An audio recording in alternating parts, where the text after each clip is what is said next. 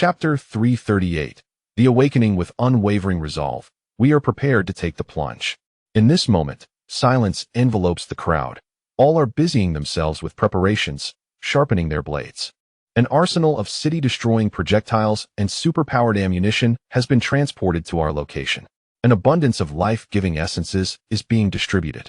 Everyone understands that victory in this battle will undoubtedly mark a turning point for the Celestial Star, delaying the second resurrection, suppressing the traitors, and allowing for the imminent execution of the four nations, be it the new weapons, the traitors, or the blood moon.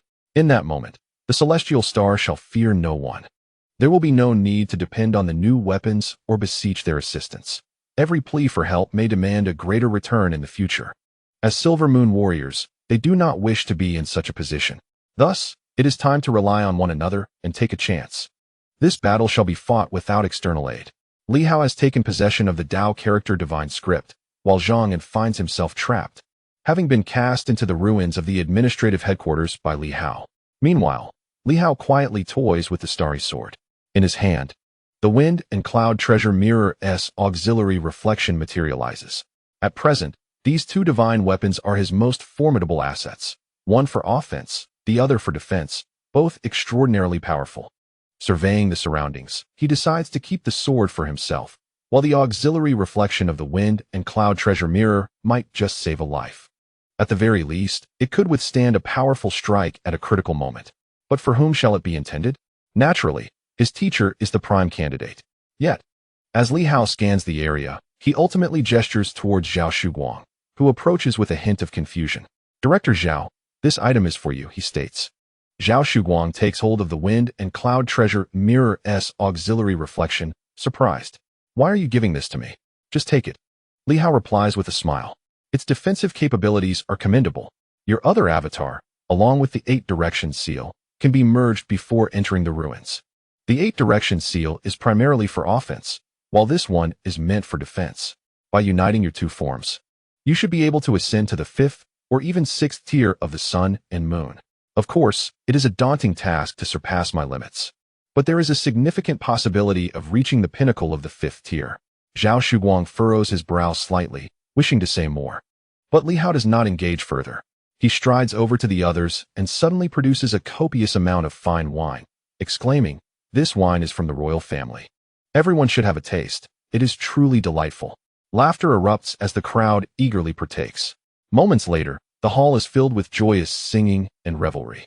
Li Hao glances at the time, taking a sip. It is now 10 p.m. By midnight, he shall set forth, and within an hour, they will reach the Zheng family ruins. Though nighttime excursions may seem abrupt, their disappearance by daylight would be even more conspicuous. Perhaps many are already watching them. With communication severed, it is best to resolve the conflict swiftly. 2 hours remain, and whether the Dali King and his forces arrive is of little concern to Li Hao. Their presence may alter the future, but their absence does not render the decision incorrect. Time passes slowly. The Dali military camp is not far from Li Hao and his group.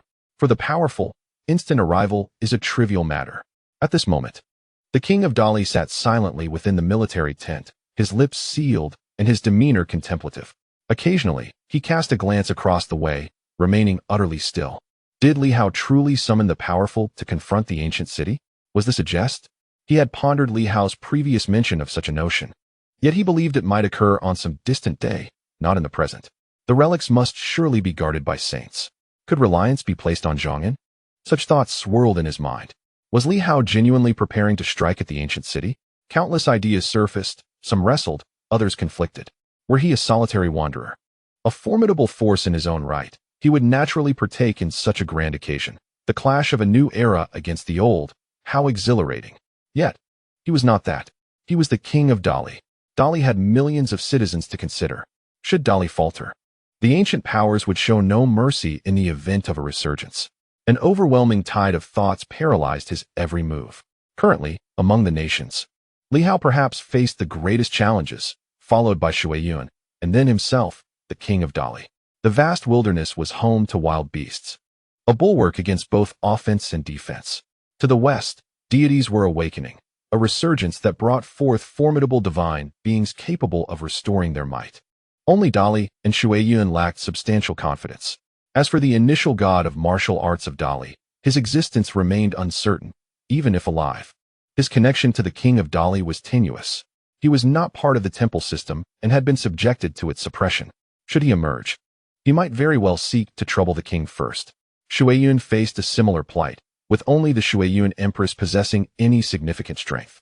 Disturbed and restless, the king of Dali rose, causing Zhang Li beside him to shift slightly. The king exited the military tent, gazing toward the Silver City. Outside, countless tents illuminated the night. Yet he seemed to look beyond them, as if his vision pierced through to the city itself. Zhang Li, he called softly. Your Majesty. Zhang Li responded in hushed tones. After a moment of silence, the king of Dali spoke. Dali has long been under the dominion of the temple, a tradition upheld since time immemorial, sanctioned by divine right. Yet in my generation, I find myself unwilling to accept this, and with the world's resurgence, I have seized the opportunity to shatter this tradition and usurp the temple's power. Do you resent me for this? Your Majesty, such thoughts are unfounded. Perhaps, the king replied with a faint smile. If that is so, I shall venture forth. Should I not return, the authority shall revert to the temple, and the initial god of martial arts shall remain the faith of Dali. You, Zhang Li, shall continue as the chief priest of your temple, the foremost among the divine. Simply appoint another king of Dali to take my place. Your Majesty, is that truly your wish? The king gazed into the distance, stating calmly, I too must take a gamble, but this is solely my endeavor, not that of Dali. Dali can exist without a king, yet it cannot do without the temple and its chief priest. You must remain. If by tomorrow night I have not returned, you are to participate in the Five Nations Conference in the wilderness, though perhaps it may no longer be necessary. He scoffed. The conference may indeed be rendered moot. If Li Hao attacks the ancient city and falters, what need will there be for a Five Nations Conference? By then, Li Hao's bones may very well be dust. Your Majesty, I will go. Zhang Li spoke solemnly. Upon entering the relic, I can utilize the divine bone to break the constraints. He cast a glance at the king of Dali, who merely shook his head. You cannot. Zhang Li was momentarily taken aback. The king of Dali sneered. If it weren't for my assistance and that of the initial warrior, you would be incapable of achieving this. If you provoke me, I may very well dismantle his divine temple. Upon hearing this, Zhang Li felt a slight tremor in his heart. The king of Dali ceased further discussion, casually tossing the royal seal to Zhang Li, while a gauntlet materialized in his hand. He continued, the other gauntlet is suppressed beneath the palace of Dali. I cannot wield both. Should this one fail to return, the next king of Dali, possessing sufficient strength, may retrieve it. Enough. The king of Dali retorted coldly. The high priest of the divine temple, a fine young man, insists on adopting a childish demeanor, which is quite distasteful. With that, he vanished in an instant. Zhang Li's expression shifted as he watched the king depart, his emotions swirling in complexity. This is the king of Dali, capable of subduing the divine temple, facilitating the transition of royal power and transcending divine authority. Even aware of the perilous nature of this undertaking, he was still willing to take the risk. Yet he remained averse to confronting the divine temple. Should the high priest perish, Dali might lose the protection of the god of initial warfare. Zhang Li took a deep breath, remaining silent as he stood waiting for the king of Dali's return.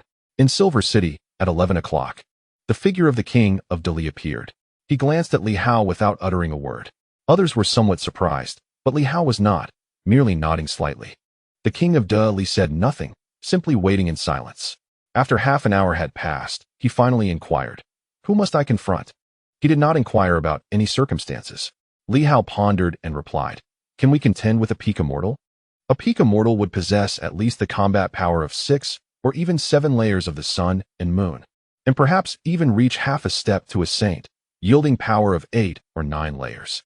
The king of Dali, however, was merely at 4 layers of the sun and moon, nearing 5 layers, and even that was under the influence of divine will. Otherwise, he would generally only possess 4 layers of combat power. Of course, the opponent wielded the gauntlet of the overlord, which was no ordinary matter. The king of Dali calmly asked, where is Zhang An? In the relic. This is a matter of the Silver Moon people, he replied. The king of Dali's brows furrowed instantly, seeking death? I slay saints. Arrogant. His eyes turned icy, as he suspected Li Hao was jesting. He had assumed Zhang An would be involved in dealing with the opposing saints, yet it was Li Hao, this fellow, who truly believed he was significant. Li Hao maintained a composed demeanor. What is wrong with that? Are you suggesting I should seek death? You may leave. He regarded the king steadily, unwavering. The king of Dali took a deep breath, calming his emotions as he surveyed the surroundings. Looking at the martial artists with their faces displaying provocation and arrogance, this was the norm for the Silver Moon martial artists. In this world, our Silver Moon martial artists dominate. They were arrogantly invincible. The king of Dali suppressed his inner fury and remained silent.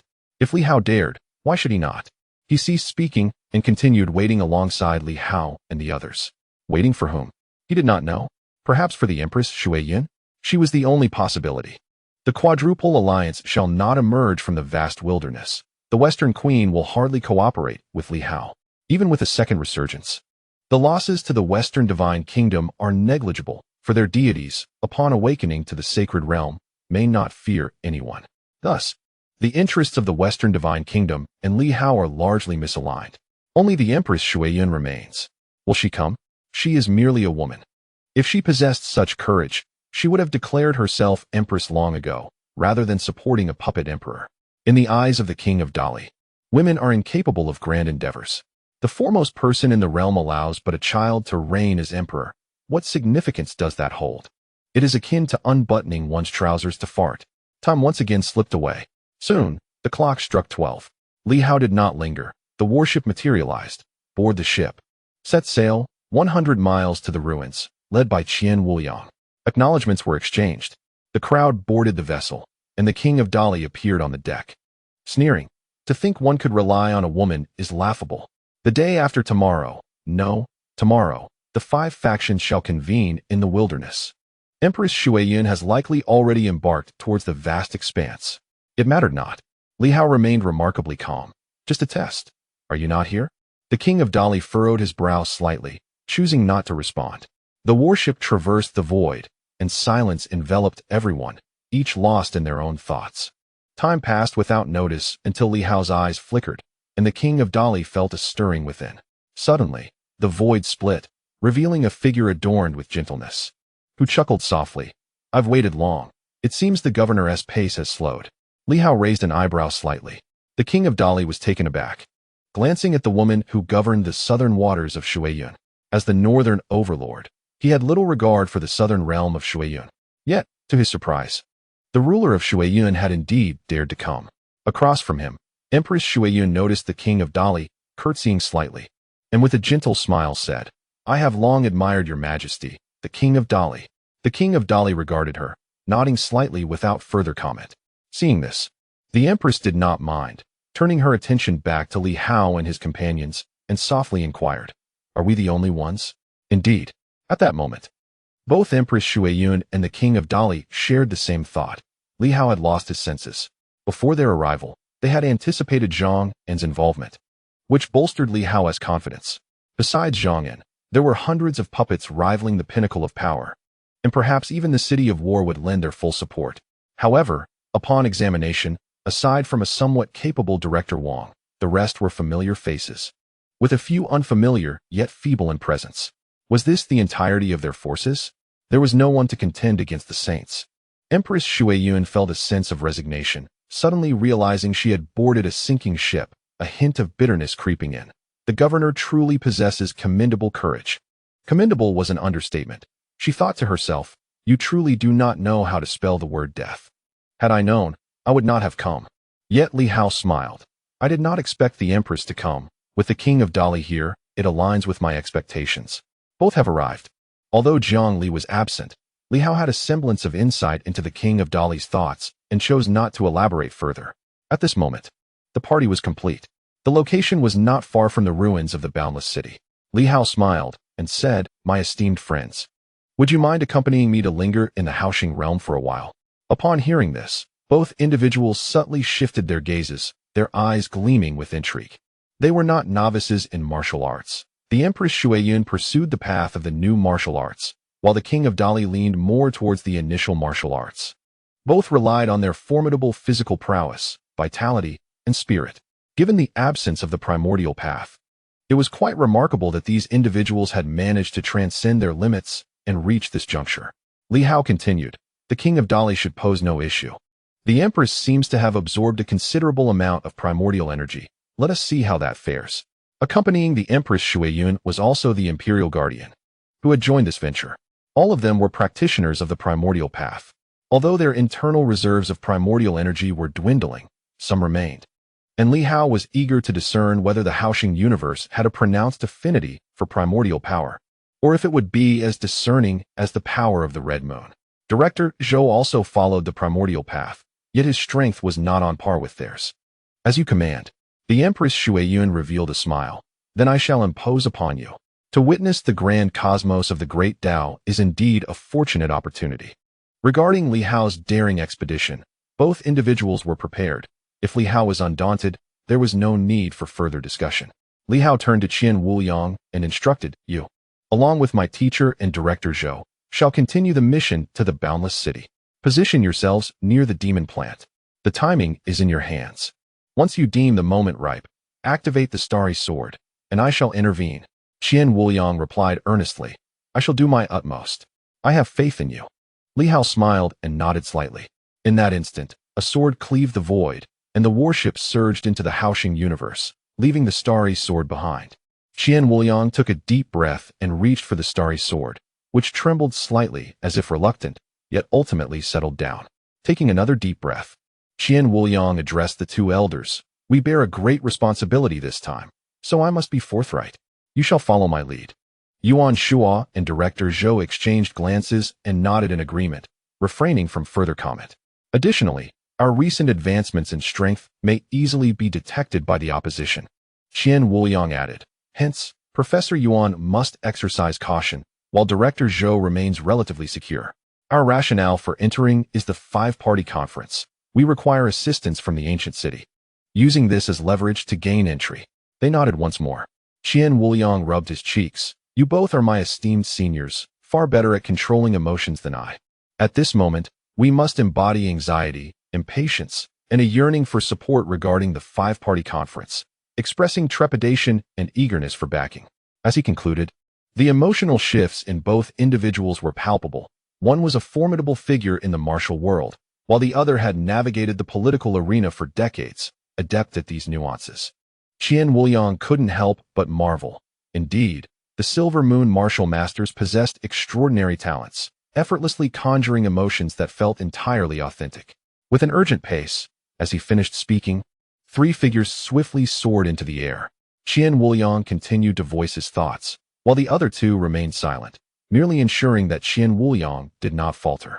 In the Haoxing realm, the Empress Shuiyun entered, feeling a slight pressure. However, the great Tao universe did not exert a forceful suppression upon her. Witnessing this scene, Li Hao felt a twinge of confusion.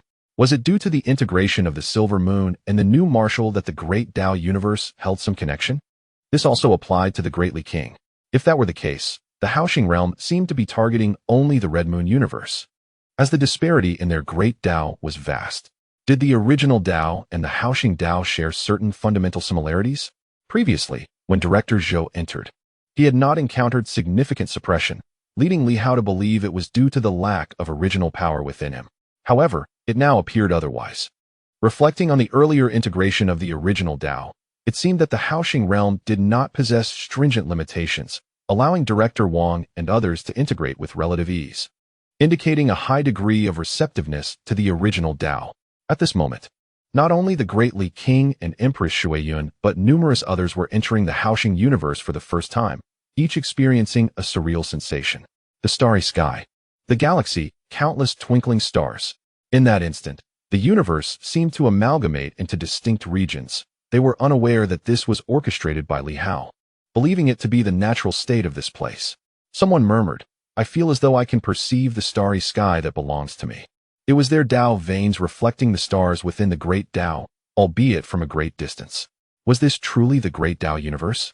Most of the martial artists, entering for the first time, were awestruck, the overwhelming sense of insignificance leaving them somewhat disoriented.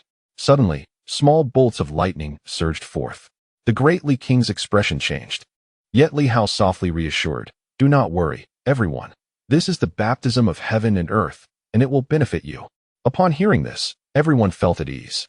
Aboard the battleship, at least a dozen individuals were struck by the lightning. Some were perplexed, while others were surprised that not everyone was affected. Li Hao glanced around. Several had indeed been impacted. Among them, Lu Long from the demon hunting army bore a significant amount of thunderous power. Li Hao's gaze shifted slightly, his brow furrowing. Silver City might have sustained some form of incursion. Perhaps the Emperor had infiltrated to some degree, as the rain in Silver City seemed anomalous. A realization washed over him, tinged with a cold intensity. The rain in Silver City was not ordinary. It was rain mixed with the power of the Red Moon. Such rain could activate the bloodline powers of the 8 great families, as their bloodlines instinctively resisted the incursion of both the rain and the Red Moon's influence. This suggested that the million inhabitants of Silver City had likely been profoundly affected. Each person bore some trace of the Red Moon's power, most likely due to their prolonged stay in Silver City, and Lu Long, having lived there for many years, had been especially vulnerable to this incursion. Li Hao felt a shiver of apprehension.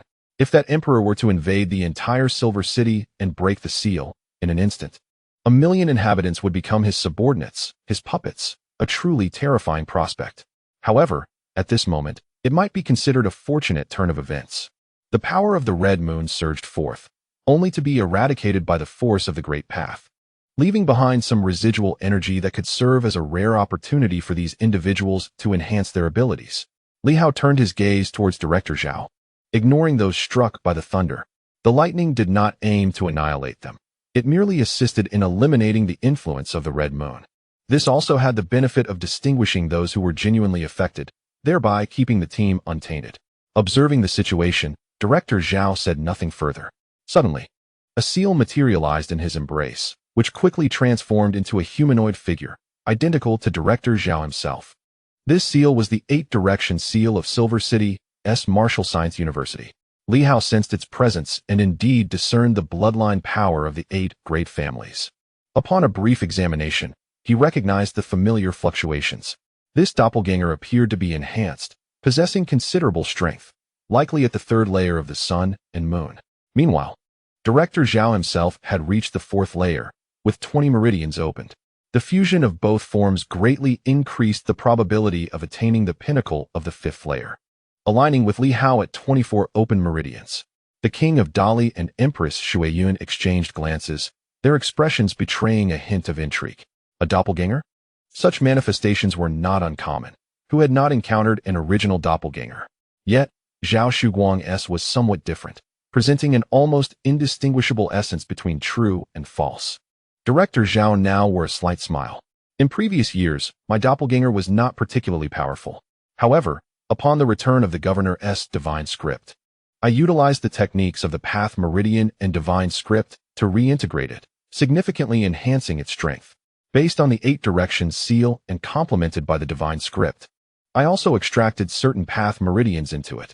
Li Hao's eyes flickered with curiosity. You extracted the Path Meridians? What does that entail?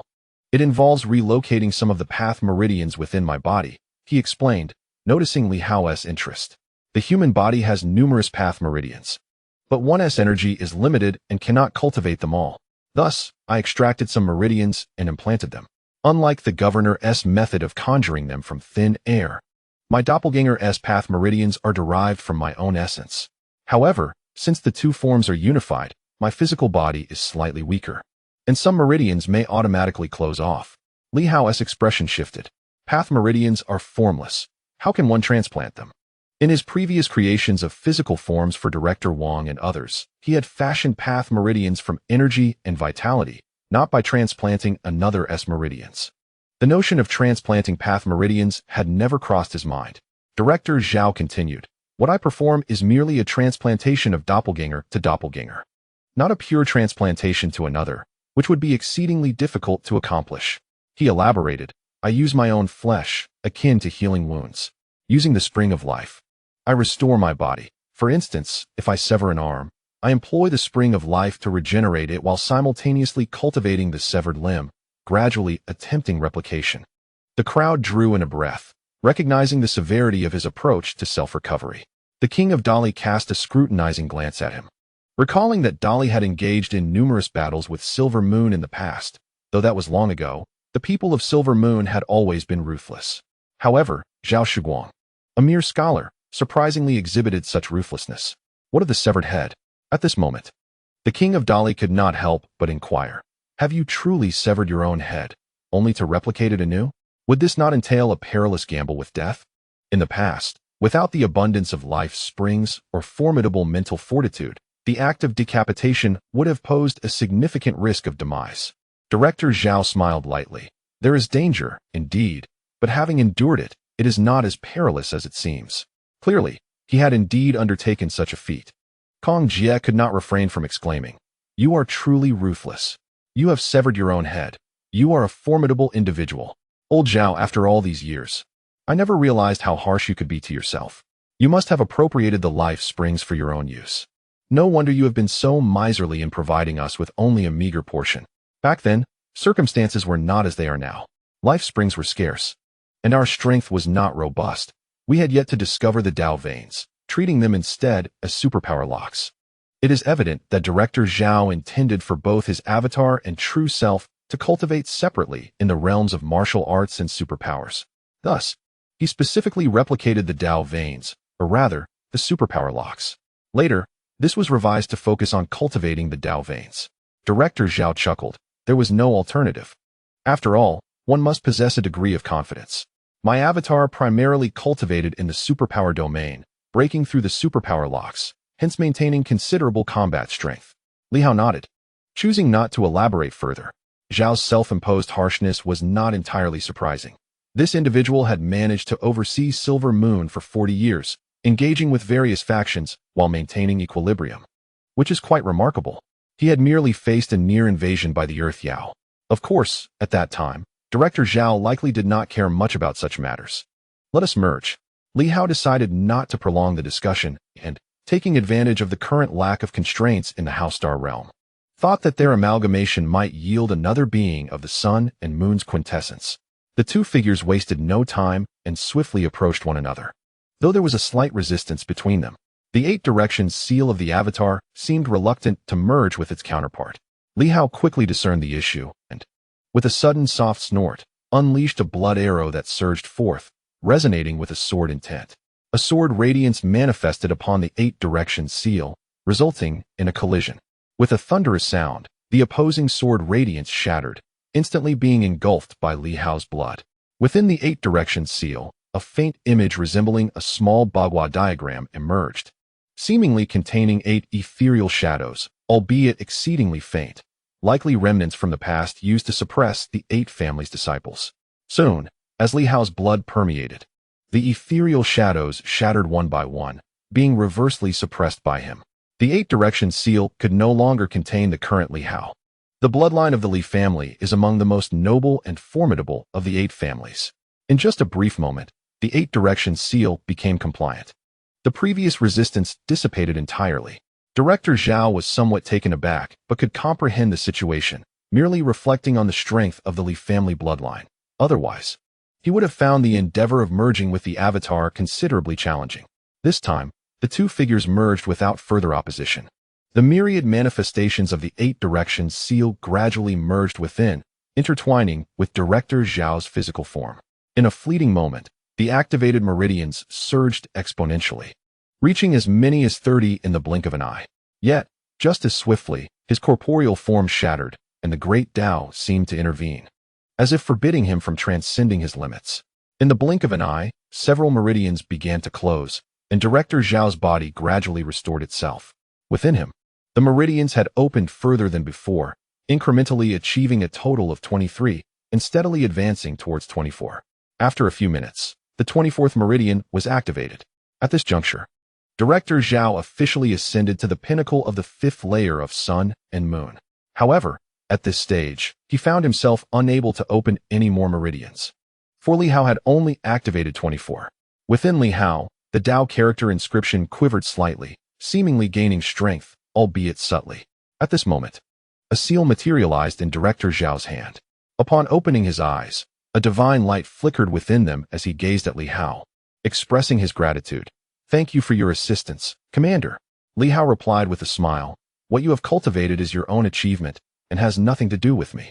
Meanwhile, the two members of the Great Li Kingdom sensed a shift in each other's aura, both astonished. Zhao Shuguang's presence seemed to surpass theirs in an instant. which was utterly astonishing. However, it appeared that this was the extent of his ascent, allowing them to breathe a sigh of relief. Others looked on with a hint of envy, realizing that the enigmatic Haha monster still held many secrets. The former commander of the martial guards was indeed extraordinary. Nan Quan, intrigued, remarked, "Old Zhao, the Haha monster has been renowned in the Silver Moon martial world for years, yet we remain unaware of his true expertise. Is it merely laughter? Huang Yu excels in marksmanship, and the ailing specter Ho Xiaoqing is also adept with the spear. What about you?" Among the three commanders of the martial guards, the Haha monster remained the most mysterious. Were it not for Huang Yu and others revealing their identities, and Director Zhao disclosing his own combat prowess, it would have been challenging to associate him with the Haha monster. Initially, many speculated that Yuan Shua was the one. Yet, what truly was the Haha monster skilled at? Swords, spears, halberds, or perhaps the Zhao family fist, or something else entirely? Director Zhao chuckled softly. "You will find out in due course." Nan Quan scoffed. "Why keep it hidden? Who truly cares?" Thus, at that moment, everyone's combat strength reached a new zenith. Meanwhile, in the boundless city, a golden armored figure appeared beside the guarding demon plant, his voice cold, strange indeed. "The Silver Moon group has arrived once more. Shall we let them in?" "Let them in." The golden armored figure spoke with a calm demeanor, unafraid. Indeed, there was no need to fear anyone. In the ancient city, setting aside other matters, even the revived sage demon plants were beyond the capabilities of anyone from Silver Moon to contend with. At that instant, the three figures materialized, somewhat disheveled. Qian Wuliang quickly dusted off his garments, his eyes reflecting a sense of agitation that swiftly transformed into calm, revealing a smile. "Esteemed elder, I sincerely apologize for disturbing you at this late hour. No matter what brings you here." Qian Wuliang hastened to explain. "It is as follows. The words of the senior previously spoken have been relayed back. The governor believes it is highly probable that someone has slandered the Zheng family. Thus he hopes to engage in a proper dialogue with them. I wish to invite Senior Zhang An and Senior Wang Yi, among others, to restore the Zheng family's honor. Additionally, it is hoped that the Zheng family can sign a non-aggression pact with the governor." He wore a broad smile as he continued. "Moreover, the true betrayer from years past has now surfaced, calling himself Hongqian. He intends to convene a meeting of the four nations and the traitors in the Great Wasteland, preparing to collaborate in an invasion of the Tianqing region, aiming to confront the Tianqing governor's office and, by extension, each esteemed senior of the new martial arts." He spoke with great urgency, as if fearing interruption, and quickly conveyed all he needed to say. He then added, "If you cannot make a decision, could we perhaps converse with the Guardian?" This time, the Demon Plants faction has the Imperial Palace Guards, Base Guards, and the formidable General Huai among its ranks, all willing to intervene to thwart the five factions conference. Jin Jia felt a stir within, contemplating the five factions conference and the potential for a joint effort to eradicate Li Hao's faction. It was no wonder these individuals appeared so anxious in the dead of night. Qian Wuliang hurriedly continued. "We suspect that the traitors have gathered in the thunderstorm city of the Hong family, which is currently the only main city we have been unable to establish contact with. Sword City has vanished, reportedly near the Stargate. Senior Wang Yi mentioned that the head of the Hong family is not a figure from the early days of new martial arts, but someone who emerged later. Thus, we speculate that this individual may have framed the head of the Zheng family, casting false accusations. In any case, I believe it is imperative to obstruct their alliance.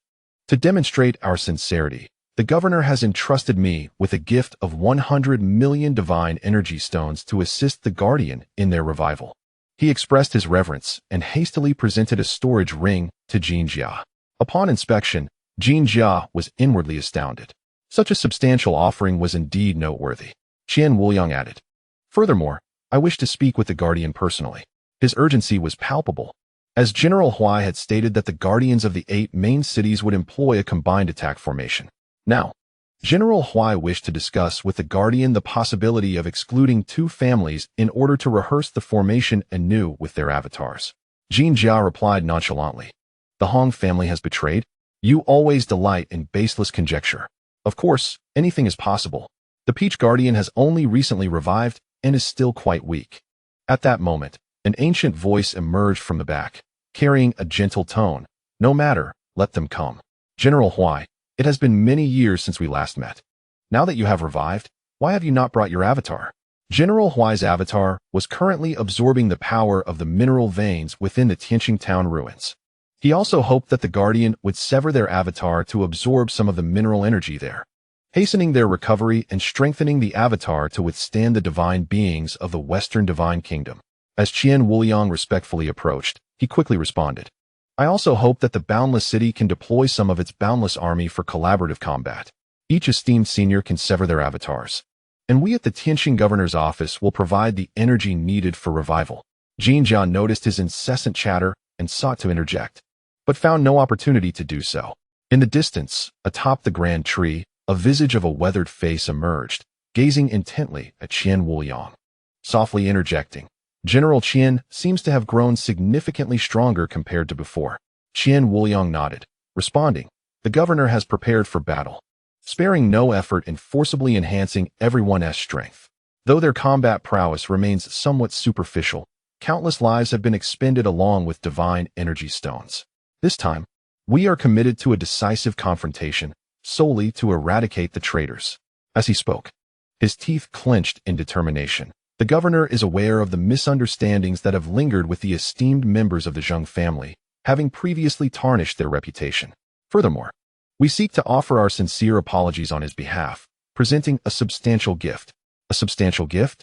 At this moment, Jin Jia had also hurried over, filled with curiosity about what other treasures might accompany the 100 million divine energy stones.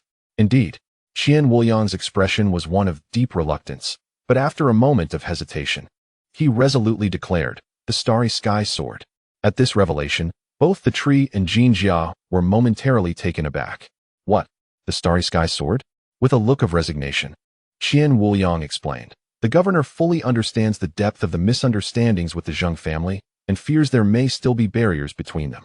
Thus, he is presenting the Starry Sky Sword, hoping that the Boundless City will offer assistance, considering the governor is a descendant of the Sword Sovereign. With that, he produced a modestly gleaming sword from his possession. In the next moment, he approached the tree, resolutely stating, this is the Starry Sky Sword, a guardian of vast knowledge, capable of discerning authenticity. The governor's intentions are sincere, without a hint of deception. At that moment, both the tree and Jin Jia gazed intently at the Starry Sky Sword. A wave of greed surged within both the tree and man. The sword of the Li family. This was the Starry Sky Sword, the personal weapon of the Sword Sovereign, forged by the King of Men, and the key to the Stargate, holding immense authority capable of controlling vital locations within the main city. Could they truly acquire the Starry Sky Sword? At that moment, disbelief and stupor clouded their minds. It was nearly impossible for anyone to suppress the excitement and greed that surged within them. The peach tree trembled slightly, its voice shifting yet remaining amiable. This cannot be. Such an artifact is a legacy of the Sword Sovereign and cannot be treated so lightly. Its spiritual energy extended forth, quickly manifesting an ethereal silhouette that stepped forward as if to deny the offering. The spiritual energy enveloped the Starry Sky Sword, attempting to discern its authenticity. It was truly astonishing. Li Hao had actually produced the Starry Sky Sword merely to resolve misunderstandings with the Zheng family. This was utterly shocking. At this moment, Qian Wuliang's heart raced with tension. Ignoring all else, he forcefully urged the Starry Sky Sword forward. Elder, please do not refuse. This is a heartfelt offering from the governor. Should you harbor doubts about its authenticity, I shall prove it. With that, he infused a surge of energy, stating as he did, only those of the Li family can activate the Starry Sky Sword. However, there are alternative methods. By employing the current breakthrough technique, it can indeed be partially activated. The Starry Sky Sword emitted a faint glow, seemingly quivering. Both the peach tree and Jin Jia were transfixed, their greedy desires palpable, to the extent that even Qian Wuliang found it unnerving. Indeed, no one could suppress the insatiable greed within. And at that moment, within the Hao Star realm, the atmosphere was thick with tension as Li Hao and the others stood on edge. In that moment, the cosmos appeared to have opened a rift, and faintly, they seemed to glimpse a towering tree. Indeed, it was in close proximity to the guardian plant of their adversary. At this juncture, the tension was palpable, rendering everyone nearly breathless. In the next moment, the rift fully manifested. Qian Wuliang activated the positioning mechanism. The battle commenced. Chapter 339, To the Death. In the Boundless City. Beside the peach tree, The starry sword flickered with brilliance. Suddenly, a fissure tore through the heavens, yet the peach tree and the golden-armored figure, still captivated by the starry sword, remained oblivious to the rift. However, the peach tree, being a sage, sensed an instant surge of crisis. The phantom's expression shifted, vanishing in an instant, its greed dissipating like mist. Yet, it was too late. Whether revived or merely feigning revival, the immense form of the peach tree loomed too close to the rift, less than 3 meters away. Such proximity rendered any distance negligible for a formidable being. Kill!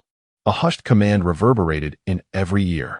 In that moment, the golden armor appeared to witness a roaring tiger, the mountains trembling, the heavens and earth shattering. And the sword sovereign, the once flickering starry sword, instantly fell into the hands of a remarkably youthful figure.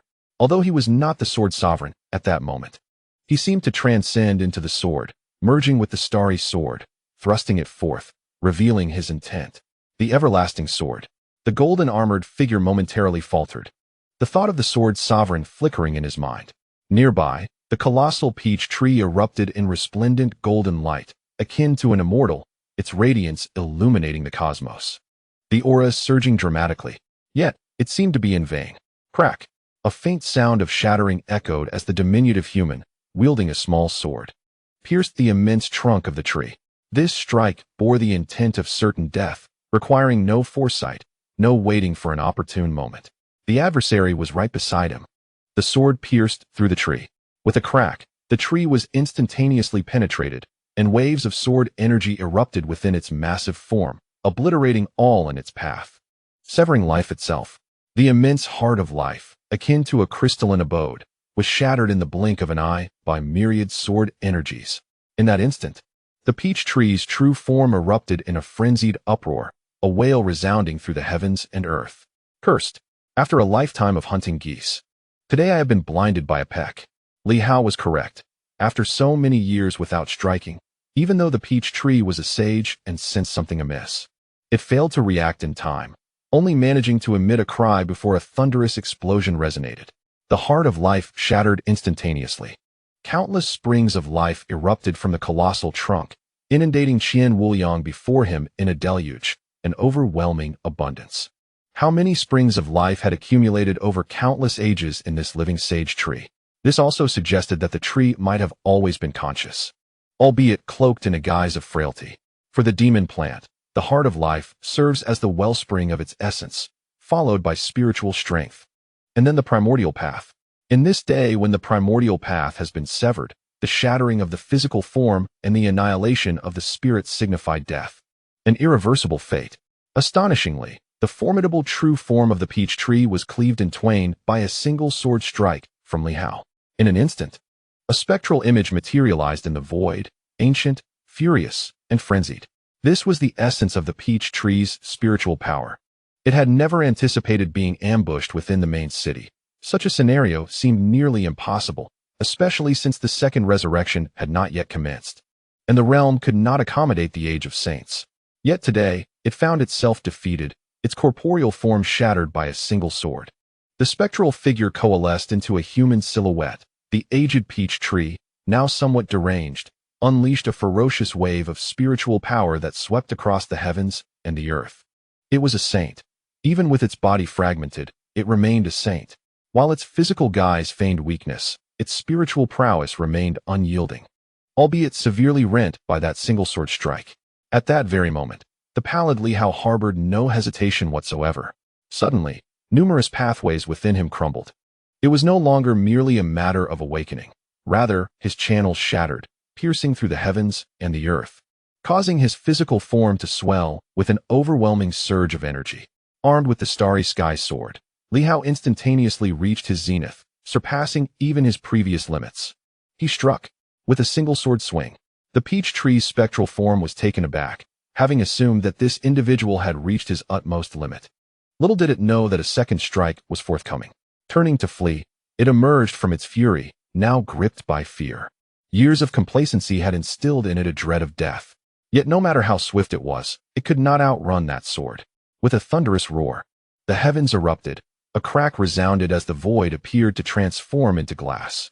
In that fleeting moment, The entire cosmos, including the spectral image, was shattered and obliterated by that singular strike, an unfathomable second blow. At this moment, a warship manifested behind Li Hao, revealing to all eyes a towering tree decimated by a single sword. The spiritual essence of a saint lay vanquished beneath that blow.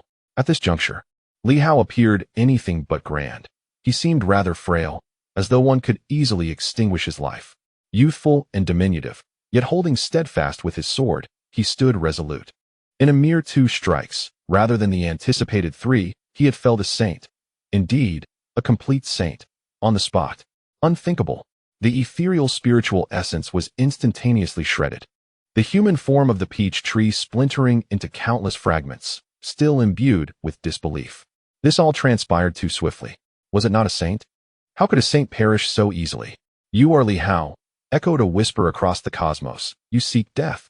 I shall return once more. With lingering resentment. A cataclysmic roar ensued, and the heavens trembled. A path flickered dimly, only to vanish in an instant. It had perished, yet not in the strictest sense. The primordial path had not been irrevocably severed. Should someone extend a hand, or should the primordial path resurface, there remained hope for rebirth.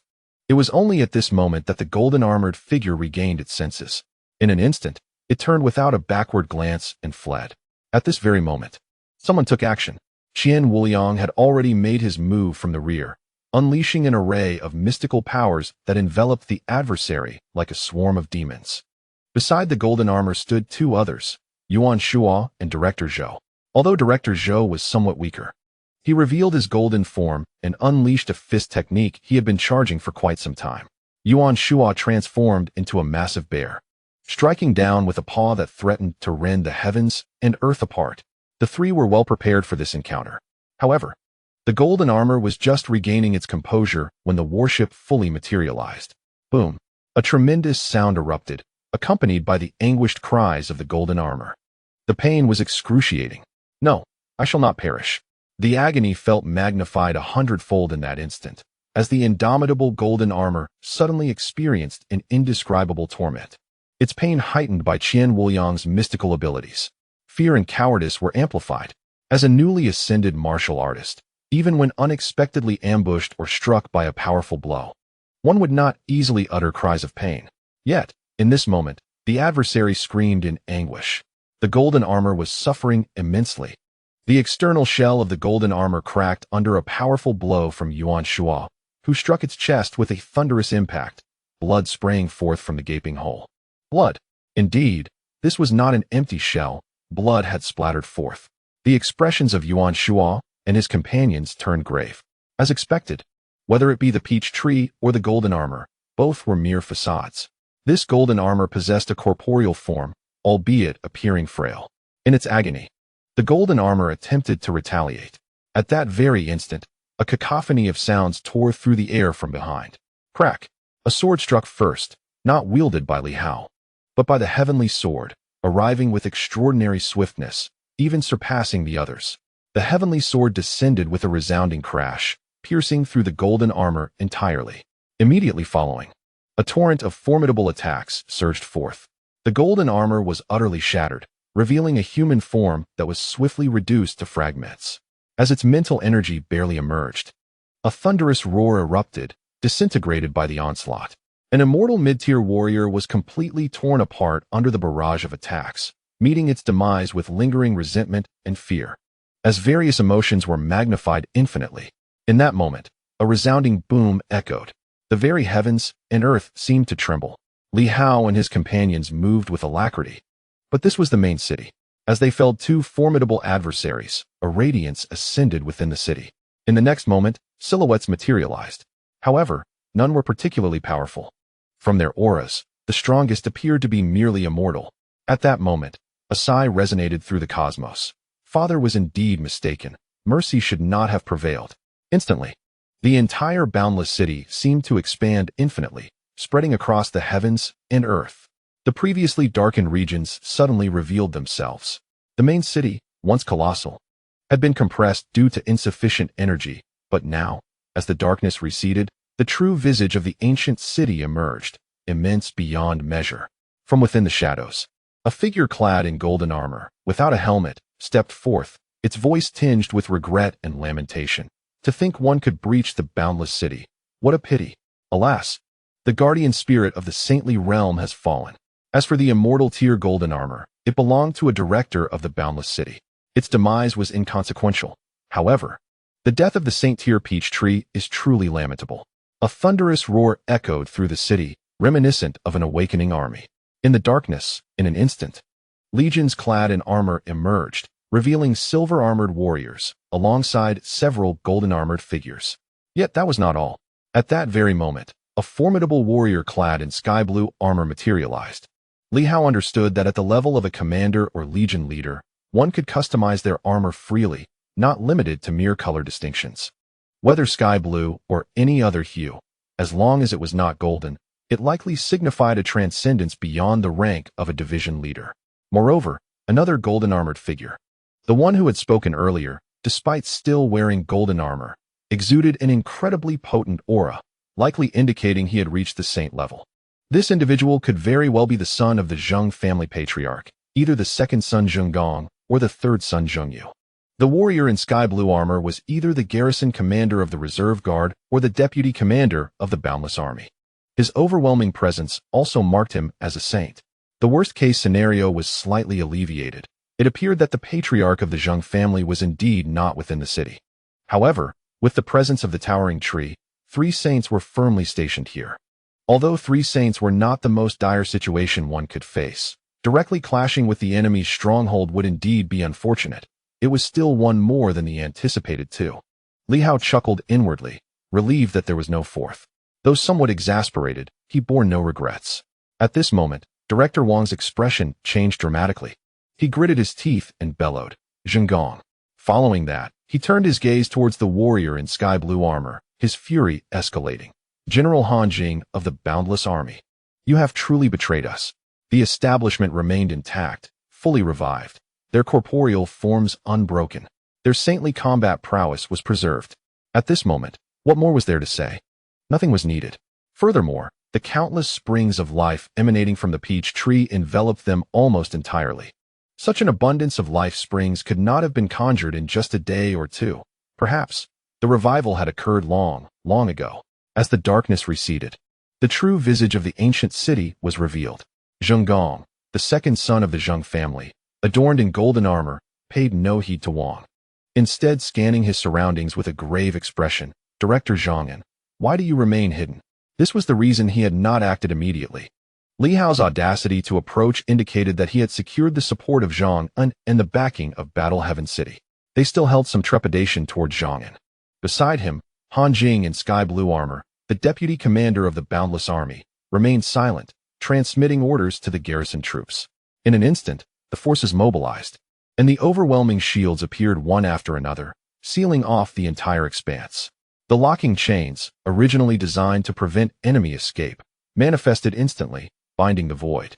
Wary of Zhang and potentially bursting forth and shattering the space, the 2 saints promptly prepared all defensive measures. Meanwhile, within the city, golden-armored figures rapidly converged. 1, 2, 3. In the blink of an eye, at least 30 golden-armored warriors gathered together. Golden armor nearly always represented immortality. Moreover, within the ranks of the army, it appears that several commanders clad in silver armor still draw breath, their vitality soaring with an intensity that rivals the immortal. A glance reveals a densely packed legion, numbering at least tens of thousands. However, it seems not all are alive. Many, like those in War Heaven City, have succumbed to death. Yet some in bronze and silver armor appear to be among the living. There are also several commanders in golden armor who are very much alive. In an instant, they have formed a formidable defensive formation. Not only that, but at this moment, around the main city, radiant beams of light manifest upon the towering walls, enveloping the entire city in a vast protective dome, while numerous super cannons materialize on the ramparts, all aimed squarely at Li Hao and his companions. Director Zhang, even after ascending to supremacy, must still hide? The seemingly youthful Zheng, with a hint of wariness in his eyes, remains composed. The boundless city has merely awakened a few years earlier.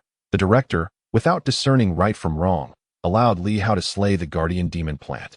I suspect it is the director who has betrayed us, is it not? The director remains concealed.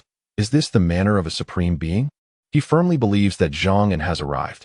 Yet, it is unclear where he conceals himself, and he is filled with trepidation, even without a corporeal form. Zhang An remains profoundly formidable, hidden from his perception. At this moment, however, Li Hao remains silent. His physical form is fracturing, yet the abundance of life springs nearby nearly envelopes them, as if they are submerged in a river of vitality. In this instant, Li Hao's shattered body begins to mend rapidly. He had not anticipated that the adversary would mistakenly believe Zhang An to be present, remaining on guard. After he had slain a saint, rather than seizing the opportunity to attack, they chose to adopt a defensive stance, wary of Zhang An, unaware of his absence. This was unforeseen. 2 saints, dozens of immortals, and tens of thousands of soldiers have opted for defense, fearing Zhang An, as they remain oblivious to his non-existence. Naturally, Li Hao would not disclose that Zhang An was not present. Thus, he fervently absorbs the countless streams of life energy. Not only he, but others too follow suit. Not merely drawing in life energy, but also capturing the numerous indestructible substances that shatter, as well as the abundant primal essence that spills forth. The king of Dali and Empress Shuguang, both silent, engage in the silent act of absorption, their hearts brimming with elation. The remnants of a saint, under normal circumstances. Even after slaying a saint, with 2 remaining, they would arrive in an instant, leaving no time for the others to absorb and digest these energies. Who would grant such an opportunity? Yet, none anticipated that the enemy would be so misled. In this moment, Zheng, of the Zheng family, appears somewhat irate, his voice growing somber. Zhang An, you remain as cowardly as ever. It is said that among the Zhang family, you are the most ineffectual, weak, and incapable, inferior to Zhang Peng and Zhang Shui. To this day, you still exemplify this. Do you think that by hiding, you can evade detection? As his words fell, a brilliant light suddenly emerged above the ancient city, piercing through heaven and earth, swiftly sweeping across the surrounding void. As the main city, how could it possess no means of defense? With the enemy's invasion, how could there be no precautions in place? As the radiant light swept across the scene, even Li Hao and his companions were enveloped, with the very void behind them shrouded in its brilliance. However, as the light continued to probe, a change flickered across Zheng countenance. What could this mean? How could this be possible? Zhang An was nowhere to be found. Had he not arrived? Or was he simply elusive? The idea of him not coming was inconceivable. If Zhang An was absent, could it be that only Li Hao had come? Yet, Wang Yi was present as well. Li Hao was formidable. He had just witnessed Li Hao's sudden emergence, striking down the peach tree with 2 swift blades. Yet, he understood that those 2 strikes seemed to represent Li Hao's limits, as even his physical form had been shattered. In this new era, the human race had accomplished something truly terrifying by reaching this stage. However, if it were to be concluded that the Zheng family had betrayed them, one Li Hao alone would not suffice. That would be tantamount to seeking death. Where was Zhang An? Beside him, Vice Commander Han Zhang's expression also underwent a subtle change as he coldly surveyed the surroundings, ultimately directing his gaze towards Li Hao and his companions, his eyes shifting momentarily. Could it really be just these individuals? Was that even plausible? Li Hao rapidly absorbed a significant amount of the life essence. He maintained his gaze fixed on the opposing side at that moment. A voice resonated in everyone's ears. I did not expect that there would be 2 saints guarding this place. It appears, however, that only these 2 are present, which is better than the worst-case scenario we anticipated. Moreover, the enemy did not strike at that critical moment, granting us a sliver of opportunity. This can be considered a divine boon. The more one contemplated, the more timid one became. If these individuals were reckless, disregarding Zhang An and charging directly, at that crucial moment, Li Hao could have only unleashed a single strike, utterly incapable of contending against the 2 saints. Yet now, he had restored his physical form and sealed his pathways once more. This was indeed fortuitous. The 2 saints united posed an insurmountable challenge. Teacher, King Dali, Empress Shuguang, Director Zhao, you 4 must work together to entangle one of them, focusing on Zheng. I shall confront Han Jiang. The expression of King Dali turned a shade of green. They had agreed to face those below the saints, yet now it had escalated to confronting saints. Was this a jest? Yet, Li Hao had even involved his teacher in this plan. That individual was merely at the pinnacle of the sun and moon realm. A far cry from a saint. Did he not fear that his teacher could be swiftly vanquished? The others swiftly identified their adversaries. knowing that as long as the tens of thousands of troops became entangled, the army would be rendered ineffective. However, caution was paramount. They needed to be wary of the enemy's formations, which could instantly grant those silver-armored leaders an immortal combat prowess. At this juncture, the enemy had afforded Li Hao precious time, and he endeavored to utilize it to its fullest, making the best of his arrangements. Initially, the enemy's situation had been unclear, but now it had become lucid. The genuine threat stemmed from the two saints. Thankfully, their strategy had succeeded in eliminating one in advance. Otherwise, facing three saints would have posed an insurmountable dilemma. Within the city, Zheng Gong's expression shifted as he turned to Han Jiang. "Commander Han, do you believe Zhang An has truly not come?" Han Jiang could not ascertain this. In the next moment, an idea sparked within him, and he conveyed through thought, "Why not test it with the Supreme?" Zheng Gong's countenance altered slightly. Even now, he harbored a deep-seated fear of those individuals. Yet, at this moment, could they merely stand idly by, observing Li Hao and his entourage? They had slain the guardian of the demonic plants and were now devouring the myriad springs of life it had left behind. He swiftly suppressed his trepidation, his voice now cold and indifferent. "Zhang An, you worthless wretch, is your reluctance to show yourself due to the shame of losing face for the Zhang family? Fear not, for Zhang Zhizuan is just as feeble, despite having the potential to seize the throne of the human emperor. He feigns magnanimity and relinquishes the dominion of the world to the king of humans. Otherwise, the Zhang family would be the rightful rulers of this realm. Zhang An, your grandfather, like you, is steeped in hypocrisy." At this proclamation, Zhang An was absent, yet in that moment, Wang Yi and his companions were filled with rage. Even within the city, some of the silver-armored and gold-armored soldiers stirred restlessly. Wang Yi seethed with fury. "Scoundrel! You traitor! How dare you insult the king of humans and the supreme being?" Jiang Yingli's countenance was equally ashen. "Zheng Gong, you cur! You are but a branch of the Zheng family, yet you dare to defame the king and the supreme." Zheng Gong felt a twinge of fear, but as he uttered these words, he received no response. The apprehension on his face gradually faded. In that moment, with disbelief and surprise, he turned to Li Hao, murmuring, "You are truly audacious." He was certain that Zhang An was not present. Otherwise, after such an affront to the Supreme, with outsiders acting so recklessly, Zhang An would undoubtedly have revealed himself. This was a disgrace that a member of the Zhang family must rectify. For the honor of the Zhang family, Zhang An would not shy away. This could only imply one thing. Li Hao had indeed come without Zhang An. Suddenly, he laughed. "Li Hao, do you think that Boundless City is akin to other main cities, merely having revived and thus possessing limited strength? You wield the power of slaying saints. Hence you fear nothing?" At that moment, he suspected that Li Hao might perceive Boundless City as no different from other ancient cities. Otherwise, how could he possess such audacity to assault it? Realizing Zhang An's absence ignited his fury, yet also a hint of irritation. Had he known Zhang An was not present, he might have seized the opportunity to intervene when Li Hao unleashed his second strike. However, he had hesitated out of caution regarding Zhang An, refraining from recklessly charging forth. The color in his eyes grew colder. Zheng Gong bellowed, "Out of the city, slay the enemies. Annihilate them." In an instant, the protective barrier vanished. Zheng Gong disappeared in a flash, followed closely by Han Jiang. With Zhang An absent, what could one Li Hao accomplish? Behind him, a multitude of powerful gold-armored warriors surged forth. The air trembled with their formidable presence, instantly enveloping the heavens and the earth. From all directions, figures of demonic plants emerged as if to establish an intricate formation. These demonic plants, filled with fury, dared to reveal themselves at last. The void began to stabilize and solidify, as if intending to ensnare Li Hao and his companions within this realm. Meanwhile, Li Hao ascended into the air, racing towards Han Jiang. The military commander possessed formidable strength. He was uncertain if he could engage in a prolonged battle akin to his confrontation with Di Yao, waiting for the opportune moment to strike, but felt compelled to attempt it. The expressions of the king of Dali and his companions were somewhat conflicted. In the next moment, at Yuan Shua's furious roar, they all soared into the air, directing their assault towards Zheng Gong. Boom!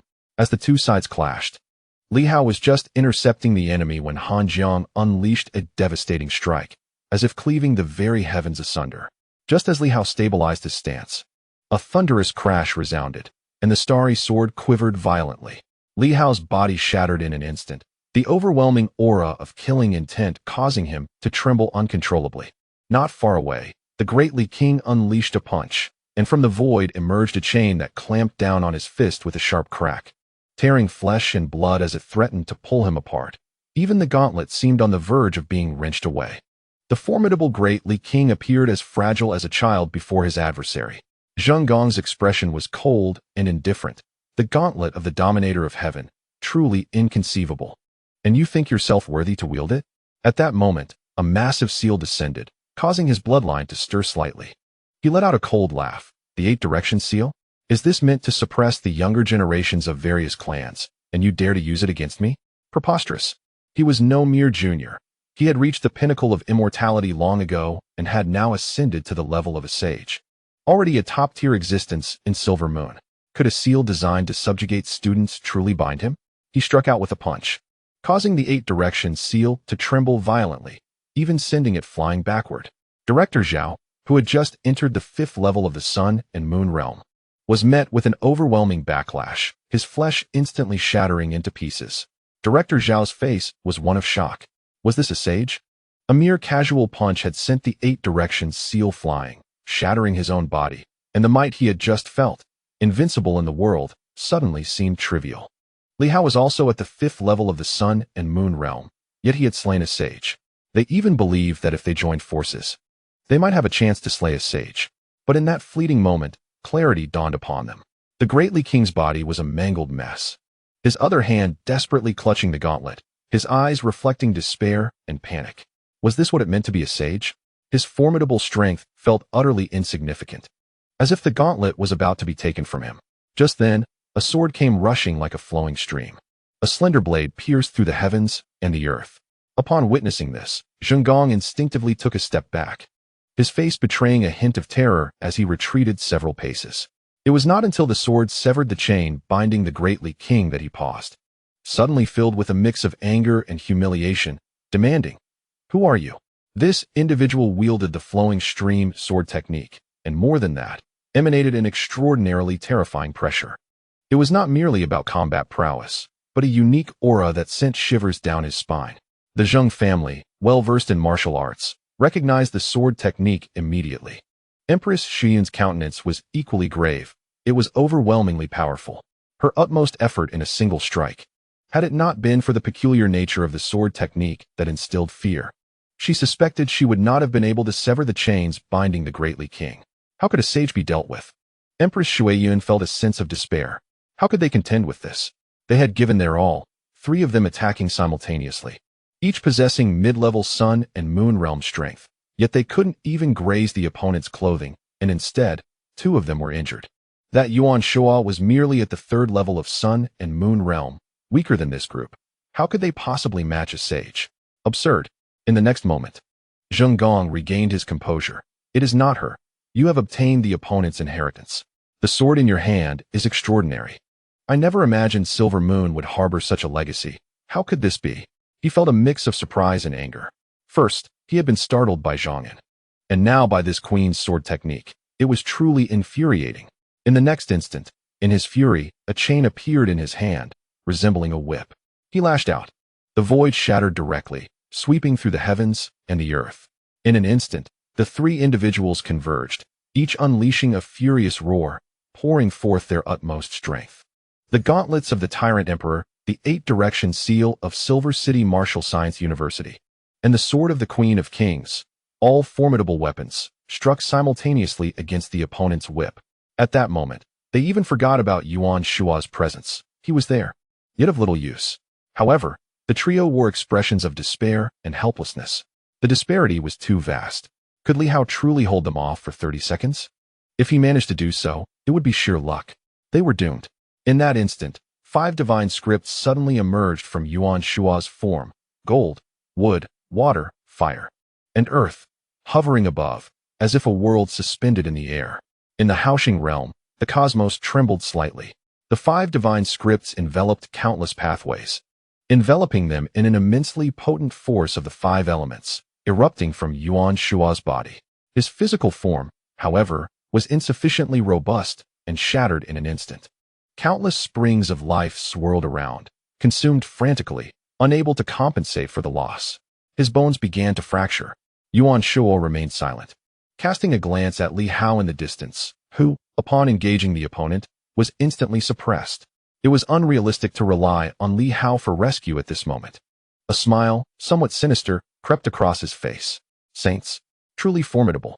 I, Yuan Shuo, find myself able to contend with a saint. Who would have thought that one day I would face off against the legendary saints? 5 extraordinarily thick pathways instantly enveloped his entire being. A ferocious tiger, a gigantic bear, a golden eagle, these 5 creatures converged, transforming into a monstrous amalgamation. Each of the 5 beasts carried a pathway, a divine script. Yuan Shuo smiled. As flesh and blood vanished in an instant, bones crumbling, yet he laughed heartily, despite the absence of flesh. My foolish disciple, the saint, is no easy opponent. I do not know if I can hold him back, let alone defeat him. However, I shall do my utmost to impede him, even if it means relying solely on you in the future. With a mighty roar, Yuan Shuo's voice resonated from within his bones, unleashing an immense punch. The heavens and earth trembled as the 4 weapons clashed. 3 were sent flying, and the trio could not withstand even a single blow. At that moment, accompanied by Yuan Shuo's punch, the power of the 5 elements enveloped the world, as his strike shattered the whip, which turned out to be merely an energy construct. He bellowed, "Go and slay the others." The trio was taken aback, and Yuan Shuo roared again, "Get lost." Zheng was somewhat astonished and puzzled. What path was this? The next moment, a pair of bone fists surged towards him. Madness. Indeed, at that moment, as the 3 vanished, Yuan Shuo was consumed by madness. Delivering punch after punch without defense, without restraint, with no time to spare. He could not hold on much longer. He could only endure for a while. If Li Hao could not defeat that saint, he would collapse prematurely, and that would be the end. The roar of a tiger echoed through the heavens and the earth. In that moment, he resembled a skeletal monarch, striking forth with a punch that echoed like a tiger's roar through the mountains, booming thunderously, as the world was enveloped. The power of the 5 elements formed a vast domain, encasing him and Zheng within its grasp. At this moment, Yuan Shuo harbored a singular thought. As long as Han Zheng remained alive, he could not perish. Only with Han Zheng's demise could he embrace death. He unleashed his fists, tiger fist, monkey fist, bear fist, one blow after another. At this juncture, the formidable power of the 5 elements rendered even the saintly Zheng somewhat solemn, prompting him to emit a low roar and strike back with a series of whip-like attacks.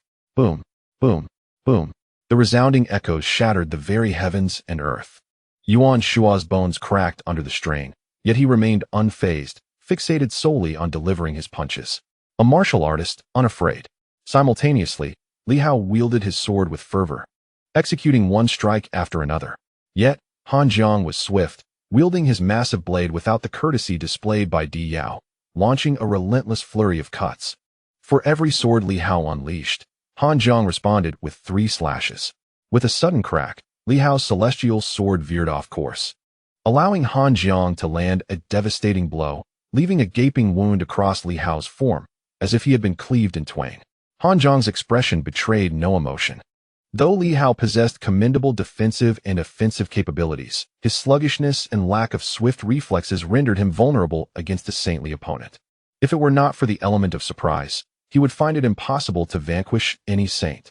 The demise of the peach tree at his hands was nothing short of tragic and frustrating. Had it not been for its considerable size and his inability to react swiftly, Li Hao would never have succeeded in slaying the peach tree.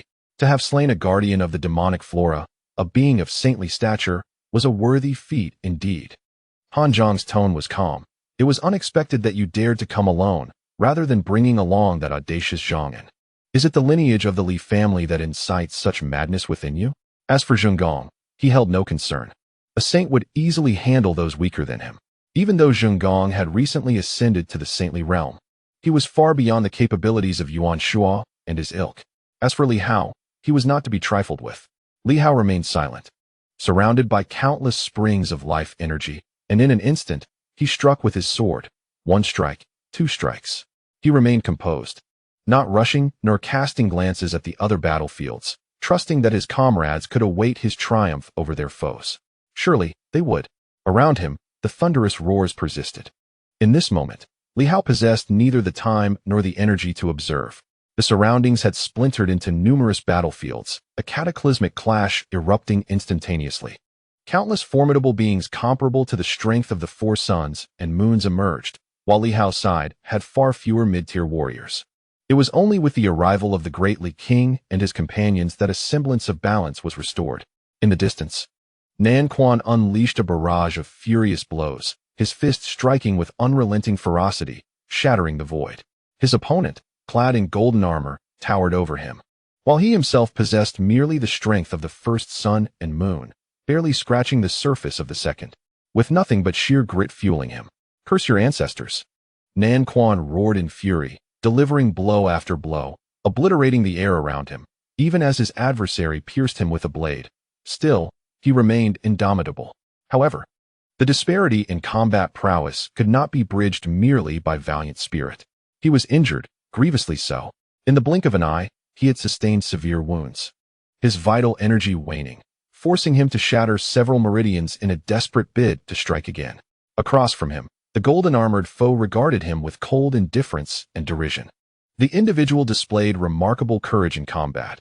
However, not only was it challenging to slay himself, but even injuring himself proved difficult. The formidable golden armor, while present with Li Hao, failed to exhibit its utmost efficacy. Yet, on his own form, it was immensely powerful, with the southern fist merely leaving some indentations upon the golden armor, failing to shatter it entirely.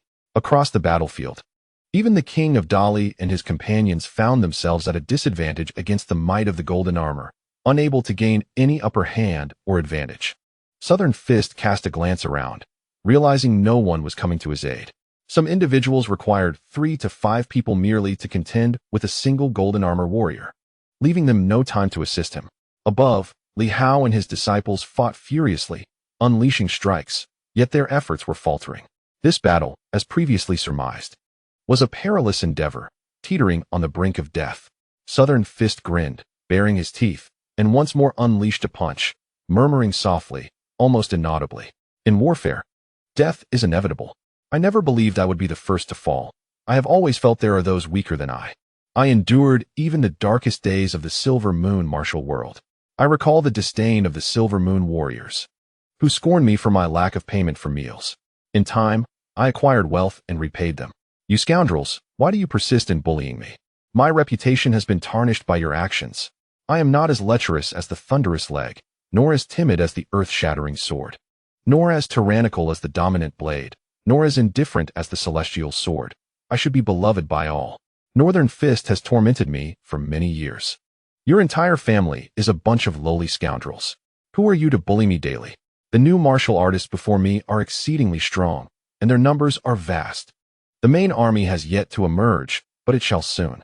Saints reside at an unattainable level, yet cannot I, the indomitable Southern Fist Hiyong, slay at least one? Li Hao's killings are not as challenging as one might assume. Silver Moon, Southern Fist, Hiyong. At this moment, Southern Fist had made his decision and suddenly erupted into wild laughter. The martial world hails from Silver Moon, the Silver Moon Fist Masters, yet only I, Southern Fist, can shake the heavens. A powerful roar resonated throughout the world, as countless meridians within him shattered instantaneously, unleashing an overwhelming force. Simultaneously, dozens of city-destroying projectiles materialized before him. With a deafening shout, he struck the golden armor, sending it flying backward, and in an instant, he lunged forward, tightly embracing his opponent, laughing heartily. Who says the new martial arts are invincible?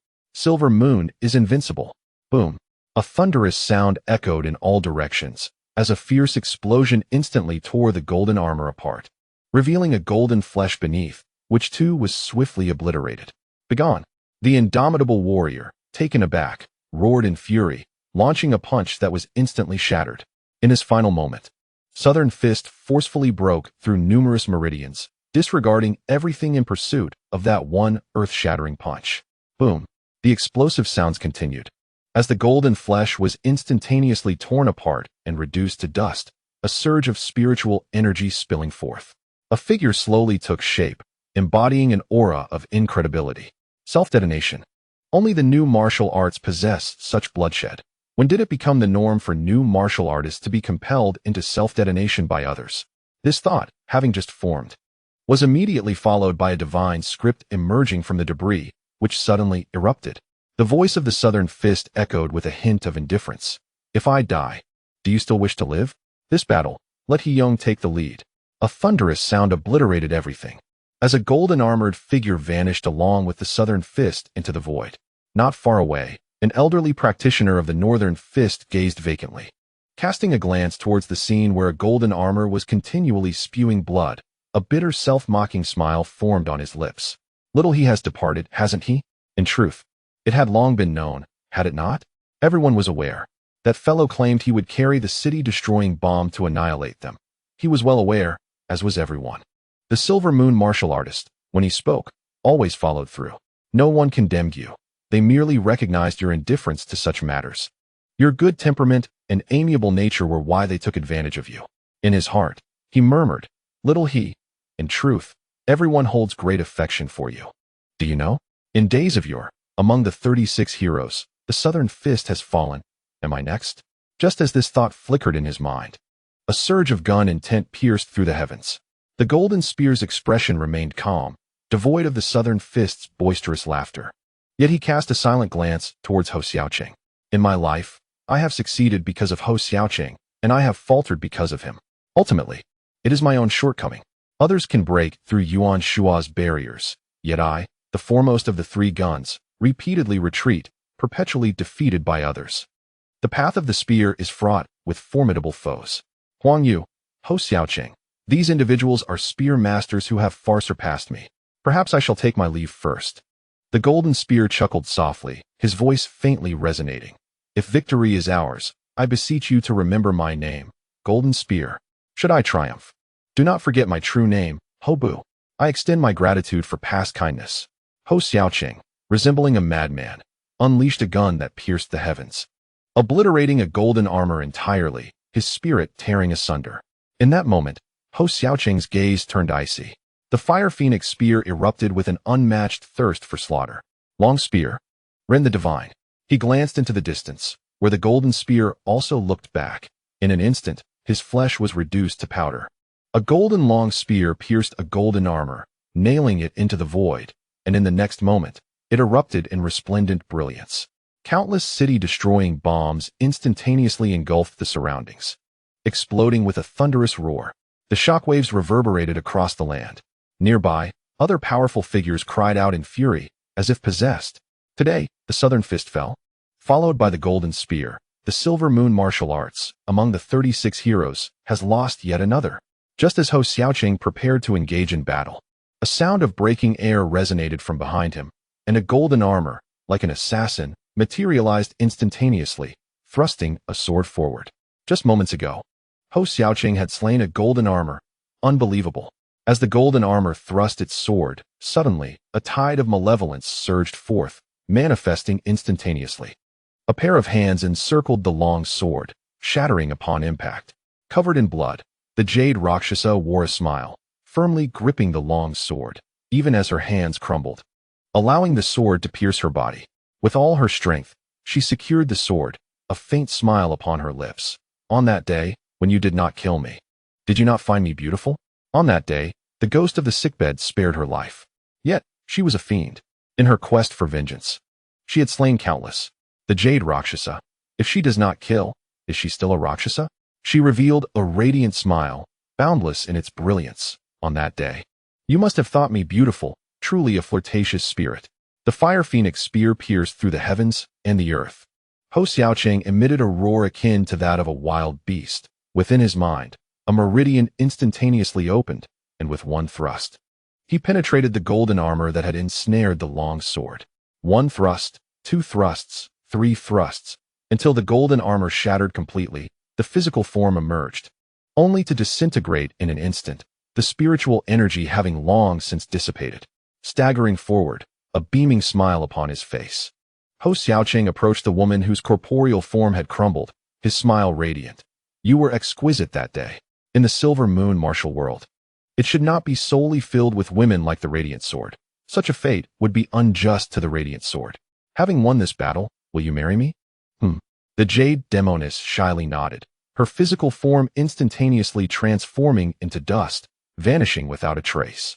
Hou Xiaoqiang reached out, grasping at emptiness, stumbling slightly, momentarily lost in thought. Gazing skyward at the retreating figure of Li Hao. Can he win? If he wins, then I can marry her, having accompanied me for years. Yet I have not granted her a title. Kill. A fierce roar echoed through the skies, a fire phoenix splitting divine spear intent, unprecedentedly powerful. I must prevail. Only in victory can I claim her. Li Hao, dare you lose. This is the first battle of Silver Moon. Dare you lose. Chapter 340, Slaughter in the Void. Li Hao was battered and bruised, wielding his sword, striking again and again. He understood. Even without seeing, he knew that in this battle, someone must perish. Their adversaries were new martial prowess, a group of formidable beings still alive, unyielding despite years of silence. Who would fall? He did not know, nor did he wish to ponder it. In that moment, his sole thought was to slay the saint before him, a saint of immense strength. The earth-shrouding sword. A main defense enveloped his entire being, all meridians opened. The power of the great Tao cloaked him entirely, merely in defense, as from the beginning until now. He had been thoroughly at a disadvantage. In his eyes, golden light flickered, capturing the trajectory of his opponent's strikes time and again. Yet, there remained no repetitive patterns. His opponent had unleashed hundreds of moves, hundreds of strikes, without a single simple cycle repeating. This individual possessed formidable practical experience. Han Jiang, the deputy commander of the military. Previously, Diao executed over 200 moves, revealing behavioral repetitions. It was only during the third cycle of their confrontation that Li Hao had managed to sever Di Yao's corporeal form.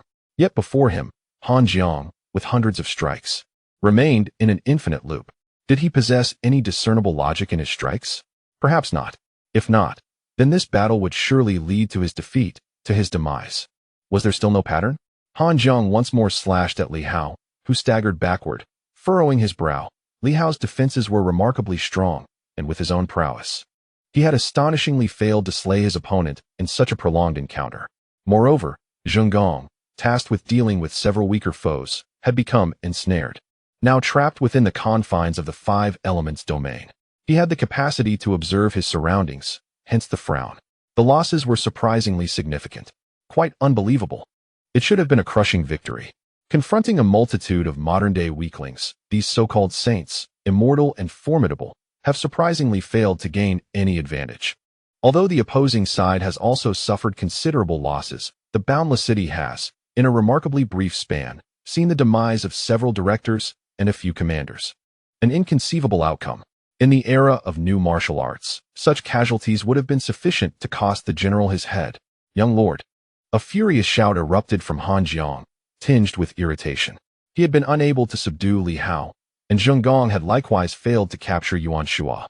It was time for a change. This situation could not persist, for even if they ultimately annihilated this group, the losses would render it hardly worthwhile. The toll was far too great. At this moment, a glimmer of insight flashed in Li Hao's eyes. The opponent had exhibited a repetition in the trajectory of his blade technique. Was this mere coincidence, an inadvertent recurrence, or the onset of a second behavioral cycle? He had been observing closely, now filled with a mix of excitement and trepidation. The panic arose from the realization that the opponent's singular repetition of technique was merely a simple recurrence amidst countless non-repeating actions. If this were the case, it would spell doom. Yet, Han Jiang remained oblivious to this detail.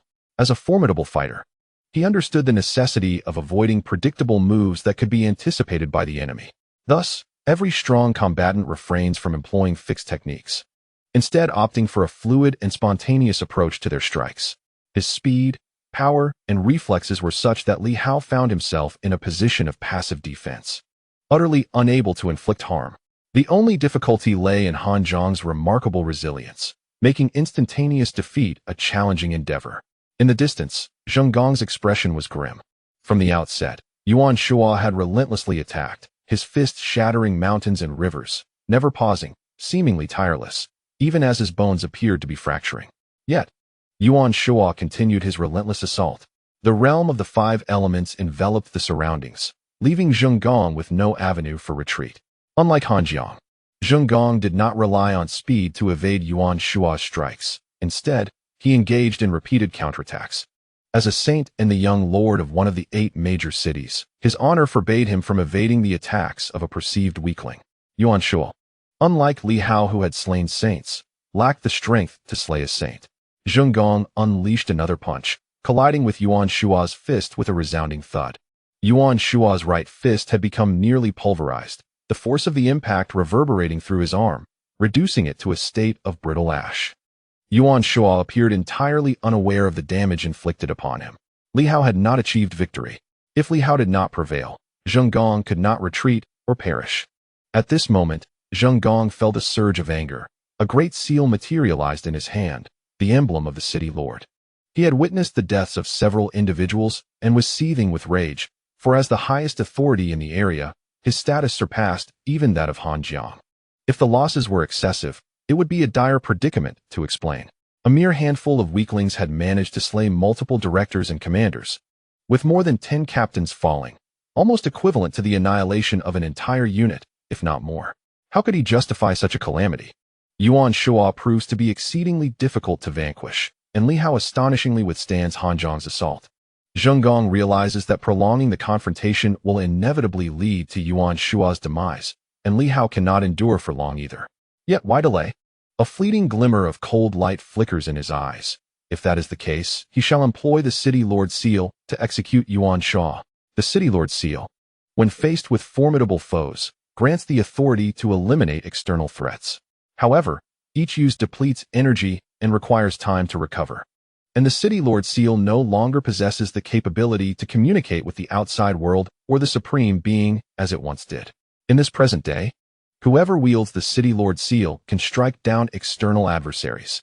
Utilizing the methods bequeathed by the Supreme Being to eradicate these individuals is indeed intriguing. With a thought, the City Lord Seal hovers in the air, revealing a line of small characters below, Boundless National Defense. This is the seal of Boundless City. Zheng Gong lets out a cold snort, spitting forth a mouthful of blood that stains the seal. In an instant, the characters on the seal begin to writhe, as if seeking to revive, and a faint phantom starts to materialize. At that moment, Wang Yi, witnessing this, changes countenance, and with blood streaming from his eyes, he bellows, "Supreme, this is the new martial rebellion, the means to exterminate demons. How can it be used against us?" In that instant, he is certain that the Zheng family is indeed traitorous. Being a traitor, it is unacceptable to employ demonic extermination methods against them. He too possesses a City Lord Seal. But since the previous execution of Bai Shu, it has yet to recover. In a fit of rage, Wang Yi roars and hurls his great seal toward the Boundless Seal, spewing forth blood that merges with the Great Seal. They had previously agreed that if the City Lord Seal appeared, Li Hao could use the Starry Sword to defend. But at this moment, there is no opportunity for such a plan. Circumstances change more swiftly than plans. Currently, Li Hao must rely on the formidable Starry Sword for defense and to slay enemies. Should he deploy the Starry Sword to obstruct the City Lord Seal from executing Yuan Shuo, it may very well serve Han Jiang's intent. Abandoning the Starry Sword to hinder the City Lord Seal from annihilating Yuan Shuo might lead to his own demise. However, the City Lord Seal of War Heaven City appears significantly weakened. As the phantom is on the verge of materializing to execute Yuan Shuo, Li Hao's eyes glimmer with pain. In this moment, he perceives the situation. Yet, he has already discerned Han Jiang's trajectory.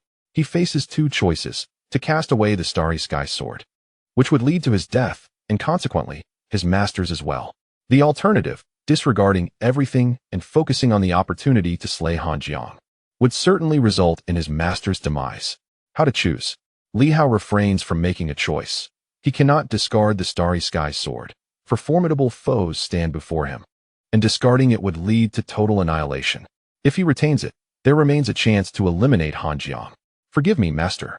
With a furious roar, Li Hao declines to cast the sword aside. At that moment, his entire Dao meridians shatter again, over 500 acupoints instantly transforming into nearly 700, all shimmering with brilliance.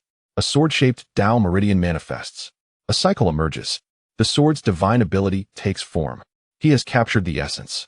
He intends to slay Han Jiang with a single sword strike. Wang Yi's City Lord Seal can no longer impede him. At this moment, Wang Yi is filled with both rage and helplessness. The City Lord Seal possesses supreme capabilities, yet it was designed to grant the greatest autonomy to those beneath. And this small world-s City Lord Seal has left no lingering spirit. The opposing party, unable to discern anything, could only comply with Zheng Gong's orders. Yuan Shuo was finished. At that very moment, below, several students from Yuanping Martial Arts University had just vanquished a golden armor warrior. 9 of them, though merely at the 7th or 8th level of the Mountain Sea realm, had successfully dealt with a golden armor foe. Witnessing the scene above, Jiang Yingli's expression shifted subtly. The supreme technique. The City Lord Seal. In the next instant, Jiang Yingli uttered a low command. Strike. The 9 students exchanged glances and, in unison, bellowed, Imperial Decree, suppress. Instantly, the 9 connected to the foundational Tao of the Haoxing world, causing it to tremble slightly as characters manifested. Jiang, Chun, Shun, and Wu were all from imperial clans, descendants of the emperor. In that moment, they harnessed the remnants of the imperial bloodline from the foundational Tao to launch a protest. In the new era of martial arts, with the human king and the emperor jointly ruling the world, the opposing emperors had increased in number. Although the human king might act unilaterally, the supreme would take their considerations into account. Characters emerged, and in an instant, it appeared as if the emperor had converged, swiftly lifting into the air to collide with the illusion of the City Lord Seal. At that moment, the illusion seemed to waver. 9 opposing emperors, coupled with the supreme illusion of the City Lord's Seal, which had originally aimed to execute Yuan Shuo, suddenly hesitated. Zheng Gong, upon witnessing this, erupted in anger. What audacity! Eliminate these individuals. The 9 descendants of the new martial era? At this moment, he recognized them, though not very well. And with their bodies transformed, he was only familiar with Wang Yi, feeling somewhat estranged from the others. Yet these individuals managed to obstruct the City Lord's Seal. Infuriating. Jiang Yingli and the others trembled violently, manipulating several characters to block the City Lord's Seal, yet they struggled to maintain their own strength. They had awakened too late. Their power had not fully recovered, and they were merely at the Mountain Sea realm. Meanwhile, a golden armor warrior had appeared nearby, accompanied by several silver armor warriors. Charging towards them, Jiang Yingli spat, coughed up blood, and gritted her teeth. A mere branch of the Zheng family.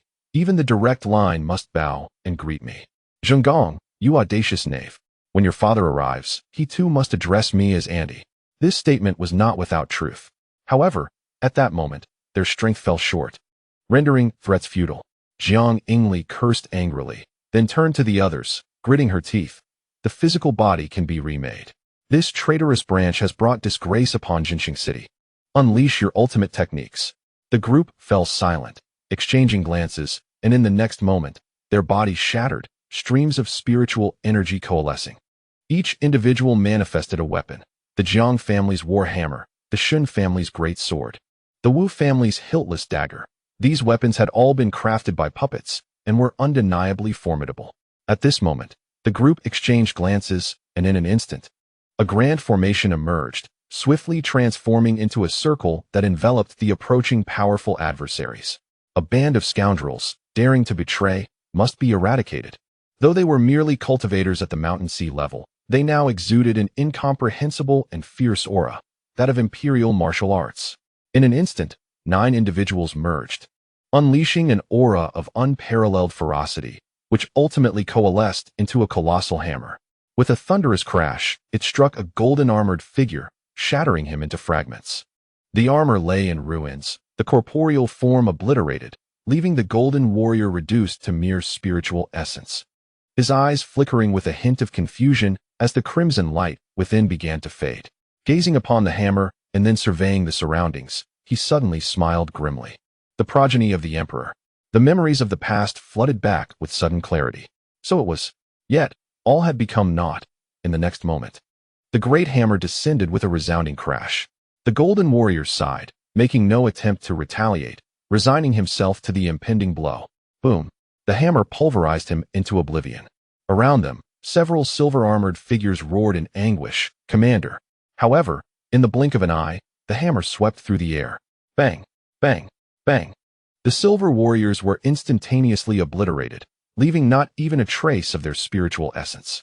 The colossal hammer in the void dimmed, and in the next moment, faint remnants of spiritual energy emerged. Zhang An and Li Su glanced towards Li Hao's direction, their hearts heavy with resignation. All their spiritual energy had retreated into their weapons. After this battle, should Li Hao perish, they might never have another chance at revival. The pathway of origin had been severed, and apart from Li Hao, none possessed profound understanding of the new path. Even if future generations were to discover their weapons, they might find it impossible to reconnect with the new path and resurrect. The explosive power of these individuals had shifted the tide somewhat. Though not particularly strong, they had swiftly dispatched 2 golden-armored foes and several silver-armored ones, altering the dynamics of the confrontation. The City Lord's seal was obstructed, granting Yuan Shua the opportunity to prolong the battle. In the void, Li Hao had seized upon the opportunity. At this moment, he moved silently, devoid of fierce roars, anger, or howls, only a sword. This sword, unlike the one he had wielded against Di Yao, infused his momentum, spirit, vitality, and essence, much like a sword master. One sword unleashed, no retreat. If the enemy does not perish, I shall meet my end. Previously, when he vanquished the peach tree, it had drained countless resources, requiring 2 strikes. Fortunately, the death of the peach tree had bestowed upon them a wealth of immortal and life energy, revitalizing Li Hao significantly. Yet now, he chose to expend all in a single strike. This Han Jiang was mightier than Di Yao. On that day, one strike had failed to slay Di Yao, leaving some remnants of his corporeal form.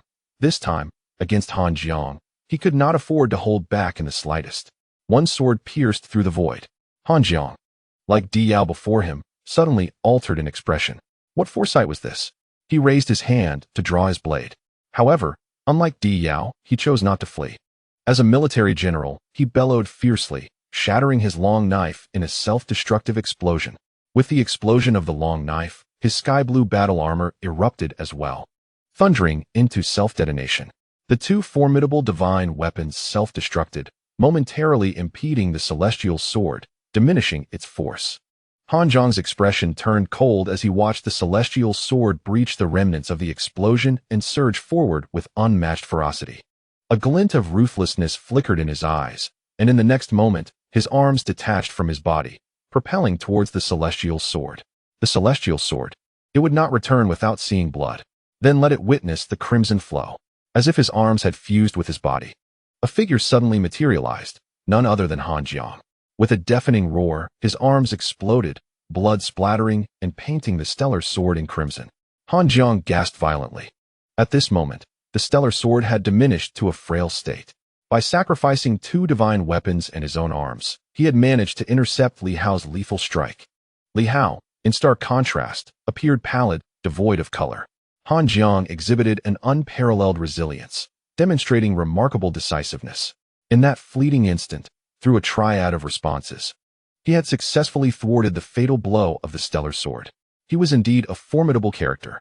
Han Jiang had come to the realization that his trajectory had been anticipated. Li Hao was no ordinary foe. Yet, it seemed the latter had underestimated the prowess of a military general. Likely influenced by Sun Xin's misleading perceptions, believing the deputy commander to be merely average. However, Sun Xin was but a minor commander, while the boundless army was a grand force. Moreover, Sun Xin had fallen to Zhang An, not Li Hao. A flicker of trepidation crossed Han Jiang's features. Yet a smile began to form. His arms regenerated, albeit with a diminished aura. The divine energy surrounding him had waned, suggesting a slight decline in his realm. Nevertheless, Han Jiang was aware that after a period of recuperation, he would swiftly regain his strength. Meanwhile, Li Hao's fate was sealed. That strike had drained Li Hao of his vitality and spirit. Li Hao merely observed, seemingly resigned to his impending demise. Han Jiang, not one to show mercy, realized that sparing Li Hao would only grant him an opportunity. In the next moment, a massive blade materialized in his hand, though its essence paled in comparison to before. As he swung it toward Li Hao, the stellar sword had been sent reeling. Li Hao was devoid of any capability to retaliate. At that critical juncture, from afar, Empress Shuiyun gritted her teeth. Her sword pierced the void, vanishing instantaneously, reappearing before Li Hao. In perfect synchrony, Li Hao grasped the long sword. This was the sword of the Empress. Yet, possessing a formidable divine weapon without the strength to wield it effectively was futile. At that precise moment, a divine inscription hovered above Li Hao, an inscription representing the way. The 5 elements inscription had been bestowed upon Yuan Shuo, yet the Wei inscription remained within him. In an instant, it seemed to devour the universe. With a fierce roar, Li Hao thrust forth the sword. This strike was immensely powerful. The essence of the great Tao surged within him. The Empress's sword felt even more potent than the stellar sword. With a single strike, a phantom emerged, resembling a woman whose visage was obscured, accompanying Li Hao in his swordplay. The sound of flowing streams resonated through the cosmos as the strike erupted. Han Zhang's expression shifted dramatically. However, the proximity of both combatants led to grave consequences. Having self-destructed his arms, his strength had diminished, rendering him unable to evade the attack. As his countenance twisted in horror, he let out a fierce roar, and his newly formed arms detonated once more. This time, the explosion was catastrophic. His entire body erupted, save for his head, resulting in a thunderous blast that obliterated Li Hao's physical form. Li Hao was shielded by the residual light of the long sword, sparing him from the destruction of his skull. Both opponents were left with only their heads intact. In that fleeting moment, the long sword descended, shattering all barriers, and cleaved through his head with a resounding crack. Ah! A piercing scream echoed, and in the next moment, a skull was shattered. Yet, as the long sword vanished, a shadow materialized instantaneously. The spirit of Han Zhang re-emerged, taking on human form, appearing somewhat apprehensive, yet managing a smile. He had triumphed after all. Li Hao, to his astonishment, had managed to obliterate his physical form, yet he still lived. Even if his mental energy was diminished, it remained at the level of a sage. Meanwhile, Li Hao was left with nothing but his severed head, his gaze somewhat vacant. In such a state, was he truly unable to slay a sage? This worthless sage, Di Yao, had instilled in him too much hope. Easily dispatching Di Yao, still intact, made him feel that these sages were all quite similar. Little did he know, the disparity between them was immense. Had it been Di Yao, Li Hao might have obliterated his physical body with the first sword strike, and with the second, he would have undoubtedly annihilated his mental essence. At that moment, the Dao character script began to show signs of cracking, unable to assist Li Hao any further. Had he lost? A flicker of color appeared in Li Hao's eyes, hinting at a sense of defeat. This time, he had wagered and lost. With 2 strikes failing to eradicate his opponent, had he succeeded in vanquishing Han Zhang and forcibly consumed his sacred body, perhaps he could have mended something and unleashed another strike to confront Zheng, thereby reversing the tide of battle. But alas, he had failed to accomplish that. The profound sense of disappointment had not gone unnoticed by Han Zhang, who smiled, suddenly shattering the void and launching a fist towards Li Hao. Are you disheartened? You find yourself at a loss. In that very moment, behind him, a somewhat dim little sword seemed to struggle, that being the Starry Sky Sword. The Starry Sky Sword appeared to be in turmoil, as if reluctant. Yet ultimately, a drop of golden blood materialized upon the small sword, a remnant left by Li Hao, revealing a divine script, the sword character script. The little sword trembled, yet could not obstruct. On the day it recognized its master, it should have understood Li Hao's unyielding disposition towards weapons, always treating them with such indifference, regardless of their might, even if they were treasured family heirlooms. In the next heartbeat, the Starry Sky Sword erupted with a brilliance unparalleled. Han Zhang, who was poised to eliminate Li Hao, changed countenance drastically, sensing something amiss, and roared. You too will self-destruct, Starry Sky Sword? What is this? This is the token of the Silver Moon, the sword of the Sword Sovereign, and a testament to Li Hao's legitimate claim, a crucial element in garnering support from certain individuals, as well as the key to wielding significant artifacts, and perhaps the last hope of opening the Stargate. He intended to self-destruct the Starry Sky Sword. It was utterly inconceivable. The crux of the matter was that the Starry Sky Sword was formidable. Under normal circumstances, it could not self-destruct. Li Hao lacked the necessary strength. But the Starry Sky Sword had chosen to recognize him as its master on the day he discovered the great Tao. Li Hao's severed head bore a hint of a smile, tinged with mockery. What could possibly not be sacrificed? If I were to fall, everything becomes meaningless. The Starry Sky Sword, he neither desired nor wished to trigger its self-destruction. Such an event could potentially lead to complications with the seal. But what of it? If I perish, let the seal shatter, and let the Red Moon Emperor and those traitors have their way. Li Hao revealed a smile, his lips moving. Explode. Boom. A vast surge of energy erupted instantaneously behind Han Zhang, an unparalleled force sweeping across the heavens and the earth, reverberating with a thunderous roar. Han Zhang's mental prowess was utterly obliterated, leaving him in a state of disbelief. I was slain by the self-destruction of the Starry Sky Sword. The Starry Sky Sword annihilated everything in its path, including Yuan Shuo and Zheng Gong, who were caught in the powerful aftermath of the explosion. In an instant, all four individuals present were subjected to an overwhelmingly fierce assault. Li Hao fared better, having sheltered behind the remnants of the opposing mental force. But once Han Zhang's mental energy was completely shattered, it was finally his turn. The sheer explosive force threatened to obliterate his very head. Li Hao struggled vehemently. He refused to succumb to death so easily. He yearned to tear through the fabric of reality and escape into the Haoxing realm to evade his demise. But the remnants of his strength were insufficient to breach the void once more. At that critical moment, a golden gauntlet soared into view. Boom! The gauntlet trembled violently from the explosion. Not far away, the king of Dali wore a cold expression, his hands devoid of gauntlets, blood continuously oozing from his wounds. With a single punch, he had brutally slain a figure clad in golden armor, flesh erupting asunder, while the gauntlet in the distance quickly dimmed. Yet it had blocked that fatal strike. The king of Dali, witnessing this, revealed a sinister smile. Li Hao, you owe me a life.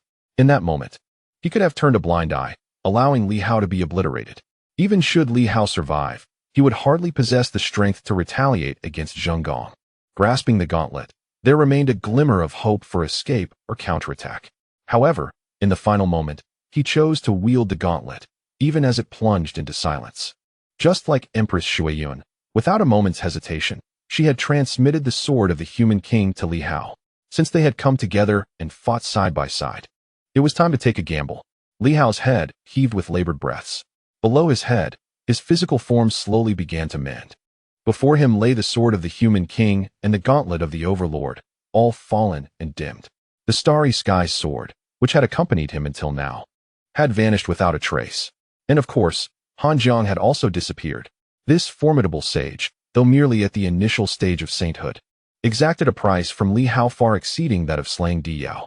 Even on that day, without Zhang An, Li Hao could have vanquished Di Yao. Yet this time, without the assistance of the king of Dali and Empress Shuiyun, he would have been unable to defeat his opponent. Even the self-destruction of the Starry Sky Sword would have merely resulted in mutual annihilation.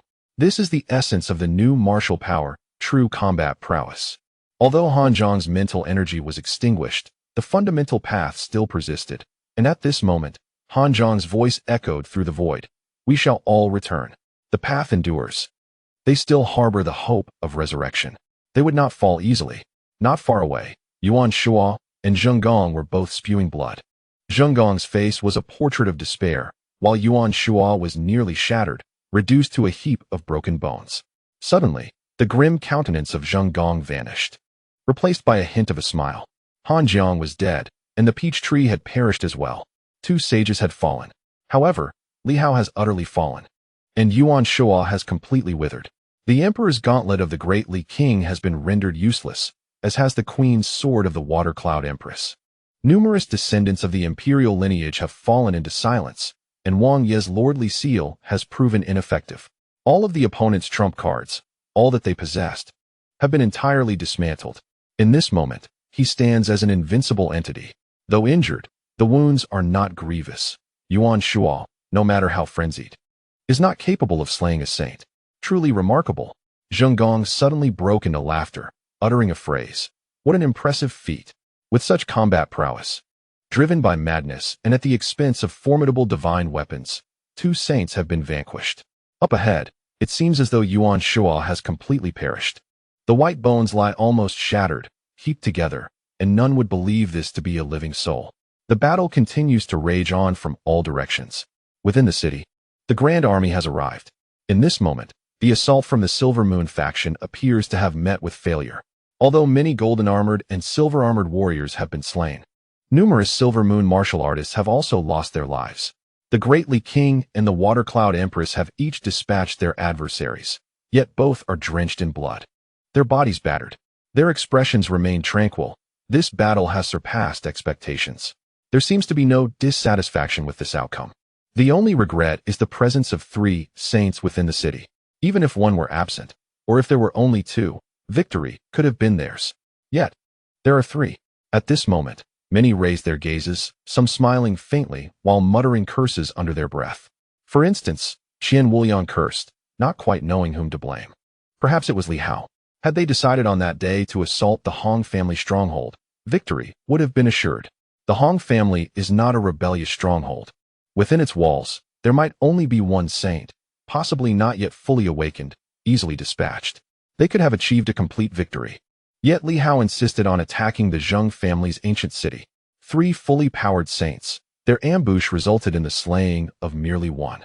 How could they avoid defeat? Qian Wuliang even contemplated that attacking the Battle Heaven city might have yielded a different outcome. The chances would have been substantial. Capturing the Battle Heaven city could have led to a divergent result. Governor Li, he thought, in the final moments, you risked everything yet still clung to notions of righteousness. As if that held any value now. Living is necessary to uphold righteousness, is it not? All of one's ambitions, all expectations, seem to have turned to dust. Qian Wuliang mused. And then there's Zhang An, who truly has not arrived. Governor, did you foresee this? A wry smile crossed his face. In truth, he harbored a deep fear of death. He had, after all, acted on behalf of Li Hao, engaging in certain deeds, such as when the governor took the Tao character scripture, leaving Zhang An unable to depart from the ruins. Yet, at the moment of parting, he secretly gifted Zhang An a body he had pilfered from the Tianqing ruins. If Zhang An truly desired it, having undergone multiple transitions of the Tao and bodily forms, he might still have a chance. With his peak saintly mental acuity. Even if he merely entered the sun and moon 5th layer, or wielded the same 24 meridian power as Li Hao, he should be capable of contending with a saint. Yet he has not come. Governor, did you anticipate this? Li Hao could handle it all, and Zhang An had changed his path and body. He no longer required Li Hao's Tao character divine script. The limits of heaven and earth had been pushed to such an extent that, upon entering the ruins, he could forcibly shatter several Tao veins and still manage to slay a sage, couldn't he? Yet, he ultimately could not wait for the other party. He understood that the governor might not care, but I do. Qian Wuliang thought, feeling somewhat helpless as he surveyed the surroundings. Many had perished. Nen Quan was dead. Jin Chong was dead. Yu Luocha was dead, along with several elder martial artists, and that lascivious Thunderleg had also been killed at a distance. This battle had ended in utter failure. Cough, cough, cough. In the high sky, Zheng Gong laughed, reaching out to retrieve the city lord's seal that had been held in place. You all aimed to eradicate us, but failed. Instead, you walked into your own trap. It seems this battle is mine. Despite the significant loss of life, eradicating you all was still worthwhile. He swiftly drew energy from all directions. A torrent of the fountain of life flowing through him, the power of immortality surging as he healed some of his injuries. Glancing toward Li Hao's head, he chuckled. Li Hao, do you have anything left to explode? Li Hao remained silent, staring blankly at the pile of bones not far away. That was his teacher. Looking around, he noticed the absence of many familiar faces. Observing Zheng Gong, who was rapidly recovering yet not immediately attacking, it seemed he was cautious, wary that Li Hao might possess some means to unleash another explosion, preparing for every eventuality. Li Hao's frail body had regained some strength. He said nothing but began to walk toward Zheng Gong. Zheng Gong furrowed his brow slightly. Are you still trying to intimidate me? You have already detonated the Starry Sword. What else can you possibly explode? Li Hao, wordless, continued to approach, kneeling beside Yuan Shua's remains. Yuan Shua appeared to be utterly lifeless. The self-detonation of the Starry Sword had dealt the final blow, shattering all of his resolve. Li Hao gently caressed the bones. Glancing at the ongoing battle below, where some were still perishing, he smiled faintly. In this battle, I anticipated such an outcome, though I never expected that it would not be I who perished first, but rather everyone else, faster than I. I suppose I should take my leave first. Had I done so, I would not have to witness this scene, which might offer me some solace. I too wish to be like the king of men. As long as I live, my friends live, my comrades live, one man holding the pass against 1,000. Unfortunately, I cannot achieve this. I have disappointed you all. However, having reached this juncture, Li Hao could hardly resign himself. He let out a laugh, the tattered Tao character divine script swirling above him. He looked at everyone around, surveying the 4 corners. If we can win this battle, I shall eradicate all those who oppose my will, whether new martial artists, the Red Moon, traitors, or others, it matters not. In this fight, I shall face no obstacles, with a clear conscience. Silver Moon shall remain our Silver Moon, with a clear conscience. As martial artists, I owe no debts. I do not owe anyone anything. These individuals before me are what I pursue, knowingly marching toward death, yet unwavering. Do I, Li Hao, still need to concern myself with the thoughts of others?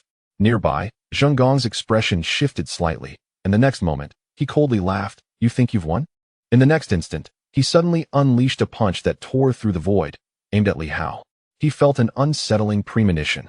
Although at this moment Li Hao possessed no combat power, an unsettling feeling lingered within him. He slightly inclined his body and declared, after this battle, should I fail to revive you all, I shall eradicate every formidable foe across the realm. In tribute to your honor, I will exhaust my life's efforts to resurrect you. I shall not succumb easily to death. With a laugh, the heavens suddenly tore apart, and the Hao Star realm unfolded before him. In that moment, the skeletons before him instantaneously revived, and Yuan Shua's voice echoed, it was about time.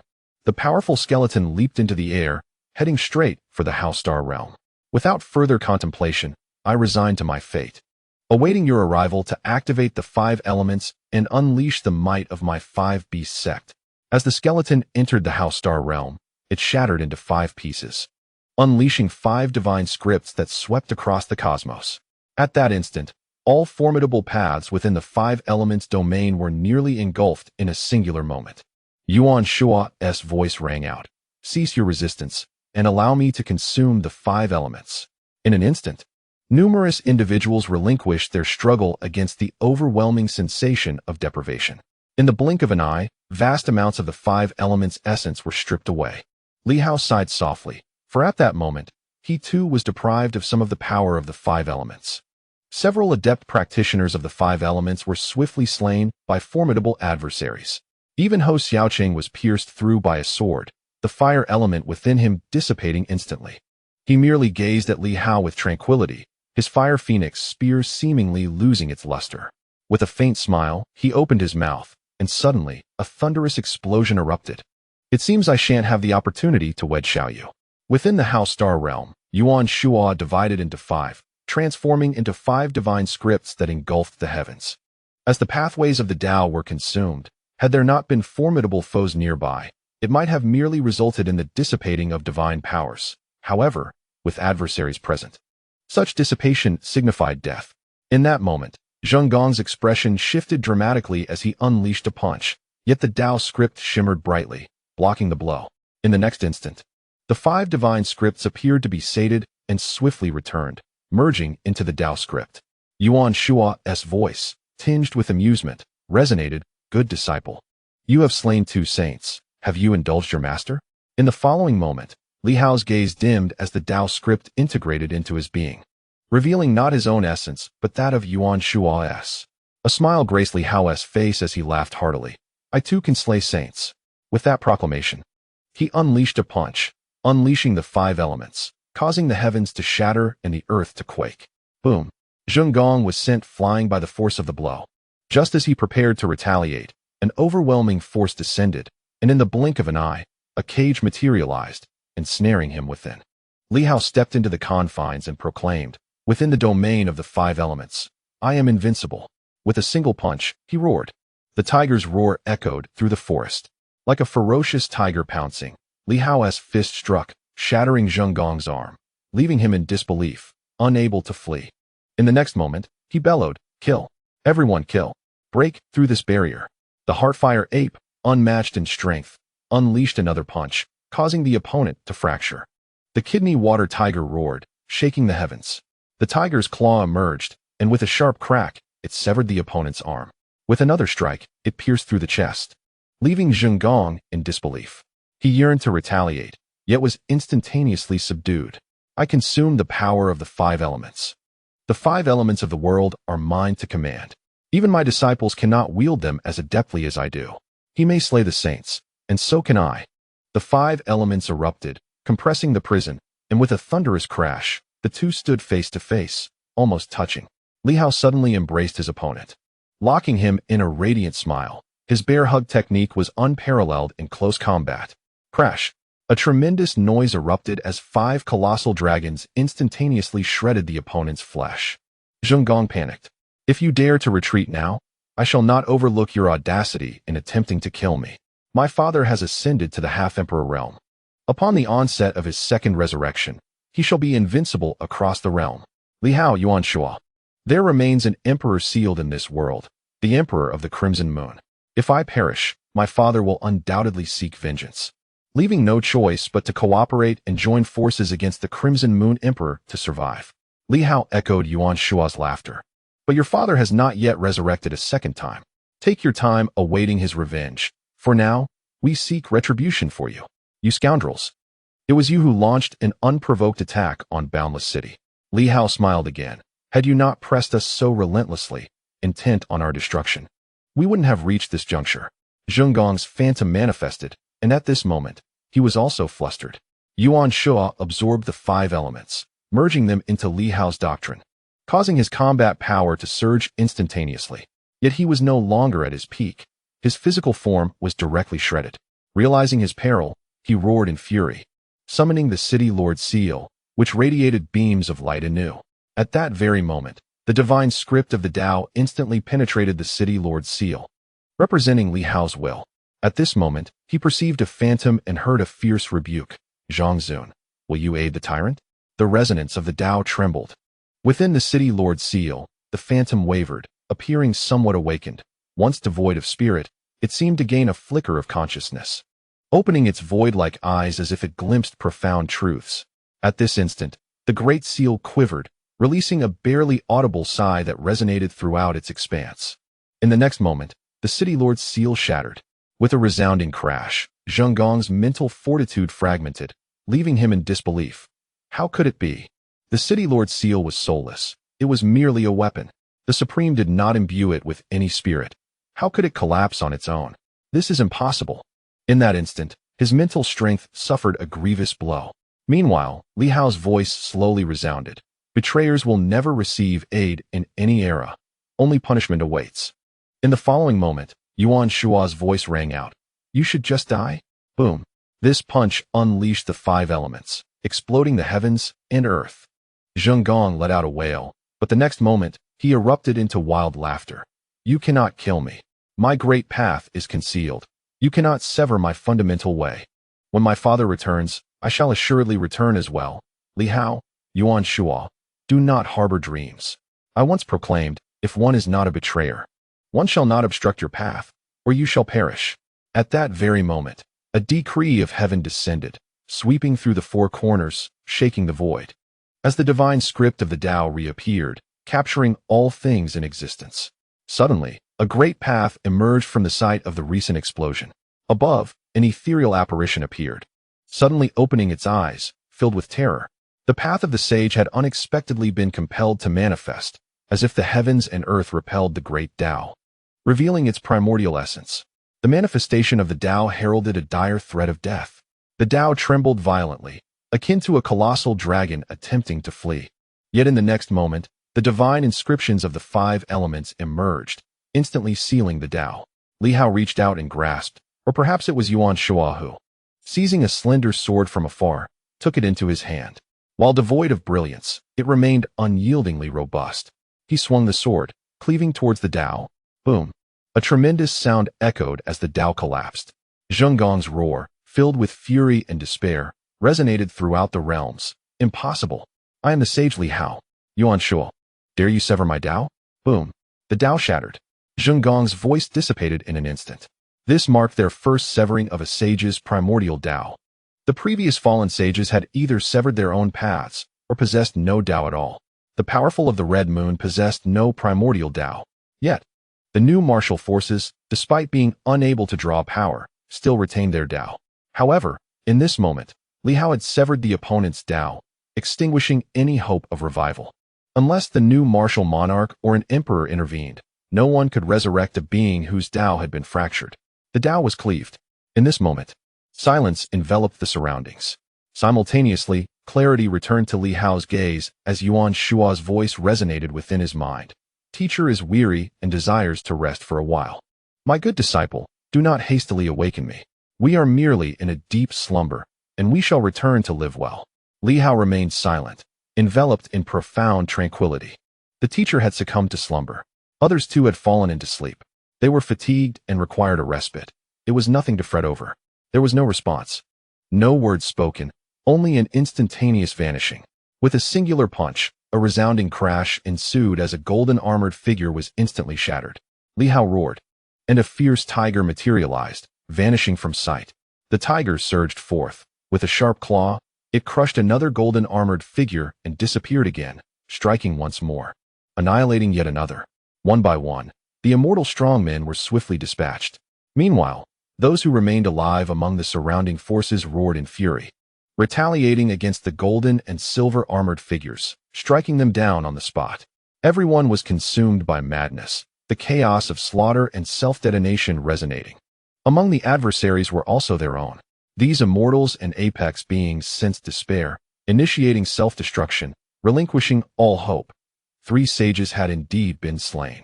In this moment, blood splattered in all directions, and corpses vanished instantaneously. Tens of thousands of boundless soldiers, the living among them, were pierced through by waves of sword intent. And as the living perished, the fallen armies lost their sense of direction. Slaughter. In this moment, there was only carnage, transformed into a fierce tiger. Li Hao pierced through multiple golden-armored figures, ultimately reverting to human form, delivering a mighty punch against the city gate, shattering the words boundless with a resounding crash. A formidable force rebounded, yet Li Hao shattered it nonetheless. The words boundless crumbled and vanished. The entire ancient city trembled slightly, as if engulfed in an eerie silence. In an instant, Li Hao vanished, and soon after, the monstrous plants were swiftly eradicated in various locations. With the demise of the 3 great sages, victory was assured. Moments later, silence enveloped the world. Outside the city, few corpses lay scattered. Instead, there was an abundance of flesh and torrents of blood. The surviving individuals bore countless wounds, and not a word was uttered. It was not until Li Hao descended that a glimmer of hope sparked in their eyes. Li Hao was alive. Li Hao remained silent for a time before slowly stating, "They have succumbed to slumber." Indeed. Someone nodded, grumbling, "How lazy." But once we vanquish the enemy and eliminate the formidable foes, we must record a significant reprimand for them in the merit book. Li Hao nodded in agreement, softly asking, "Can we still fight? If you can join me in delivering a thunderous blow to the Western deities while the 5 elements path is being consumed, I shall annihilate the divine beings and obliterate the army of the divine kingdom." Exchanging glances, despite their grievous injuries, the group unanimously nodded. "We can fight." A radiant smile illuminated Li Hao's face. Looking skyward, he proclaimed, "Then let us battle once more." He left behind a doppelganger and entrusted a shattered great seal to it. The entire city began to fervently absorb the powers from all directions, and Li Hao's true self suddenly unleashed a punch. Boom! The void shattered, and everyone was swept into the Hao Star universe by a formidable force. Li Hao traversed the cosmos, heading straight for the region of the 5 elements path, where the 5 paths had not yet been completely destroyed. They must be the divine pathways. Today, I shall slay in all directions. Boom! With a punch, the void fractured, revealing the great city of the deities. The ancient city had been conquered. There were no more reservations about slaughtering these foes. Chapter 341. Dawn breaks in the Western Divine Kingdom. The void was torn apart. Li Hao harbored no reservations. Everything in the world aligned with his will. In this moment, he was fearless and unrepentant. "I owe nothing to anyone. The ones I owe have perished. So who in this world can halt my advance?" The heavens split open. Li Hao materialized instantly, and as a deity sensed his presence, he was met with a thunderous strike. The 5 elements path still existed, shrouding the world, while the colossal city of the divine kingdom was enveloped, and an unearthly roar echoed through the skies. Slaughter. Boom. The great city exploded, and countless individuals burst forth, blood streaming from their orifices in an instant. The demonic sound reverberated through the heavens and earth. With the path as his sword, Li Hao, a fierce roar emanated, and the queen appeared. Li Hao's eyes turned crimson as he swung his sword, shattering the heavens. The queen, taken aback, was cleaved in two with a thunderous crash. She swiftly reformed her body, her expression shifting dramatically. Kill. Behind him, formidable existences emerged, ready for slaughter. Qian Wuliang's expression grew grave. He whispered a spell, and in an instant, among the million soldiers, thousands fell into chaos, and the next moment, they began to slaughter one another. In the blink of an eye, blood filled the surroundings. The earth-shattering sword remained silent, stepping forward and driving its blade into the ground. The earth cracked, fissures spreading and obliterating countless soldiers of the divine kingdom. As deities began to manifest, in the blink of an eye, the sword intent swept across. One powerful being after another unleashed astonishing power, slaying the deities on the spot. At this moment, the House Star domain revealed itself. A deity had just perished when, suddenly, amidst the vastness of the cosmos, Li Hao, akin to a celestial being, beheld a grand star twinkling momentarily before vanishing from sight. In the next instant, he materialized within the Haoxing realm, wielding the Tao as his sword, and unleashed a single strike. Boom! The great star shattered. At that moment, blood rain began to cascade from the heavens. Even in the death of a saint, blood rain had never fallen. Yet, at this juncture, the entirety of the Silver Moon realm was enveloped in this sanguine deluge. The queen paused, gazing upwards, then at the recently slain ocean god, her mind momentarily adrift. This blood rain had been chronicled in the annals of Silver Moon. Many years prior, the demise of several deities had heralded a similar phenomenon. Those gods, who once summoned blood rain, had never been revived. Even to this day, despite the resurgence of many deities, those who had been slain amidst the rain of blood had not returned. At this moment, within the temple, formidable beings were forcibly resurrecting. The prophet god appeared somewhat melancholic. A mountain of corpses, a sea of blood. It was on this very day. The blood sea was not a relic of the past, but a manifestation of the present, a true blood sea, with torrents of rain pouring down, as if the will of heaven itself trembled, marking the fall of a deity. The death of a wielder of the Tao. Li Hao, the queen bellowed, fervently augmenting her power. Li Hao, appearing instantaneously, fixed his gaze upon her. His tone calm and his expression serene. Among the four nations, your divine realm is the mightiest, yet also the most despised by me. Had you complied previously, we would not have arrived at this juncture. Li Hao, you have lost your senses. Your slaughter of deities will invoke divine retribution. You shall be forsaken by heaven. Li Hao revealed a faint smile, and in the next moment, a sword cleaved through the heavens, shattering the overwhelming tide of divine will with a thunderous command. Begone. Rumbling thunder erupted, and at that instant, the heavenly will seemed to be filled with fury. Yet, in that very moment, the Haoxing realm erupted in chaos, reverberating with the tremors of divine will, which dissipated amidst the thunder. The celestial will, sensing a threat, retreated. Li Hao chuckled softly. The heavenly will? It is naught but a servant of the Tao. Since when could it suppress the Tao? To show favor is the will of heaven. To withhold is to be inconsequential. With that, he struck forth with his sword, and in an instant, several deities manifested, their formidable presence palpable, their auras erupting. In the background, faint echoes of the sacred path could be discerned. Yet Li Hao merely laughed. You have emerged? But how long can you endure? The prophet god, bearing a countenance of profound weariness and a tinge of compassion, remarked, Governor Li, must you proceed in such a manner? The divine realm can withdraw, slaughtering indiscriminately. Once the cosmos stabilizes, the second resurrection will arrive prematurely. Ah, so you are all aware. Li Hao chuckled, and in the next moment, with a sharp cry, his sword enveloped the firmament. At this instant, though the sky remained dark, it also shone bright.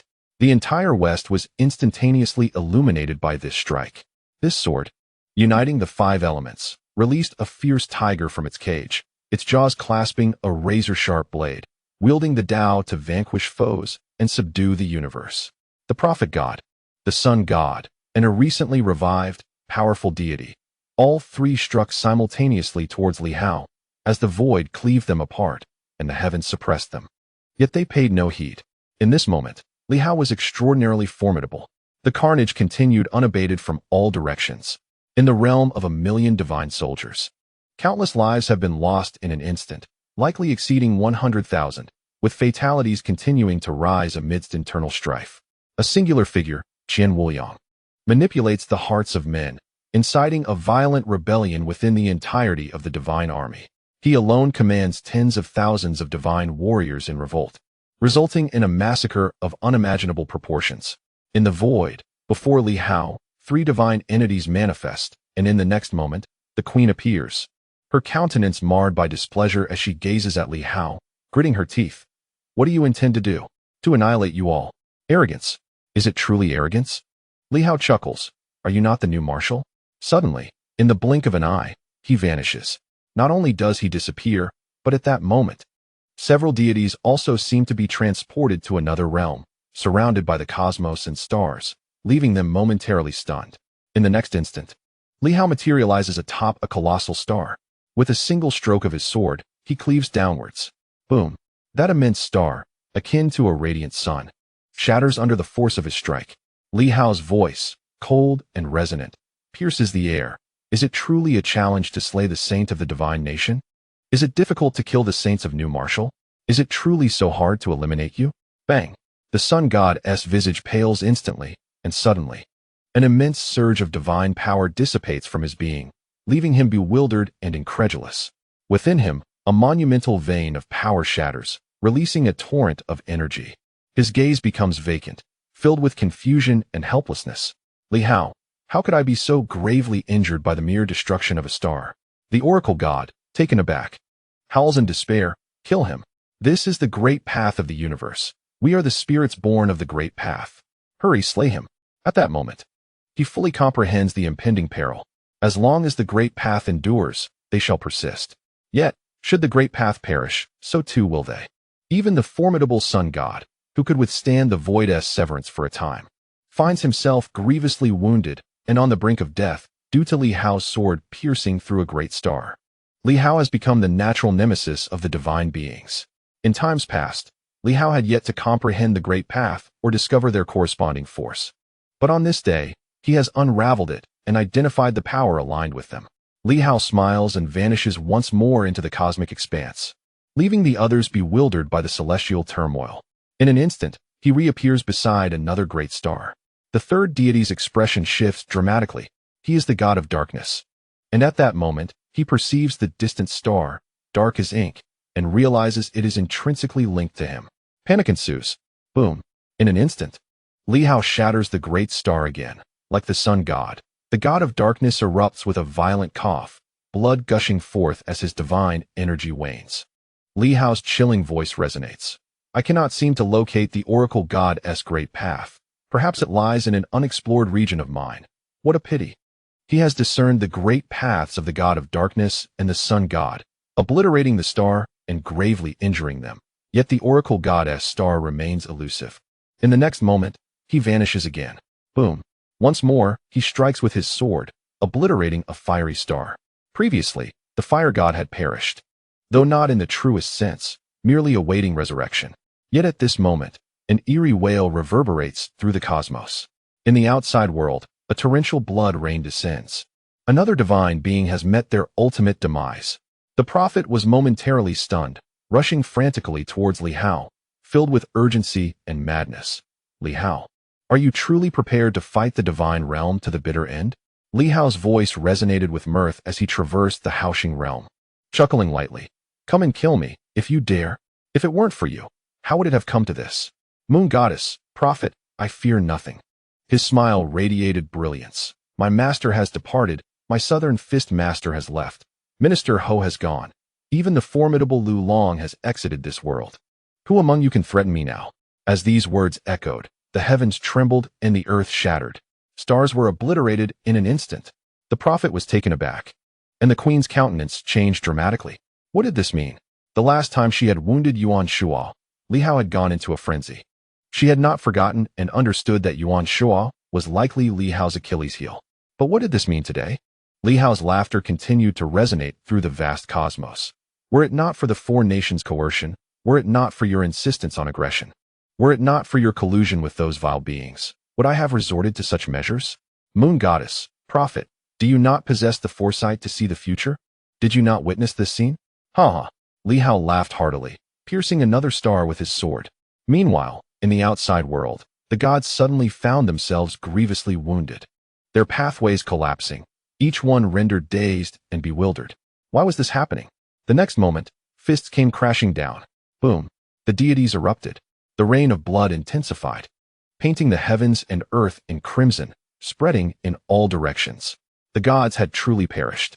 One by one, their pathways shattered, although they did not die immediately.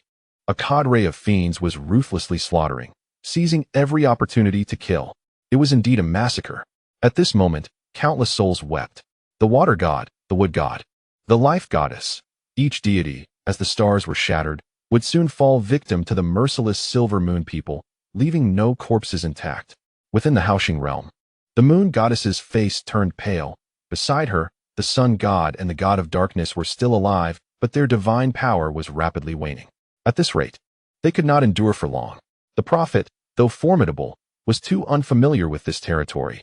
Li Hao moved through the void, appearing and vanishing in an instant, shattering star after star. Thus, the prophet was utterly powerless against him.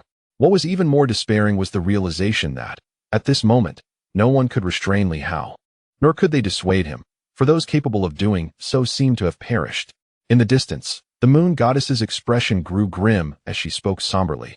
Li Hao, if I perish, the silver moon will awaken, and with no one to control it, the seal binding the red moon emperor will shatter. Li Hao chuckled softly. Hiding within the Haoxing cosmos, what can you do to me? When my powers are fully realized, I shall emerge and slay you. Moon goddess, if that is your stance, you might as well self-destruct. The moon goddess's expression darkened instantly. At this moment, previous restrictions and threats seemed to have lost their potency. She couldn't help but curse inwardly. Why? Who had slain Yuan Shuo and the others? Killing them had unleashed a demon. If Li Hao were to survive, why eliminate those individuals? Her fury was boundless.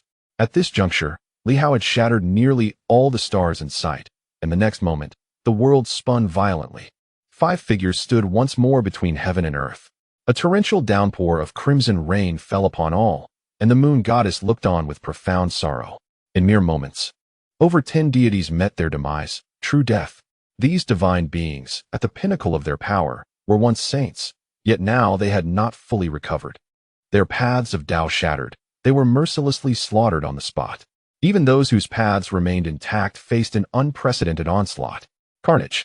All eyes were blood-red as deities were besieged and brutally slain, their physical forms reduced to nothingness, not a trace remaining.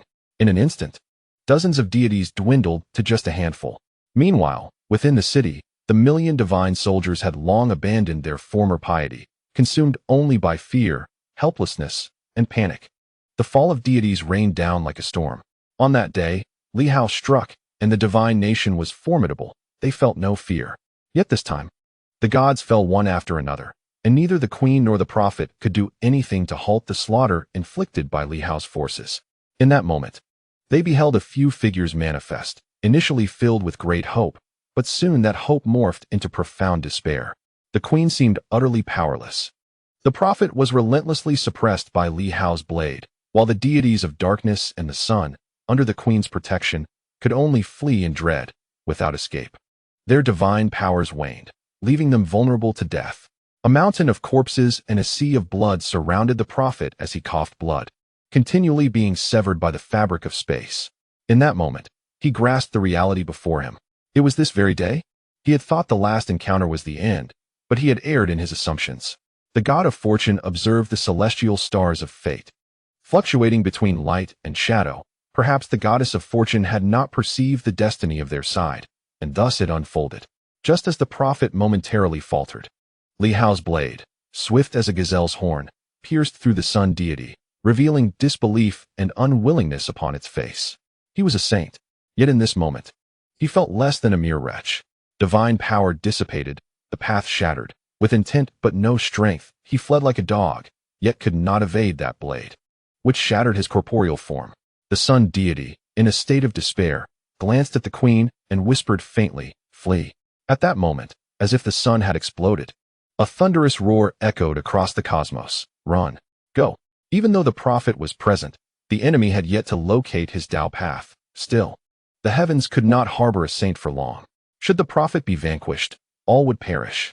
Flee. At this moment, the god of darkness, fully aware of the futility, unleashed the last of his dark power. Instantly, darkness engulfed the heavens, devoid of any light, and he bellowed fiercely, "Everyone, leave. Escort the moon goddess to safety." The queen stood momentarily dazed, reminiscent of the time Li Hao was overwhelmed. She too fell into a brief stupor. Simultaneously, several deities rushed forward, seizing the queen and roaring, "The prophet will cover our retreat." In the wake of these words, the deities, clutching the queen, fled desperately. Soon, pursuers were hot on their heels.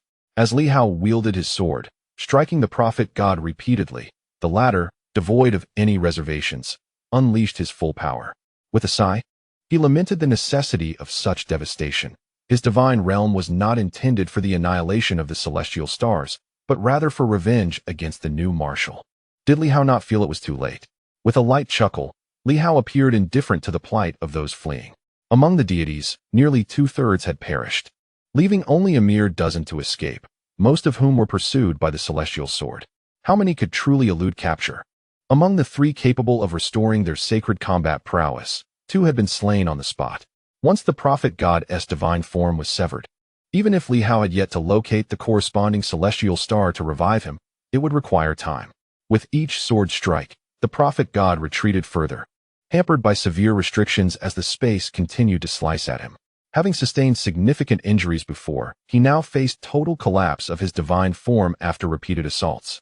With a mix of resignation and an emotion that teetered on the edge of regret, he cast a deep glance at Li Hao, recognizing this being as a potential root of their annihilation, a threat even greater than that posed by the Emperor of New Martial. This time, among the fallen deities, nearly half would never rise again, including the Sun God and the Dark God, who would no longer have the chance of resurrection. Li Hao's actions had rendered the heavens intolerant of divine beings.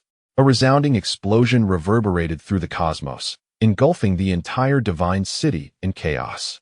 The colossal city, suspended in the air, began to crumble as countless soldiers were obliterated in an instant. The shockwave from the explosion forced Li Hao to stagger back a few steps, while others were hurled far away. In that moment, over 1 million soldiers met their demise as blood rained down, saturating the earth. The prophet god had fallen, yet there remained a glimmer of hope for his revival, unlike the fate of other deities. In the distance, the sounds of battle gradually diminished as Li Hao's voice resonated through the heavens. "Do not pursue the desperate." Some deities were providing cover. After a brief moment, a few returned, with Hong Yitong maintaining a calm demeanor. 17 deities fled, alongside the moon goddess. 6 chose to sacrifice themselves in the rear, slain by our hands. 12 escaped this place, leaving at least 50 deities in total, with only a quarter truly managing to flee. The power of the divine realm had been utterly shattered. All 3 saints had perished, with 2 never to be revived. At that moment, the king of Dali, blood-soaked, returned and asked in a somber tone, "Why not pursue?" Li Hao replied calmly, "The moon goddess cannot be killed. Should she fall, the seal of Silver City would be irrevocably broken.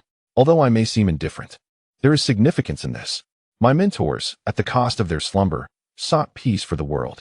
If I push the moon goddess too far, and she unleashes the emperor, would it not render their sacrifice in vain?" He surveyed the surroundings, a radiant smile illuminating his face. "In this battle, I have slain dozens of deities, obliterated the elite forces of a 1,000,000-strong army, and yet, the moon goddess has fled. What of it?" Silence enveloped the crowd. Someone spoke gravely. "Shall we breach the great wilderness now?" "No." Li Hao turned to them, asserting earnestly, "To live, is that not enough? Within the vast wilderness, there exist sacred beasts of the desolate realm, capable of combat, yet their engagement is not imperative. With the destruction of the divine nation, the armies of Dali and Shui Yun have retreated, rendering the wilderness too fearful to emerge. The celestial star, free from worry. Is survival a possibility?" Upon uttering these words, a tremor coursed through the hearts of the crowd, silencing their tongues. Can the wilderness be shattered? Perhaps hope still lingers, though the wilderness is rife with savage beasts. Yet, in such a state, it would merely be a gamble with one's life once more. Confronting the divine nation is straightforward. Once Li Hao discerned the foundations of their grand path, wielding the power to obliterate the sacred, he shattered the path, leaving these beings utterly incapable of contesting the celestial star. Li Hao beamed, his smile radiant as he proclaimed, "Celestial star, you need not worry." Countless divine beings perished in the divine nation, with 1,000,000 valiant troops annihilated. The rulers of Dali and Shui Yun stood present, and even without submission, they dared not mobilize their forces. The wilderness lay ensnared within vast deserts, too intimidated to emerge. With the demise of the divine beings, the heavens and earth trembled. Stability waned compared to before. To suggest a second resurrection is to hope for a retreat back to previous conditions, which is already a commendable feat in such circumstances. All strategic objectives of this battle have been accomplished. Li Hao pondered. Have all objectives truly been met? Perhaps only a few shall perish. He gazed skyward, chuckling. My mentors are merely in slumber. I will awaken them in due time. In ancient times, the sovereign wielded dominion over heaven and earth and resurrected those who had fallen in battle, did they not? It is said that even the supreme ones perished. Yet they returned to life. If he could, why not I?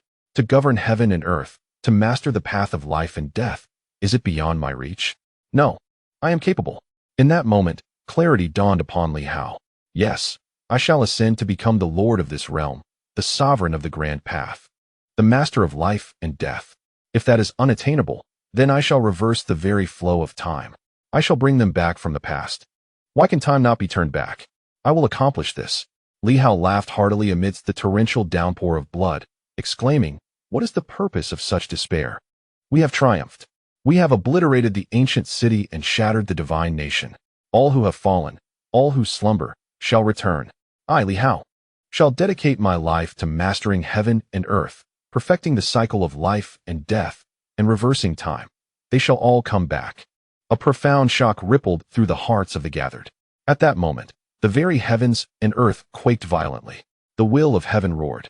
A cold glint flickered in Li Hao's eyes. If you comply, I shall grant you some leeway. Should you obstruct me, the will of heaven shall strike you down. The will of heaven continued to rage, thunder cracking around them. The slaying of divine beings had disrupted the stability of the cosmos. In the next instant, a sword intent pierced through the heavens and earth as Li Hao soared into the air, unleashing one strike after another to dispel the thunder. In an instant, tranquility enveloped the realm, save for the relentless rain of blood. Li Hao turned to the Empress of Shui Yun, asking, what shall be done with the forces of Shui Yun? The Empress's countenance shifted slightly, and she replied softly, General Xinwei, the nation of Shui Yun is weak. We were compelled to join the fray against the four nations. Shui Yun may integrate with the celestial star, as survival in the south is indeed precarious. Li Hao nodded slightly, and then cast his gaze upon the king of Dali, whose expression fluctuated as he solemnly declared, Dali shall retreat. We return to Tsongshan. Within my realm lie countless tribes, and I cannot yield. Li Hao regarded him for a long moment before softly stating, the celestial star can await your deliberation. King of Dali, take heed of your choices. The king of Dali uttered no words, merely inclining his hands in a slight gesture. I shall take my leave. Without further ado, he vanished in an instant. As for the battle of the day, I shall select a tenth of the spoils to send back to Dali, in gratitude for its contributions. Thank you. The king of Dali remained silent, his presence dissipating in an instant. The second resurrection had been thwarted, the divine kingdom crumbled, and the wasteland remained untouched. Who could possibly impede Li Hao now? Dali too yearned for home, once filled with trepidation, now, with the second resurrection stifled. The realm of mortals could approach freely, and moreover, the act of killing no longer could resurrect the heavens and earth. It was unlikely the realm of mortals would venture into Dali. This battle had irrevocably shattered the blockade against the celestial star. Who could still restrain Li Hao? The heavens were drenched in blood rain. In the land of the silver moon, at the ancient Lu family city, Hurricane City, outside the walls, the earth trembled and the skies cracked. The figure of the mortal realm manifested, as if tearing through the firmament. Space itself felt but a slight discomfort from the rending. Yet the barrage of thunderclaps caused him to frown slightly.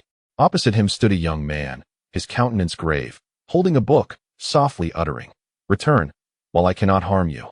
You cannot escape. The mortal realm gazed at him, his expression serene, allowing his form to fracture, utterly indifferent. He killed Zheng.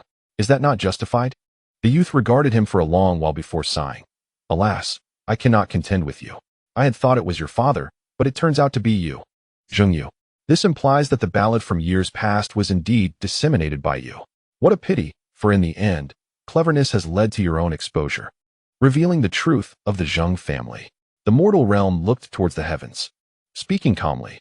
Were it not for the fear of tearing apart the void and annihilating the world, allowing that emperor to return, do you think this realm could confine me?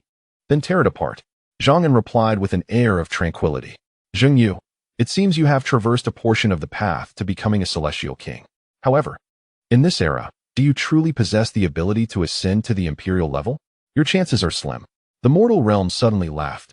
Zhang An, a practitioner of the late stage of the new martial arts, I shall claim the title of the world's strongest. Based on treachery, is it? Zhang An's tone remained composed. Ultimately, betrayers meet their demise. You may not witness that day. The mortal realm chuckled coldly. Even if I am destined to die, it shall not be by your hand. Zhang An life can always be altered. The future is forged by one's own efforts. If I do not strive, how can I ever hope to reach the emperor's level? The realm is filled with countless talents of the new martial arts. Aside from the early achievers, how many have ascended to the imperial status? The undying saints and celestial kings may exist, yet only the emperor stands formidable, monopolizing an excessive share of the world's energy. The kings of the realm divide the world into three parts, he claiming one, the Zhang emperor another, leaving the remaining imperial lords to share the remaining two-thirds. Should I not take risks? In this life, I would only attain the level of a celestial king. Zhang An remained silent, merely observing him quietly. He was not well acquainted with this individual. He had only visited once during the establishment of the Yuanping Martial Arts University, accompanying his father. At that time, this individual was not particularly renowned, being the third son of the Zheng family, with his elder brother at the pinnacle of the saints, a true genius.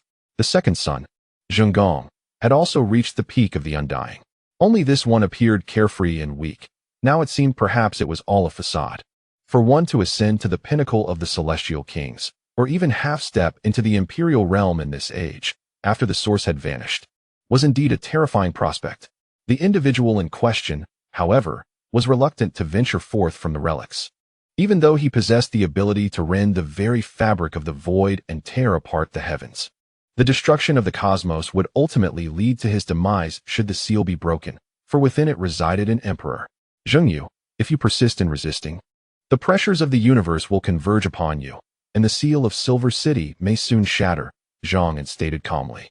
Zheng, gazing at him with indifference as the world trembled around them, retorted coldly, Zhang An, while you may hinder me for a moment, you cannot obstruct me for a lifetime. The heavens will eventually stabilize, and when they do, I shall surely vanquish you. Zhang An sighed softly, then I shall await that day, though I fear I may not live to witness it. With a dismissive huff, Zheng regarded him momentarily before casting his gaze skyward. The blood rain dissipated in an instant. He turned towards the direction of Silver City, where a colossal Bagua diagram appeared to tremble violently. A slight frown creased his brow. How infuriating! Had Zhang An not interfered, even a fleeting moment outside could have granted him the opportunity to enter the boundless city and confront Li Hao and his companions. Outside, he could not maintain his combat prowess. The universe's hostility was but one factor, and more significantly, the explosive force he could unleash risked shattering the fragile realm and potentially breaking the seal. At that moment, it was imperative to prevent the seal from fracturing. His countenance darkened slightly as he ceased speaking and swiftly retreated to the rear of Hurricane City. In the next instant, the ground beneath trembled as if attempting to escape the area. Zhang An did not obstruct him. He could not, for that entity was of the highest caliber. Outside the city, he could deter one or two, but within, with his current strength, he would undoubtedly perish. Zheng Yu's voice echoed with a hint of coldness. Though Zheng Gong has perished, Li Hao's faction shall not fare well either. Zhang An, should you prevent me from escaping, if Li Hao's friends and family fall in battle, I shall see you and Li Hao part ways. I am curious to witness how steadfast you are under the scrutiny of human hearts. Should you claim it is to stop me rather than concern for Li Hao, I will seize the opportunity to invade other main cities, annihilating the 8 major strongholds. With Sword City lost and Boundless taken, I have laid plans for all other main cities. Zhang An, I eagerly anticipate your response. Do not trouble yourself. Zhang An replied with an expression devoid of emotion. You should contemplate whether the first to break free from the Red Moon Emperor's seal will be you or others. He returned the sentiment. A mere sage holds no sway to threaten me.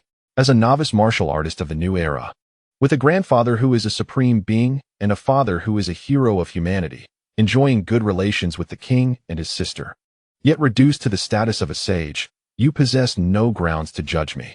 A cold laugh reverberated through the air, shaking the very earth, as the ground quaked as if the mountains themselves were crumbling. In an instant, the ancient city vanished from sight. Zhang An did not pursue, but merely observed in silence. Turning to the west, he remained still for a considerable time before vanishing from his spot, swiftly returning to the relics. The western divine realm had been breached. Zheng Gong was dead, and the boundless was already under their control. The Tianqing governor's mansion was temporarily free from worry. The cosmos was fragile, and Zheng Yu, too, did not dare to appear again. This time, his reckless emergence was intended to rescue his elder brother, yet it had already strained the very fabric of the universe. The seal had been tested repeatedly, and Zheng Yu might not even dare to unleash his avatar again thereafter. Yet, how many had fallen on Li Hao's side? He pondered, but chose not to dwell on it. With the strength of a mere mortal, Zhang An engaged in a fierce struggle against multiple saints. At least 2 or 3 in this battle, which may not end well. He returned to the ruins, dissipating the new power within him, and once more restored his spiritual form, sitting silently in meditation. Am I truly so worthless? Perhaps. That scion of the Zheng family's branch has managed to ascend to the quasi-emperor realm, while I, not long ago, barely reached the quasi-king stage. A significant gap indeed. Is it my own inadequacy? A hint of self-mockery surfaced in my heart. Perhaps it is. If I were not so inept, why would I fear the upheaval of other main cities? It would be wiser to send messages to the ancient cities, rallying a great army. For there might still be a glimmer of hope. Yet, thoughts swirled within me. How many ancient cities remain unclaimed, aside from Boundless and Hurricane? At the same time, a warship glided silently towards the Silver Moon. The vessel headed straight for Boundless City. Soon, it re-entered Boundless City, where Li Hao stepped aboard. At this moment, Boundless City was engulfed in chaos, consuming energy. Dozens of deities had perished, and a million-strong army had crumbled. The celestial energies, which were once rejuvenating, grew increasingly fragile due to Boundless City's insatiable hunger. This fragility rendered Zheng Yu hesitant to act, leaving Zhang An to seal the city unopposed. At this moment, everyone disembarked from the warship, each one battered and bruised, their emotions tumultuous. The battlefield remained, blood saturating the ancient city. Tens of thousands of soldiers had perished. The living were extinguished, and even the dead seemed bewildered. Those soldiers appeared to be on the brink of collapse. Many had indeed succumbed to despair. The Boundless army was not entirely composed of traitors. A portion had perished in the early stages, leaving only remnants to follow the commands of their superiors, now deceased, instantly draining their vitality. Li Hao landed and surveyed the surroundings, enveloped in silence. In this battle, Southern Fist, Ho Xiaoqing, Jade Rakshasa, Golden Spear, Yuan Shuo, Thunderleg, Lu Long, Kong Jie, the Light Sword, Northern Fist Master Thunder Fist, the Master of the Mad Blade, the previous generation of Iron Cloth, and even the elderly Yao Si, whom Li Hao had once scolded, all met their demise in this conflict. Li Hao gazed around, lost in thought. In the wake of this battle, half of the Silver Moon martial arts world had vanished. Was it worth it? The 9 new disciples who had come to pledge their loyalty fell into silence, leaving only their weapons behind. Even if Li Hao wished to revive their spirits, it would be exceedingly difficult, as their very essence lay dormant. This victory could only be deemed fortunate. Perhaps it was worth it. Li Hao looked to the sky and suddenly spoke. Surely, my teachers are aware that dawn has arrived, and even a semblance of light signifies the end of darkness. The dawn had broken. Outside, the second sun of the day emerged. With this battle concluded, the threat from the 4 nations dissipated. What lay ahead might be a period of vigorous development, including the other ancient cities. I believe I may know how to proceed. Li Hao contemplated within. Behind him, Qian Wuliang spoke cautiously. What about the funerals for the esteemed seniors? Li Hao turned his gaze toward him, pausing for a long moment before replying. They are not dead. What funerals are needed? Qian Wuliang nodded promptly, not daring to utter another word. At that moment, Li Hao exuded an aura of deep abyss, staring into oneself, rendering one breathless. At this moment, Qian Wuliang felt a chilling sense of mortality. For he understood that although Li Hao appeared tranquil, he was anything but calm. Cleansing the battlefield and seizing an ancient city promised countless rewards. Li Hao regained his composure. As though nothing had transpired, gazing into the distance with a faint smile, the ebb and flow of celestial energy would soon transform this place into the next sacred ground. As for the resurgence, what concern was it of ours? Whether the heavens are fragile or not, it matters not. Silence enveloped the crowd. Among them, some bore expressions of despondency, Yet Li Hao's voice resonated once more. Esteemed ones, cultivate your strength and master the path. If this battle fails to reveal the disparity, how then shall we seek vengeance? When has the Silver Moon martial arts been so ruthlessly slaughtered by outsiders? Upon hearing these words, the battered Bei Quan gritted his teeth and growled fiercely, grow stronger. In this confrontation, Nan Quan had perished along with his master. Now, he was the sole survivor of their martial lineage. Originally, he too would have met his end, but then Yao Si had abruptly charged forth. That night watchman captain was also adept in martial arts, yet ultimately, it was Yao Si who fell, leaving him to survive. Perhaps, in Yao Si's eyes, Bei Quan possessed the greatest talent in martial arts, and with Nan Quan dead, it was fitting for Bei Quan to endure. In that moment, a fierce fire ignited within the eyes of all present. Each individual awakened paths not belonging to the 36 channels, their predatory gazes instilling a sense of dread in the approaching Empress Shuiyun. These people resembled explosives ready to ignite. A single misstep could unleash a cataclysmic battle upon the world. Ahead, Li Hao strode forward, his back turned to the crowd, advancing step by step towards the central lord's manor, neither looking back nor turning around, nor paying tribute to anyone, for in his eyes, they were not dead.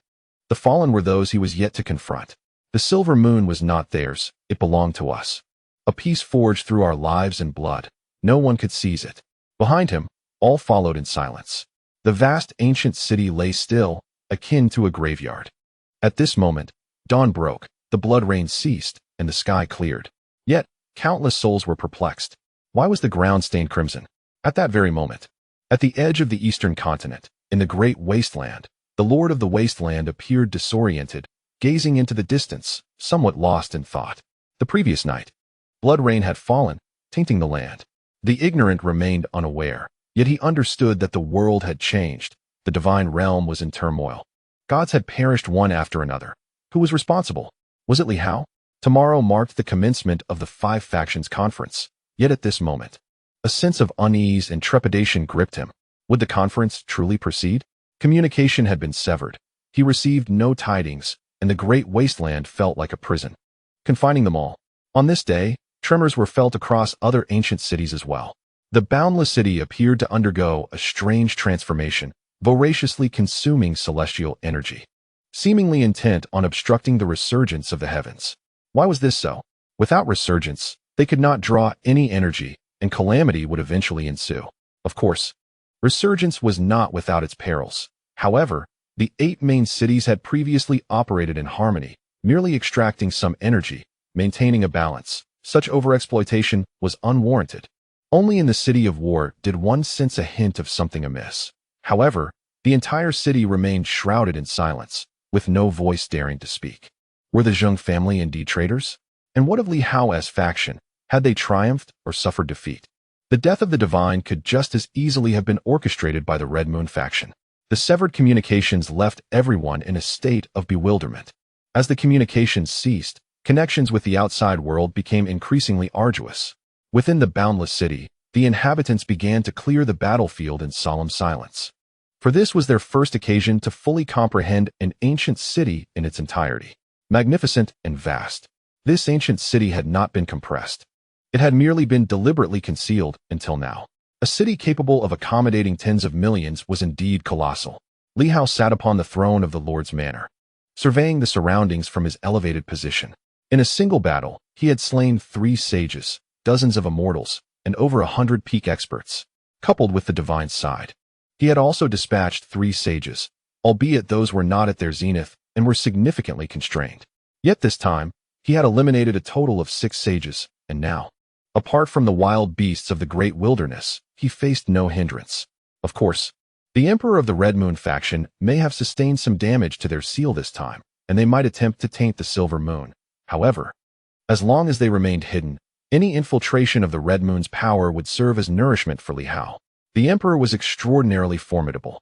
Were it not for the existence of the seal, it would be nearly impossible for the heavens to restrain such a being. This time, having slain Zheng Gong and severed his path, Li Hao might have attracted the attention of his foes. If that figure from the red dust were indeed the head of the Zheng family, he should be able to sense it. What strength did this red dust possess? Could this realm truly bind such a being? If it could not, Why had they not appeared sooner to eliminate him, instead of expending effort to forge a coalition of 4 nations? Conversely, if they could be constrained, did that imply that their strength was not overwhelming enough to break the confines of heaven and earth? At this moment, Li Hao pondered ceaselessly.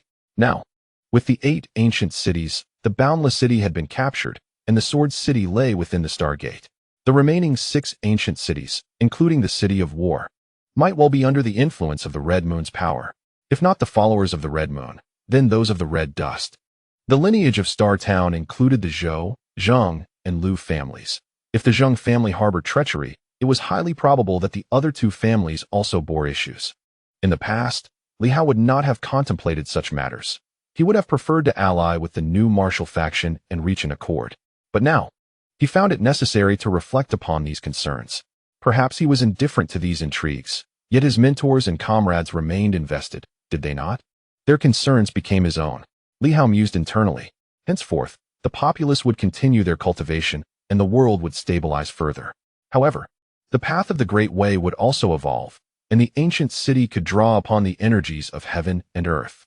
The question remained, would they emerge first, or would he grow stronger first? Thoughts surged through his mind. Moments later, Hong Yitong entered, solemnly stating, all living souls within the city must be eradicated. Yet there remain tens of thousands of armored soldiers and some lingering remnants. These soldiers may not be traitors, they are loyal individuals. How does the governor propose to handle them? Incorporate into the Battle Heaven military structure, specifically the 9th Division. Li Hao suddenly chuckled, contemplating how he would meet the commander of the 9th Division. Let these soldiers be absorbed by him. They are merely a group of ordinary soldiers who, in years past, were unqualified to partake in rebellion. Even in death, their loyalty to guarding the city is commendable. Hong Yitong hesitated for a moment before speaking. Although the Zheng family has rebelled, there remains no concrete evidence to substantiate their treachery. Li Hao laughed. The 3 sages maintained their complete combat strength, and Zheng has humiliated the supreme Zhang family. If Director Wang witnessed all this, and it cannot be taken as evidence, then it seems one must see it with their own eyes and require literal proof. With this, Li Hao's tone returned to normal. That merely indicates that Battle Heaven City is not as formidable as it appears. Should they choose not to reconcile with me, so be it. For the sake of past relations, I shall not make things difficult for them. However, if the formidable ones of Battle Heaven wish to revive, they must seek my consent.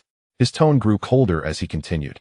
As for the other ancient cities, I shall not mention the Lu and Zhou families.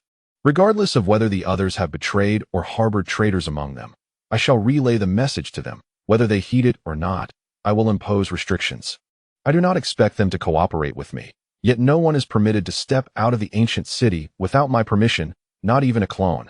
Upon hearing this, Hong Yitong's expression shifted slightly.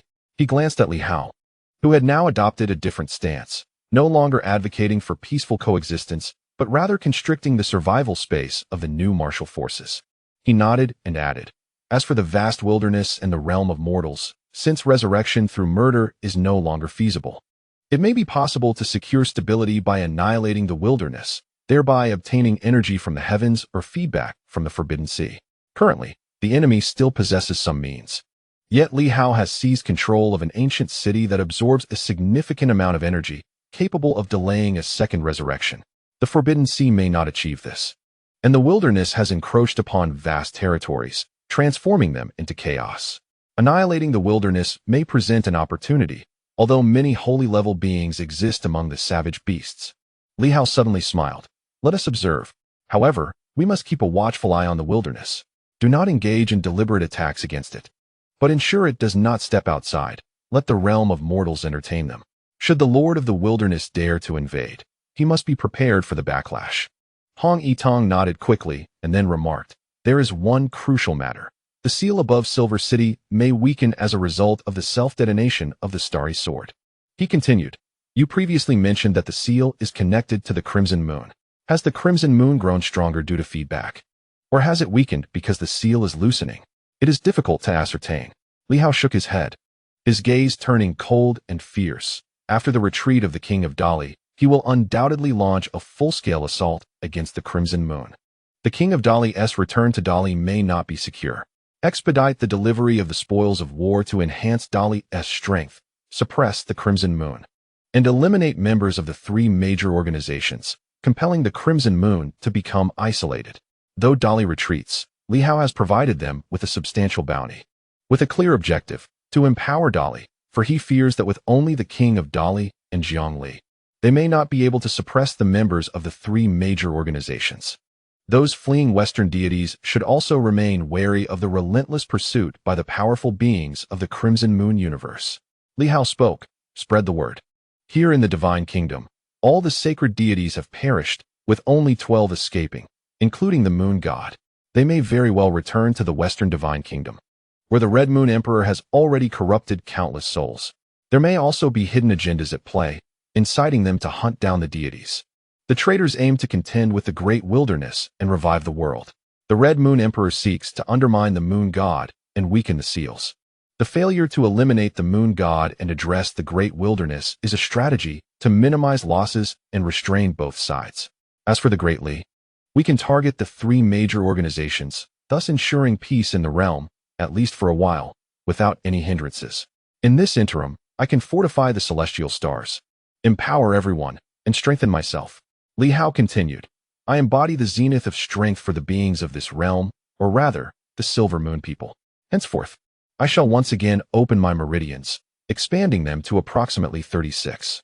The instability of the world is intended for the new martial arts and the Red Moon, but not aimed at the practitioners of the new path. All of you must strive to elevate yourselves swiftly. This battle has yielded countless rewards, including the remains of several saints, the immense power of immortality, and the fountain of life. The corpses of deities are also crucial for our advancement. Hong Yitong nodded continuously as others began to arrive. This battle claimed many lives, yet some core forces suffered minimal losses. Lin Hongyu, Qian Wuliang, Director Zhao, Director Zhou, Huang Yu, and Chun Zhongtian, these multifaceted individuals experienced little in the way of casualties.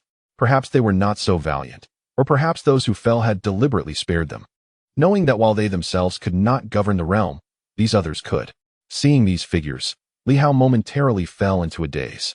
Huang Yu, who led the troops, was still present. Lin Hongyu, who governed, was still there. Director Zhao and the others remained.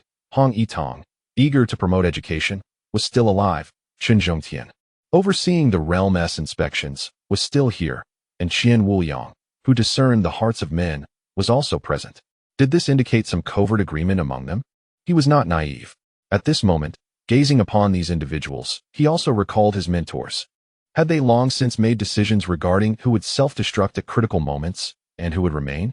The fallen in this battle were primarily the Southern Fist and Golden Spear warriors, whose martial prowess surpassed their intellect. How remarkably coincidental. Even Ho Xiaoqing perished due to an unforeseen circumstance. Otherwise, he might have survived. Thoughts flickered in his mind as he looked at the crowd again. Tianjian, the martial artist devoted to the path, had emerged unscathed. It was not that he wished harm upon the adversary. Rather, Tianjian's resolute character had led Li Hao to believe that he too might be among those who fell. Why had Tianjian escaped unscathed? He glanced at Qian Wuliang not far away, who seemed to have been observing him. Upon meeting Li Hao's gaze, Qian Wuliang felt a tremor within him, as though Li Hao could see through the hearts of men, sending a shiver down his spine. Suddenly, Li Hao addressed him, Uncle Master Tianjian, I am relieved that you survived this battle. Your steadfast nature worried me, fearing you too might succumb. Tianjian replied solemnly, it was merely luck. I owe my survival to General Qian, who aided me at a critical moment. A sheen of perspiration suddenly beaded on Qian Wuliang's brow. Originally, rescuing others during battle is not inherently a malevolent act. In his attempt to save Bei Quan, Yao Si sacrificed himself, and no one would dare to claim that his intentions were malicious. Li Hao nodded slightly and turned to Ba Dao, inquiring, Master Ba Dao, who saved you? Ba Dao paused, momentarily taken aback before responding, it was General Qian. The terror in Qian Wuliang's eyes was palpable and difficult to suppress. Li Hao remained silent, offering a subtle nod. Both Ba Dao and Tianjian are forthright martial artists of formidable strength. However, if one were to speak of true affinity, Tianjian is somewhat closer, while Ba Dao is less so. The individuals with whom he shared a profound bond, such as Yuan Shuo, Lu Long, and Ho Xiaoqing, have all perished in this conflict. Among the Silver Moon martial artists, those adept in strategy are few. Tianjin and his companions are skilled in battle. Yet those with whom they had a close relationship have largely succumbed. Hong Yitong possesses commendable combat prowess and strategic acumen, but his heart lies not in politics or military affairs. Rather, he is devoted to following the path of the ancient sovereign, promoting martial arts and education throughout the realm. A multitude of thoughts surged through Li Hao's mind. At this moment, Lin Hongyu and director Zhao exchanged glances, their expressions subtly shifting. The others, however, were not preoccupied with such reflections. They merely felt that Qian Wuliang exhibited commendable loyalty, stepping in to assist Tianjin and Ba Dao at a critical juncture, thereby potentially saving more of the Silver Moon martial artists. Qian Wuliang bowed his head, avoiding Li Hao's gaze. Li Hao regarded him intently for a long while before stating, "General Qian, I have a crucial task to assign to you. Are you willing to accept it? The governor has issued an order. Wuliang shall exert his utmost efforts." Li Hao nodded slightly. "You are to oversee the transportation of supplies to the Great Li. Inform the king of Great Li that I have tasked you with remaining there for a time to eradicate the members of the three major organizations. You may devise strategies. For although the king of Great Li is valiant, and Zhang Li possesses some cunning, they are woefully unfamiliar with these organizations. Presently, the three organizations, particularly the Crimson Moon, pose my greatest threat and are my adversaries." Li Hao spoke coldly. "I demand that you force them into a corner, with no escape above or below. The three organizations and the Haotian Divine Mountain have tens of thousands of members. I want to see their corpses, to witness their severed heads." Qian Wuliang's expression shifted as he contemplated the task of confronting the three organizations. Li Hao continued, "You possess a keen intellect. The Crimson Moon is not to be underestimated. This individual is crafty, so proceed with caution. Should you succeed in this endeavor, even if you cannot secure the head of the Crimson Moon, I will still acknowledge your significant contributions. If you manage to capture the Crimson Moon." Li Hao paused, then, "Aside from the position of the Tianqing king within the Tianqing dynasty, the world is yours to claim." Wuliang dared not respond. His expression changed, and he hastily declared, "Wuliang will certainly give his all. No, it is imperative. Even if you cannot slay the Crimson Moon, Yin Luo, or the Flying Sword Immortal, or the Lord of Haotian Mountain, I expect to see at least one of their heads, should none be presented." Li Hao gazed at him, choosing not to elaborate further. Qian Wuliang's countenance transformed repeatedly. The four individuals he mentioned were inextricably linked. To kill one under the watchful eye of the Crimson Moon would be an exceedingly daunting task. Is the Crimson Moon truly formidable? Are the saints difficult to contend with? Qian Wuliang understood that it would be exceedingly challenging, perhaps even more so than facing a saint, for had it been otherwise, given Li Hao's nature, he would have avenged himself long ago rather than waiting until now. Even after capturing the ancient city, he had not sought out the three major organizations. Clearly, he understood that Ing Hongyue was a formidable opponent. Of course, Qian Wuliang was also aware that this task was one he must undertake, no matter the circumstances. He had to confront it. When Li Hao inquired about the Tianjin and the Badu, he realized he was in deep trouble. Fortunately, Li Hao did not continue his line of questioning. Contemplating this, Qian Wuliang swiftly responded, "I understand, if I cannot secure the heads of these individuals, Wuliang will present his own head." "That is unnecessary," Li Hao gently replied. "Even if you do not succeed, it is of no consequence. Just exercise caution. Especially with Ing Hongyue. She may wield the power of the Red Moon, but you should not be overly affected, which is precisely why I sought you out. As for the others, I fear they may be hindered by the opposition." "I understand," Qian Wuliang promptly replied with conviction. Li Hao then asked, "Do you require assistance?" "None is needed," Qian Wuliang quickly retorted. "I can manage alone, as long as King Dali and Chief Priest Zhang collaborate with the support of Dali. There is no need for others to intervene." Li Hao nodded in agreement. "Very well, after the matter is concluded, you shall collect the supplies and deliver them to King Dali, conveying my message. If he refuses to heed my words, inform him that a single Ing Hongyue poses a greater challenge than three ancient cities." "I understand." Li Hao gave a slight nod. Meanwhile, Qian Wuliang felt a wave of relief. Li Hao had remained calm throughout the conversation, without uttering any harsh words, even praising his competence and entrusting him with significant responsibilities, including the handling of his greatest foe. Yet, this trust made Qian Wuliang's hair stand on end. At that moment, he felt a deep sense of trepidation. Thankfully, Li Hao did not press further.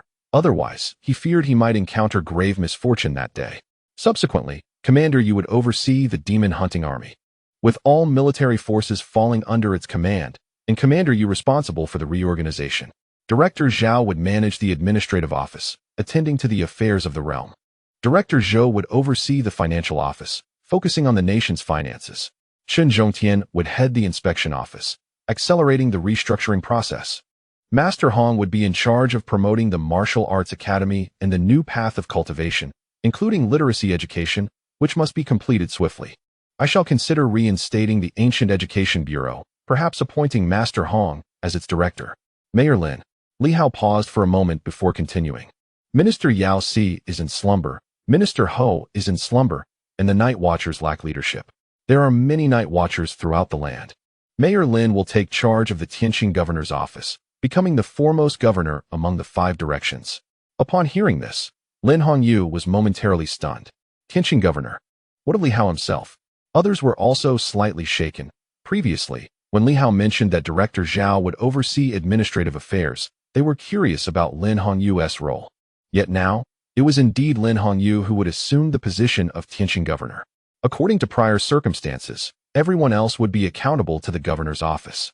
Lin Hongyu hurriedly exclaimed, "What merit or capability does Hongyu possess?" "Enough," Li Hao interjected. "Proceed as I have instructed. As for my own endeavors, I shall focus primarily on cultivation, paving the way, and confronting ancient powerhouses. Do I not hold the title of Tianqing Ho? I can simply bestow upon myself a new title, Inyu Ho, and no one shall object, shall they? Inyu Ho." The assembly felt a stir within. None voiced their thoughts. Inyu is one of the provinces of the realm.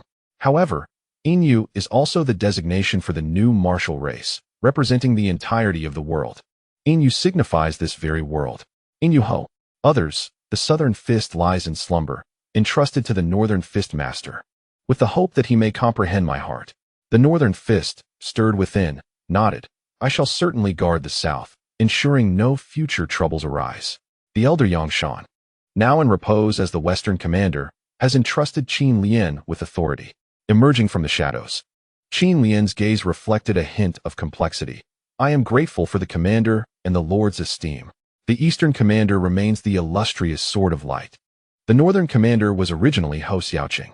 At this moment, Li Hao turned his attention to those remaining, lost in contemplation. In the north, the Silver Moon also resides. With Hou Xiaoqing gone, who could assume the mantle of northern commander? Ultimately, his peripheral vision fell upon one individual, and he slowly declared, Bai Guangjian shall assume the position of northern commander. The perpetually dazed Bai Guangjian suddenly lifted her head, her expression a mixture of confusion and bewilderment. What? Li Hao intoned gravely. Bai Guangjian Wu Hongshan shall take on the role of northern commander. Wu Hongshan was taken aback. Casting a glance around her, Tianjin and Badu were still present. How could the northern command fall to her? Li Hao spoke softly.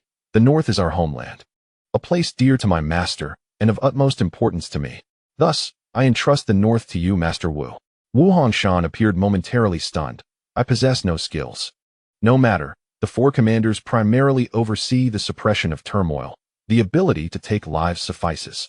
Li Hao's voice turned cold. Just one death shall suffice.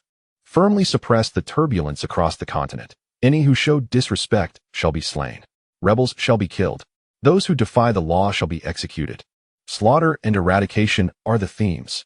The duty of the 4 commanders is precisely this. The inspection department maintains local peace, the military quells rebellions, and the administrative office oversees the rotation of officials, ensuring regional tranquility.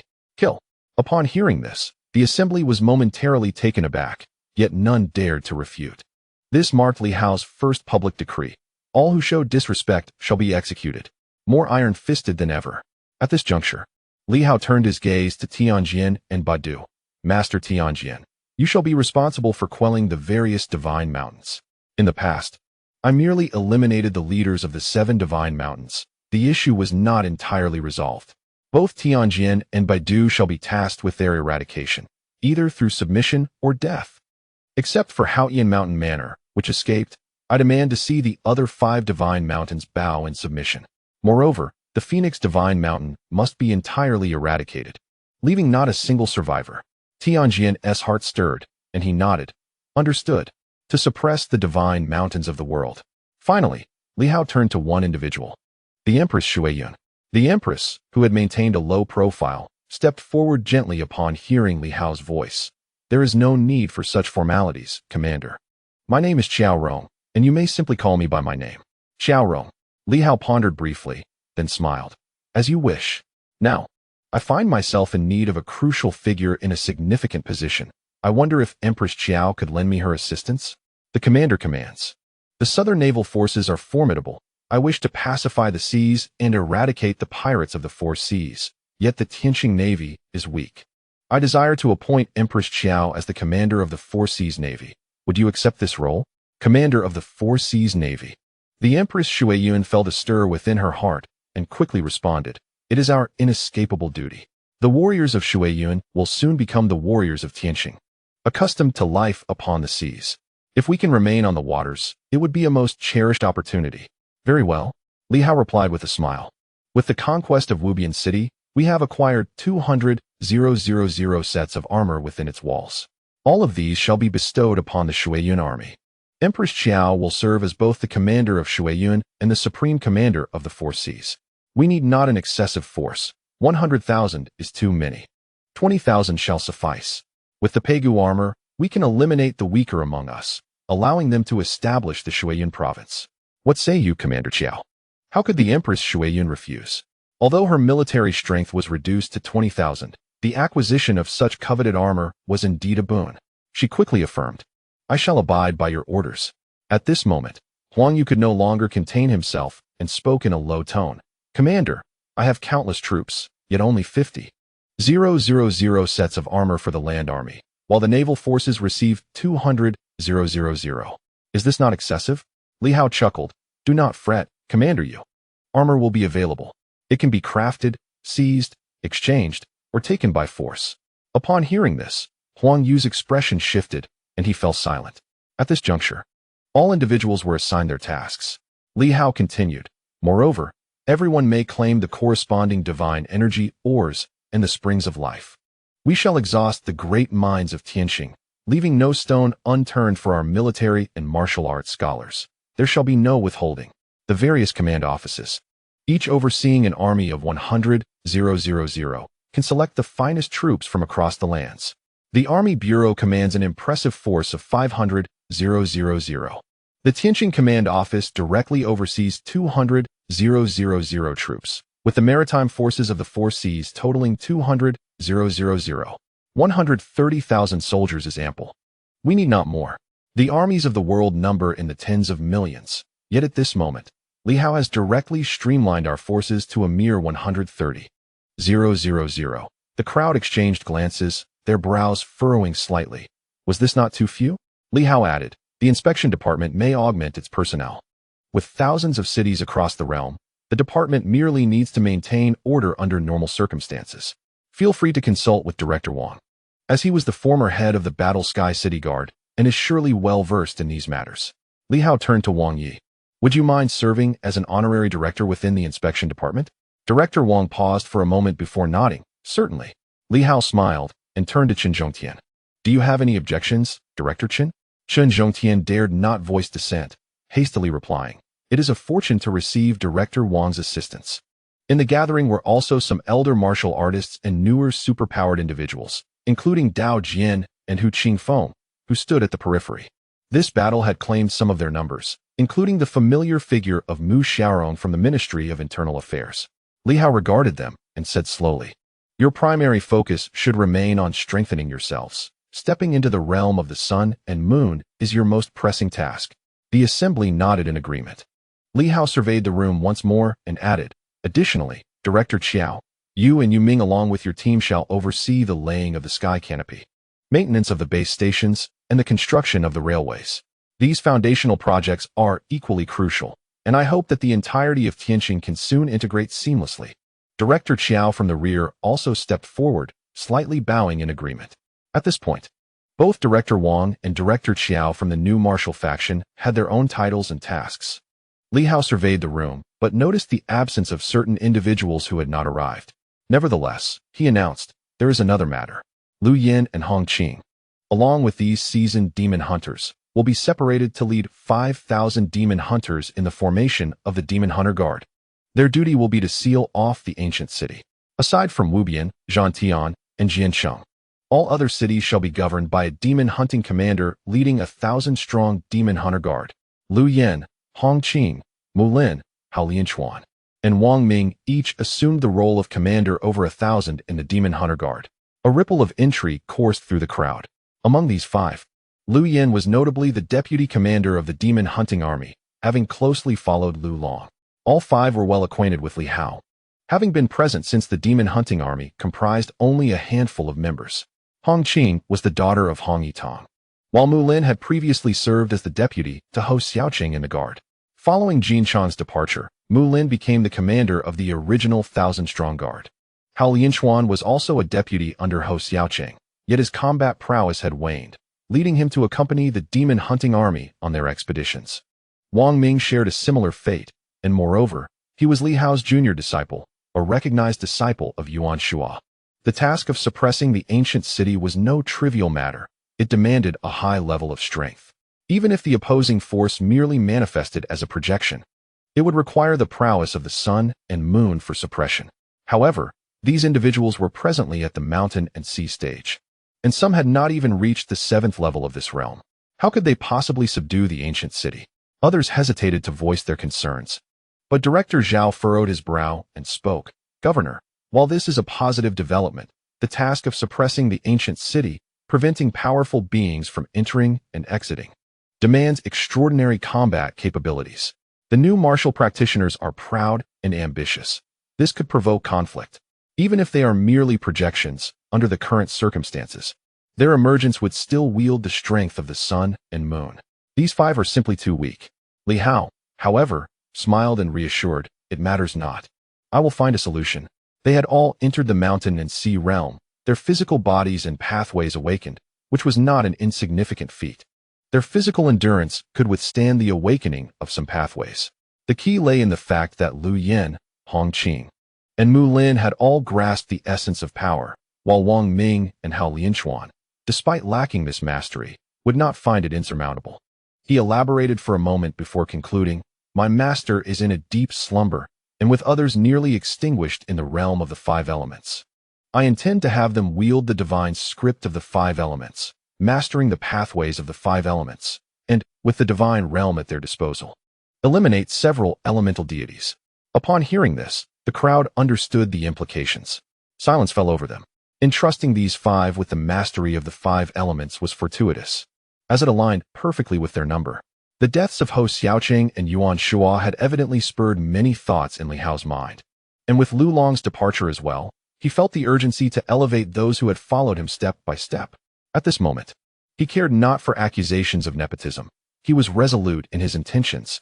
He even intended for these individuals to wield the physical forms of the elemental deities, alongside the divine scripts and pathways of the 5 elements. This was both a form of compensation and a manifestation of his inner trepidation, fear that these individuals might also fade away.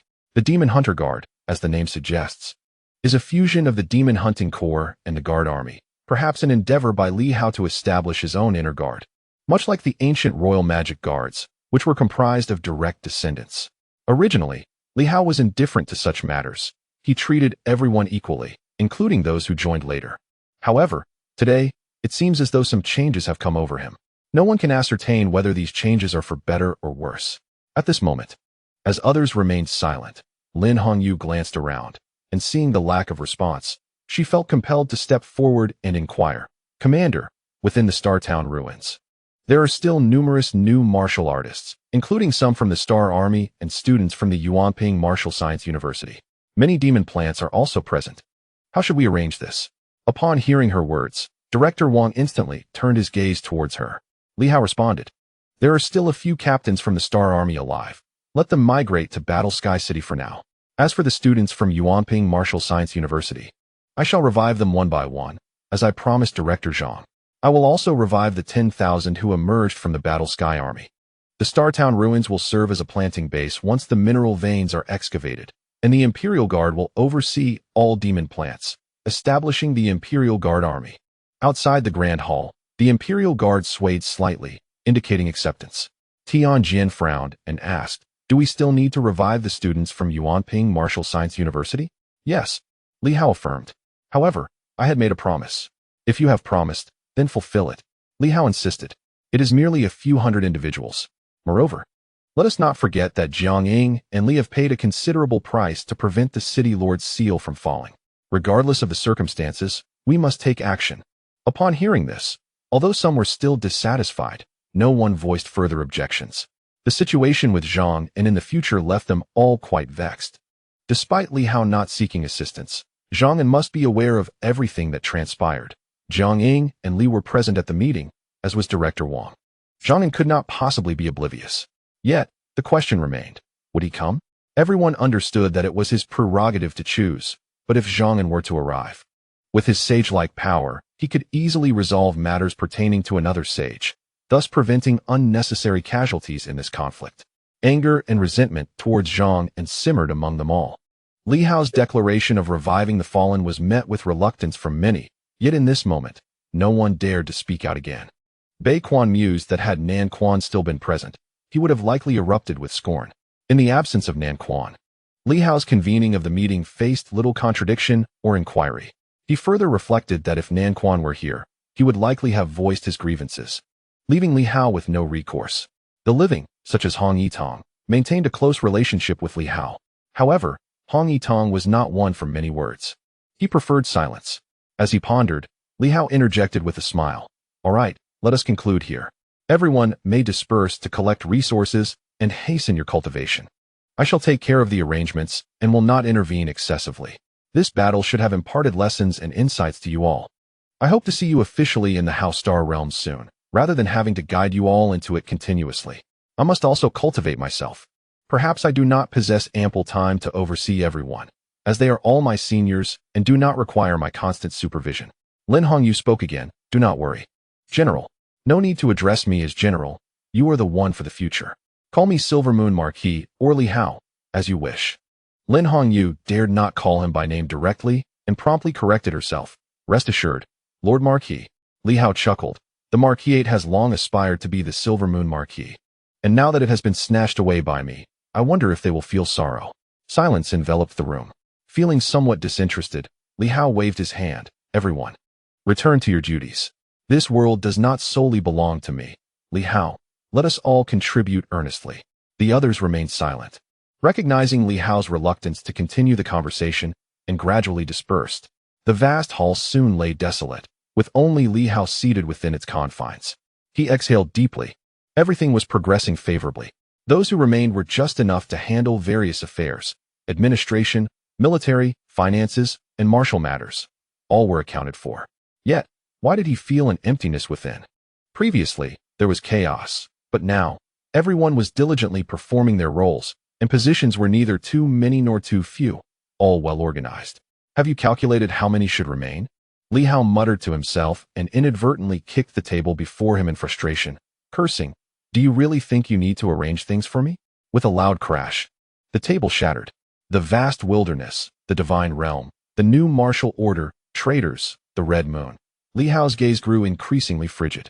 After a long pause, he gritted his teeth. None shall find respite. If the king of Dali and Empress Shuiyun had not arrived, neither would find comfort. He turned his gaze toward Silver City, pondering if the Emperor of the Red Moon had perhaps released some of his power.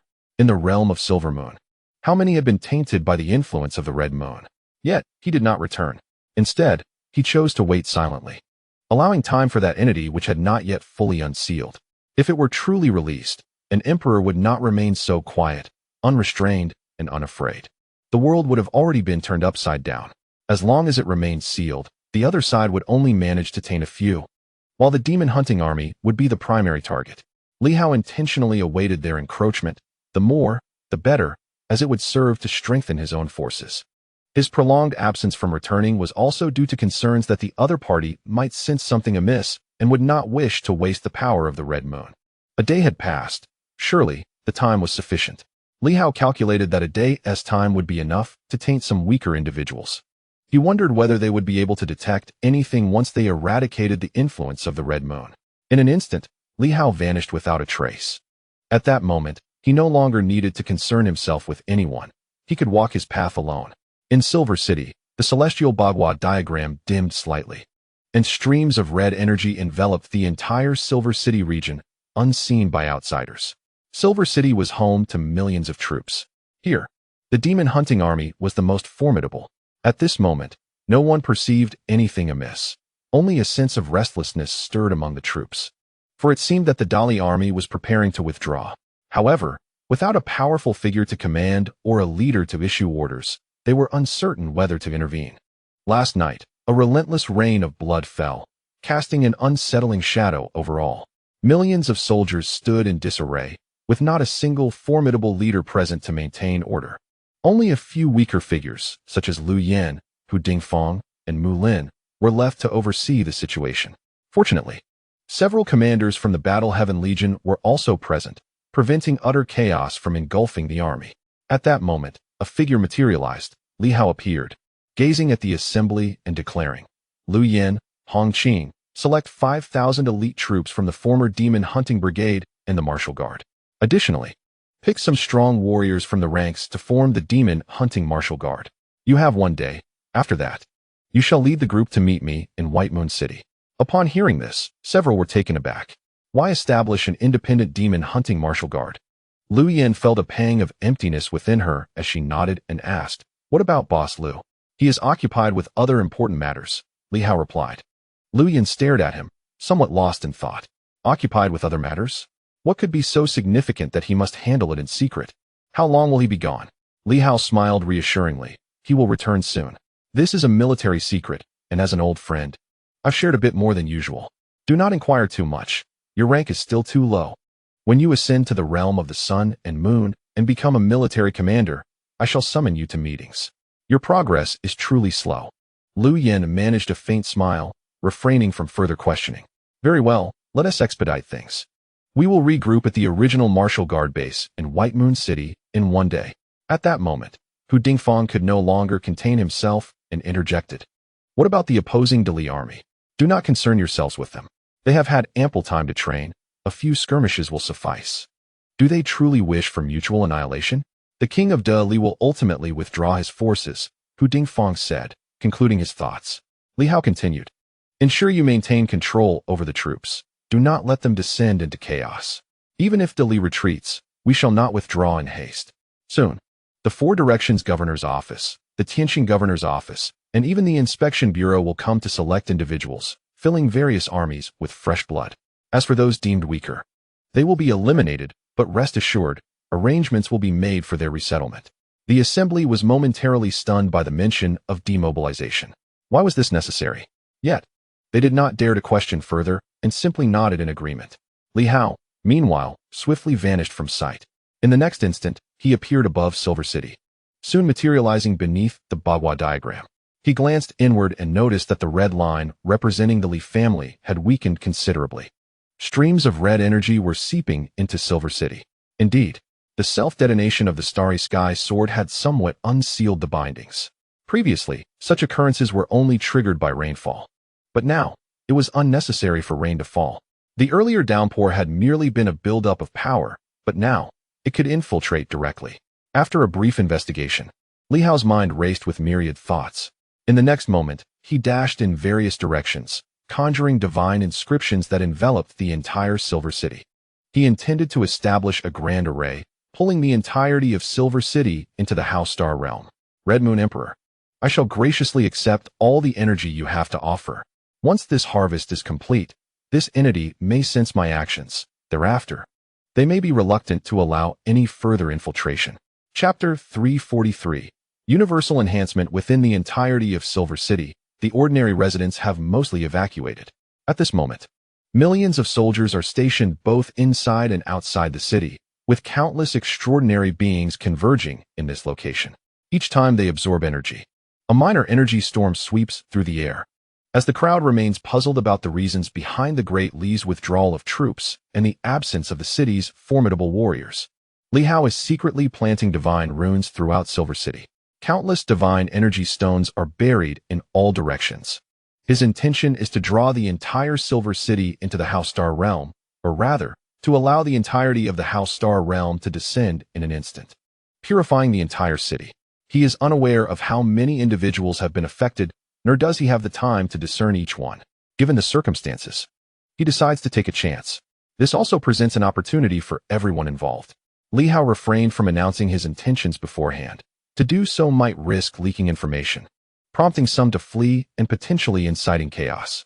Once the Hao Star realm descends, those who cause disorder will naturally face their demise. Numerous divine energy stones have been buried in every corner of Silver City to serve as the activation energy source. Even a mere trickle of power from an emperor-level figure is sufficient for these soldiers to experience enhancement. As time passes, a few formidable beings arrive in Silver City. The military personnel, including Huang Yu and several commanders, swiftly make their way here to select soldiers for various battalions. Li Hao has chosen to decentralize power. The army is no longer under the command of a single individual, but is instead divided among 5 commanders, with the military and naval forces each controlling a portion of the military strength, while the inspection department also maintains authority over a segment of it. Everyone is engaged in the selection of elite troops. Meanwhile, the army has become aware of the situation and has not attempted to conceal it. The Silver Moon is set to disband a portion of its forces, with some elite soldiers being chosen for the combat battalions. Some individuals feel relieved, while others experience disappointment. This location has gathered numerous military forces, yet some are reluctant to remain due to the inherent dangers. After multiple days of conflict with the Great Li, the losses have been significant, even though it seems the Great Li is preparing to withdraw. Nonetheless, there is still apprehension regarding the potential resurgence of warfare. On the opposing side, within the Great Li dynasty, the Great Li King furrows his brow. He has just received a message from Li Hao, requesting him to wait a moment longer before withdrawing his troops the following day, advising against any hasty decisions. Furthermore, Qian Wuliang has also arrived. The Great Li King holds a certain disdain for this individual, feeling that he does not align with the Silver Moon's ethos, perceiving him as somewhat of a schemer. However, Qian Wuliang has made his intentions clear, to assist the Great Li in eliminating members of the 3 major organizations. Additionally, he has brought an immense supply of divine energy stones, several divine corpses, thousands of drops of the fountain of life, along with a substantial amount of primordial power and immortal energy. Given such generosity, the Great Li King finds it difficult to express any objections. He harbors a suspicion that Qian Wuliang has been sent by Li Hao to monitor him, despite the fact that Li Hao appears to have no such intentions. At this moment, the Great Li dynasty gazes into the distance, where Silver City lies. He feels a sense of uncertainty, perceiving an almost ethereal quality to the city. What is Li Hao up to?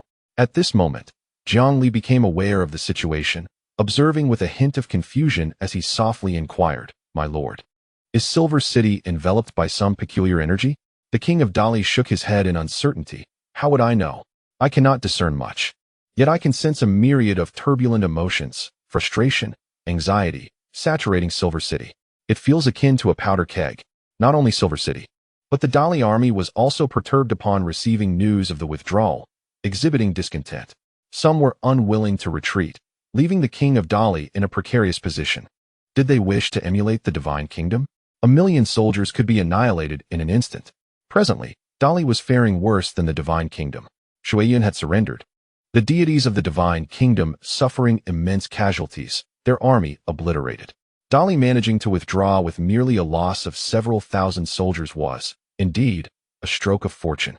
He harbored no doubts that had he not intervened yesterday, following the downfall of the divine kingdom, Dali would have been next in line. In that moment, Li Hao was fervently yearning to quell the turmoil within him through bloodshed. After vanquishing the formidable beings of the divine kingdom, he did not entirely restrain his impulses. The decision to retreat had left him profoundly unsettled, fearing that Li Hao might opt to obliterate Dali. Fortunately, Li Hao maintained his composure and chose to permit the withdrawal, acquiescing to his wishes. As he contemplated, he sensed that they were all observing him. In the distance, Silver City appeared increasingly ethereal. Suddenly, the expression of the king of Dali shifted slightly. Not only was Silver City affected, but it seemed as though a force was enveloping their vicinity as well. Li Hao's presence flickered and vanished, yet the king turned to look back, frowning slightly, sensing that Li Hao was orchestrating some formation. Was this an array intended to ensnare the entire Dali army? He felt a pang of concern, yet at this moment, should Li Hao truly intend to do so. He would be powerless to resist.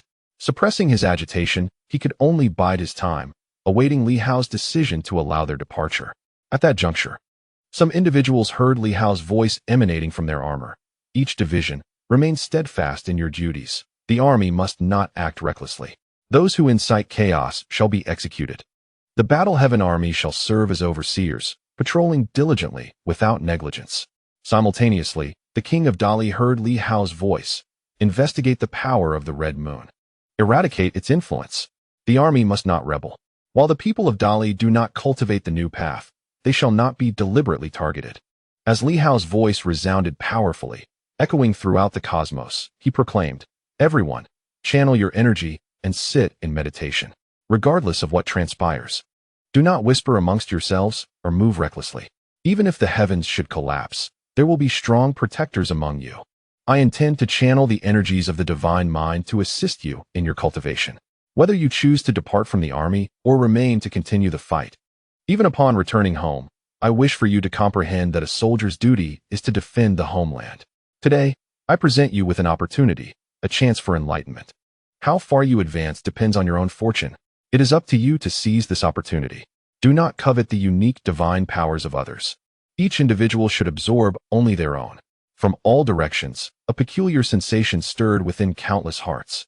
A chance to depart. An invitation to harness the power of the Great Mine? In Silver City, where did the Great Mine come from?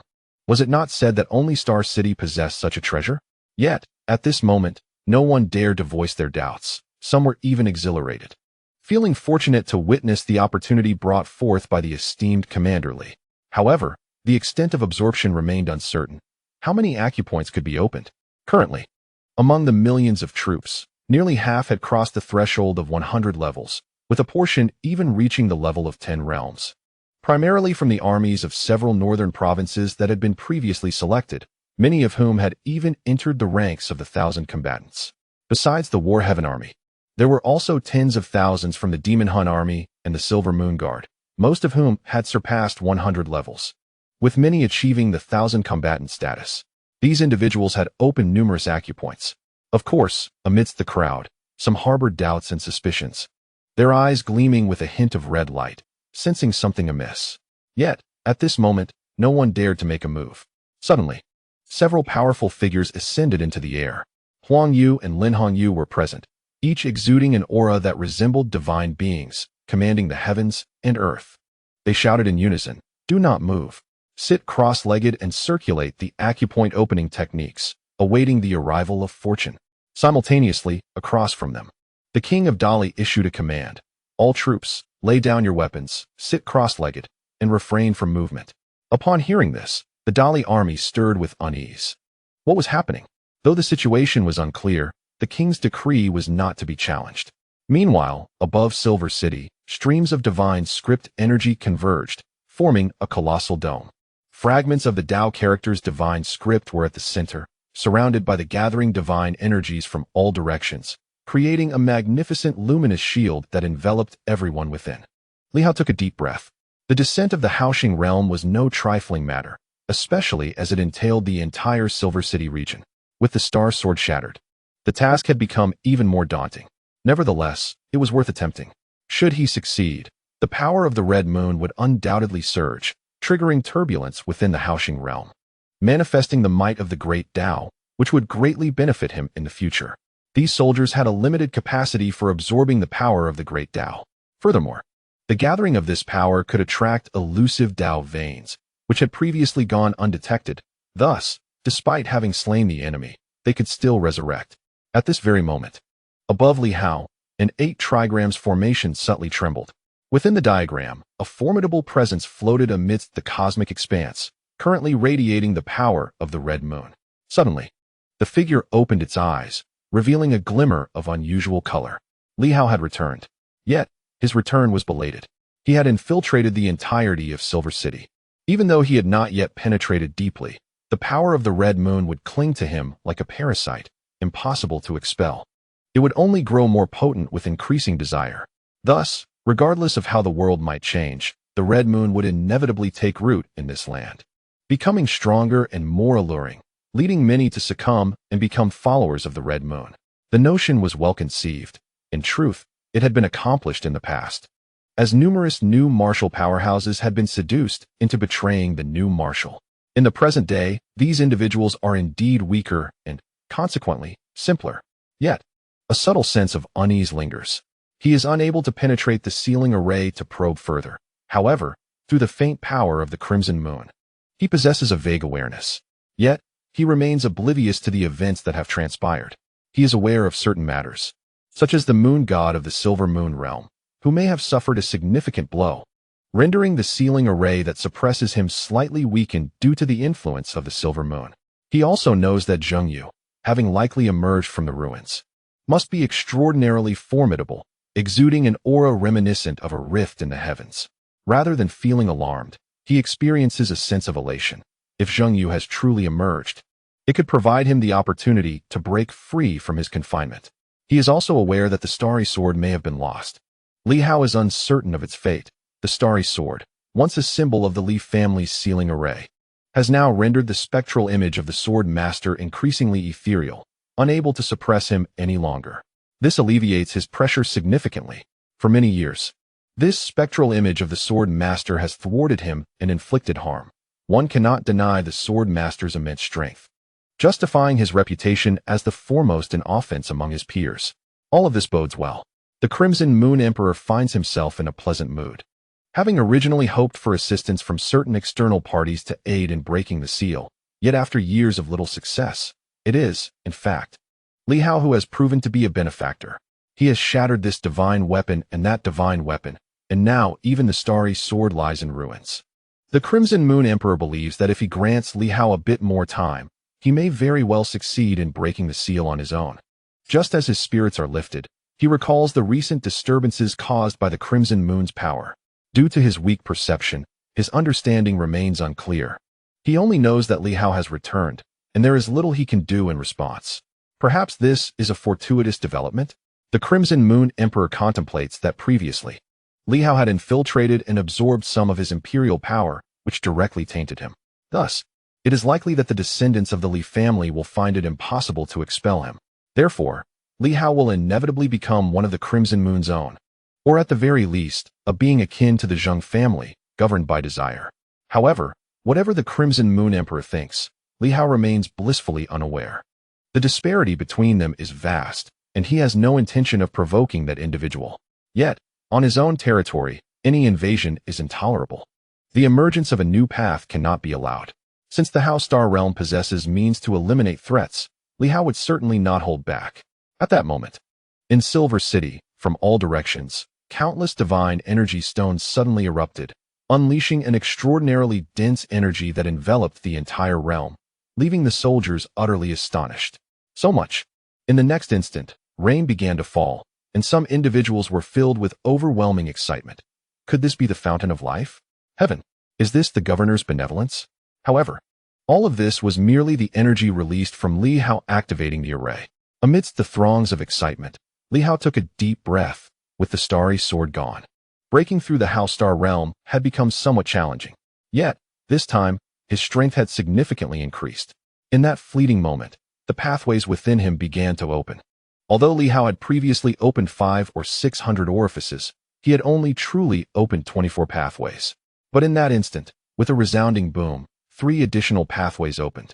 In that moment, Li Hao had opened 27 pathways, reaching the pinnacle of the 6th layer of the sun and moon. 3 pathways of the Tao were opened, yet it was not sufficient. With a gentle utterance, Li Hao ignited several divine corpses, and a rich surge of Tao power began to blaze. At that moment, it seemed as though another universe materialized. Everyone raised their eyes to the heavens. In that instant, they beheld not only the stellar cosmos, but also, in a moment of daze, the semblance of a Bagua diagram. What was this? Why did such phenomena adorn the sky? Some individuals felt a tremor in their hearts. Upon witnessing the Bagua diagram, it was as if a revelation dawned upon them, an elusive thought surfacing in the mind of the emperor. Was that not the master? Such a notion took root in their consciousness, refusing to dissipate. Meanwhile, Li Hao observed the transformation in those around him. The power of the Red Moon seeped from their beings. He furrowed his brow, contemplating the formidable emperor, who, merely by infiltrating through the crevices. Was able to influence so many. Even several commanders of the War Heaven Legion bore this mark. Whether they had possessed it previously or acquired it now was of no consequence to Li Hao. What had transpired in the past or present mattered not. What lay ahead was devoid of such considerations. At that moment, a thunderous shout echoed across the realms. Open! The heavens seemed to rend asunder, and in an instant, countless stars emerged. Below, many were instantly paralyzed with fear, overwhelmed by the sensation of the cosmos descending upon them, instilling terror in their hearts. In the void, Li Hao's figure manifested, resembling a true creator of worlds. With the universe cradled in his hand, a fierce roar erupted, commanding a descent. Boom! It was as if the heavens themselves were collapsing, the cosmos cascading down as Li Hao bellowed, "All of you, remain still. This is a moment of fortune. Those who dare to move will face merciless retribution." As the universe descended, the House Star realm trembled. From the depths of the cosmos, a torrent of formidable energy surged forth, transforming into the thunder of the Tao. One bolt, two bolts, countless bolts. Even Li Hao was taken aback by the sheer volume. So many? At that moment, the House Star realm seemed to sense the Emperor's intrusion, gathering innumerable strands of Tao thunder that surged toward Li Hao. He gazed upwards, swallowing hard, realizing he had not enveloped the seal. In his contemplation, he mused that had he enveloped the seal, it likely would have proven ineffective against the Emperor. Should this new Tao universe remain incomplete and the Emperor truly invade, perhaps the entire Tao cosmos would require a new sovereign. This Tao thunder was formidable enough to elude Li Hao, let alone vanquish the Emperor. As he pondered, countless bolts of thunder descended upon the soldiers, instilling sheer terror in their hearts. One by one, the powerful among them soared into the air, shouting, "Silence! We shall withstand this. This is not mere thunder. It is the power of the Tao, which will only aid you and never harm you." Despite the collective fear, some placed their faith in Li Hao, believing he would not intentionally bring about their ruin, and thus they endured. Certain individuals felt the urge to move. Yet upon beholding the godlike figure of Li Hao in the sky, they dared not stir. Meanwhile, within the ranks of the Great Li, some dared to make a move. The king of Great Li was unyielding. His military was known for its stringent governance, and those who acted recklessly were swiftly executed by the Divine Guard. In an instant, the distant Great Li forces fell silent. At that very moment, thunder descended. Boom! Bolts of lightning struck down, and nearly everyone exuded wisps of crimson lunar energy, which were shattered in an instant by the Grand Thunder. The Grand Force expelled the red lunar energy, merging that power with the force of the Grand Pathway, thus forming an even more potent energy. At this juncture, some soldiers who were operating the breakthrough techniques suddenly erupted with joy. They had awakened. In an instant, some had indeed achieved enlightenment. Their strength was not formidable, and this was their first direct encounter with the Grand Force, allowing them to awaken at a remarkable pace. In the blink of an eye, some were voraciously absorbing and opening multiple acupoints, reaching an ecstatic peak. Oh, what a day! Indeed, it was a divine gift.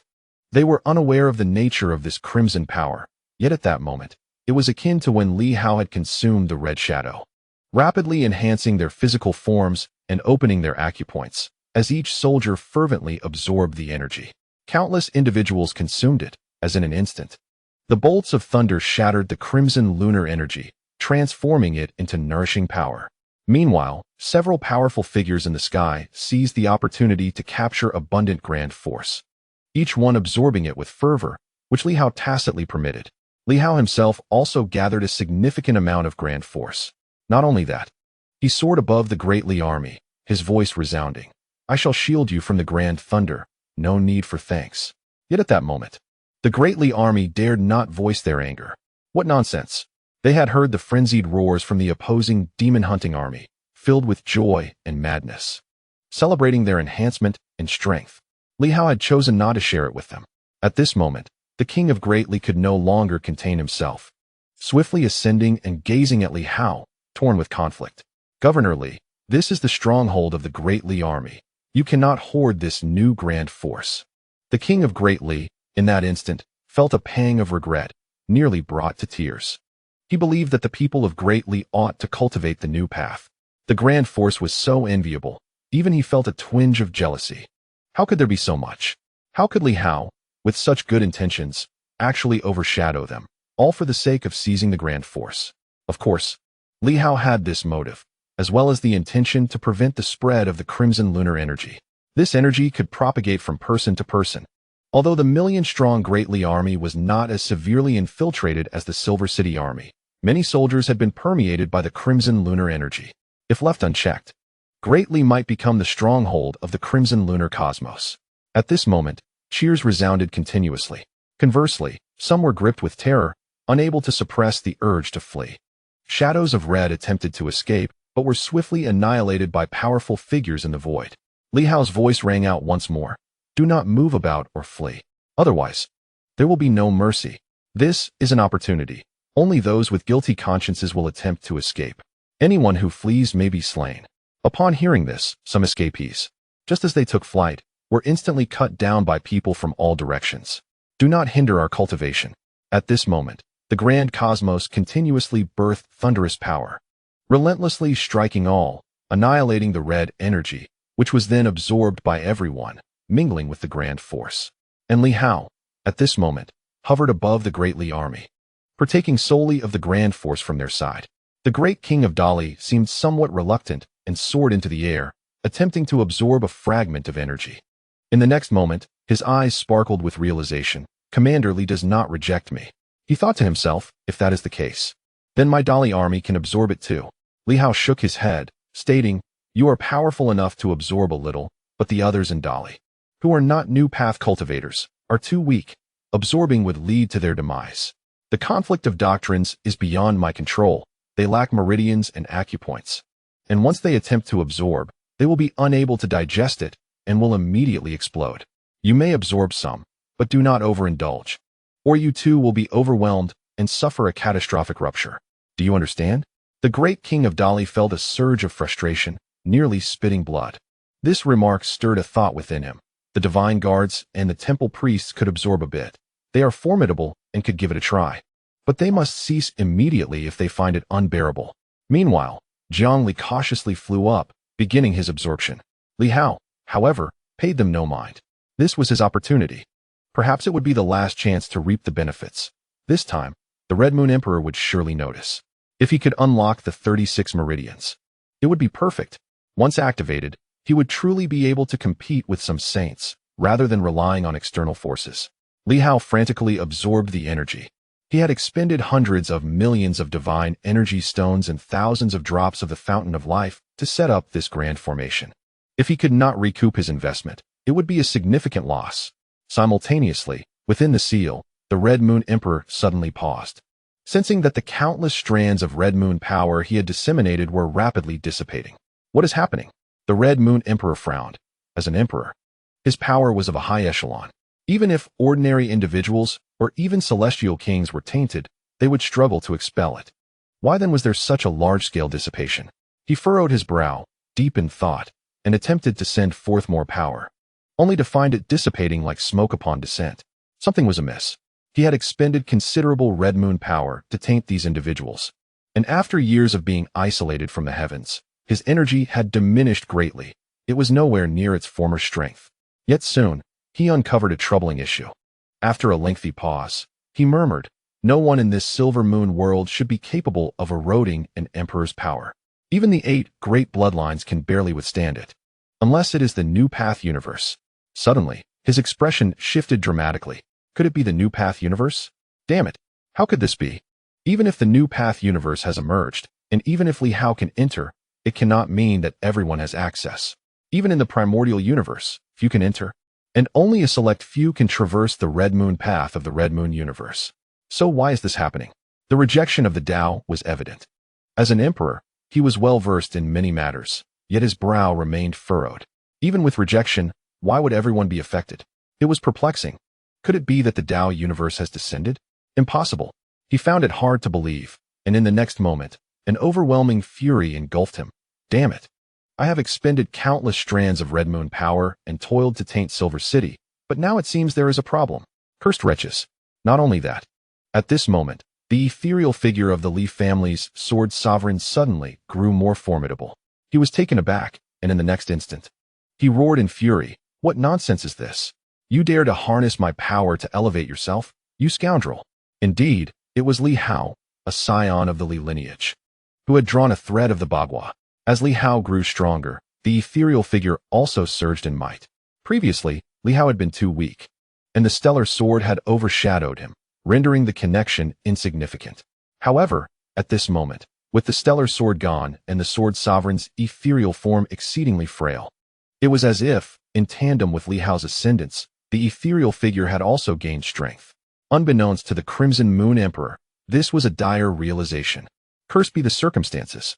His fury was boundless, for he had expended his strength only to find that not only had he failed to shatter the seal, but he had inadvertently nourished the weak seal instead. What was this? A self-inflicted trap? Or a case of losing both the lady and the soldiers? Li Hao was it? He had discerned the name of Li Hao through the power emanating from the Crimson Moon. At this moment, his expression darkened. He was an emperor. Yet he found himself at a disadvantage against a descendant of the Li family. Truly infuriating. If the sword sovereign had caused his plight, he might have accepted it. But to be bested by an unknown individual was utterly intolerable. Li Hao? He scoffed coldly as he withdrew all his Crimson Moon power, ceasing any further infiltration. Cursed be it. At this juncture, any further infiltration would only serve to empower Li Hao's side while he remained weakened. To utilize his own strength against himself would be folly. Simultaneously, on the Silver Moon continent, some individuals sensed a shift. Some powerful beings emerged from the ruins, their avatars manifesting as they gazed toward Silver City, which sparkled like the starry sky. Questions arose. What events had transpired in Silver City amidst the recent upheavals? In White Moon City, Zhang An also perceived the changes in the heavens and earth. He materialized beyond the ruins and cast his gaze into the distance, witnessing a cosmic vista that shifted subtly. What was Li Hao up to? At this moment, Li Hao was not merely absorbing the power of the great Tao to open his acupoints. He was also observing the universe, scrutinizing the locations where the power of the great Tao emerged. These places might be surrounded by constellations, or perhaps be the realms of divine paths.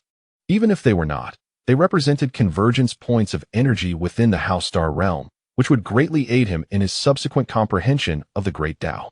Within him, 30 meridians had been activated. In a brief span, he had assimilated various powers of the great Tao, which astonishingly facilitated the opening of 6 meridians. Of course, this was also contingent upon his innate strength. He had merely restrained himself from opening them to prevent the elevation of the world's limits. However, at this moment, he no longer confined himself, for the realm was fragile, and there was no need for self-restraint. Moreover, the soldiers, particularly the elite contingent of tens of thousands, had experienced a terrifying enhancement. These individuals had already activated their physical meridians, unlike others. Their physical prowess was formidable to begin with, and now, their capacity to endure had intensified, receiving even more of the Crimson Moon's power. In the blink of an eye, the disparity between the two sides had widened. Huang Yu, the stern commander, was on the verge of bursting into laughter. He discovered that within the ranks of the military, ordinary soldiers had ventured into the realm of the mountains and seas. Indeed, not just commanders, but common soldiers had opened an astonishing total of 181 apertures, a true embodiment of the mountains and seas. In a brief span, despite their already formidable nature, many had surpassed the 100-layer threshold. Following the battle against the divine nation and a few days of cultivation, they had established their corporeal pathways, with numerous individuals stepping into the realm of the 1,000 fighters. Yet, until today, no ordinary soldier had crossed into the mountains and seas. But now, there was more than one. On that day, Li Hao boasted that he commanded tens of thousands in the realm of the mountains and seas, and today, that might become a reality. Even if it were not achieved today, perhaps in the near future, these tens of thousands of soldiers could indeed reach the level of the mountains and seas. At that moment, it would truly be tens of thousands in that realm. As Huang Yu felt exhilarated, Li Hao's voice resonated throughout the heavens. Hasten. Time is of the essence. We cannot sustain this for long. We have at most 10 minutes to open as many apertures as possible. After 10 minutes, everyone, steady your minds and depart from this place. The energy being utilized was rapidly depleting, the power of the red moon nearing its end. And that miserly emperor had ceased to permeate further. Li Hao was left with no recourse. Thus, they would soon escape from the House Star realm. Undoubtedly, the gains from this endeavor were monumental. Li Hao assessed that by the conclusion, He could at least open 33 pathways, though not all from the 36. Some were divine pathways. At that moment, the Hao star realm was also undergoing changes. Countless stars twinkled brightly. Once weak and dim celestial bodies now sparkled, signifying that those present had grown stronger, causing the stars to shine. Li Hao's spirits lifted as he buried all previous concerns deep within his heart. The strengthening of the Hao star realm heralded greater hope for him. Perhaps he would soon awaken them. He mused, wishing not to keep them waiting too long. 10 minutes later, the world shifted dramatically. The stars vanished. Silver City remained unchanged. Yet in that moment, the situation transformed, strength evolved, and hearts shifted. As all appeared, the demon-hunting army was the first to erupt in cheers. The commander is magnificent. In the next instant, a continuous roar arose from the troops. The commander is magnificent. The heavens and earth tremble. The cacophony surged, waves of sound cascading forth. At that moment, some activated the celestial canopy, swiftly spreading the word, in an instant. Across various locales, the celestial canopies illuminated, and the echoes reverberated throughout the cosmos. Countless soldiers raised their arms in fervent cries. At this juncture, Huang Yu's demeanor subtly shifted. And the next moment, he bellowed, "Those at the 1,000-fighter level may float. All soldiers of 1,000-fighter rank and above, rise into the air." A tumultuous roar ensued. And in an instant, over 1,000 ascended, followed by 3,000, 5,000, and then tens of thousands. Amidst the millions of troops, an increasing number floated aloft. Some were still unsteady, others stumbled, yet soon they began to float gracefully. 30,000, 50,000, 80,000. This spectacle shook the very heavens and earth, reverberating throughout the realm. At least 100,000. Although 100,000 was merely a fraction of the entire army, they were 1,000 fighters. More than 100,000 fighters. Among them, it was likely that many had already entered the realm of the mountains and seas. Scenes unfolded, resonating far and wide, as celestial canopies materialized in an instant, leaving countless onlookers in a state of stupor. The regional dominators and officials from various provinces were engulfed in a tumult of despair. The might of 1,000 martial masters was summoned, comparable to the ancient powers of yore. The emergence of over 100,000 radiant martial masters was nothing short of terrifying. This was not merely a formidable army. The remaining individuals appeared equally formidable. How could this be? Countless minds were bewildered, grappling with the notion that the path to becoming a martial master could be so uncomplicated. How was it possible that in just a day, such a multitude of martial masters had been born? At that moment, Li Hao's voice reverberated through the celestial expanse. Those who have attained the rank of martial master may choose to remain within the military or depart. A threshold of 100 martial masters is established. Those below this rank, barring exceptional circumstances, must return to their locales. However, even upon returning, they must not bring harm to their homeland. They may join local inspection agencies, night watch organizations, or martial arts academies as students, guards, or security personnel. Furthermore, effective immediately, the Water Cloud Kingdom expressed its intention to pledge allegiance to the Celestial Star, thus becoming the 100th province of the Celestial Star.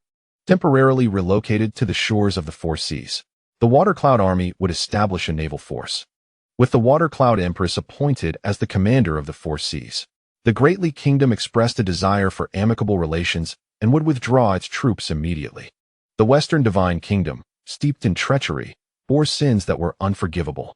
Last night, the Celestial Star's governor's office had slain dozens of deities, annihilated their million-strong army, and laid waste to their grand city.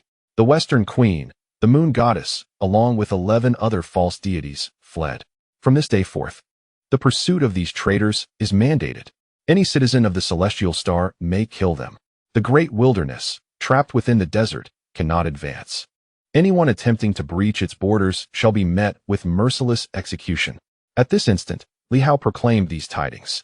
A moment of silence enveloped the world. Everyone stood transfixed. What?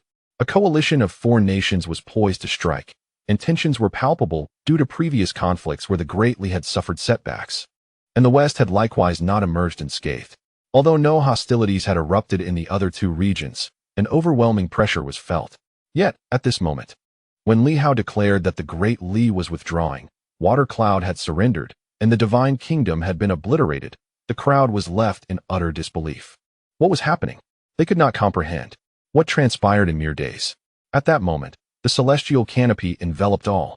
The next instant, the entire Silver Moon realm erupted in an unprecedented cacophony of ecstatic cheers, frenzied roars, and tumultuous cries.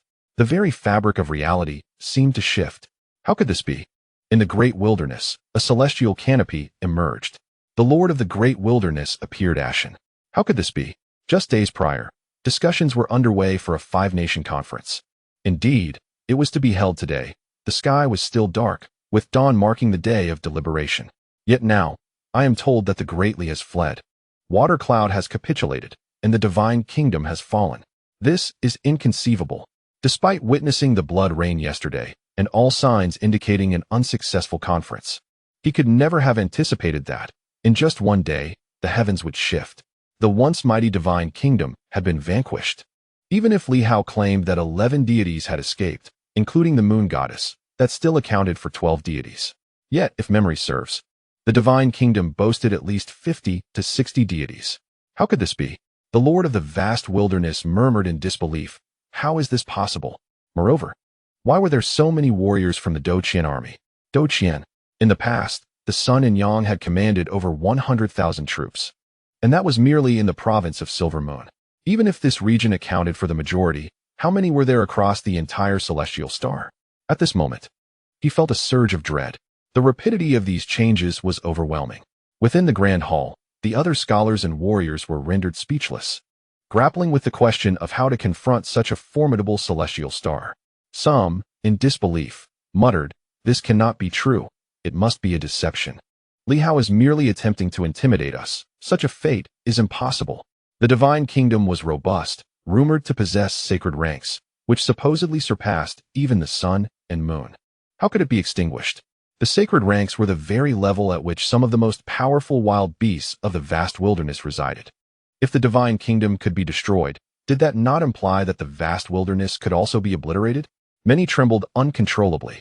Previously, they had believed the vast wilderness invincible, protected by wild beasts and sacred ranks, asserting that no one could challenge them. However, when the news of the divine kingdom's annihilation spread, everyone was astounded. Simultaneously, in the west, in a darkened realm, the moon goddess held a piece of the celestial tapestry and suddenly coughed up blood, gritting her teeth as she coldly remarked, "What a cunning Li Hao." It turns out that not only has the divine kingdom fallen, but also Shuiyun and Dali have surrendered. The king of Dali claimed a retreat. Yet in truth, it was a capitulation. Now, only the vast wilderness remained. In a single day, the world had been turned upside down. Beside her, several deities exhibited signs of anxiety and fear. One solemnly suggested, "Your Majesty, we should return to the divine kingdom. We feel uneasy, as if someone is pursuing us." The moon goddess's expression turned grave as she nodded, realizing it may not necessarily be Li Hao pursuing them. It was highly likely that it was someone from the Red Moon universe. "Cursed be it. We must depart. We shall return, but not at this moment. We must ascertain the situation in the great Tao universe. Otherwise, we are courting death." She lingered no longer, abandoning her quest for vengeance this time. Instead, she sought to comprehend the circumstances of the great Tao universe. Otherwise, like before, Li Hao could easily slay deities and extinguish the sacred, which was terrifying for them. Moreover, at that moment, for reasons unknown, Li Hao's forces had dramatically increased, instilling a sense of despair within her. If these soldiers had become so formidable, how much stronger had Li Hao become? How infuriating. I must take a few days off. Life in the world of martial arts does not grant one the luxury of freedom. I must attend a conference in Beijing tomorrow, and I need to set off now. I had initially planned to depart today, but delayed until this evening to finish writing this chapter before embarking. I shall not return until the 18th, and I have made every effort to avoid participating in any activities. The prominent figures at the starting point have all gone out to revel, while I remained home to accompany my wife and child, laboring over these words. This time, I have no choice but to take a 3-day leave. I shall endeavor to find time to write in the coming days, and if circumstances allow, I will upload my work at any opportunity. The first 3 days and my return on the May 18th make updates difficult, and the latest I might resume updates would be the 19th. Alas, I have no stockpiled chapters. I wish to avoid interruption, and I envy those who have a cache of completed works. As I take a moment to gather my thoughts and enjoy a brief respite, I find myself overwhelmed by a multitude of trivial matters that have converged. I earnestly hope to regain clarity during my time off. Chapter 344. The Era of Transformation in the Silver City. The earth trembles as the residual waves from the Haoxing realm recede. Li Hao has publicly expressed his thoughts, and he observes countless soldiers, now emboldened, displaying faint smiles upon their faces. In this moment, he comprehends that all his efforts have not been in vain. Below, the Great Li army appears somewhat apprehensive. The Celestial Star Army has experienced a significant enhancement, while they, on the other hand, have seen their power diminished, as Li Hao has intercepted the Great Dao's force, leaving them with little advantage. The Great Li King, Jiang Li, and a select few divine guards and priests have managed to gain a slight edge. Yet their progress is still limited as they do not practice the new Dao. Conversely, the formidable individuals on Li Hao's side have experienced substantial growth. Not all have arrived. Only the 5 regional governors and a few officials, including Director Zhao, tasked with pacifying the troops, have reached Silver City. Others remain occupied with various duties, yet even so, many have seen their strength amplified. More daunting still is Li Hao himself. The Great Li King senses that Li Hao has grown even more powerful than before. At this moment, Li Hao has opened 320 of his 36 meridians, with 28 fully activated and only 8 remaining.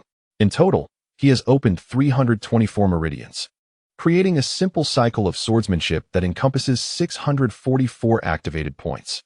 With the opening of the 9 systems and the physical meridians, he has reached a staggering total of 38 activated pathways. At this juncture, Li Hao stands at the pinnacle of the Sun and Moon's 9th layer, poised to step into the next realm. However, despite having opened numerous meridians, the foundational cycle of the 36 pathways is yet to be fully completed. The 36 pathways represent the peak of the Sun and Moon, while Li Hao's 38 pathways signify immense potential, though a monumental transformation has yet to manifest, preventing him from transitioning to the next tier. At this time, the Great Li King has also grown considerably stronger. After his conquest of the ancient city, he gained certain rewards, but had not yet had the opportunity to fully assimilate them.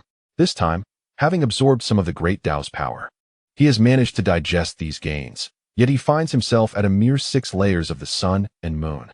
The gap between him and Li Hao continues to widen. The Great Li King's expression grows increasingly grave. After all, the Great Li is not a part of the Celestial Star.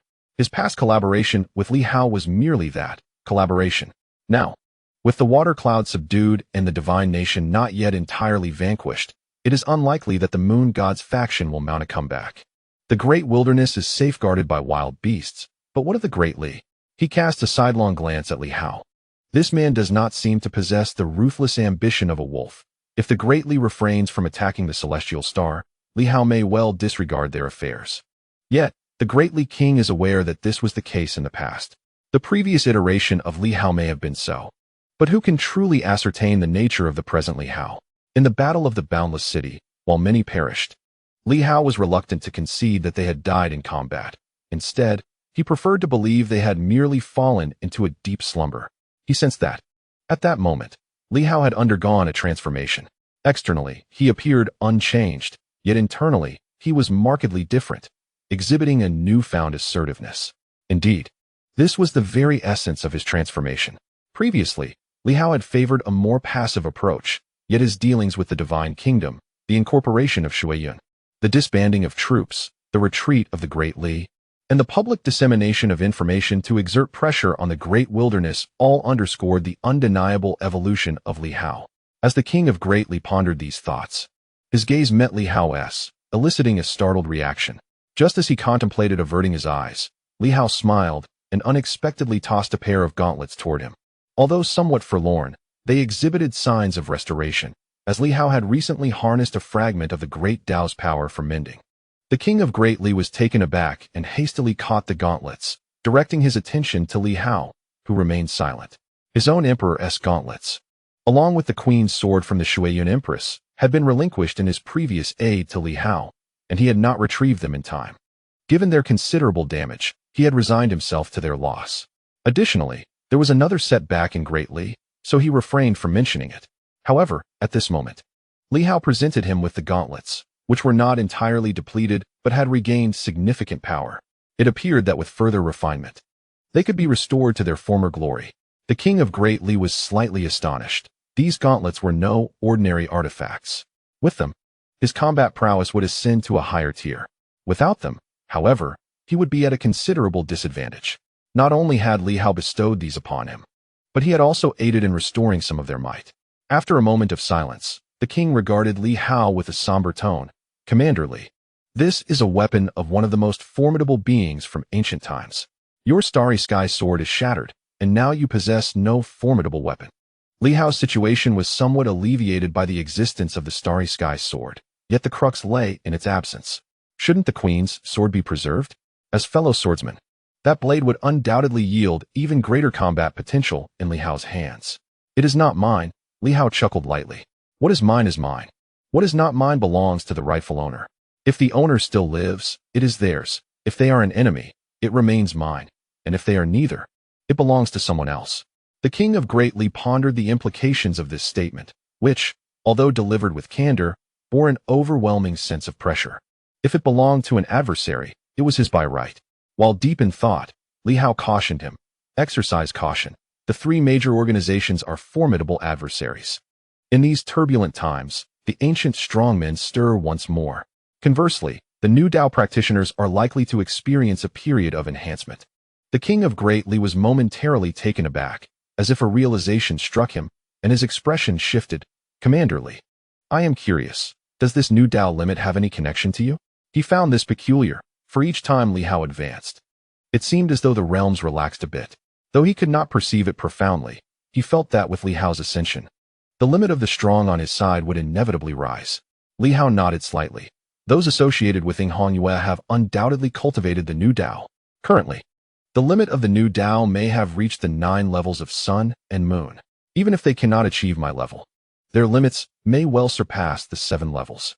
Yet, His Majesty the King of Dali, at present, stands merely at the 6th tier of the sun and moon. Even with the donning of gauntlets, confronting the 7th tier remains a formidable challenge. Of course, it is not guaranteed that there will be a significant enhancement. However, limits are limits. As for others, it is difficult to say, but Yue is a daring individual, having coexisted with the Red Moon Emperor through sealing. He and the Emperor complement each other.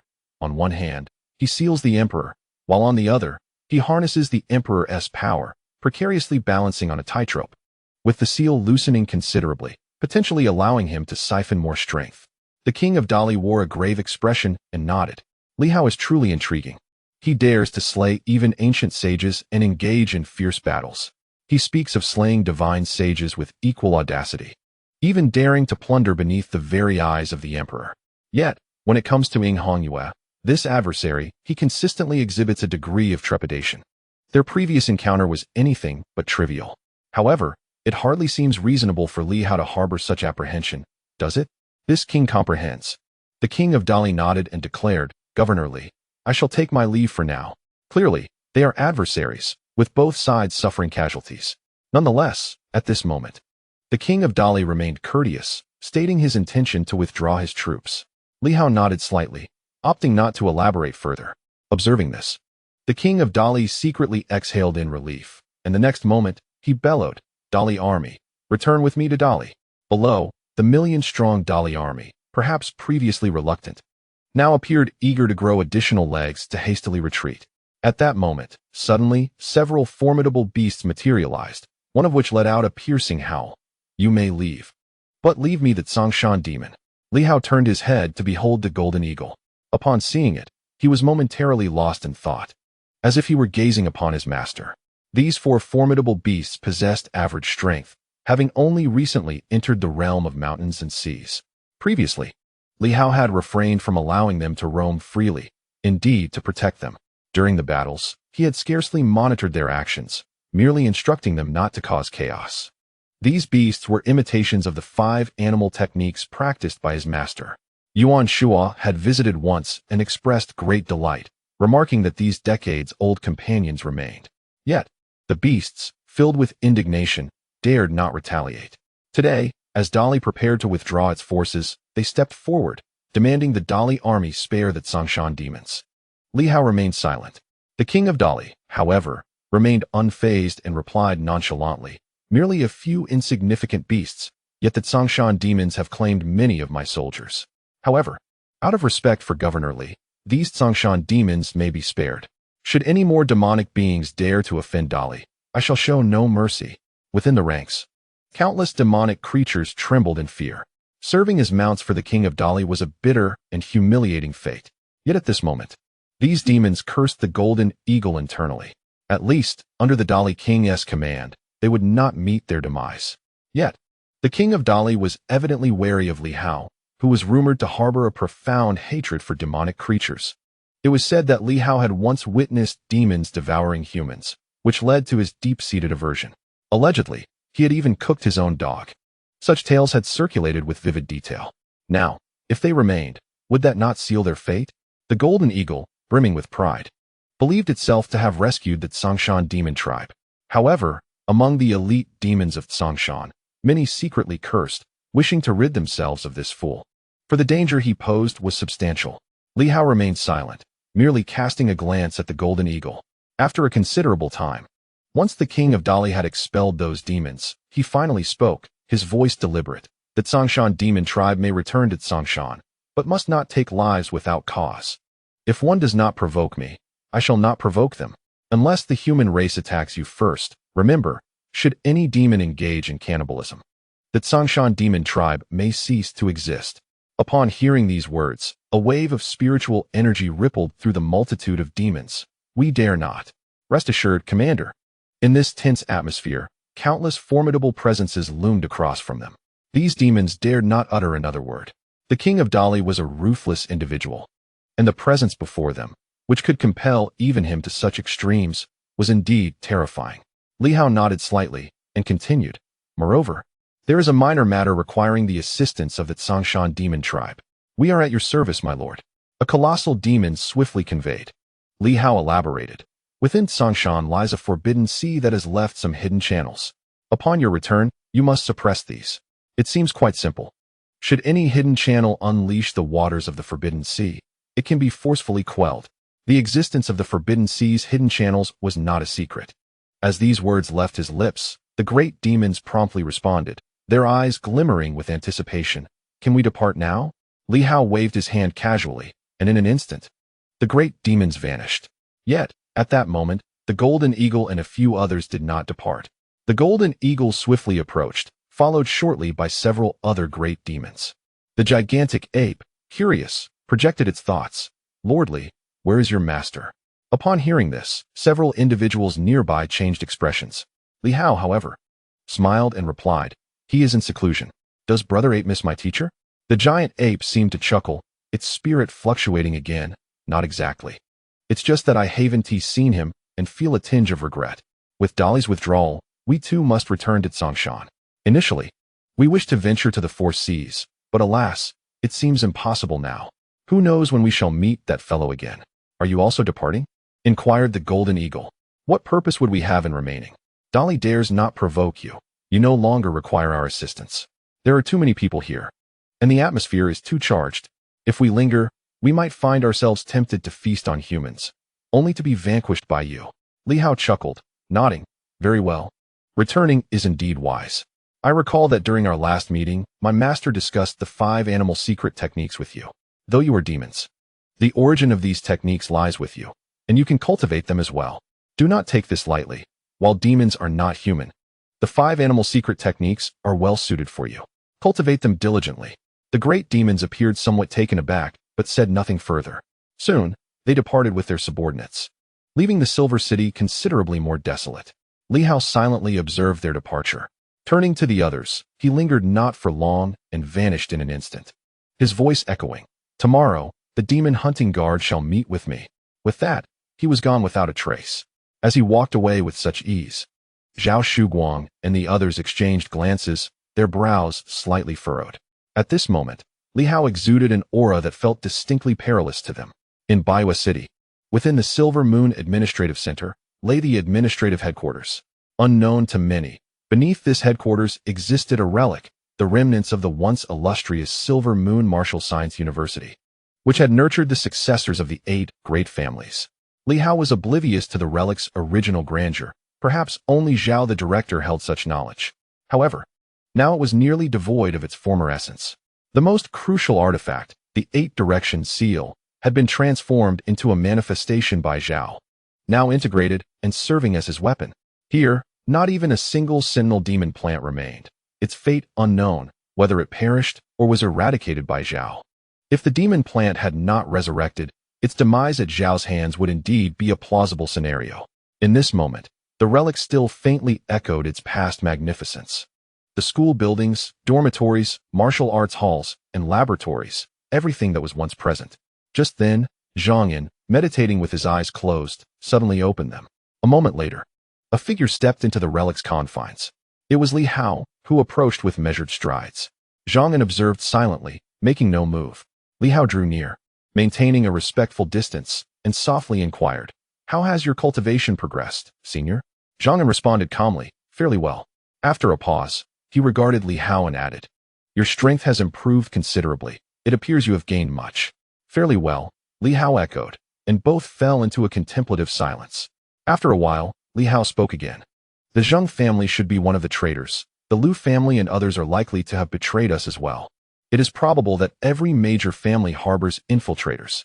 The most significant likelihood is that they have been penetrated by the power of the Red Moon for years, their desires overwhelming their rationality, transforming them into apostles of lust." Zhang An remained silent. Li Hao continued, "Peace in this realm is hard won. The 8 great main cities have enjoyed tranquility for many years. Now, aside from the Battle Heaven City, I hope the other main cities will continue to maintain this peace." He turned his gaze back to Zhang An. "Senior, during my moments of weakness, you provided me with considerable assistance. I, Li Hao, am not ungrateful. I shall revive all the students of the Round Ping Martial Science University. For the help I received from Battle Heaven City, I shall offer adequate recompense. However, in other matters, I will proceed according to my own judgment." Li Hao's gaze met Zhang An's, and after a brief moment, Zhang An slowly articulated, "Your perspective? They cannot all be traitors of the new marshal. Rather, they are guardians of the Silver Moon. What if I do not acquiesce?" Li Hao simply regarded him in silence. Offering no response, Zhang An furrowed his brow. "You cannot take actions detrimental to the entire new marshal based on the betrayal of a few." Li Hao remained silent for a long while before softly replying, "Senior, should we replace Silver Moon with new marshal in this new martial era?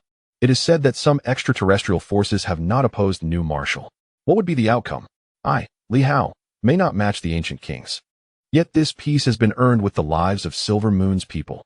The mere mention of new marshal has already cost us dearly. Must you insist on this path, senior?"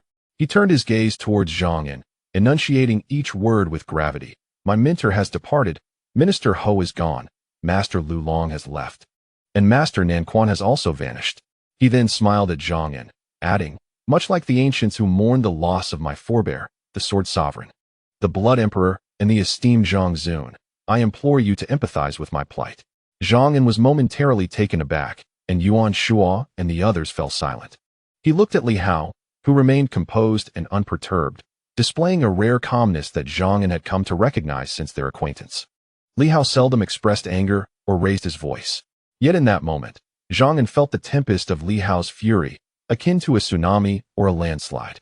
With a measured exhale, Zhang An asked, "What if I refuse to comply?" Li Hao remained silent. Gradually, Zhang An appeared to grasp the situation, pausing before inquiring, "What of Jiang Ying and Li?" They were in a state of slumber. Slumber? Drained of all vitality, they had succumbed into the weaponry. Zhang An furrowed his brow. "Do you require my assistance?" "No need," Li Hao replied, shaking his head. "I shall revive them. It is not overly difficult. Once I master their great path, I will harness the power of the Tao to reactivate the weapons, thus restoring them." Zhang An did not press further, instead asking, "What are your plans for us?" "Return to the Wuka University," Li Hao replied softly. "That is the domain of the director. The Tianqing army from Tianqing town will be dispatched to the war city. As I have mentioned, I will provide them with opportunities. Those who wish to align with Jiang Ying and Li may join me. If they choose otherwise, they will be revived into new corporeal forms and sent back to Wuka University, where I will ensure the necessary resources for their cultivation." After a moment of contemplation, Zhang An nodded, "That is agreeable. I am grateful for your understanding." Li Hao smiled in response. Noticing Li Hao's smile, Zhang An suddenly remarked, "I am aware you ventured to Boundless City, and I understand the peril that lies there. Your expedition could result in total annihilation. I possess the capability to assist you in navigating certain crises, yet I have chosen not to intervene. Li Hao, had the king of humanity been present, I would likely have been his first target. He detests any unforeseen variables. My non-involvement renders me an enemy, and I would have been eliminated long ago. He regarded Li Hao. Why did you not choose that path? I believe if you truly sought to oppose me, I am but one individual. Alternatively, upon my exit, you could have withdrawn the Dao script, subjecting me to dual assaults from both inside and out. Perhaps that would have been less troublesome than dealing with the earthly radiance. You could have eradicated this threat. Li Hao met his gaze, smiling gently. Would that not be an act of ingratitude? Furthermore, I am not the king of the ancients. Why must you impose that comparison upon me? Whether it be indecisiveness or something else, your thoughts on the matter are inconsequential. As a silver moon martial artist, I have always sought harmony within my heart, a peace of mind. For countless ages, we silver moon martial artists have battled, vanquishing opponents. Fully aware that preserving our legacy may invite calamity, yet we persist in passing on our traditions. In your eyes, perhaps this does not align with the ancient king's philosophy of uprooting threats entirely. However, each era possesses its own characteristics. And this is the essence of the silver moon martial artists. While it may seem somewhat antiquated, it is not devoid of value. So why should we forsake it? Zhang An fell silent, choosing not to respond further. Upon witnessing this, Li Hao remarked, "Then I shall escort you back to Yuanping Wuku University once I have completed my tasks." Zhang An fell silent. Li Hao slightly bowed and exited the ruins. Instantly, tranquility enveloped the remnants of the site. Zhang An silently gazed in the direction of his departure. He uttered not a word, perhaps out of reluctance, perhaps in order to preserve a sliver of lingering pride in the new martial arts. He wished to avoid appearing disheveled, even though, to all observers, he already seemed quite so. In Baiwest City, Li Hao emerged from the ruins, glanced back momentarily, lost in thought for a brief moment before moving on without delay. His figure flickered and soon vanished from sight. At the Wu Wei army base, some individuals remained, primarily logistical superhumans. The moment Li Hao appeared, astonishment swept through the crowd. And quickly, one of the station's superhumans approached, bowing deeply with admiration. "Greetings, Commander." "Ah," Li Hao responded with a warm smile. "How have you been?" "Quite well, thank you." The station's superhuman replied, a hint of nervousness in his demeanor. Last year, the Wu Wei army had dispatched most of its forces to Tianqing City, and soon after, Li Hao had led his demon hunting squad away from the base, leaving only a few behind. Now, the Wu Wei army had been renamed the Demon Hunting Army and had garnered quite a reputation. The former Minister Ho and Li Hao, once mere names, had now risen to prominence, even having absorbed the entirety of Tianqing, with the sky now illuminated. They understood that the invasion by the four nations had become a thing of the past. Excitement mingled with anxiety at the sight of Li Hao's return. "Commander, you have returned. Moreover, the veterans of the Wu Wei army will be back tomorrow to rest for a few days." "They are returning?" the station's superhuman exclaimed with enthusiasm. "Will Minister Ho and Captain Qian also come back?" Li Hao hesitated for a moment. "Not for now, primarily the Wu Wei army."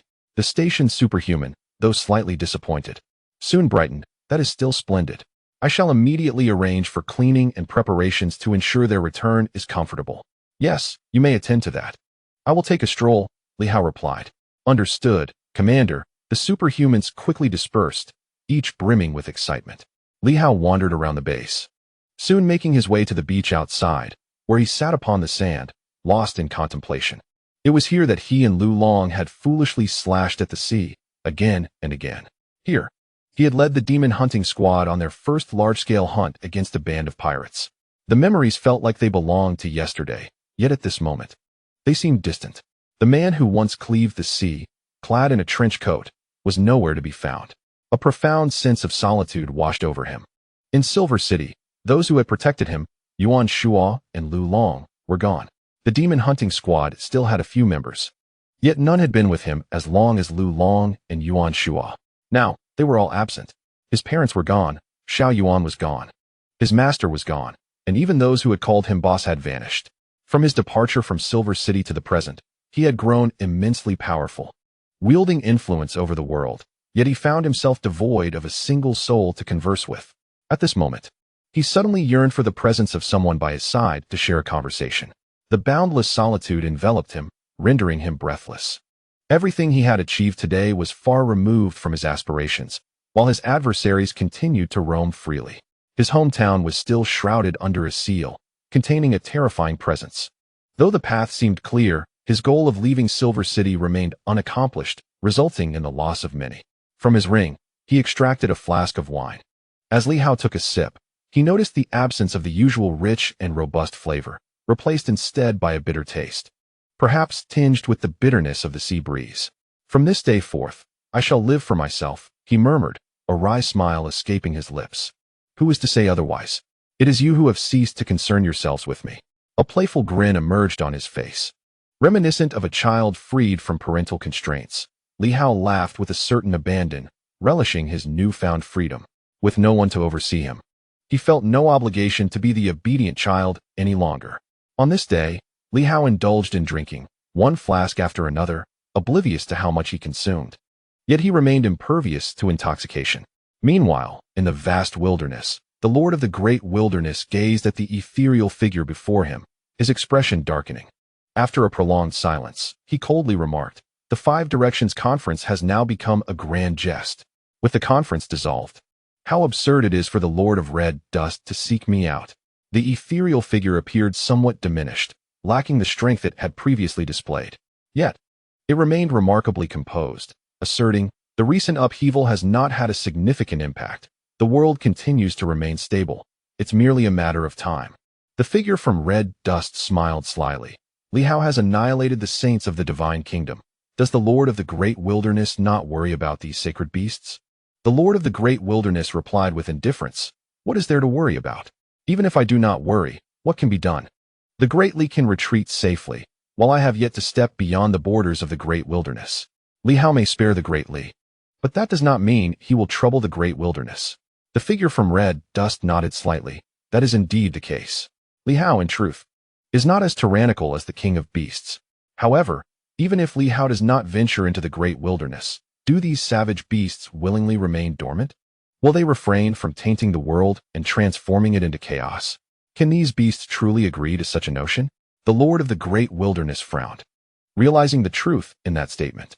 The savage beasts longed to occupy and reshape the world, transforming it into a realm of chaos. The mobilization of the Great Wilderness also bore the will of these beasts. They, too, desired to conquer the Silver Moon. Despite being the Lord of the Great Wilderness and possessing the bloodline of the beasts, his strength was limited. Should the savage beasts decide to march forth, he would be powerless to stop them. Observing the situation, the figure from Red Dust chuckled softly. "Oh, Lord of the Great Wilderness, you find yourself in a predicament. I am willing to offer you two choices. First, continue to cooperate with us and launch an attack on the celestial star." The Lord of the Great Wilderness immediately frowned. Second, the tone of Red Dust took on a teasing quality. "The savage beasts now dominate the Great Wilderness, and you, dear Lord, are on the verge of becoming a puppet. As the beasts awaken, their greed surpasses that of humanity. Sooner or later, they will compel you to aggressively assault the Silver Moon. This presents a significant crisis." The Lord of the Great Wilderness remained silent. Red Dust continued, "I am willing to assist you in resolving this dilemma. In the realm of mortal existence." The gentle smile of Hongqian revealed a profound resolve. "If the King of the Great Wasteland possesses intention, I shall forcibly relocate an ancient city, placing it in close proximity to the outer regions of the Great Wasteland. Provided that the King is willing to assist us in concealing our movements, we can act at any moment. Even if it is not my true self, a sage will emerge to aid the King in eliminating the impending crisis." The countenance of the Wasteland sovereign shifted slightly, as he retorted sharply, "Such nonsense. The feral beasts are the foundation upon which my Great Wasteland stands. Senior Hongqian, you jest." The audacity of this individual, demanding assistance in veiling their whereabouts and unleashing their sage upon the wasteland to vanquish the feral beasts, was nothing short of absurd. Hongqian smiled. Unperturbed, "King of the Wasteland, consider this carefully. I fear that when the time comes, it will not be I who compels you, but they who will force your hand, neither advancing nor retreating. Li Hao has the power to annihilate 3 nations, and he can just as easily extinguish 4. He continued, "This time, Li Hao has quelled the chaos from all directions and shall not remain idle. Among the 4 nations, Only the great wasteland poses a threat to the king. You should ponder this deeply. With that, his ethereal form dissipated. The king of the wasteland scoffed. How could Hongshan suggest that he betray the feral beasts, the very cornerstone of his domain? However, soon after, a frown creased his brow as anxiety gnawed at him. The feral beasts were intent on expansion, yet they could not venture beyond the chaotic realm. Should they continue to encroach, a conflict with Li Hao and his allies was inevitable. It was indeed a vexing dilemma. Yet, retreat was not an option, for the feral beasts had awakened and would not easily withdraw. Lost in thought, he was suddenly startled by a roar akin to that of a fierce beast. In the next moment, a shadow infused with chaotic energy materialized, exuding a sense of fury and unrest, reverberating with thunderous sounds. What was that person discussing with you while concealing the heavenly secrets and shrouding the four corners? Upon seeing the shadow of the feral beast before him, the wasteland sovereign hurriedly replied, Master Ma. That individual merely urged us to contemplate whether to continue our joint offensive against the celestial star or to retreat. Of course, we shall continue the assault. The shadow replied, agitated. Retreat? Why should we retreat? Within the wasteland, we are invincible. No matter how formidable Li Hao may be, he is insignificant within our domain. While the silver moon in the heavens have not yet fully awakened and the will of heaven is weak, we must seize this opportunity.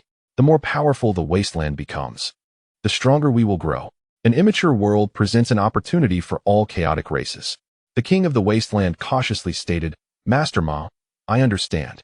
However, Li Hao has slain the saints of the divine kingdom, and I fear that further conflict with him may yield unpredictable consequences. Such cowardice, Master Ma reprimanded, his temper flaring. Are mere practitioners of modern martial arts, having trained for only a few decades, enough to instill fear in you? The king of the wasteland gritted his teeth. Merely practitioners of modern martial arts? I have stated that he has killed numerous deities, and despite such bloodshed, the heavens have yet to awaken. There may be other unforeseen changes at play. If the king of the Great Departure and Empress Shuiyun can command their territories, would they easily compromise? Yet now, they have both capitulated. This faction of Hongshan, willing to pay a price to contend with the feral beasts rather than confront Li Hao directly, clearly understood the underlying complexities that remained unspoken. The king of the wasteland, feeling a sense of helplessness, could only reiterate, Master Ma, our adversaries extend beyond merely Li Hao. As members of the chaotic clan, we find ourselves at odds with the will of heaven. The entire realm of Silver Moon conspires against us. Not only that, even the mortal realm harbors ambitions to seize control of the universe, rather than allowing it to descend into chaos. Even our current alliance is merely a temporary arrangement. As a sovereign, he is acutely aware of these circumstances, understanding them all too well. He is particularly troubled by the intentions of the mortal realm to confront the beasts of desolation, which fills him with trepidation. Yet, he refrains from articulating his thoughts explicitly, subtly indicating that the mortals cannot be trusted. This matter cannot be stated too plainly. Otherwise, given the nature of the beasts, even if he does not acquiesce, they would still harbor suspicions, leading to his own demise. The king of the vast wilderness feels utterly exhausted, while across from him, the shadow exudes a cold intensity. Precisely for this reason, we must seize the universe before they awaken and manifest in the realm. We cannot afford to wait for their resurgence. Do you understand? This assertion holds a degree of validity. If we do not seize the universe now, we may never have another opportunity. The shadow continued. Once we occupy the universe, they will remain unable to revive. The realm will weaken and succumb to chaos, while we will grow ever stronger. Do you believe we can persist in collaboration with them indefinitely? Currently, the only obstacle before us is that Li Hao. Once we resolve the matter with Li Hao, this universe shall undoubtedly belong to chaos. However, there is no room for hesitation. This is an order, a command from all beast sovereigns. You need only to execute it. With that, the shadow vanished. The king of the vast wilderness sank heavily into his chair, his expression darkening. Previously, there were avenues for both offense and defense, but now he finds himself trapped in a dilemma. Moments later, a female general clad in white entered, gazing at the king of the vast wilderness and softly saying, Father, Ajun has arrived.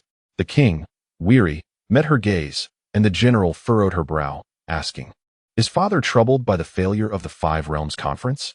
Not entirely, he replied. The general nodded. The swift defeat of the Divine Kingdom by Li Hao's faction was indeed unexpected. However, the Divine Kingdom has not been utterly annihilated. The Moon Goddess has escaped and may still establish contact. Moreover, the Great Li merely retreated, not having suffered defeat. Father, we have the beasts of desolation as our backing. We are not without opportunity. The king regarded her for a moment, and after a lengthy pause, he suddenly transmitted a message. Should any upheaval arise in the vast wilderness, you must flee swiftly. Flee. To where? He fell into contemplation, while the general was momentarily taken aback, feeling a tremor of unease. An upheaval? The king of the vast wilderness cast a glance at his daughter, pondering deeply before transmitting again. If the vast wilderness transforms the universe into chaos and invades Silver Moon with that chaos, we can withstand the will of heaven. The beasts of desolation each harbor their own intentions and do not subordinate to one another. The essence of chaos must be held by a single individual or beast. Without the destruction of this essence, chaos remains unbroken. To obliterate chaos, one must eradicate its essence. Jun, remember this. While chaos persists, the universe remains incomplete. And with an incomplete universe, a second resurgence becomes exceedingly difficult. Princess Jun listened with a hint of confusion, her brow slightly furrowed. The king of the vast wilderness, however, raised a hand to silence her inquiries and continued transmitting. There are many beast sovereigns, unable to reach a consensus. The critical core, the essence of chaos, comparable to the will of heaven, has always resided with you. Princess Jun felt a stirring in her heart. With me? The steed upon which you sit is not a true beast of the wilderness, but rather a creature forged from the essence of chaos itself, embodying the very notion of disorder. This truth, known only to me and the esteemed beast sovereign, remains concealed from others. They had initially refrained from revealing it to me. However, having presided over the vast wilderness for many years, I am no fool. Each time conflict erupts, they yearn for you to mount this noble steed, trampling across the lands to herald the advance of chaos, initiating an incursion into the realms of existence. These proud, arrogant, and tempestuous beasts would never allow those of mixed blood like us to ride them without purpose. They merely require our assistance. Unable to easily traverse the chaos, they necessitate the existence of the human race of the great wilderness. Regardless of the circumstances, should turmoil arise in the great wilderness, or any form of insurrection manifest, you need not concern yourself with the details. Simply ride forth upon the white horse and swiftly depart this place to seek him. After careful consideration, he realized that, apart from the realm of mortals and the beasts, neither the Great Li nor the Divine Kingdom was viable. Thus, apart from Li Hao, only the new martial arts remained. Yet, the new martial arts could not emerge at present. In truth, there are no alternatives, are there? A sense of unease washed over him as he continued. Should trouble arise, seek out Li Hao. There is no need for lengthy explanations. Merely inform him that your steed embodies the essence of chaos. If Li Hao possesses any wit, he shall grasp the significance of this. As long as the essence of chaos is not seized or obliterated by the realm of mortals, the great wilderness shall not easily fall. Father, exclaimed Princess Jun, her complexion paling. Annihilation? How is that possible? The king of the great wilderness chuckled softly and conveyed through thought, do not reveal this information. I find myself in a difficult position. Neither advancing nor retreating is feasible. Caught within the crevices, survival becomes a challenge. Should the five-faction alliance come to fruition, mutual restraint may offer hope, yet now, the prospect appears bleak. Li Hao's side is capable of vanquishing the Divine Kingdom, a force not to be underestimated. Above all, remember my words. Do you comprehend? Father, I shall remember. The king of the great wilderness ceased his discourse, soon breaking into a smile. Jun, your timing is impeccable. Henceforth, you shall lead 1,000 iron cavalry to patrol the borders, and when the opportunity arises, strike decisively. Select the finest soldiers from the ranks. And if the chance presents itself, let your steeds gallop across the eastern continent. Princess Jun felt a surge of emotion, understanding her father's intent.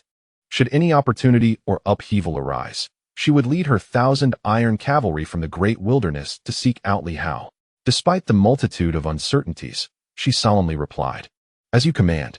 Be cautious in the coming days. Yes. Princess Jun departed swiftly to select her elite cavalry. Meanwhile, the king of the great wilderness exhaled softly. caught uncomfortably between Li Hao, the realm of mortals, and the beasts. He too felt the challenges that Li Hao had experienced, yet regrettably, he lacked Li Hao's resolute strength and audacity. At this moment, Li Hao paid little heed to the affairs of the great wilderness. He understood that conflict with the realm of mortals was inevitable, and the destruction of the great wilderness might awaken the world. However, worrying proved futile, for the beasts would not heed him. Presently, his sole focus was on enhancing his strength, relentlessly striving for improvement not only for himself, but also for those around him, empowering everyone to become formidable. The second resurgence of chaos could not be staved off indefinitely. Thus, seizing the present moment for growth was paramount. As the anticipated second revival approaches, I find myself surrounded by a multitude of peak beings, even those surpassing the zenith of day and night.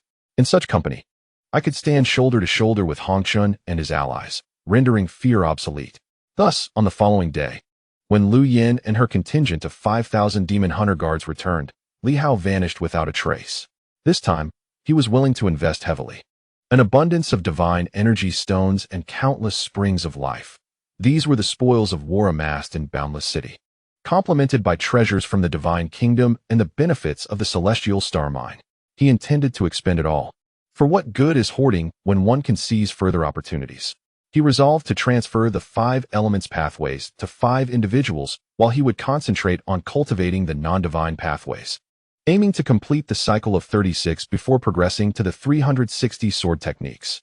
As Zhang An once proclaimed, achieving mastery over the 360 pathways would position him at the pinnacle of the saints, a status of yore. Presently, with the pathways fully opened, Li Hao believed matching a heavenly king would no longer be a daunting challenge. This assumption was predicated solely on the pathways, without invoking divine abilities. Yet, the 360 pathways could indeed give rise to sword techniques. In his contemplation, Li Hao mused that should all pathways be fully realized, confronting the imperial sovereign of that era would be futile. However, with the current state of the Red Moon imperial sovereign being diminished, perhaps Hongchun had also attained considerable strength, nearing the realm of a heavenly king or an imperial sovereign. Yet, none would be at their zenith. It seemed that only by reaching such heights could he rival them and resolve the conflict. With these thoughts in mind, Li Hao did not delay. Seizing the opportunity to elevate others, he embarked on the task of refining the entire cosmic path, which, in turn, would fortify his own prowess. Thus, on that day, Li Hao, accompanied by 5,000 demon hunter guards, vanished from sight. Meanwhile, the world began to awaken from its slumber. The members of Hong Yitong accelerated the promotion of various initiatives, leading to a grand transformation across the celestial star. Martial arts academies sprouted like mushrooms after rain, rapidly establishing themselves.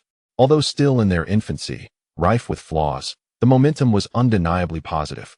Throughout this time, Li Hao remained elusive, never once revealing himself to the public. Chapter 345.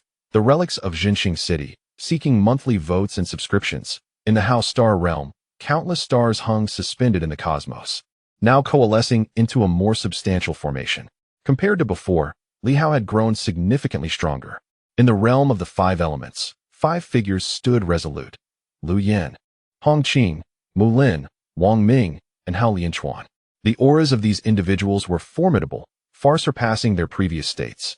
Li Hao's voice resonated in their ears. Wang Ming shall master the path of gold, Hao Lianchuan the path of fire, Mu Lin the path of earth, while Hong Qing and Lu Yin shall oversee the water and wood paths respectively. Lu Yin spoke up, as the master of the water path. I can command the water element. In response, Hong Qing added, my father named me Qing. I have an affinity for the wood element, and thus I will take charge of the wood path. With their choices made and no objections raised, Li Hao continued, wait for me. I will forcibly merge these 5 powerful divine inscriptions into your pathways. Not solely my strength, but also the strength bestowed upon me by my mentor.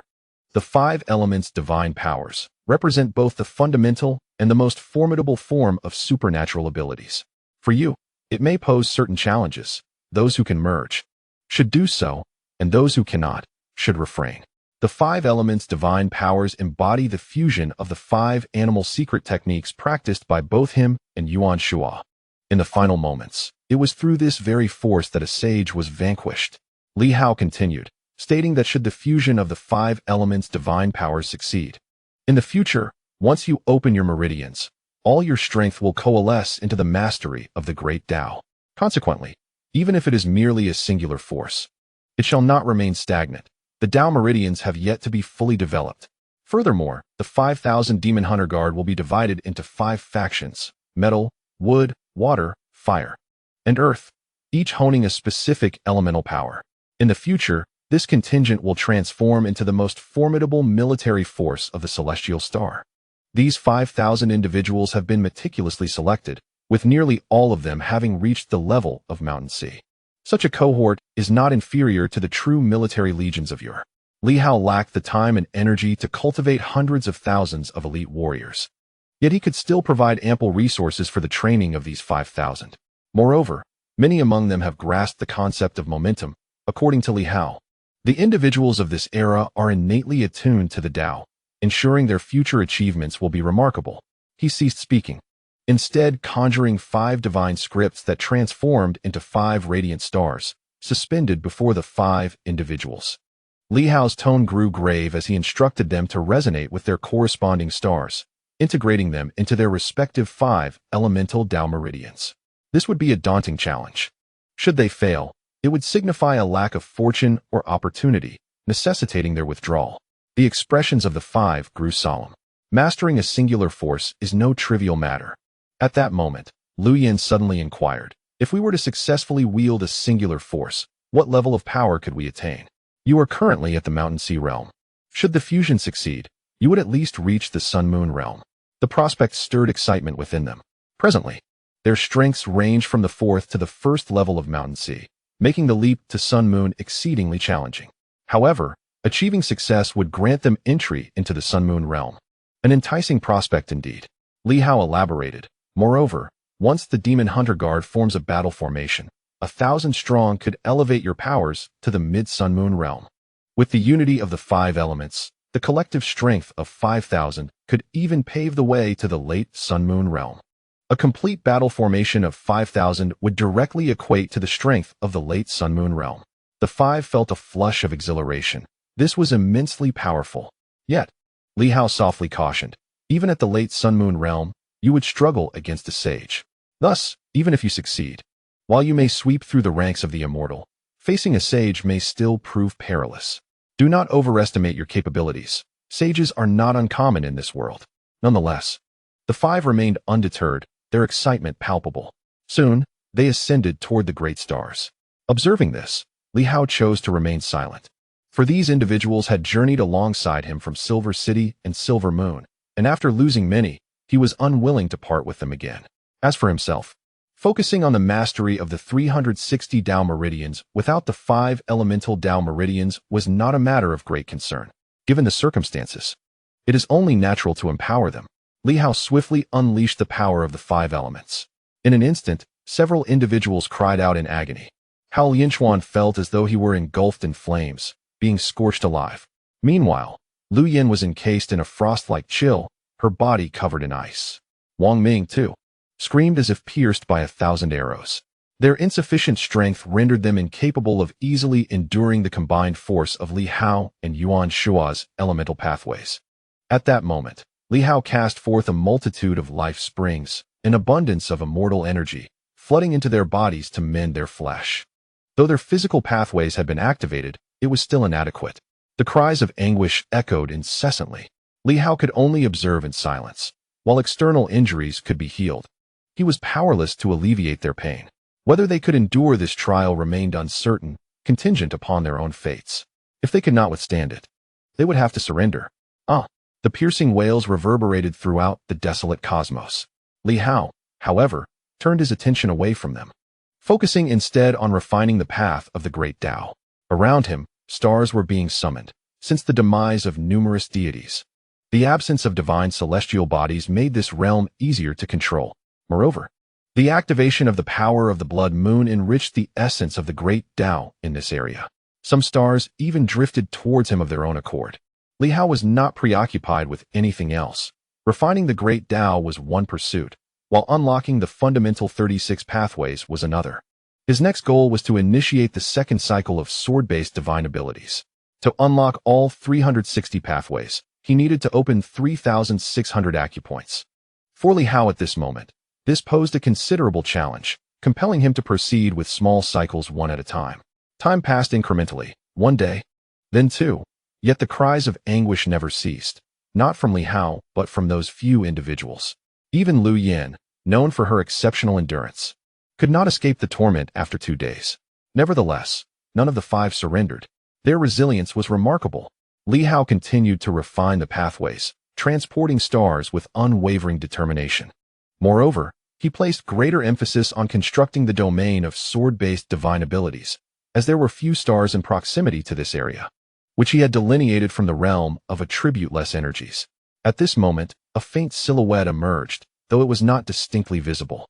Li Hao's sword-based divine abilities remained somewhat unclear. Yet, despite this, the area was still infused with a profound sword intent. At this juncture, Li Hao found himself lost in contemplation. The cosmic sword had been shattered. It was the sword of the sword sovereign, not easily broken. Yet ultimately Li Hao had forcibly shattered it using his bloodline power. Now, fragments floated in his hand, remnants left by the self-detonation of the cosmic sword, dim and forlorn. Gazing at these shards, Li Hao pondered deeply. Now that the cosmic sword was no more, could he forge a new weapon?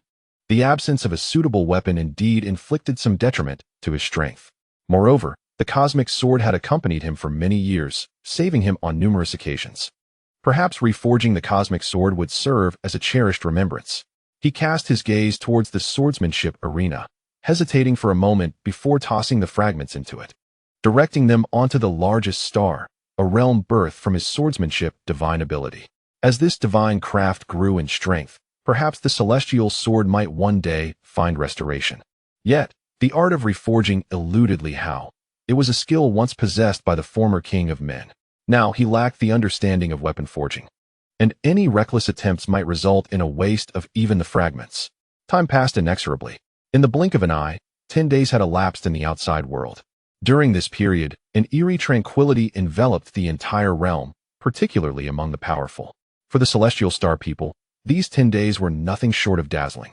Martial arts academies across various regions hastily commenced their enrollment and initiated their operations.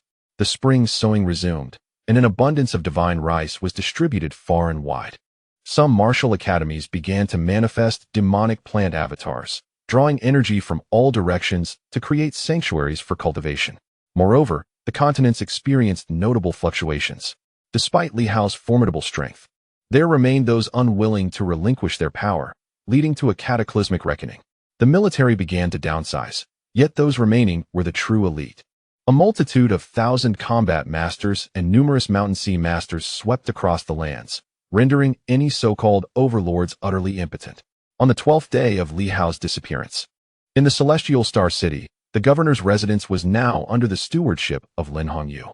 At this moment, the eastern governor remained Guangming Jian, who emanated a palpable aura of menace as he spoke gravely.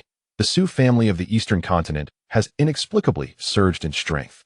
While we effortlessly subdued other regions of the eastern continent, the Su family continues to resist tenaciously. At that moment, everyone within the governor's residence radiated an air of determination. Lin Hongyu furrowed her brow and remarked, "With your prowess, you have yet to subdue the Su family?" The Su family, once a noble house, now boasts few noteworthy figures. The current head and the previous one have both perished, leaving behind only remnants of mediocrity. Guangming Jian had already ascended to the pinnacle of the Sun-Moon Triple Realm. Although not the most powerful, in this era, apart from Li Hao and a handful of sovereigns, he could contend even with Jiangli. Under such circumstances, failing to conquer the Su family was preposterous. Moreover, the eastern governor commanded an army of 100,000 with a singular mission: to eliminate all who resisted. With a force of 10,000 combat masters at his disposal, such might was more than sufficient to subjugate any faction. Guangming Jian continued. The current head of the Su family is Su Huan, the brother of Su Qing, who was merely an etheric realm superhuman, quite feeble. Along with the 2 generals left by the Su family, there are only 3 at the peak of etheric realm, which aligns with the current level of 1,000 combat masters. This strength can be deemed weak. Lin Hongyu's brow furrowed deeper. If this were the case, sweeping aside the Su family would be effortlessly accomplished. The eastern continent faced the vast wilderness, And with Li Hao's indifference to these matters, she, as the lord of the city of superhumans, was not a direct affiliate of Li Hao, but rather served as the governor of the Celestial Star Governor's residence. It was paramount that she managed these affairs well. Initially, it was believed that subduing the rebellious factions across the continent would be a straightforward and effortless endeavor. However, it came as a surprise that troubles had emerged from the eastern territories. Lin Hongyu spoke in a grave tone, urging, "Please elaborate on the specifics." The Bright Sword, feeling somewhat constrained and helpless, began to recount. Originally, the major factions within the Firebright province in the eastern continent were quite amenable to collaborating with us, except for the Su family, who remained unresponsive. I managed to secure the allegiance of other regions and prepared to launch a decisive strike against the Su family. Yet, as I entered their territory, I encountered unexpected difficulties. Su Huan, for reasons unknown, experienced a sudden surge in strength, surpassing even my own. After exchanging a few moves, I was subdued by a divine inscription. Fortunately, Director Zhao was nearby, overseeing the transition of officials, and promptly arrived to assist me in repelling Su Huan. However, the appearance of two generals from the heavens revealed that they also possessed strengths akin to the mid-stage of the Sun and Moon realm. Lin Hongyu was taken aback. She had received some information from the Bright Sword previously, but it had not been this clear and was somewhat ambiguous, particularly the mention of divine inscriptions, which left her perplexed. How could it be a divine inscription? That is a creation unique to the governor. At this moment, a judgment began to form in her mind, and she furrowed her brow slightly. Is it truly a divine inscription? Are you certain? The source of the Lord's divine inscriptions is the supreme art of Jinqing City. Could it be that you are mistaken, and it is indeed the supreme art of Jinqing City? Upon hearing this, the Bright Sword also paused in surprise, contemplating for a while before responding. It is possible that the Su family previously claimed to possess relics from Jinqing City. However, Director Wang and others have indicated that Jinqing City is a sacred ground of martial arts from an ancient civilization.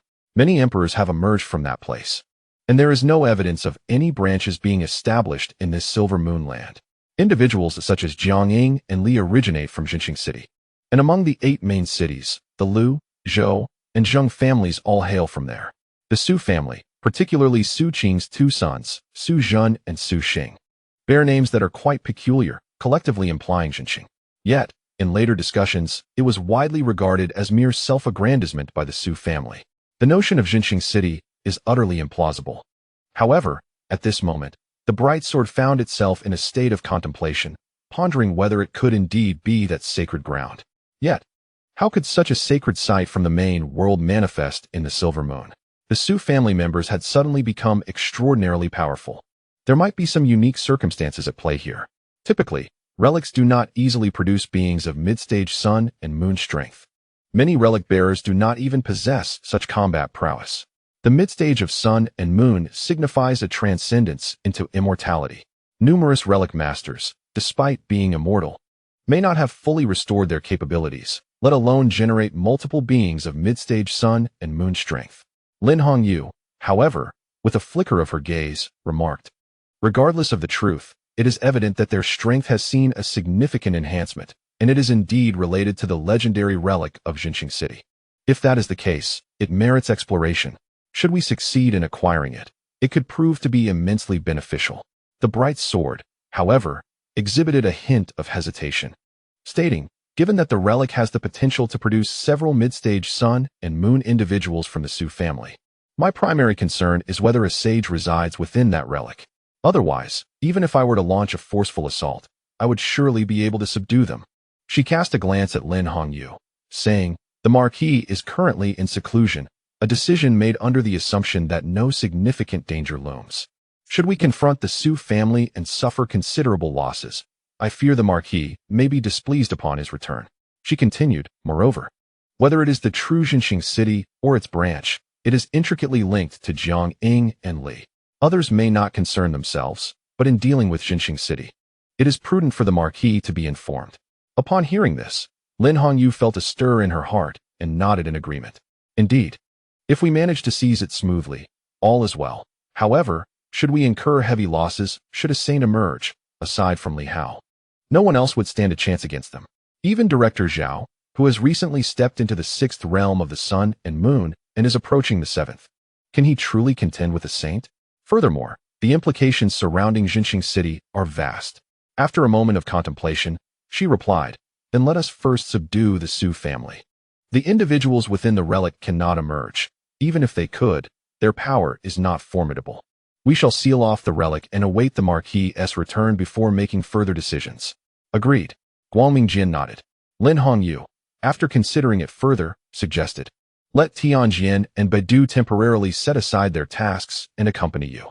If that proves insufficient, we can have Empress Qiao join you." Presently, the Tianqing governor's mansion boasts considerable strength, lacking for no formidable allies. In other regions, virtually all succumb to the pressure. Today, how many dare to defy? Since the Su family has sought their own demise, let us deploy our strongest to suppress them. In the Dingbian province, the Su family, and the Dingguo Marquisate, the eastern continent has nearly fallen entirely, with only the Su family's Dingbian still under their control. At this moment, within the Marquisate, the family head Su Huan wore a rather grim expression. He had initially believed this venture would yield immense benefits and vast improvements, enabling him to emerge from seclusion and, if not dominate the world, at least to reign unrivaled across the eastern continent. However, not only did the wilderness remain impenetrable, but Li Hao himself did not appear. Merely the former steward of the public mansion, Guangmingjian, compelled him to take action personally. Moreover, he had anticipated the intervention of the two generals, yet unexpectedly, Zhao Shuguang emerged, and the trio nearly faced defeat at the hands of their adversaries. Even though the opponent eventually retreated, they were left severely wounded. This left Su Huan in deep despondency. One could only lament how swiftly the world changes. Having remained in the relic for so long, they had missed countless updates. And upon their emergence, they found communications in disarray, leaving them unaware of the true situation, relying solely on hearsay. At this moment, within the estate, whispers filled the air, tinged with apprehension. Initially, Su Huan and his companions had anticipated their return with great hope. Yet now, after a moment of silence, Su Huan spoke, within the relic. "They mentioned that our current strength is not weak even by the standards of the new martial era. In a time devoid of origins, we could rival the undying. Even within Li Hao's framework, we would be regarded as mid-level beings of the sun and moon. Such formidable power, not even Li Hao could easily seize the radiant sword. Yet, Zhao Shuguang's prowess surpassed our own, instilling a sense of dread." With a sigh, Su Huan remarked, "Upon reflection, our time within the ruins has been brief. It seems the heavens do not favor us. Given this, it would be prudent for us to venture into the ruins once more." Upon hearing this, the expressions of the others turned pale. Initially, they possessed combat capabilities akin to the approach of divine power. But now they had unwittingly attained strength comparable to the mid-phase of the sun and moon, a transformation that surely came at a great cost. Many had entered that day, yet only the three of them emerged. The others had not perished at the hands of the entities within the ruins. Rather, they succumbed to the overwhelming surge of power, exploding from within. They had originally carried some tasks upon exiting, yet now, not only had they failed in their mission, but upon their return, they encountered unforeseen troubles. Tian Jiangjuan's expression grew grave. "My lord, we have achieved nothing. To return now seems ill-advised. That esteemed personage previously cautioned us against seeking him without cause. Should we return, we might not even survive the wrath of Li Hao and his cohorts." Su Huan, feeling somewhat helpless, inquired, "What then shall we do?" Silence enveloped the group as they pondered their predicament. "Could we perhaps negotiate with Li Hao?" General D cautiously suggested. "Li Hao had past grievances with my Su family, yet he has since refrained from pursuing them. This time, he has not personally appeared, and the Duke's residence now possesses formidable strength. Perhaps Li Hao would be amenable to discourse." Discourse? Su Huan fell into deep contemplation. After a prolonged pause, he nodded. "Indeed, our strength is substantial.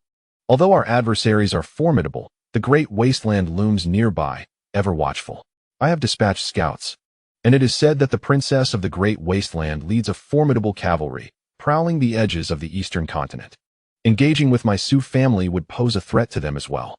As he spoke, a sudden thunderous roar reverberated through the heavens. The entire Duke's residence trembled violently. Su Huan's countenance shifted dramatically. In the next moment, the group swiftly took flight, only to hear a cataclysmic crash as the Duke's residence was obliterated, shattered into fragments. Countless servants were instantaneously slain. Su Huan's expression turned ashen, and abruptly, a divine script manifested upon him. Or perhaps it was not a divine script, but rather the battle sigil of Jinxing City, a character appearing to suppress the very fabric of existence.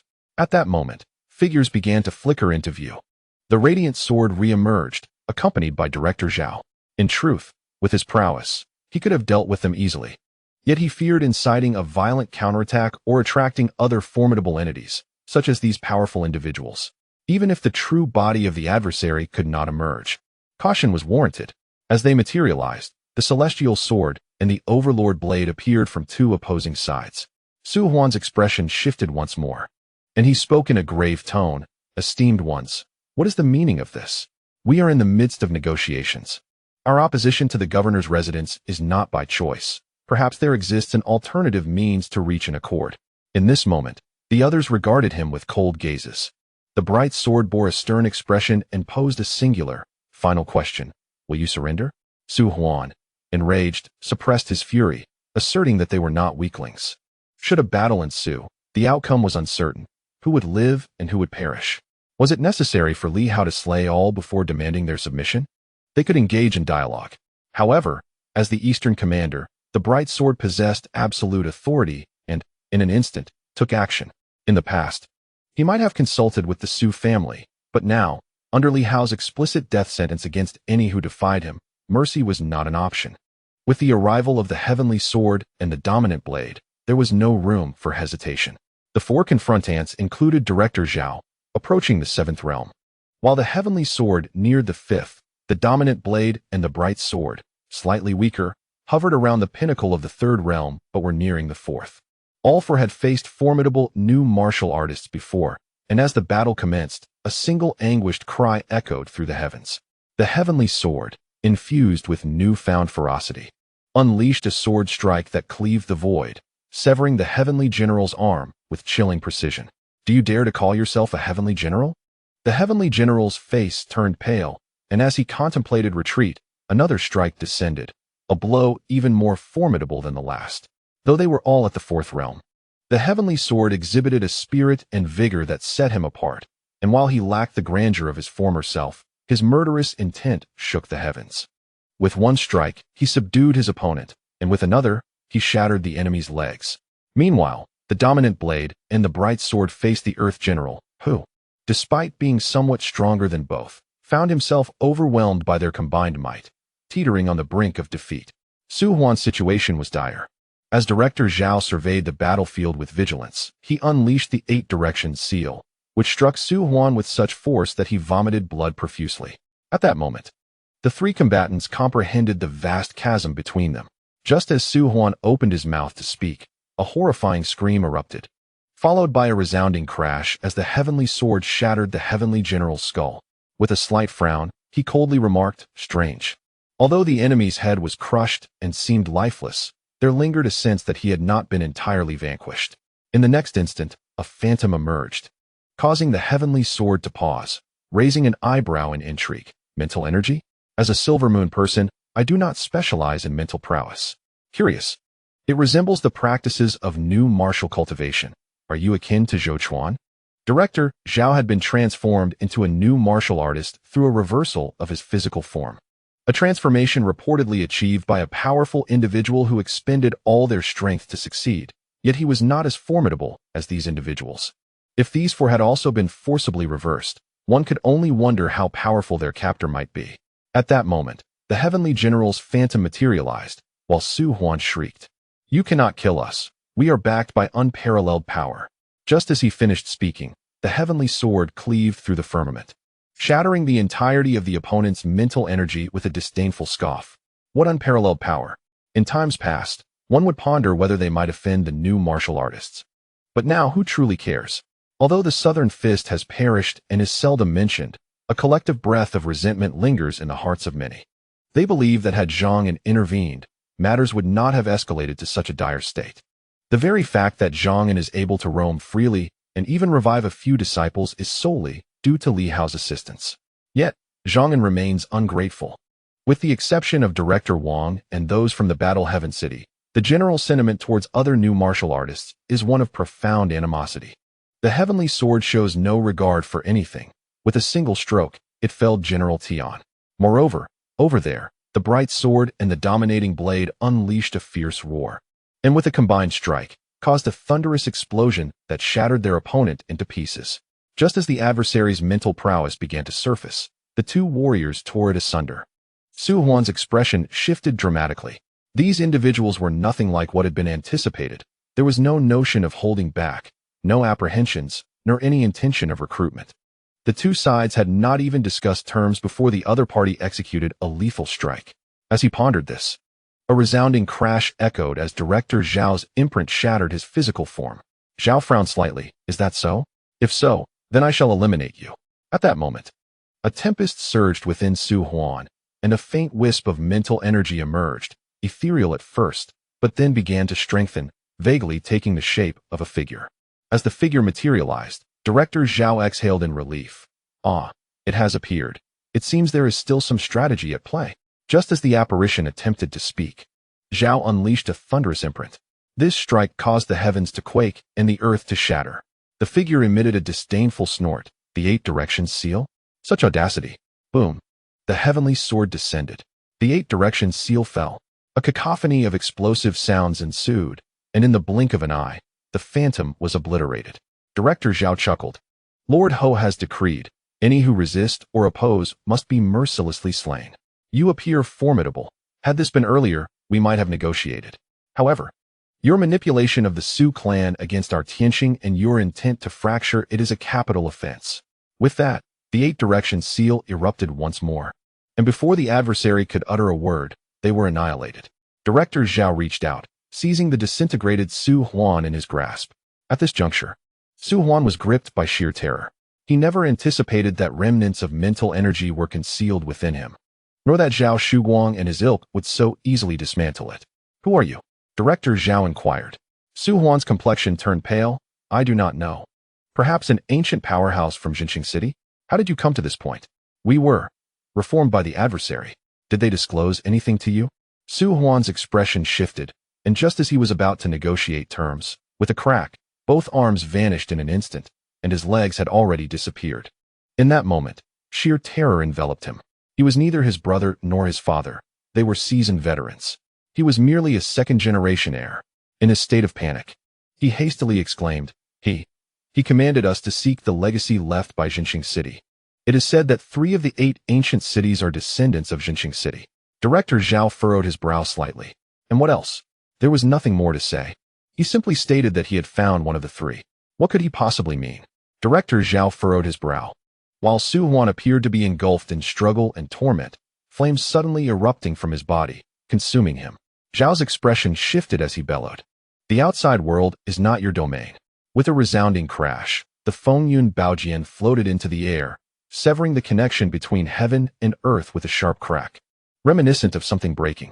At this moment, Su Huan was barely clinging to life.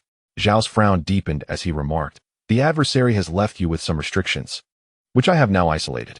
Speak quickly, what else is there? Su Huan's eyes were filled with terror. He was in a state of utter panic, stammering.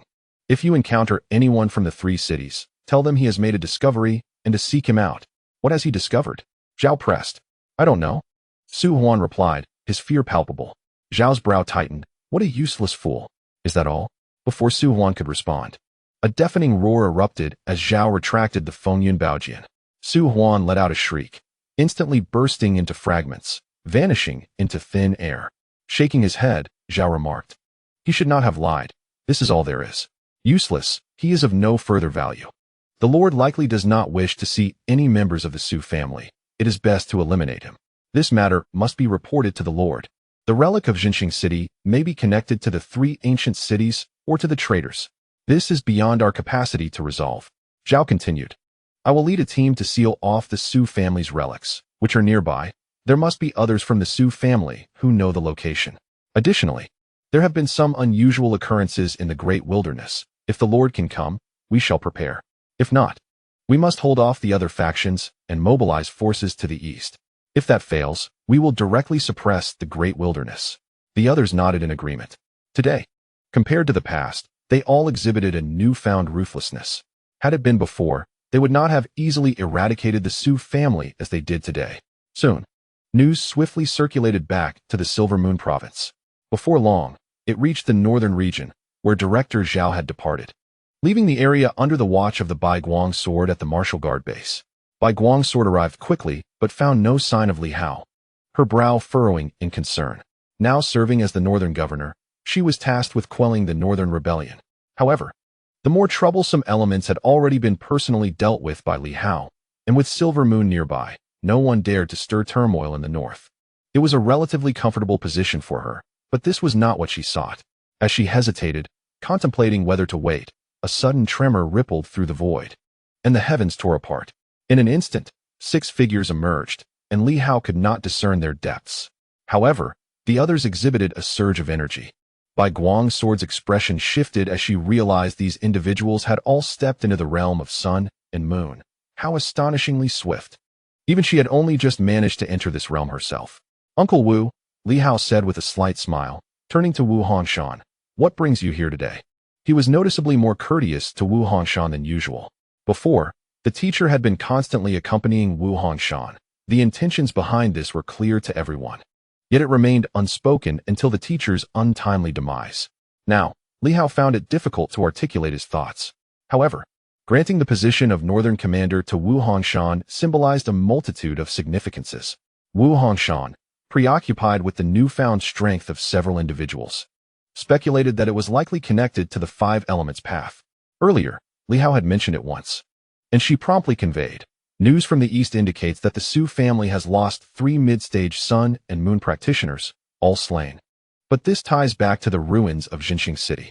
Within those ruins, there should exist a formidable presence. Director Zhao surmised it might be linked to the Zheng family, whose power was undoubtedly considerable, having directly elevated these 3 individuals to the 4th stage of sun and moon. Such strength, in former times, could only be rivaled by Li Hao himself. 3 individuals. Had the heavens not altered so swiftly, the Su family might have truly experienced a revival. Li Hao raised his brows slightly. The Su family in Jinxing City. He had nearly forgotten them. The head of the Su family had once mentioned Jinxing City to him, but at that time, he had dismissed it as mere fanciful talk, not realizing its significance. Now, to his astonishment, the Su family had suddenly produced several mid-stage sun and moon practitioners. Li Hao was acutely aware of the benefits his own mid-stage practitioners had received to barely reach their current status. They had either absorbed vast amounts of red moon energy or undergone personal transformation by a sage, with no leniency shown during these modifications. The emergence of 3 mid-stage practitioners from the Jinxing City ruins likely indicated the presence of a sage, or perhaps something even more powerful. Li Hao furrowed his brow, quickly stating, "Prevent them from entering. I will handle it personally once I make the necessary arrangements." Regarding the Zheng family, a cold glint flickered in Li Hao's eyes as he pondered whether the Jinxing City ruins were genuinely connected to the true Jinxing City. The Bai Guang Sword nodded in affirmation. Observing this, Li Hao remarked, "My master has also ventured into the sun and moon with the Bai Guang Sword path. Mastering the sword art is quite challenging. Have you considered switching paths?" "No consideration," came the swift rebuttal. Li Hao sighed in resignation, forcing a smile. Mastering the sword path was indeed arduous. At this moment, many sought to cultivate the sword, yet the challenges remained immense. Li Hao did not press further, nodding in agreement. "Very well. I shall later impart the sword techniques to my master, initiating the 360 channels, though the difficulty is substantial." The Bai Guang Sword hesitated, ultimately refraining from voicing her thoughts. She wished to refuse but, after much contemplation, chose not to. Li Hao remained silent on the matter. Turning to the 5 individuals beside him, the other ancient cities remain unresolved, yet Jinxing City has emerged. It is prudent to mobilize the Demon Hunter military guard. Perhaps our first full-scale effort should be there. I am also curious to witness the strength of 5 sun and moon practitioners wielding the 5 elements, collaborating with over 5,000 cultivators. Upon hearing these words, the group felt a surge of excitement, while Li Hao simply smiled, saying little more. If the opposition proved too formidable, it would be wise for these individuals to refrain from participation. At this moment, he could no longer afford to lose lives. But as for Jinxing City and the Zheng family, a fleeting glimmer of sharpness passed through his eyes. He contemplated the vast wilderness in that direction. Perhaps a journey to the eastern continent was indeed warranted. At this moment, Li Hao himself, having relinquished the 5 Elements Avenue, found his strength diminished compared to the previous 38 channels. However, during these past few days of refining the Great Tao, he had not emerged empty-handed. At this juncture, Li Hao had successfully opened 32 of the 36 channels, and with the addition of 5 channels beyond the 5 Elements Avenue, he had a total of 37 open channels, thus not significantly weakened. Should it turn out that the town Star City indeed had ties with the Zheng family, he would inevitably have to take action. Without further ado, Li Hao swiftly ascended in his battleship, heading eastward. This time, he harbored certain plans. If the formidable forces in town Star City proved excessively powerful, he would refrain from a reckless assault, perhaps calling upon the War Sky City for support. If War Sky City remained reluctant to dispatch troops, with the 2 saints still harboring reservations, it would open up avenues for him to sever ties with War Sky City. He had already substantiated that the Zheng family were traitors. It was now up to the 2 saints of War Sky City to decide. And the same applied to the 9th commander. As for Zhang An, he no longer felt the need to intervene. Conversely, over at the remnants of the celestial star town, there lay a broken body of a heavenly sovereign, which might prove useful. If Zhang An chose not to utilize it, he would take it himself. And if the 9th commander was willing, it could potentially be of service. Even if it were damaged or broken, it could be repurposed to aid in the revival of War Sky City and Yuanping Military Science University personnel.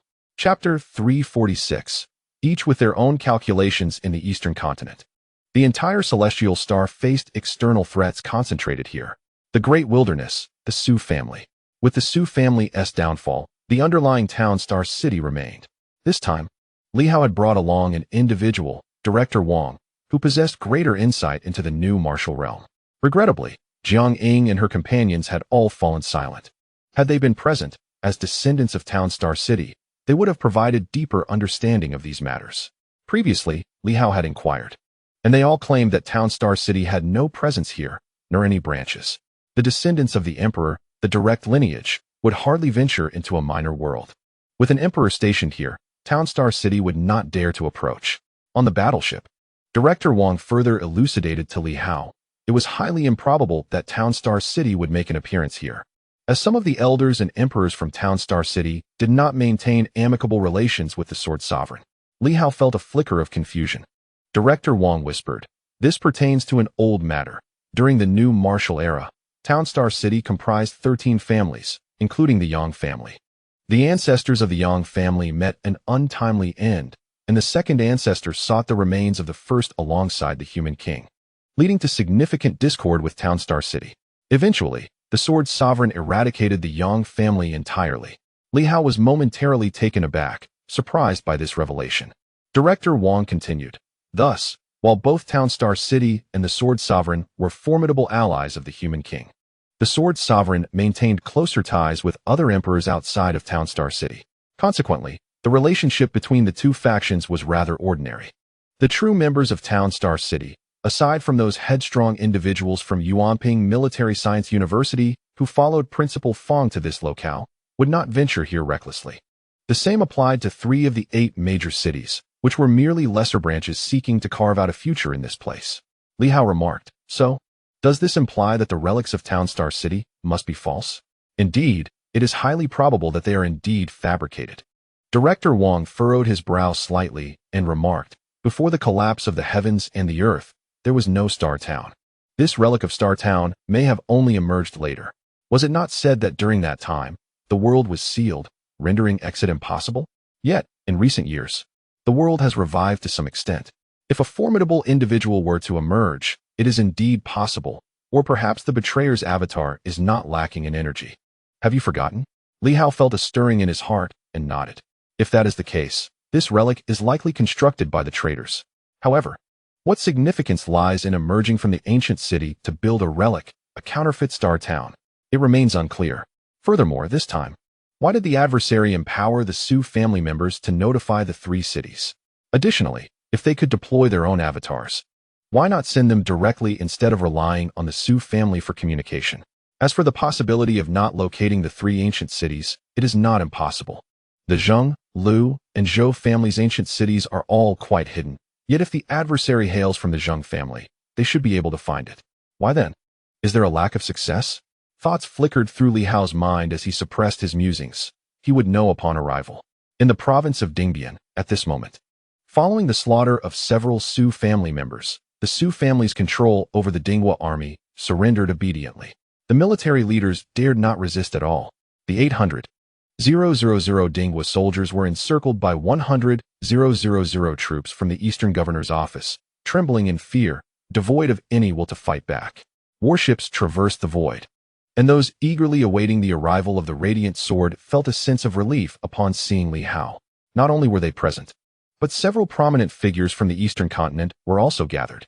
Apart from the Su family, there were Yu Qiao from the Huoming province and the Eastern Duke from the Eastern Extreme province, along with the Divine Sun Society. These three factions had consistently been the main forces opposing the Su family. At this moment, Yu Qiao was among them, a familiar face. When Li Hao visited the Dinghua Duke's residence, he had previously met him and had even utilized him to create opportunities for himself. Now, upon seeing Li Hao, Yu Qiao's expression was complex, and he quickly lowered his head. In the past, they had looked down upon Li Hao, who was merely a small figure seeking wealth in this realm. Yet now, he stood high above, unattainable. As Li Hao descended from the warship, the crowd exclaimed, "My lord." He had titled himself as the Silver Moon Duke, although he had yet to make this public. Nonetheless, everyone addressed him as such now. Yu Qiao and the others hurriedly followed suit. Li Hao nodded, glancing at Yu Qiao and then at another elder, presumably the Eastern Duke, whose eldest son was also present. Standing beside him, Li Hao understood that when the Su family had pursued him in the past, the Eastern Duke had once deployed troops to pressure the Su family. For Director Zhao had promised him certain conveniences once he entered the Silver Moon, commencing the second revival. However, the circumstances now were vastly different from those times. Li Hao swept his gaze across the crowd, turning to Yu Qiao, and with a slight nod, expressed courteously, "It is said that Elder Yu has made significant contributions to stabilizing the East. I have been quite busy and have yet to express my gratitude for your efforts." Yu Qiao bore a somewhat bitter expression. The stability of the East has greatly contributed to its dominance, yet this ambition stems from the desire to rule. Who would wish to leave their territory in disarray? The so-called contributions to stability are ultimately for the preservation of one's own legacy, which now belongs to another. Those who recognize the times are the true sages. Li Hao's prowess in repelling foreign powers led to the swift surrender of Shuiyun, the withdrawal of Dali's forces, and the demise of the Divine Kingdom. Unlike the Su family, he would not dare to resist. At this moment, upon hearing Li Hao's words, a smile appeared on his face. "It is merely what ought to be done. You flatter me, my lord." Duke Li Hao had just spoken when Duke Dongji hurriedly replied, "My lord, you jest." This title was conferred by the Zhang family of the False Dynasty, which has now become a relic of the past. "My birth name is Zhou Qi, and I now serve as the director of the Dongji provincial administration." He is a duke, and so is Li Hao. Do they not stand on equal footing? This seasoned Duke Dongji would not err in such matters. However, Li Hao shook his head. The Zhang family cannot be dismissed as a mere false dynasty, having dominated the Tianqing for 2 centuries. Their achievements in unifying the realm are undeniable. It is not uncommon for dynasties to decline in their later stages. There is no need to negate the Zhang family's contributions, however modest, as even their unification of the 99 provinces is sufficient for them to be remembered in history. Subsequent dynasties cannot evade the legacy of the Zhang dynasty. Upon hearing this, Duke Dongji solemnly remarked, "It seems I have grown senile and failed to appreciate your magnanimity, my lord." Li Hao waved his hand, disinterested in further flattery. He glanced at the others and then toward a group of individuals in the distance before inquiring, "Where are the members of the Divine Sun Society?" At this, the expressions of several individuals shifted slightly, and the bright sword promptly stepped forward. "My lord, the Divine Sun Society worships deities, particularly the sun god, who was recently slain by you. As a result of their faith being shattered, the society has disbanded, and many of its followers, in despair, have already fled." Li Hao was taken aback. He had been unaware of this development. The Divine Sun Society worshipped the sun god? What a pity. The slaying of their deity signifies a spiritual annihilation for the faithful, leading to the society's dissolution, which is entirely understandable. After a brief exchange of pleasantries, the lords of the eastern provinces, relieved by Li Hao's seemingly agreeable demeanor, relaxed their tension. Recently, the bright sword had shown no mercy in the east. eliminating all adversaries and dissenters without any room for negotiation.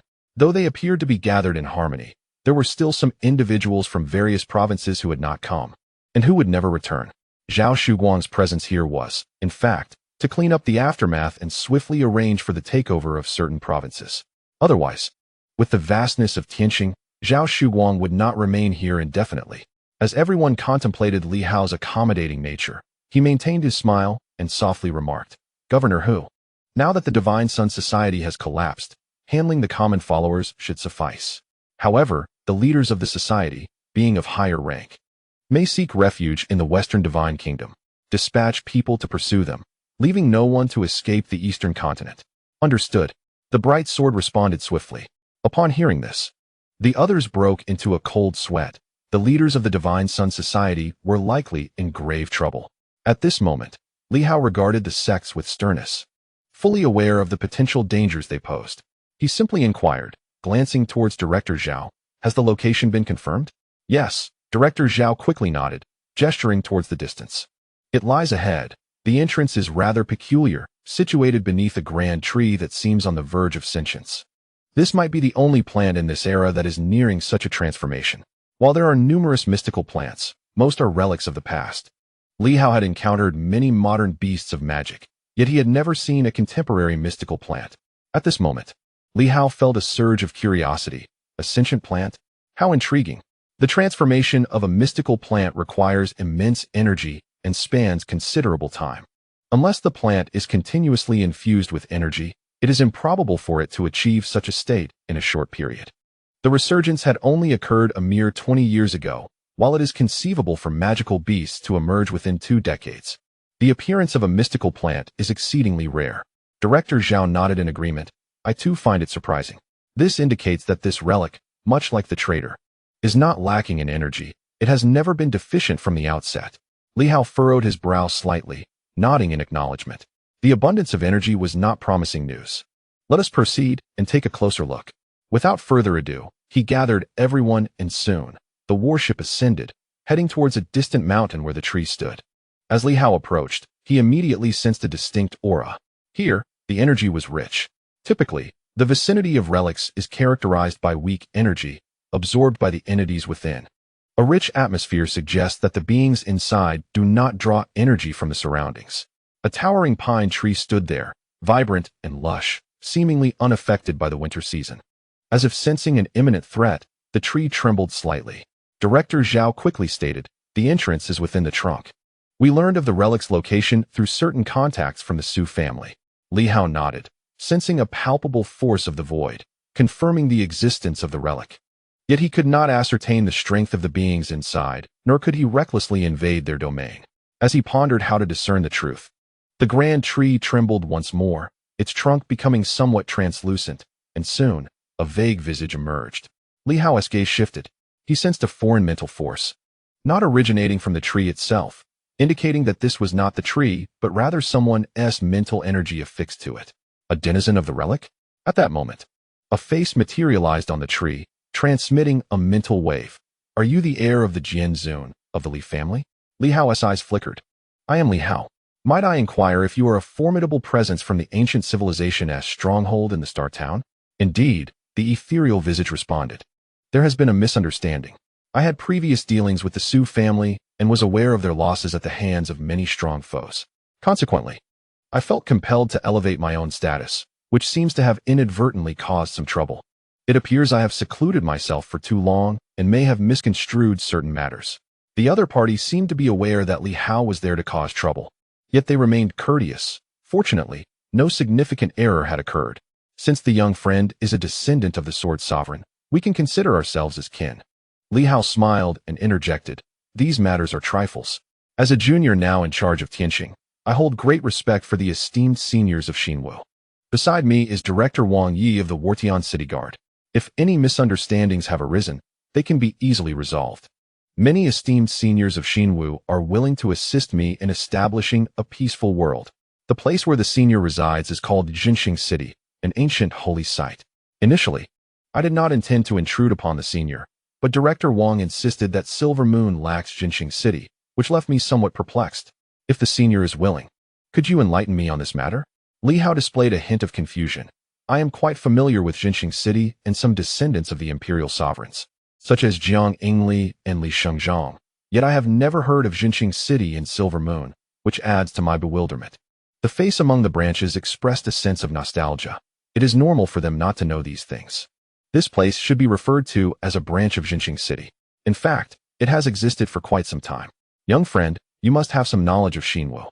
The human king and the sovereigns are omnipotent and have made arrangements for many matters. Years ago, the Sword Sovereign withdrew a significant number of powerful beings to follow the human king in their quest to conquer the outer cosmos.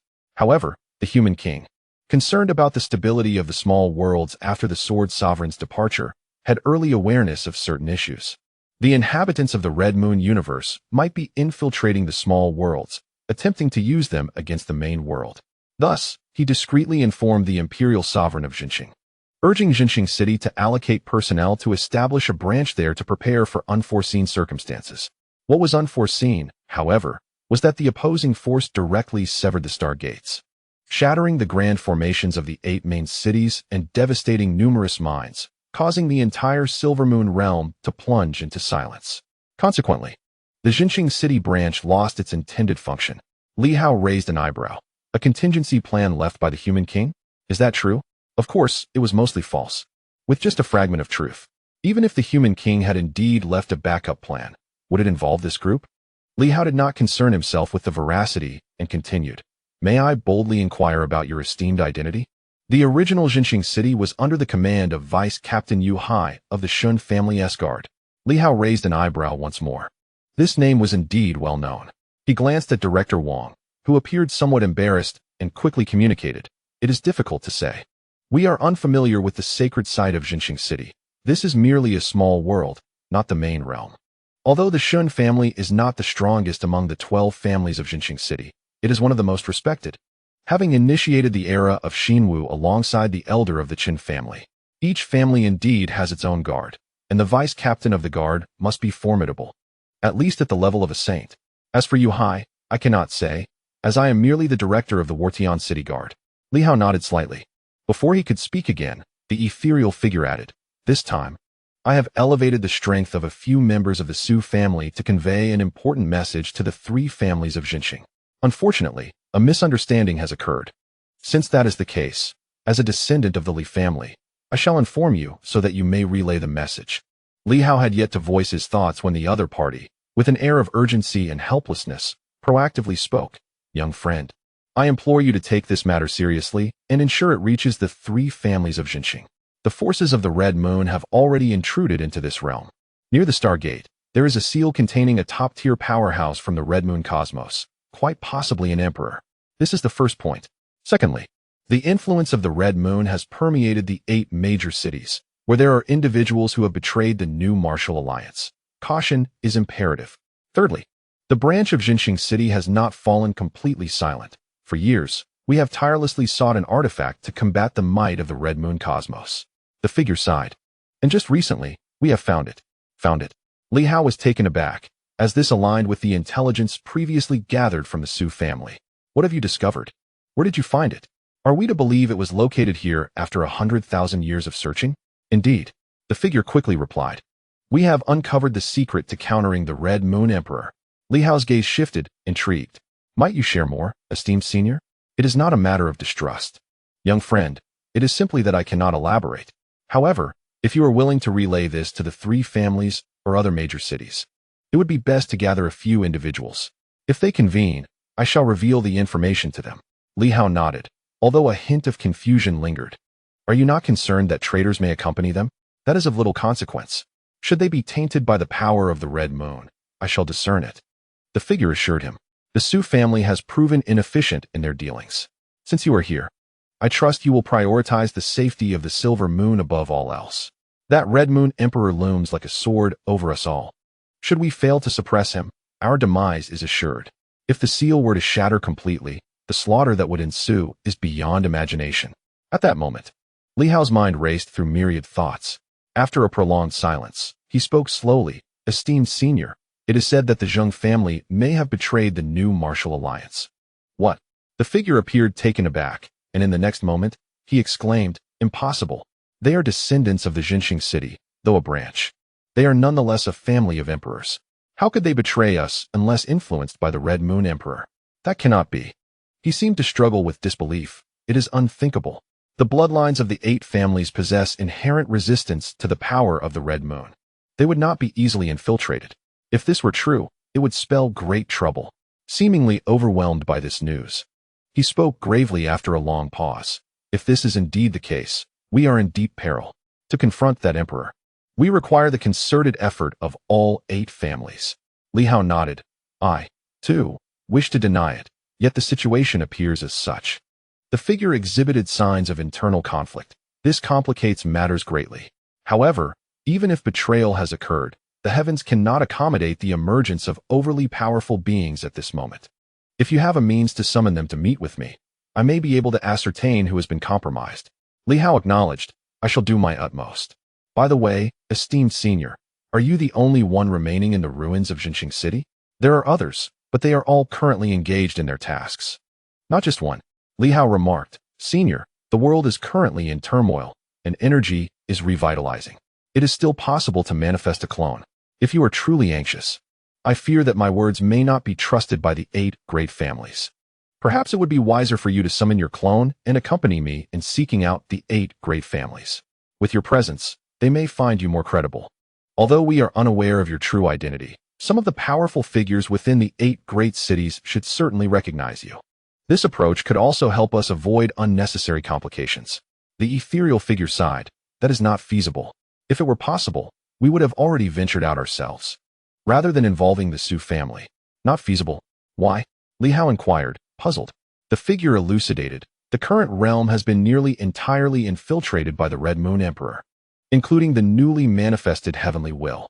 Though it may not be overtly apparent, it has indeed been affected by the Red Moon Emperor's encroachment. We have discovered a method to counter the Red Moon Emperor, and the heavenly will is aware of it. Once we exit the ruins, we will inevitably face suppression from the world, even an assault from the heavenly will, which could actively seek to eliminate us. This applies even to clones, as they too would be targeted by the forces of the universe." Li Hao raised an eyebrow slightly. "The universe is targeting us. I am aware that it is currently against the great wilderness. But do I believe that it would also target those who have discovered ways to resist the Red Moon Emperor?" He remained composed and continued. "You mentioned that the Red Moon Emperor has tainted the heavenly will?" "Indeed," the figure affirmed. "That seems implausible," Li Hao frowned. "The individual is sealed. How could they possibly taint the heavenly will?" "My young friend, you do not comprehend. This being is an emperor, the most powerful entity in this world. The emergence of the heavenly will inherently imitates the strongest beings, thereby becoming susceptible to their influence." "Is that so?" Li Hao stroked his chin thoughtfully. "If I may be so bold, what level of power do you possess, senior?" "Merely at the saint level," the figure replied. "At its pinnacle?" Li Hao asked. "One might say so, albeit barely," the figure responded. Li Hao inhaled sharply. "If you are that formidable, do you know Senior Zhang An?" "Of course," the figure exclaimed. "He is the grandson of a supreme. How could I not recognize him? Although I am uncertain if Director Zhang is familiar with someone as insignificant as myself. The Zhang family stands high above. Even my own family, the Shen family, pales in comparison." With a hint of self-deprecation, the figure added, "I am merely a deputy captain of the guards at the saint level. In the past, those who associated with Director Zhang were either descendants of emperors or the emperors themselves. A person of my humble stature is unlikely to catch his eye." "Is he still at Yuanping Martial Science University?" "Yes," Li Hao answered. "That simplifies matters. If Director Zhang is willing to summon his clone, with him present, the 8 great families will become involved. Even if a few traitors emerge, we need not fear. He can lead the 8 great families, and we can devise a strategy to eliminate the Red Moon Emperor." The figure did not seem apprehensive about meeting Zhang An. Rather, there appeared to be an air of anticipation. Li Hao felt a tinge of regret for not having brought Qian Wuyang along this time, as he remained in Dali. Thus, it was challenging to gauge the figure's emotions and discern their authenticity. This statement could also be interpreted in reverse. It was not surprising that Zhang An did not recognize him, for he was a significant figure, while Li Hao was merely a guard from the Shen family, a grandson of a supreme. It was entirely reasonable not to expect recognition from the captain of the guards, even if he had visited the Shen family, the pinnacle of the saint level. Li Hao mused internally, truly impressive. Moreover, it was the figure who had stated this himself. After a moment of contemplation, he spoke again. Esteemed senior, the establishment of the branch in Star Town was intended to safeguard the silver moon against the encroachment of the red moon. Did the predecessors not foresee anything in advance? Their methods are exceedingly clandestine. Did you not convey this to the Sword Sovereign? The Sword Sovereign is exalted and proud, and there exists a slight discord with our lineage in Star Town. We would not dare to claim our visit was merely a precaution. Should the Sword Sovereign misconstrue our intentions, he could easily slay us with a single stroke, leaving us without recourse to justify ourselves. The figure appeared to share in this helplessness. Li Hao nodded. I see. However, I am still perplexed. Is the method to counter the Red Moon Emperor concealed within the branch of Star Town? The apparition fell silent for a moment, then replied, the branch of Star Town was not established arbitrarily. Since you have inquired, allow me to elucidate briefly. This place is a pivotal point of the 8 cities. A pivotal point? Li Hao's eyes gleamed with curiosity and skepticism. The figure continued, indeed, the universe was once divided into 8 parts, and within this expanse, there exists a secret location known to none. However, upon our arrival, we received guidance from the esteemed ones. Should the silver moon undergo any upheaval, mastering the pivotal points of the universe may yield opportunities for change. Li Hao was taken aback. The universe is divided into 8 parts? Yes. Could there be something beneath this division capable of confronting the Red Moon Emperor? Certainly. However, the Emperor is formidable, and we cannot be certain at present. Thus, we require the collaboration of the 8 families. Li Hao nodded gravely and asked, esteemed senior, may I inquire, if the 8 families convene, will they be able to confront the Emperor? There is hope. Li Hao furrowed his brow. But what if the 8 families cannot assemble? We will devise a strategy then. If they cannot unite, as long as the 8 families possess bloodline inheritances, there remains a glimmer of hope. Esteemed senior, could you divulge what it is? That is not something I can disclose. The figure lamented, I have already revealed too much, which is perilous. Continuing to speak would not only be irresponsible to us, but also to you, dear friend. Knowing too much may invoke fate, potentially leading to grave dangers. I understand, and I appreciate your efforts, esteemed senior. Li Hao's expression turned serious again. May I enter Star Town? Of course. The figure replied softly. You are a descendant of the Li family. When the heavens shifted, Sword City may have been sealed near the Star Gate. It remains uncertain how many descendants of the Li family still exist in this world. If you wish to partake, that would be splendid. If you do not mention it, I would still like to invite you to be involved in this matter. At this point, the figure expressed regret. Had I known you were a descendant of the Li family, I would not have elevated the Su family, causing you unnecessary trouble. Did the Su family not inform you that I am of the Li lineage? They did not. Then how did you recognize me as a descendant of the Li family? Quite simply, the sword intent emanating from you cannot be concealed. You possess the essence of the Sword Sovereign, and in this world, no one else could emulate it but the descendants of the Li family. Ah, I see. Li Hao nodded once more, unable to contain his excitement. Esteemed senior, is the pivotal point of the universe truly located here? Who possesses such great power to divide the heavens? At this, he expressed his exhilaration. Could it be my ancestor, the Sword Sovereign? No wonder he is referred to as the Emperor, for his might is indeed formidable, capable of dividing the heavens and the earth. We once believed ourselves invincible, yet we are unable even to partition a province, let alone the cosmos. As for the identity of this individual, I remain uncertain. Perhaps it is the Sword Sovereign, or perhaps another.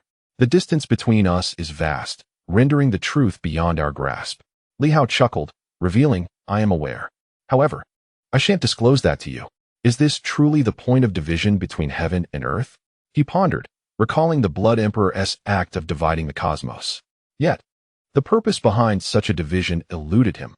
Later, the Emperor had spoken words that seemed directed at both the heavens and himself. The division of the cosmos might have been intended to prevent the emergence of consciousness within it. What then lies at the juncture of this division? A torrent of questions surged within him once more. Regarding the assertions of the individual before him, Li Hao believed 1/10 of it, but dismissed the remaining 9/10. The division point of the cosmos might indeed be authentic. The unique location of the star-crossing city ruins could be true, and perhaps the search for something in this place is genuine, yet he doubted the identity of the speaker. What kind of sovereign would express concern over potential complications? Sending someone from the star-crossing city to engage in idle chatter? Does he think I am ignorant of the ancient sovereigns? That tyrant, unparalleled in slaughter, would never resort to such trivialities. In the grand realm of the Crimson Moon, he would strike first and leave no room for contingency in a lesser world. If the primary realm retains no backup, how could the minor realm?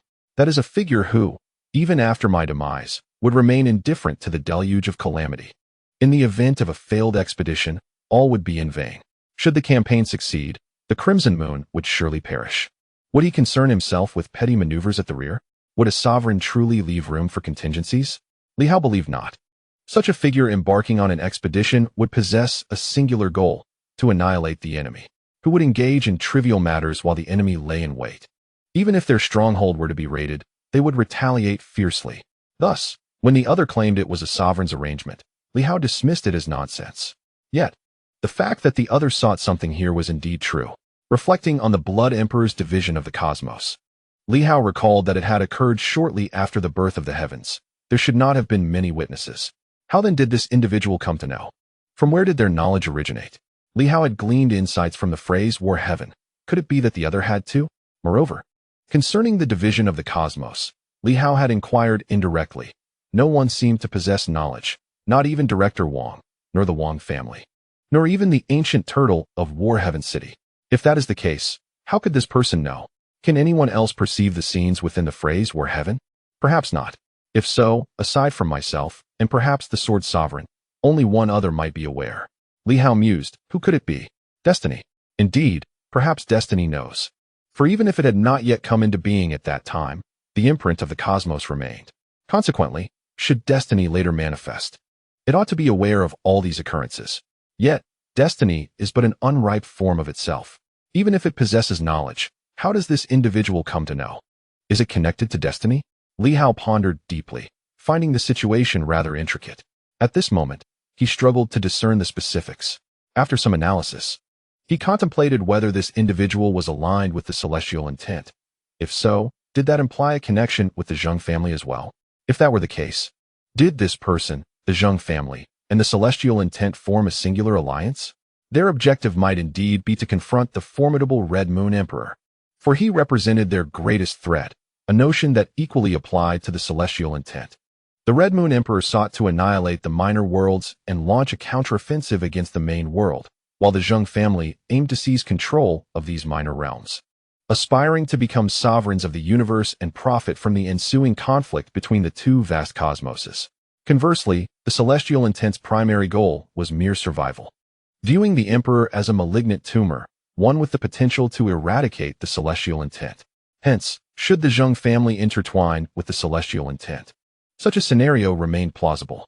For now, their objectives appeared aligned.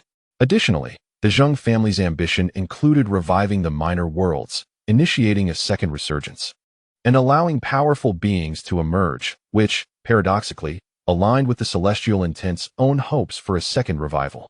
Li Hao quickly processed these reflections, drawing conclusions from his deductions. He directly linked this person to the Zheng family, which clarified numerous matters that otherwise remained opaque. The name Jinxing City was too conspicuous. If the intent was to covertly search, why choose such a name? Did they not fear that others might preemptively awaken, sensing something amiss? If it were an unnamed relic, Li Hao would hardly have given it a second thought. This aspect puzzled him. Did this individual believe that no one could awaken before them?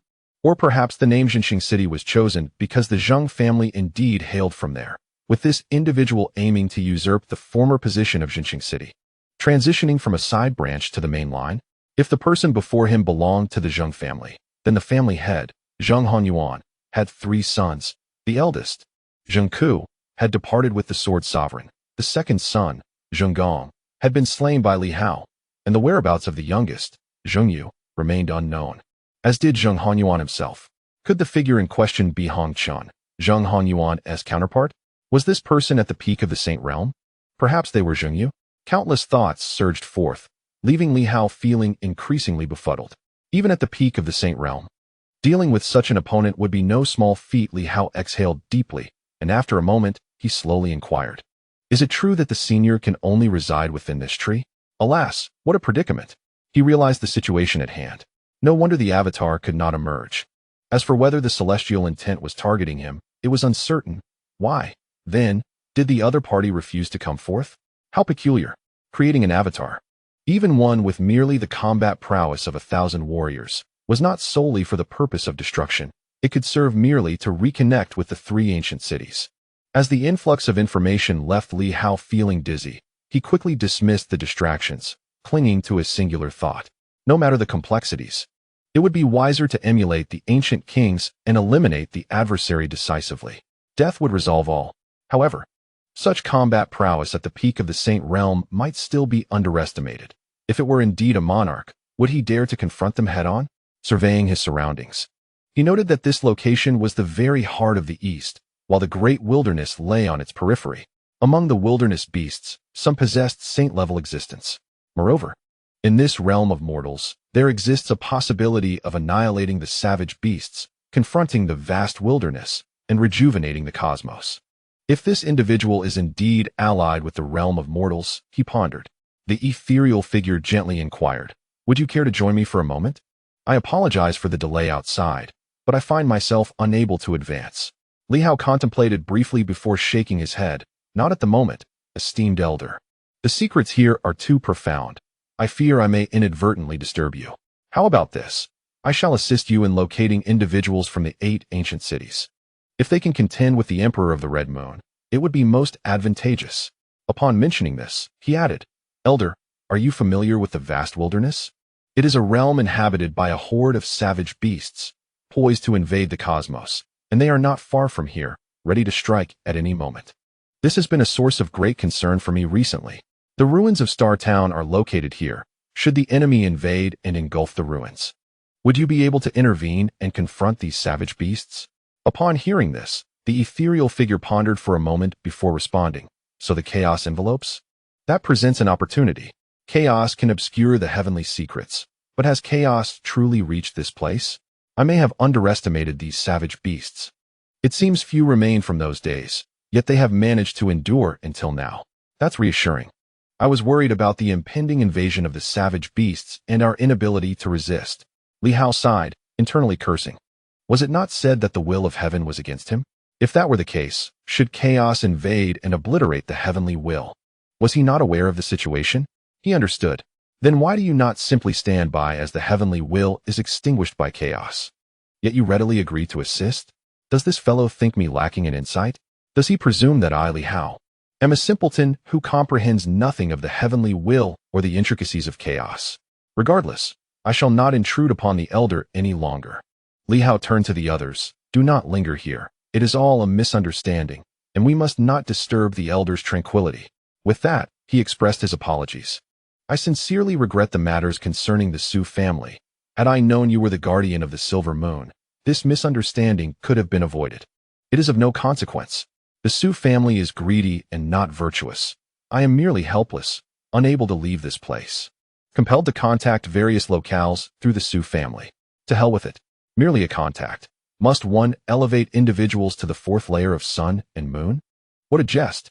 It was evident that he was aware the Silver Moon province had been monopolized by his group, fearing that the Su family was no match, thus deliberately elevating their status. However, he had not anticipated that his own group would progress even more swiftly. Otherwise, the members of the Su family, given a slight incentive, would eagerly assist with their escape, irrespective of the layer. Who does he think he is fooling? Does he take me for a fool? Nonetheless, Li Hao gathered some intelligence in this exchange. The Emperor of the Red Moon, the Zheng family, and the spatial rifts left by the Blood Emperor now involved either emperors or heavenly kings, which posed significant pressure on him. There was no alternative. The best course of action now was to seek out the City of War, hoping to achieve a satisfactory outcome there, with himself and 2 saints. Perhaps they could subdue this individual. Even if he were a peak saint, there remained substantial hope. Of course, should he be a heavenly king, the situation would become quite troublesome. Over the years, has the other party, even if originally a sage, the potential to ascend to the level of a heavenly king? This time, Li Hao refrained from suggesting that the Silver Moon people handle it themselves. Such hope appears rather dim, with himself included. Even 3 sages may not suffice to confront that ferocious beast. He gazed into the distance. The Great Wilderness. Within the Great Wilderness, there exist several sage-level beasts. The realm of mortals, where resurrection from death is unattainable, perhaps seeks to resolve the resurgence of the great wilderness. If so, disrupting the adversary's plans and allowing the great wilderness to encroach upon this realm, might it entice the savage beasts to partake in this battle? As for the invasion of the beasts, their demise would naturally diminish their presence afterward. These thoughts flitted through his mind. The former Li Hao held disdain for such matters, employing malicious tactics to scheme against others. Yet now, as long as he could eliminate foes, he held little regard for such ethics. He merely arranged for a handful of individuals to remain vigilant from a distance, and soon, Li Hao departed with the others. They ventured far from the ruins. Director Wang hesitated, stating, "I cannot ascertain whether this individual is Yu Hai. From what he has said, the gathering of the 8 great families here seems to bear little consequence. Should we test the waters? If it is merely a diversion, as long as you do not enter, even if there are ulterior motives, it poses no significant threat." Li Hao, however, shook his head. That is not necessarily the case. This individual is no simpleton. He appears forthright, yet it is highly probable he is aware that we have acquired certain information from Su Huan. He quickly provided a clear explanation. "A peak sage, I have encountered new martial experts who are all exceedingly proud. When has such a benevolent character emerged? Upon meeting, he is entirely open with you. Zhang An and the old tortoise, these sages are all exceedingly haughty. When I first encountered them, who would deign to engage with you or offer explanations? Such individuals could hardly be bothered to clarify anything. The other party is not well acquainted with Li Hao. Why should they feel compelled to explain themselves? Merely refraining from issuing commands would be a feat."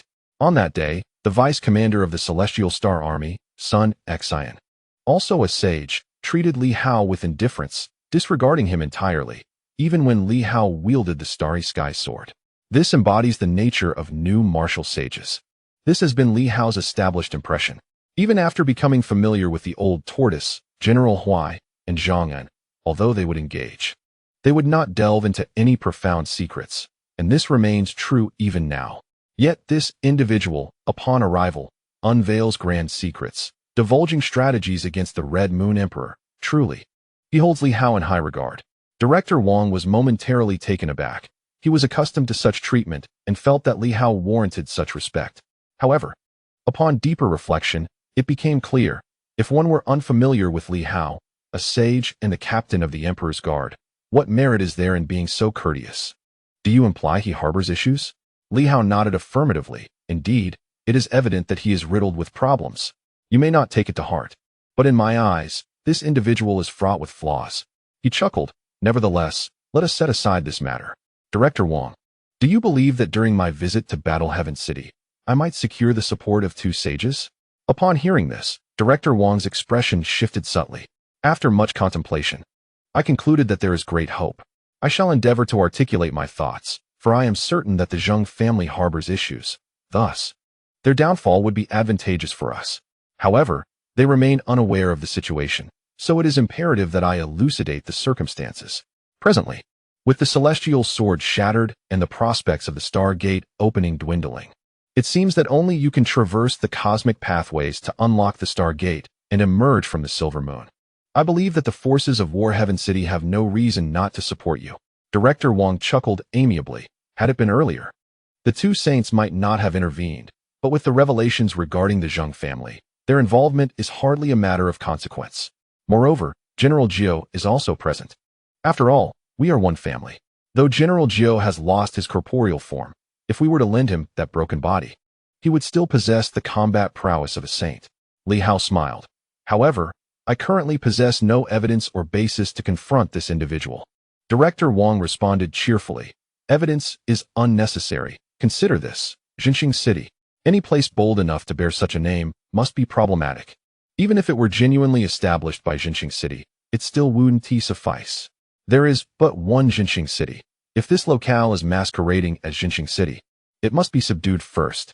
Li Hao suddenly paused, contemplating for a moment before stating, Director Wang, do you think the naming of this place as Jinxing City implies an ulterior motive?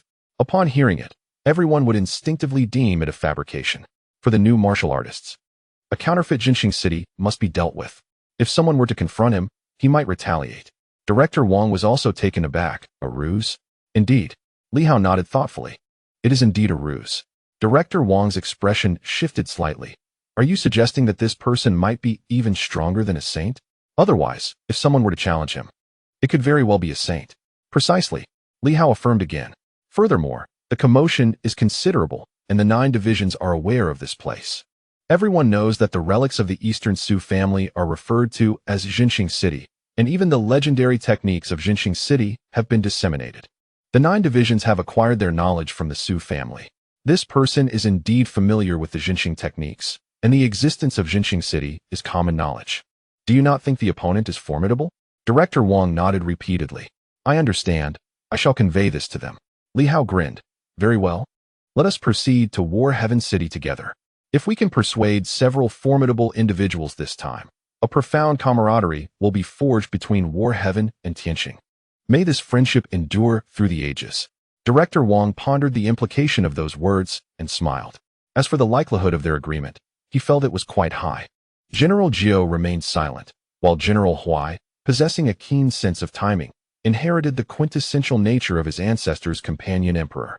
The ancestral companion emperor was known for shifting allegiances, siding with the stronger party, and at this moment, it was evident that Li Hao was the stronger contender, at least in the eyes of the world.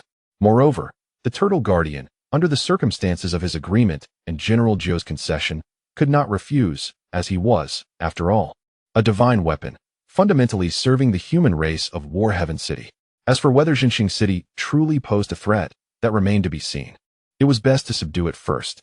As the first to embrace the new era of martial prowess, Director Wang maintained an open perspective. The two swiftly tore through the void and vanished from sight.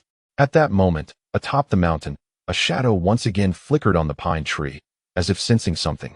Silently gazing into the distance. As he gazed upward, a heaviness settled upon him.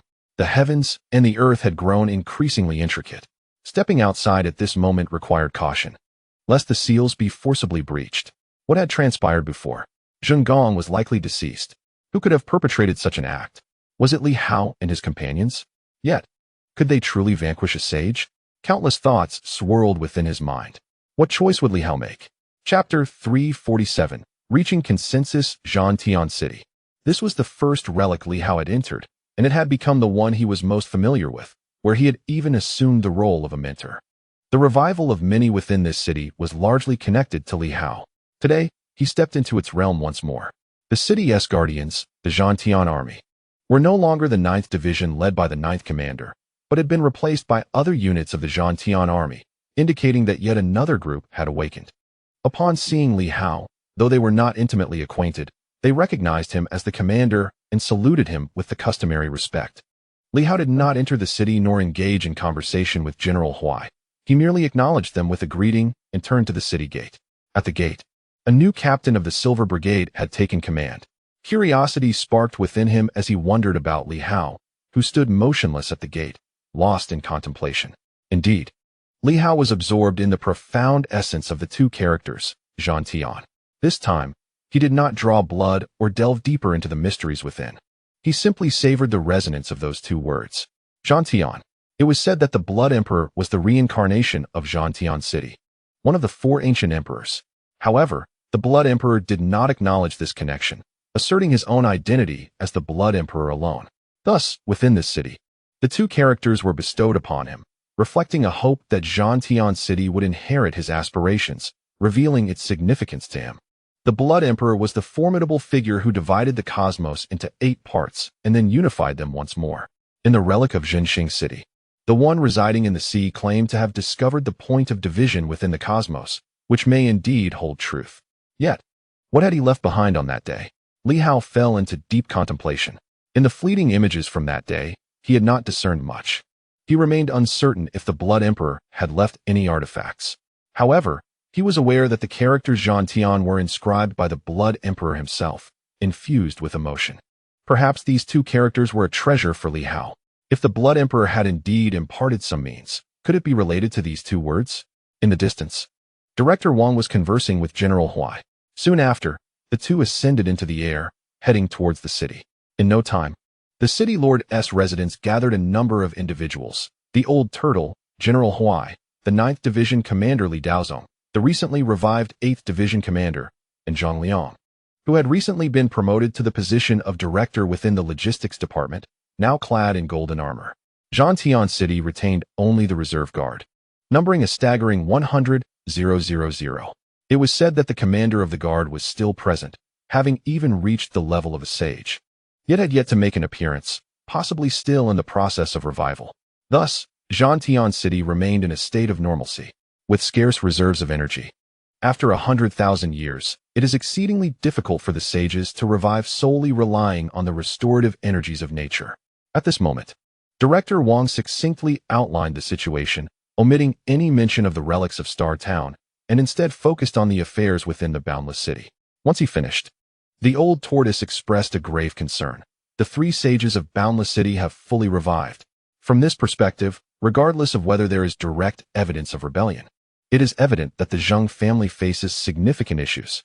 I am merely the soul of a divine weapon, he continued, and if I do not speak of myself, the revival of General Huai is akin to ascending to the heavens. Had it not been for Li Hao's support, he would likely still be merely awakening with little combat strength. The recently revived 8th Brigadier, unfamiliar with Li Hao, donned golden armor and gravely remarked, "Is it possible that Boundless City had ample reserves of energy, thus not swiftly succumbing to silence during the celestial upheaval? From Wang Ye's account, we cannot directly ascertain that they are indeed a rebellious force." Wang Yi retorted, "Yet Zheng Gong has insulted the Supreme Being. Regardless of whether he was a rebel in the past, he dares to speak disrespectfully now." The 8th Brigadier responded bluntly, "You have now changed your path and your physical form, joining forces with Li Hao. Your words lack credibility." Wang Ye's expression soured considerably. "Brigadier, such remarks should not be made lightly. Furthermore, I suspect that there are also pieces of the opposing faction within the Battle Heaven City. Are you insinuating me?" The 8th Brigadier shot back without reservation. "If I am a pawn of the enemy, then you are a pawn of Li Hao, deliberately inciting discord among the 8 major cities. I merely raised reasonable doubts, and you cast aspersions upon me?" At this juncture, Zhang Liang cleared his throat softly and remarked, "I believe Director Wang has no need to deceive us. Moreover, I feel that Li Hao would not engage in unnecessary conflict with us, as he is not that kind of person." Upon hearing this, the 8th Brigadier cast a glance at him. Zhang Liang smiled and refrained from further comment. After a moment of silence, the 9th Brigadier, who had remained quiet, spoke. "What are Li Hao's intentions in coming here with you today?" Wang Yi responded swiftly. "Li Hao's intention is straightforward. Since the Zheng family has betrayed us, but Zheng Hongyuan and Zheng Yu, the main forces of the Zheng family, are absent from Boundless City. Where have they gone?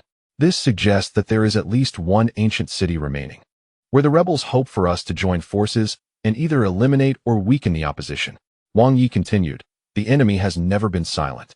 Those who were once immortal may have become sages, and those sages may have ascended to kings. Zheng Hongyuan was already a king years ago. Even if he has not reached the level of an emperor, he may have made great strides along the path of kings. Dealing with them now is challenging, but once the world revives, it will be even more arduous." Wang Yi looked at everyone and declared, "Currently, collaborating with Li Hao could yield substantial mineral resources. Through this, we might restore considerable combat strength, and General Huai might even return to his prime. Striking the enemy by surprise may present us with an opportunity." The assembly fell into silence. Director Wang added, "Without the enhancement of the original source, there exists a disparity between kings and sages, though it is not as vast as it once was. Aside from the emperor, others require the support of the original source to wield great power." The old tortoise spoke softly. "Is Li Hao attempting to compel us to take action with our true selves to seize another stronghold? Is it Lu's Hurricane City or Zhou's Star River City?" Wang Yi replied, "Given the current circumstances, it remains indeterminate." The group fell into silence once more.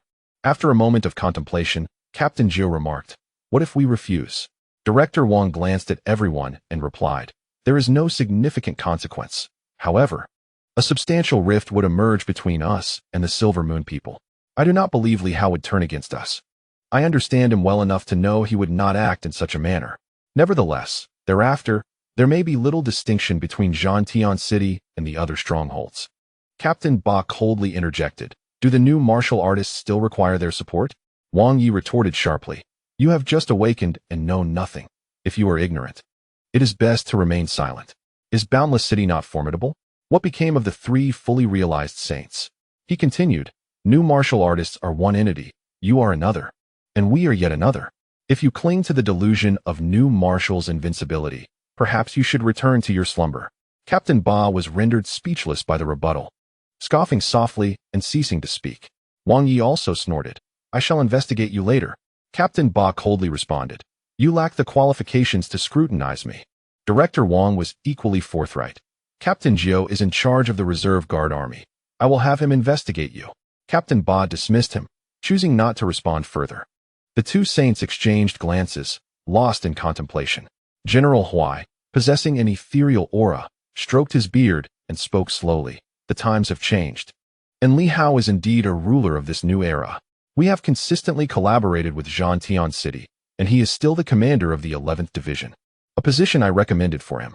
Our fates are intertwined with new martial. Should the Zheng family betray us, cooperation would still be feasible. He surveyed the group and continued. However, if we are to oppose the other prominent strongholds, we must establish one condition. If we can prove that the opposition is not a rebel faction, we cannot assist him. Rather, we would have to impose restrictions on him. Director Wang contemplated this. So, if we can prove they are rebels, General Huai is willing to take action? General Huai chuckled lightly. If they are indeed rebels, why would we refrain from acting? Director Wang frowned. Gathering evidence is challenging. The opposition will likely disguise their true nature. It is not merely a matter of proof, but rather the certainty that they possess peak strength without a clear explanation for maintaining such power. Then we must act. Regardless of whether it is a misunderstanding, seizing them first is undoubtedly the right course. He stated with conviction, is Zhang City not among the stronger factions of the 8 great families? What is our current standing? With the Tortoise Guardian present, who remains alert due to being the soul of a divine weapon? What of the others? Even so, the revival of Zhang City is no small feat. Why should they be quicker than us? I believe that if they are stronger than us, there is cause for concern. This assertion may have been somewhat dogmatic, yet, at that moment, the others pondered in silence. Indeed, the old tortoise of Zhang City has maintained its awareness as the soul of a divine weapon. It is immortal and indestructible. Even so, it has undergone a period of weakness. Why should the others be more resilient than they? As the crowd fell silent, Director Wang remarked, therefore, regardless of the circumstances, we do not require irrefutable evidence to substantiate anything. After all these years, do we suppose the enemy is foolish enough to leave written proof for us to uncover? If we were so rigid, how would we differ from the primordial era or even the initial martial age? At this moment, General Jiao spoke in a low voice, summon Li Hao. We have our own plans. Hearing this, Director Wang ceased his discourse. He merely expressed his opinions and observations. The specifics would be addressed by Li Hao. A moment later, Li Hao entered the hall. He surveyed the assembly, nodding slightly with a smile, recognizing most of them, save for one possibly newly revived armored figure. General Jiao, Li Hao said, turning to him with a grin, I apologize for the loss of my split body earlier. It is of no consequence. General Jiao replied in his customary calm tone. It was merely a split body, hardly worth mentioning. I have heard that you can now slay saints, which is indeed commendable. His demeanor remained as indifferent as ever, never displaying warmth towards Li Hao. Pure luck, Li Hao acknowledged courteously, but before they could continue, he added, moreover, the current saints are not the same as those of the primordial existence. Killing a saint is hardly something to boast about. Are you offended by a remark about your weight? General Jiao silently mused, choosing to remain silent. The old tortoise chuckled, gesturing for Li Hao to take a seat for discussion. Li Hao, unperturbed, settled into a chair and stated directly, I come with 2 objectives. First, to identify potential traitors. Second, to reach an agreement with Battle Heaven City. Upon hearing this, General Ba felt a surge of irritation. How could there possibly be traitors in Battle Heaven City? Li Hao replied with a smile. This esteemed commander of the Reserve Guard's 8th Division, Yang Wei. General Ba's tone remained frosty. In Battle Heaven City, where the legacy of the Blood Emperor is upheld, and as the staunchest supporters of the new marshal, there can be no betrayal. Such matters cannot be dismissed lightly. Li Hao gently countered. Commander Yang, all 8 major cities are devoted followers of the new marshal, yet human sentiments can shift. It is merely a precaution. One who walks upright need not fear shadows. I seek only to assist Battle Heaven City in clarifying the situation. If there are no issues, that would be splendid. If there are, we can prevent potential dangers in advance. Since when has new marshal become so obstinate and inflexible? Li Hao frowned slightly.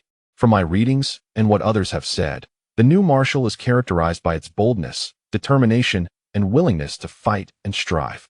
Yet, many individuals I have encountered among the new marshal do not align with this portrayal. Excessive confidence borders on arrogance. General Ba was about to retort when General Huai interjected. Perhaps it is due to prolonged slumber. They have not fully awakened, and their minds may be less sharp than before. You understand, when a person sleeps too long, their mental acuity tends to diminish. This is quite normal. He wore a slight smile. And what of your second point? Could you elaborate?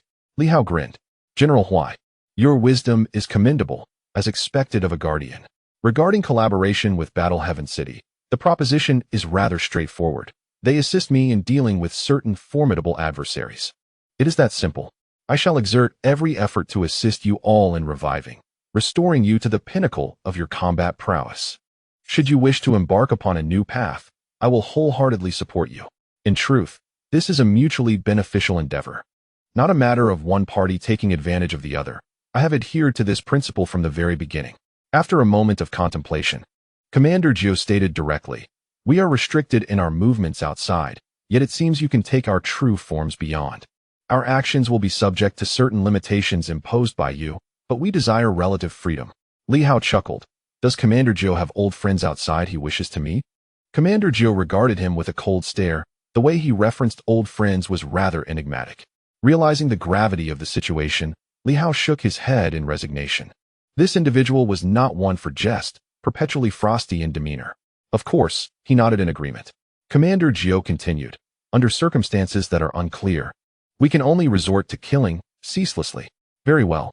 The starry sky sword lies shattered. Should the day come when you can open the star gate, we will need your assistance to depart and locate the main world. No problem, Li Hao responded readily. The requests Commander Zhao made were, in fact, trivial matters. After a moment of silence, Commander Zhao added, one final point, should the star gate remain unopened, we will require a territory belonging to the new marshal. Li Hao raised an eyebrow. A territory? After pondering for a moment, he replied, that is acceptable. However, there is a prerequisite, adherence to the laws of the celestial stars. Certainly, Commander Zhao nodded. At that moment, Old Turtle and General Huai remained silent, seemingly in tacit agreement. Li Hao then inquired, it is said that the commander of the reserve guard is still alive, in a state of deep slumber within the city. Is that true? Commander Zhao affirmed. Indeed, however, the commander attempted to forcefully leave years ago and sustained severe injuries. Since then, he has remained in a dormant state with no signs of revival. Thus, I have been performing the duties of the commander all these years. Is he a sage? Yes. He is in the early stages of sagehood. Li Hao nodded. May I meet him? Upon hearing this, the others exchanged glances, pondering the notion of meeting a commander who had yet to awaken. After a long pause, Old Turtle spoke. It is possible, but he has yet to revive and may not be able to converse with you. Li Hao acknowledged. So, as it stands, there are currently 3 sages in Battle Heaven City. If we count Commander Zhao, perhaps there are 4, correct? Affirmative. With the Guardian Turtle and General Huai's true forms present. Commander Zhao lacks a physical body. Is he preparing to embrace a new path or to reconstruct a new martial body? A new martial body. Commander Zhao responded without hesitation. Li Hao nodded. Very well. I happen to have a somewhat damaged Heavenly King body available. Director Zhang has stated he no longer requires it. And with the body previously belonging to Director Wang, we can forge a powerful new body for Commander Zhao.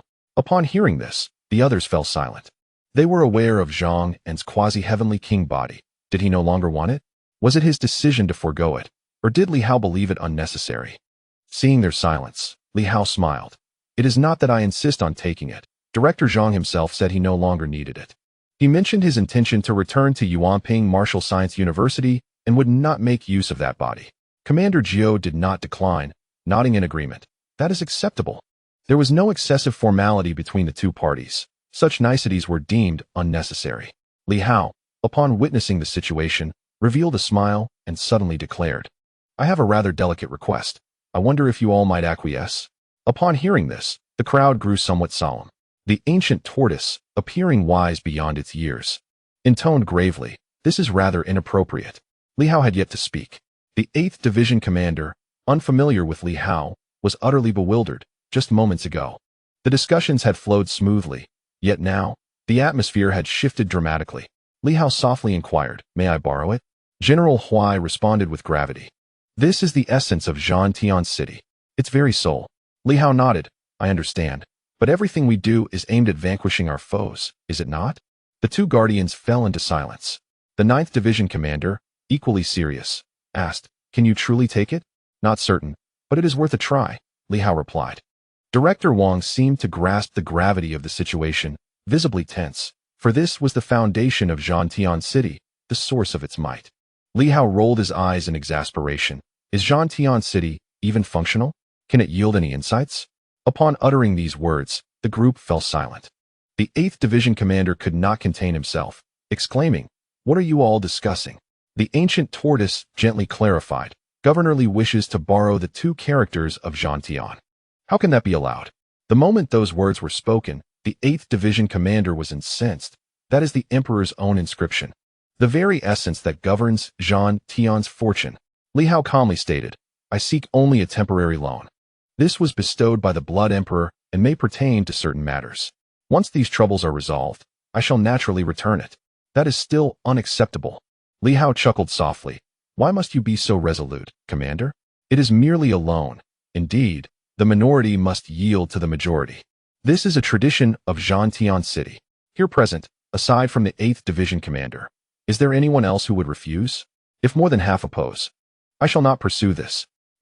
I am the 11th Division commander. Am I not entitled to participate?" The 8th Division commander was rendered speechless, for have declined. At this juncture, everyone fell into deep contemplation. Li Hao remarked with a smile, "Let us be decisive. If you refuse, let us vote now. Those opposed, please raise your hands." The 8th Division commander, gritting his teeth, thought, "Is this truly borrowable?" He quickly raised his hand. Glancing around, he found himself the sole participant. He turned to Zhang Liang, questioning if he too would agree. Zhang Liang, lost in thought, averted his gaze. After all, this position was secured by Li Hao's assistance. And borrowing the 2 characters of Zhang was indeed crucial, yet it was merely a loan, not a seizure, thus open to negotiation. The 8th Division commander, now somewhat irritated, asserted, "We must convene the other division commanders, along with some of the revived directors and the army commander, to negotiate this matter." Were these individuals all swayed by Li Hao's charm? This was the most vital possession of Zhang City, irrespective of its usability or significance. It was the symbol of Zhang City, the very core, the sole testament left by the Blood Emperor. Li Hao interjected, "If revival is not feasible at the moment, then we must resort to a vote." He furrowed his brow slightly. "The 8th Division commander does not know me well, which is of no consequence. You will come to understand my character in due time. I declare my intent to borrow. I shall certainly return it. If I were to default, would those present be so naive as to simply acquiesce? Commander Ba, a soldier, I believe it is more prudent to concentrate on battle and the eradication of enemies, rather than to persist in obstinacy. This is not a matter of betraying the new marshal, nor is it necessary to remain so steadfast in this stance. If one does not comprehend, it would be wise to listen and observe more closely. What do you think?" Commander Ba paused slightly, and after a moment, he scoffed and fell silent. He did not understand Li Hao, but he sensed that these individuals, the prematurely awakened ones, seemed to have an unwavering belief in him. When he mentioned borrowing, the likelihood of repayment seemed negligible. Would they simply take it away? Could it be that Li Hao actually intended to return it? Li Hao chose not to elaborate and swiftly shifted the topic. "There is no time to waste, since we have reached a consensus. Our foremost priority is to assist everyone in their complete revival. The celestial star mine still harbors a considerable amount of energy stones. Before we proceed, I must conduct a brief investigation to ensure there are no enemies among us." "How shall we investigate?" Commander Zhou inquired. Li Hao replied, "It is quite simple. Most of the traitors from back in the day were invaded by the power of the Red Moon, and those who harbor this power within them will only see its intensity increase over the years, not diminish. It is easy to discern." The group exchanged glances, and soon Commander Zhou nodded. "Very well. I, too, wish to ascertain whether there are those in Battle Heaven City who have been swayed. However, I believe there are none. At the very least, not within the military. Even if Commander Ba opposes you, that is but a natural occurrence. Do not let personal bias cloud your investigation, or we will not consent." Commander Zhao still harbors doubts about my integrity? Commander Zhao nodded. Li Hao chuckled. You doubt my integrity, yet still agree to collaborate? This individual truly possesses a stubborn tongue. Then let us proceed with the trial. One by one, let us see how it goes. Absolutely. Commander Zhao responded decisively. I shall go first. With his straightforwardness, Li Hao did not stand on ceremony, now devoid of the starry sky sword.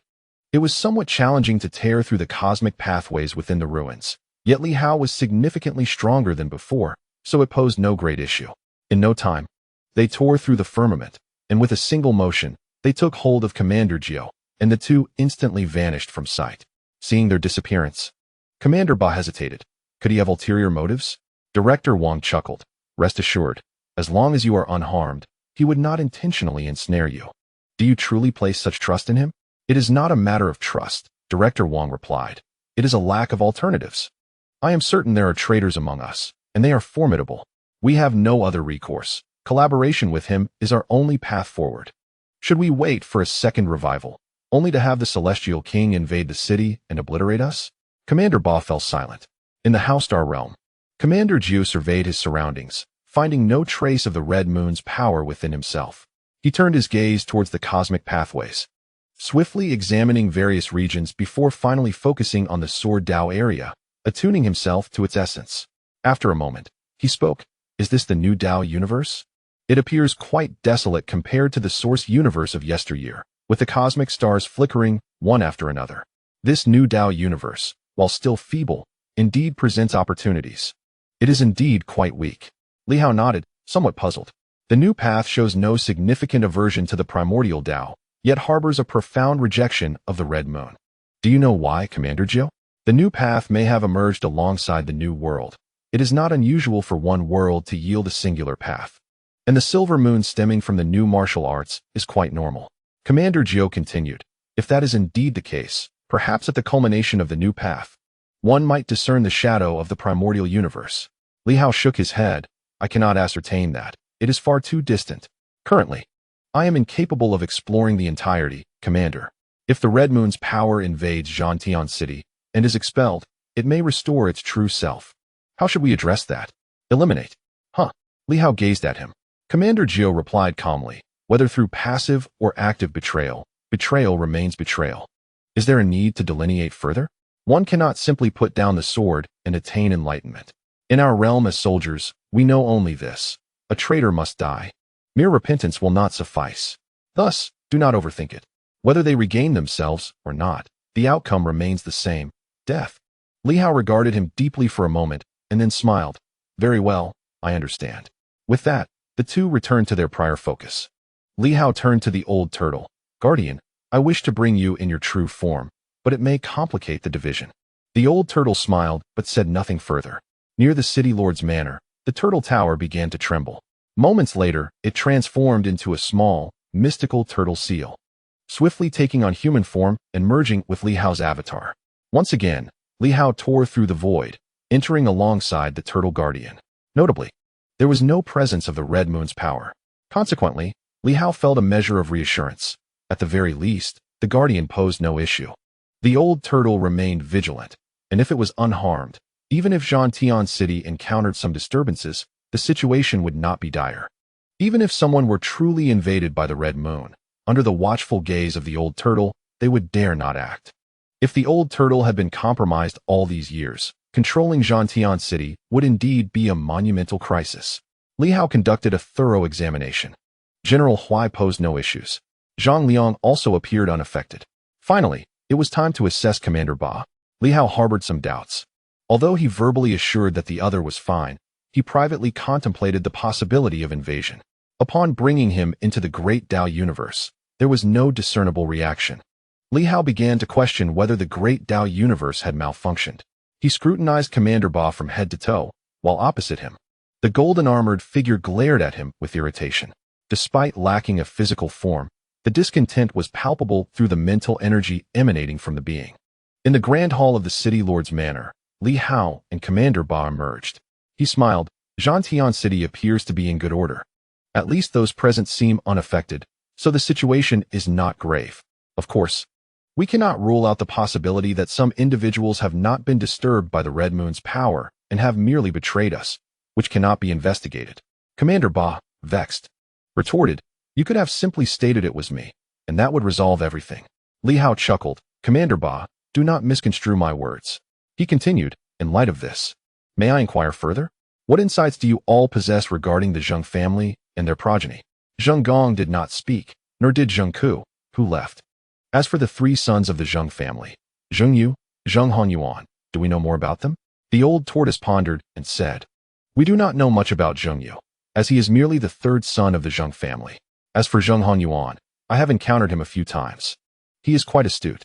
In his prime, he possessed the combat prowess of a sage and later, it is said, ascended to the level of a monarch, making him a remarkable figure of his generation. This individual left the Zheng family in Jinxing City to venture into the small world, reportedly due to the lack of substantial support from the main branch of the Zheng family. Though he possesses considerable talent, the Zheng family did not provide him with additional resources. He can be considered a figure from the early stages of the new martial era, having made significant contributions in Jinxing City." The old tortoise summarized briefly. Li Hao contemplated for a moment, nodded, and then inquired, "Is there a significant gap between the combat abilities of monarchs and sages?" "Not excessively so," the old tortoise elucidated. "Let me put it this way. Back in the day, origin practitioners relied on the enhancement of their origin to amplify their strength. Without the origin, the disparity lies in mental strength, vitality, and physical form. Such differences can be mitigated by sheer numbers. When the origin is present, a monarch can handle 7 or 8 sages effortlessly. Without it, perhaps 3 or 4 sages could contend with a monarch. And what about the difference between early stage and peak sages?" Li Hao further queried. "The same principle applies." The old tortoise sighed. "The gap between peak sages and their early stage counterparts is not overly vast. The crux still lies in the power of the great Tao. Thus, we have all been significantly weakened. Otherwise, sages could wield the power of the origin and exhibit tremendous combat strength. Erasing a city would not pose much of a challenge." Li Hao nodded once more. "Then allow me to ask another question. If you were to encounter a member of the Zheng family today, would you be able to discern their identity? The true essence? The avatar?" "That would not be possible." The old tortoise shook his head. "Distinguishing between avatars is exceedingly difficult. Only the true essence, with its unchanging origin aura, can be identified." "Very well." Initially, he hoped the old tortoise could identify whether the individual in the sea was indeed a member of the Zheng family. "Are you familiar with Yu Hai, the vice-captain of the Shun family's guards in Jinxing City?" "Yu Hai?" The old tortoise contemplated for a moment and shook his head. "I am not acquainted." Li Hao felt a tinge of regret, but General Huai interjected, "I happen to know a thing or two about him. Yu Hai possesses peak sage combat strength and was once a formidable warrior during the early stages of the new martial era." At this point, he turned to Li Hao. "Your sudden inquiry suggests you have encountered him? Are you unable to discern the authenticity of his identity? Or do you suspect he is one of the Zheng family's offspring?" Through mere snippets of conversation, this individual quickly deduced various aspects. One must admit, despite years of slumber, his mind remains sharp and clear. Li Hao smiled and nodded. However, General Huai shook his head, saying, "There is no need for discernment. It is undoubtedly a falsehood." "Why is that?" Li Hao asked, puzzled. "Has he long since passed away?" "Not at all," General Huai explained. "Yu Hai had dealings with my ancestors, participating in numerous battles. He was originally positioned to be promoted to a governmental role. Yet the Shun family has consistently refused to release him, retaining him as the vice-captain of the guard. His prospects for ascending to the monarch level were promising. But remaining with the Shun family is indeed quite challenging. It is not the Shun family intentionally making things difficult for him. Rather, Yu Hai has been nursing an injury for many years and has yet to recover. When the heavens change, the opponent's wounds may still be unhealed, and the Shun family cannot possibly release anyone to Silver Moon. The words spoken by the Shun family carry immense weight, whether it be a king or a supreme.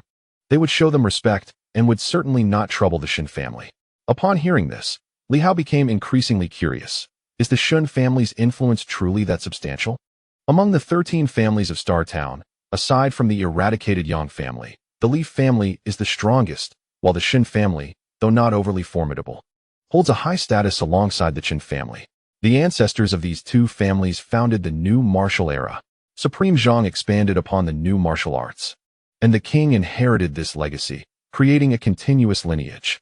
Huai Shu explained the situation to Li Hao, adding that the Shun family's influence is indeed considerable. Even if the head of the Shun family personally came to Silver Moon, they would not allow Yu Hai to come. Li Hao nodded in understanding. So it seems Yu Hai is indeed a fabrication. This simplifies matters, as there is no need to discern the true identity of the other party. The crucial question is their strength. After some contemplation, he remarked, "Why does this person refuse to leave the ruins, even their avatar?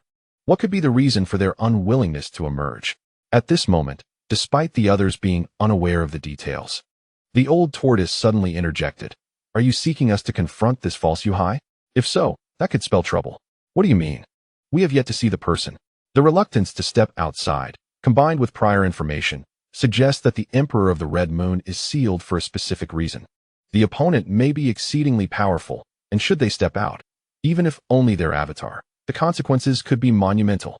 Especially now, they would be wary of emerging, as it may easily provoke a cosmic upheaval, risking the shattering of the seal, given that the seal is already weakened by the fracturing of your Starry Sword. The opponent's hesitation to deploy their avatar likely serves as a precaution. Releasing that Emperor could mean this individual possesses at least the strength of a heavenly king. If they were a sage, such concerns would not exist. Furthermore, this person likely has had dealings with the Emperor, otherwise, we would remain oblivious to this matter, receiving merely fragments of information from you. The 8 major cities, aside from traitors, typically remain uninformed. A heavenly king. Li Hao exhaled, questioning whether they could contend with such a being. The others exchanged glances, and Ninth Commander shook his head. Even if you possess the strength of a sage, with 2 guardians intervening, and considering the opponent may have advanced along the heavenly king path for many years, it is insufficient. Though 3 or 4 sages might hold promise, it would still fall short to eliminate the opponent. Under stable conditions, at least 6 sages would be necessary. So many? Li Hao frowned. If the commander of the Guardian army were to revive, along with several mid to late-stage practitioners from the Sun and Moon, would that suffice? Not enough. Ninth Commander continued to shake his head. The Tortoise Guardian excels in defense, and General Huai is not particularly adept at offense. My own combat style dictates that I cannot sustain prolonged engagements, and the commander is also primarily focused on defense as a reserve guardian. You understand this. Even if you are proficient in offense, it remains inadequate. At least one top-tier offensive powerhouse is essential. Li Hao's head throbbed instantly. Another top-tier sage as an attacker? Where could one possibly be found? The group exchanged glances, each one caught in a web of uncertainty. Uncertain of how much time had passed, the old tortoise suddenly spoke. Enough with Zheng. Let us not mention Director Zheng any longer. Among the 8 major cities, I have heard that you have allied with the Martial Alliance. The Martial Alliance is renowned for its offensive prowess. In truth, the City of War is merely a facade. The true powerhouses have departed, leaving behind few formidable attackers. Is it not said that the second elder of the Martial Alliance still remains? Their expertise lies in assault. And he is a sage. Of the 9 elders in the Martial Alliance, the first 6 are almost all sages, while the latter 3 are merely immortal. Their 9 elders are comparable to 9 military commanders, holding a rank superior to that of 9 division leaders. Last time, Li Hao encountered the 7th elder, who is merely at the pinnacle of immortality. This brought a smile to Li Hao's face, as it seemed the 7th elder had failed to attain the sage level. As for the 2nd elder, the Zhao family excels in offense. Their ancestor, the Zhao Alliance leader, was adept with the blade. And the current lord of the Zhao stronghold is his son, skilled in fist techniques. The 9 elders hail from various sections. But would they agree to this? Li Hao is willing to collaborate with the City of War, yet he harbors little fondness for the other ancient cities. A sense of headache washed over him. Is one more sufficient? To ensure a solid grip on the opponent, I believe it prudent to seek at least one more, if not more.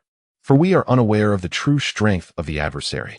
If the Heavenly King starts, and should they possess a half-step Emperor's might, then 5 or 6 sages would be of no avail. Even 10 would prove useless. Li Hao fell into contemplation.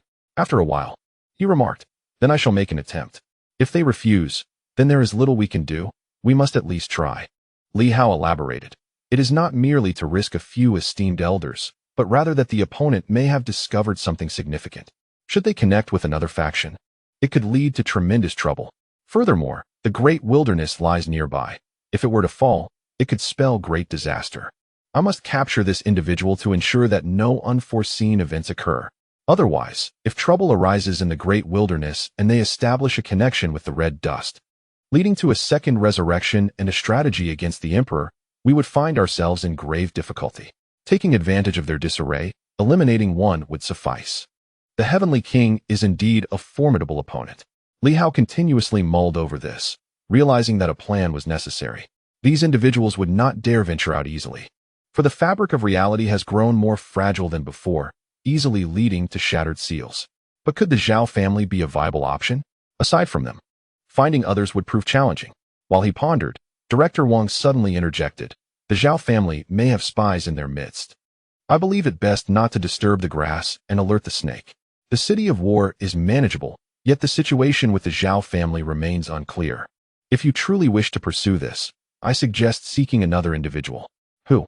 The descendant of the sea-subduing envoy. Li Hao was taken aback. Director Wang chuckled. This choice is far more suitable. They command the four seas, being the Silver Moon sea-subduing envoy of Ur, with strong ties to the Li family and the Sword Sovereign. Moreover, the lineage of the sea-subduing envoy is unique among other factions, as it has no branches. All are direct descendants, bestowing upon them considerable influence. In fact, the sea-subduing envoy is even more powerful than the demon-subduing envoy.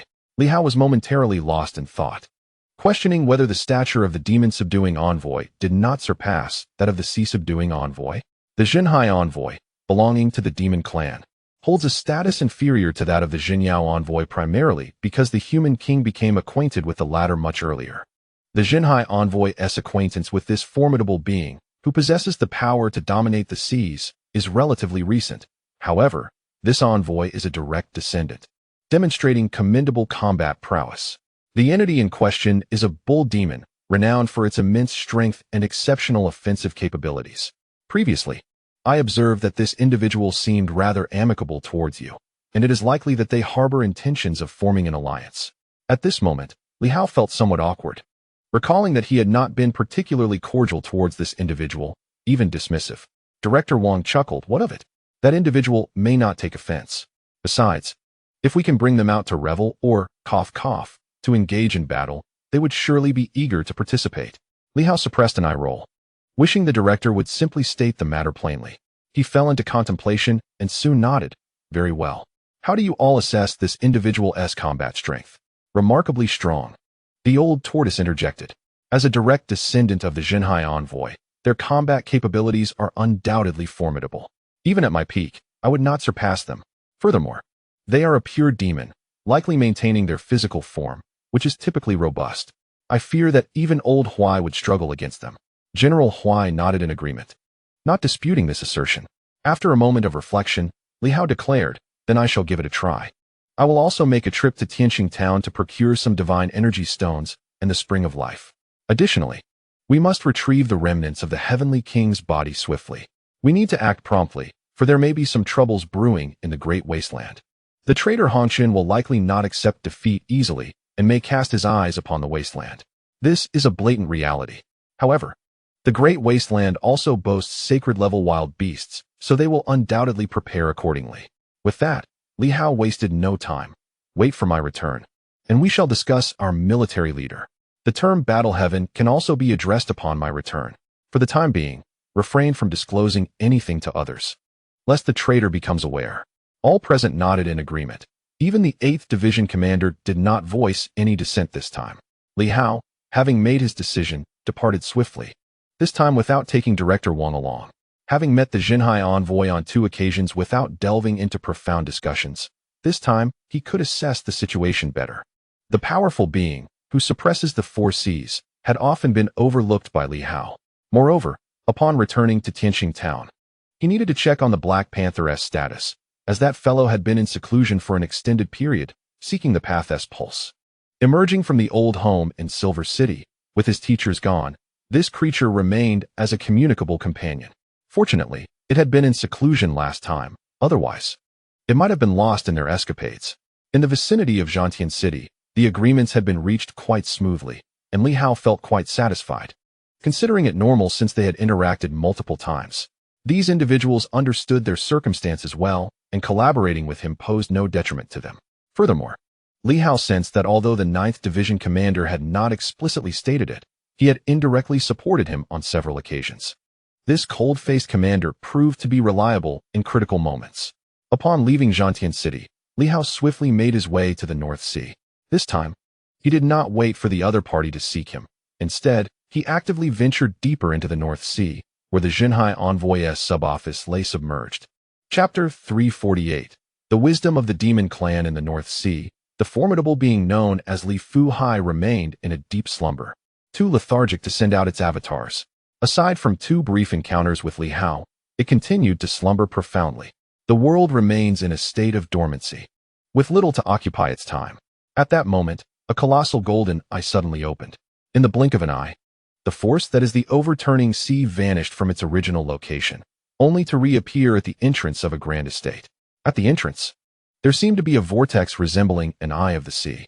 The whirlpool began to swirl. The overturning sea had not transformed, retaining its bovine form. Yet its eyes revealed a hint of curiosity.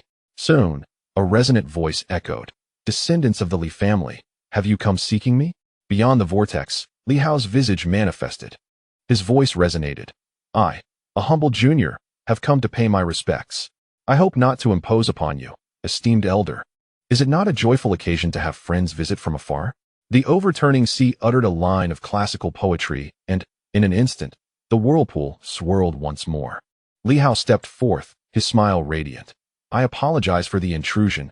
It is of no consequence. Your humble abode shines with brilliance." This esteemed demon sage exhibited remarkable courtesy. After scrutinizing Li Hao, the bovine head nodded in approval. "Indeed, you possess the spirit of your ancestors. The sword sovereign's might resonates across the world, and your sword intent, too, is commendable. Sooner or later, you shall carve your name into the annals of history. The legacy of the demon's sword holds great promise, and may well surpass that of your ancestor, the eternal sword sovereign." Li Hao chuckled. This bovine demon was indeed intriguing. Was this flattery? After all, the entity was a sage. Previously, Li Hao had assumed this being was merely immortal, underestimating its stature. Observing the brilliance of its golden form, Li Hao inhaled deeply. "Esteemed elder, it appears your holy body remains uncorrupted. Have you not been affected by any external disturbances?" The overturning sea's laughter resounded. "I preside over this realm, where the energy is more concentrated, coupled with the connection to the forbidden sea. Its resurgence has allowed some energy to flow in, enriching the oceanic veins, and there is no one to contest it. In other words, this entity maintained its combat prowess at its zenith." Li Hao was somewhat taken aback. The overturning sea, too, was surprised at Li Hao's sudden appearance. They had interacted twice before. While the being had been courteous, there was an air of indifference. What prompted this visit today? Li Hao felt a touch of embarrassment, aware that they were not well acquainted. Hesitating to speak, the overturning sea proactively addressed him. "Descendant of the Li family, as the sword's sovereign is currently absent, I am the Silver Moon's envoy to calm the seas. I hold the responsibility of ensuring peace in this realm. Have you come here due to any threats to the world?" The being had indeed extended a hand to him. At this juncture, Li Hao was genuinely surprised. Given the entity's directness and courtesy, he felt no further hesitation and spoke. "Esteemed envoy, it is as follows. I have discovered those who betrayed the new martial order in the past. They must be dealt with." Before he could finish, the overturning sea interjected. "Are they formidable? The Celestial King presents quite a challenge. I fear I may not prevail. Do you have allies?" "Indeed. We have the Guardian of War City, General Huai, along with Commander Li Daozong and the Reserve Army's commander, who is yet to revive." "The Celestial King, you say?" The overturning sea hesitated for a moment before continuing. "Even the Celestial King is not to be feared, even if the traitors maintain their peak combat strength. Without a source of power, their physical forms may not match mine. The demon race possesses unparalleled physical prowess. However, among the individuals in War City, apart from Li Daozong, they are not particularly adept at offense. Can you contend with a sage?" "Certainly." Li Hai was somewhat taken aback by the response, yet not entirely surprised. He quickly replied, "Then it is settled. Since you wield the authority of heaven, can you assist in bringing my true self out of the ruins?" "Certainly." Li Hao nodded, still slightly astonished. Had this individual truly agreed? It seemed almost too casual, without extensive discussion or stipulations. Was this uncharacteristic amiability? This was the first time he had encountered such an agreeable powerhouse, leading him to worry about potential ulterior motives. After all, the formidable beings he had previously encountered were seldom so accommodating, which left him both surprised and perplexed. Li Fuhai, sensing his own eagerness, soon shook his head and added, "As a descendant of the Li family, I have a request, if you would indulge me." "What is it, esteemed elder?" "Please speak freely," Li Hao urged. Li Fuhai continued, "If you are to govern the cosmos as its sovereign and bestow titles upon the myriad of demon clans, would you be so gracious as to retain my position as the Silver Moon Sea Envoy?" Li Hao was momentarily stunned. What did this imply? Was this a proposition for investment or a promise of future returns? "But what led you to believe that I could govern the cosmos? You hardly know me." His astonishment was palpable.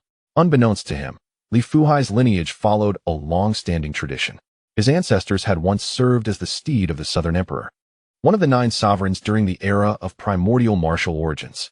During that time, the Bull Demon clan had aligned themselves with the Southern Emperor, establishing themselves as a dominant force among the demon clans.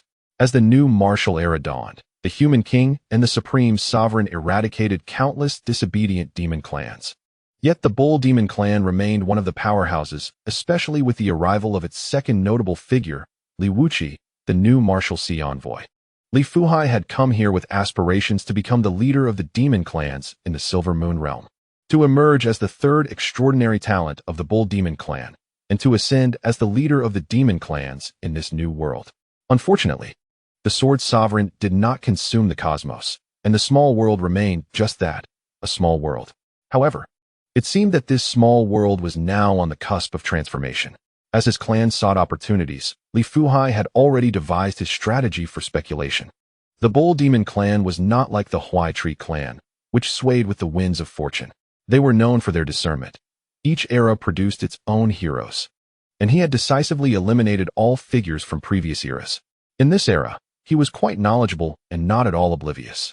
Presently, only a few individuals possessed the capability to vie for control over the cosmos. Ing Hongyue, the king of Dali, Empress Shuiyun, the lord of the great wilderness, Zhao Shuguang, and Li Hao. Among them, Li Hao had risen prominently. Observing the current situation, it was even conceivable that he could rival the saints. With such remarkable progress and speed, in a world of martial arts, if one did not seize the opportunity now, when would they? Li Fuhai was still troubled by Li Hao's apparent indifference towards him. As for confronting the Heavenly King, it was not a matter of solo combat, but rather of united efforts. Speculation inevitably entailed certain costs. Victory would yield all, while defeat would leave one with no recourse. His clan had always thrived from the dawn of creation to the present day. Their legacy was not mere boast. In every era, the Bull clan had been undeniably among the foremost powers of the demon clans, a status earned through the relentless efforts of countless familial demons. Opportunities lie before us. Why must we be modest? Yet, Li Hao remains oblivious to this truth. This is his first encounter with such a situation.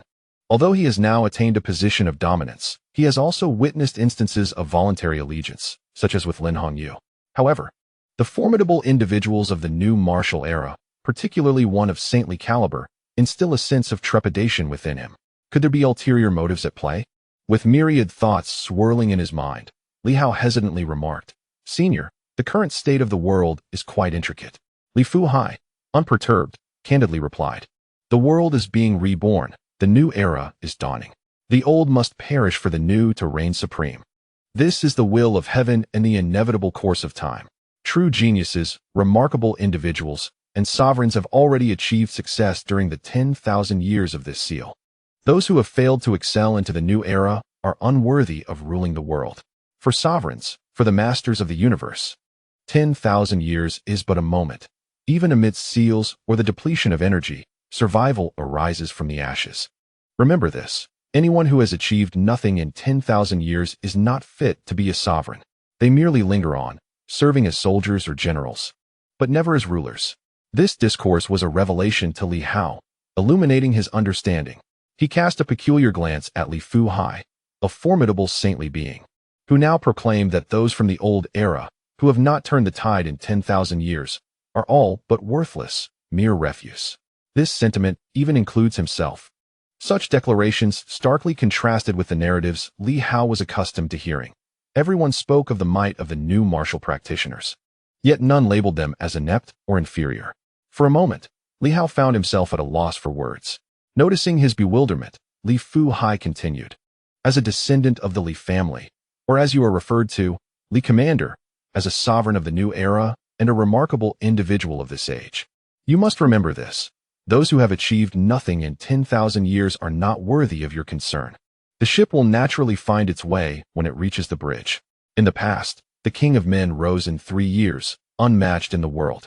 During the era of the 9 emperors and 4 sovereigns, the Heavenly Emperor also ascended rapidly, becoming the ruler of the universe.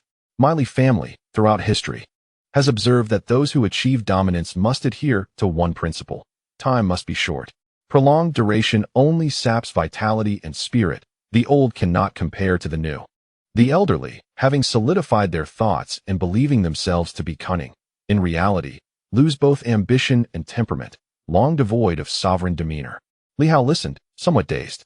This wisdom emanated from a saintly being of the new martial era, a former leader of the demon clan reigning over the Silver Moon Sea, perhaps second in stature only to Zhang An in this era. Among the lords of the 8 principal cities, aside from the Sword City, the other 7 lords may not necessarily hold a higher status than him.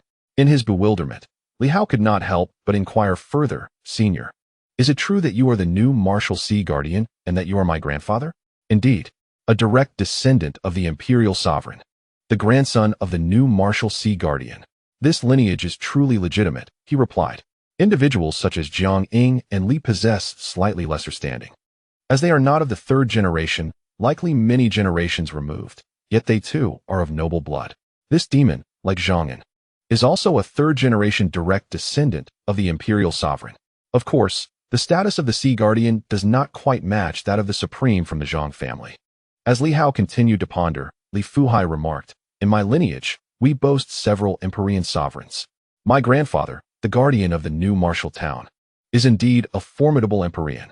Furthermore, my ancestor, the water power of the Southern Emperor's circle, also ascended to the ranks of the Empyrean sovereigns.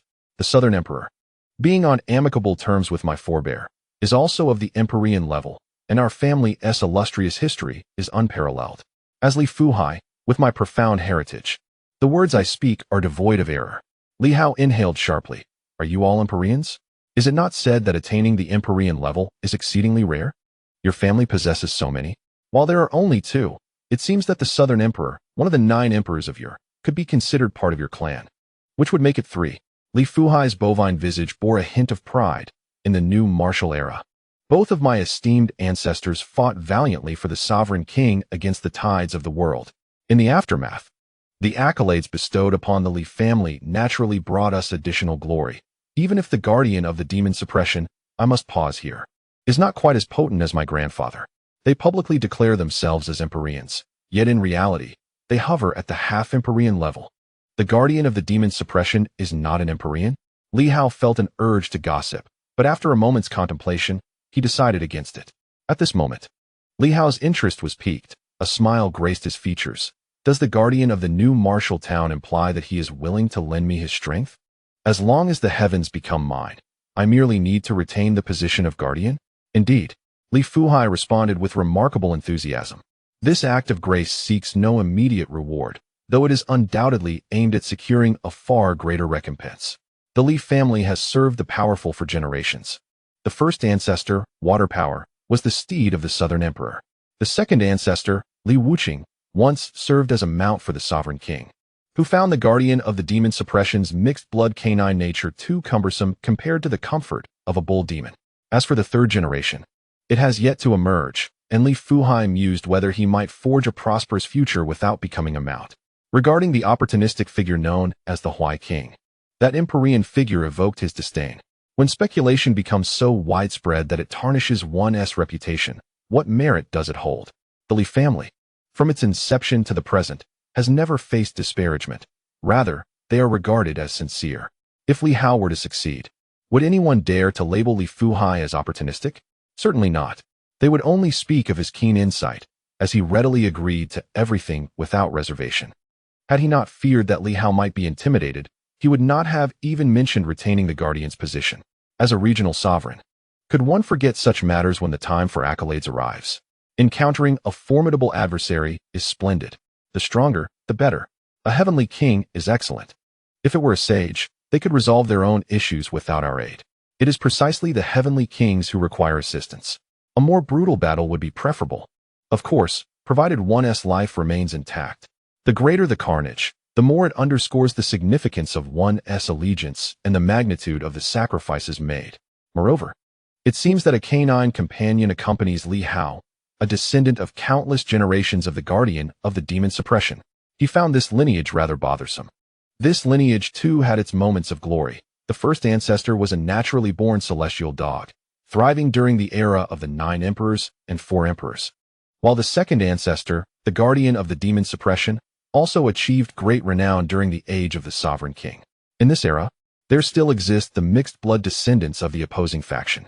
The demon suppressor itself is of mixed blood, and by the time we reach the Black Panther, it is the epitome of mixed lineage.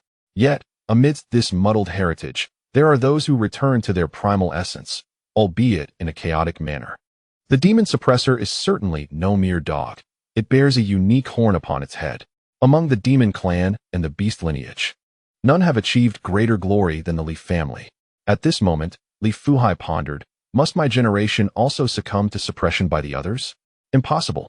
The heavenly dog has subdued the water ancestor, and the demon suppressor has restrained my grandfather, the sea suppressor Li Wuqi. Can it be that I, a great sage, cannot overpower a mere mixed blood pup? Countless thoughts swirled in Li Fuhai's mind, while Li Hao also contemplated deeply before finally speaking.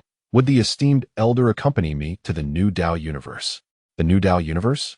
Li Fuhai's eyes widened in astonishment, internally exclaiming, such generosity. I have only just suggested allegiance, and you trust me so readily, even offering to show me the new Dao universe? Indeed, the Li family has a reputation for their unwavering integrity. The new Dao universe. He feigned modesty, saying, is this appropriate? However, Li Hao furrowed his brow, pondering whether the other party was aware of the situation, perhaps even affected by the power of the red moon.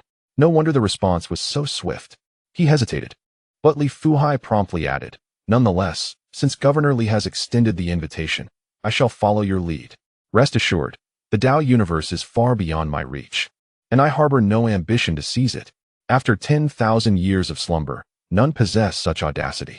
To command a realm of the Dao universe is beyond even the half-step emperor and the emperors themselves. The Dao universe awaits its destined individual. And after 10,000 years of silence, it has now emerged, with the governor being the sole fated one. This was, in fact, not entirely accurate. Li Hao chuckled softly. If we were to discuss the first to enter, it was not himself, but rather his esteemed teacher. Of course, there was no need to dwell on that matter now. Since this elder had agreed to enter, that sufficed.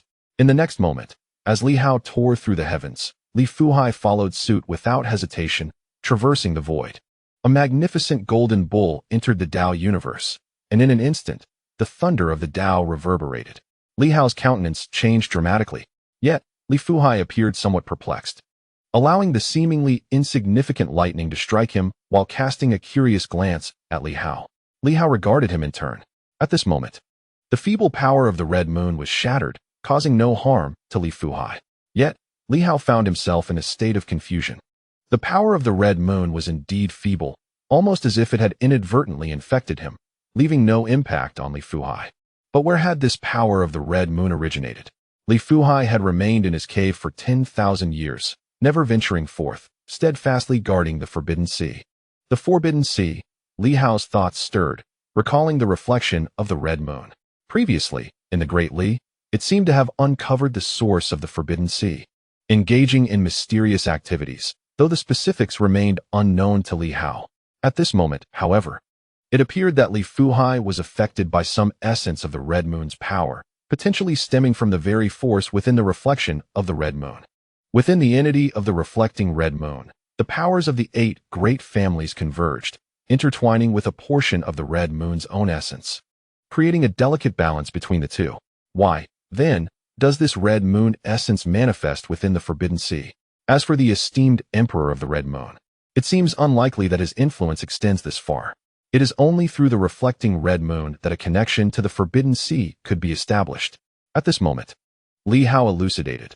This is the thunder of the great path, purging and cleansing certain malevolent forces, a reward bestowed by the Tao. Ah, now it makes sense. The sea of force has absorbed some of the power of the great path, nodding in agreement. No wonder it feels tingly and soothing, akin to a gentle massage. Yet, how could there be malevolent energy within me? How peculiar. He carefully sensed the dissipating power, reminiscent of something, and expressed his confusion. I have not absorbed energy in quite some time. Could this peculiar energy be emanating from the Forbidden Sea? Upon contemplating this, he recalled something else and remarked, recently, there were some unusual fluctuations in the Forbidden Sea, likely originating from a source. Perhaps someone is engaging in some activity. I intended to inform you earlier, but did not encounter you. He added, if you have time, you might wish to investigate. This peculiar malevolent energy may not be confined to this location. It could have spread throughout the entire Forbidden Sea, as someone might be unleashing this unique force, extracting some of the Forbidden Sea's energy. Li Hao quickly pondered the implications of releasing the Red Moon's essence. Did the reflecting Red Moon intend to release its essence into the Forbidden Sea while drawing out a portion of its power? What could be the motivation behind such actions? A multitude of thoughts emerged, and after observing the sea of force for a while, he noted that it seemed unaffected, which brought him some relief. Esteemed elder, what is your perspective on this vast Tao universe? Endless and boundless, though newly born, it brims with potential. The sea of force, being a saint and a figure of imperial lineage, previously served as the Silver Moon's sea guardian. In this moment, without flattery, he nodded affirmatively. A remarkable place. A splendid Tao. Yet, its development is still inadequate. However, this nascent Tao is already commendable. You are the first to discover the Tao's essence, capable of traversing its realms. And the Tao universe opens itself to you, a privilege inaccessible to ordinary beings. Your ability to bring others along is truly unparalleled. However, merely guiding others into it may be a waste. Li Hao felt a tinge of confusion. The sea of force, aware of Li Hao's potential lack of understanding, did not keep him in suspense and clarified. In ancient times, the celestial emperor, who shared dominion over the world with the human king, could also be considered a part of my demon lineage. He once traversed the original Tao and was among the few capable of exploring the original universe, inherently growing stronger without the need for cultivation, perpetually evolving and strengthening at every moment. It then turned its gaze to Li Hao. It seems you have yet to grasp the true essence of the Tao universe. You must maintain a connection with the Tao universe, allowing the power of the Tao to continuously flow into you at all times. Li Hao was taken aback. I possess a Tao vein and divine inscriptions, enabling me to draw energy from the Tao universe perpetually. That is an active absorption. I speak of a passive state. Even if you do not cultivate, countless energies should still enter your being. Li Hao questioned, how can that be possible? If one does not cultivate, how can energy enter their body? Li Fuhai suddenly expressed his interest. You do not comprehend this. You must seek out the rotational center of the Great Path. What? The universe is, in fact, in motion.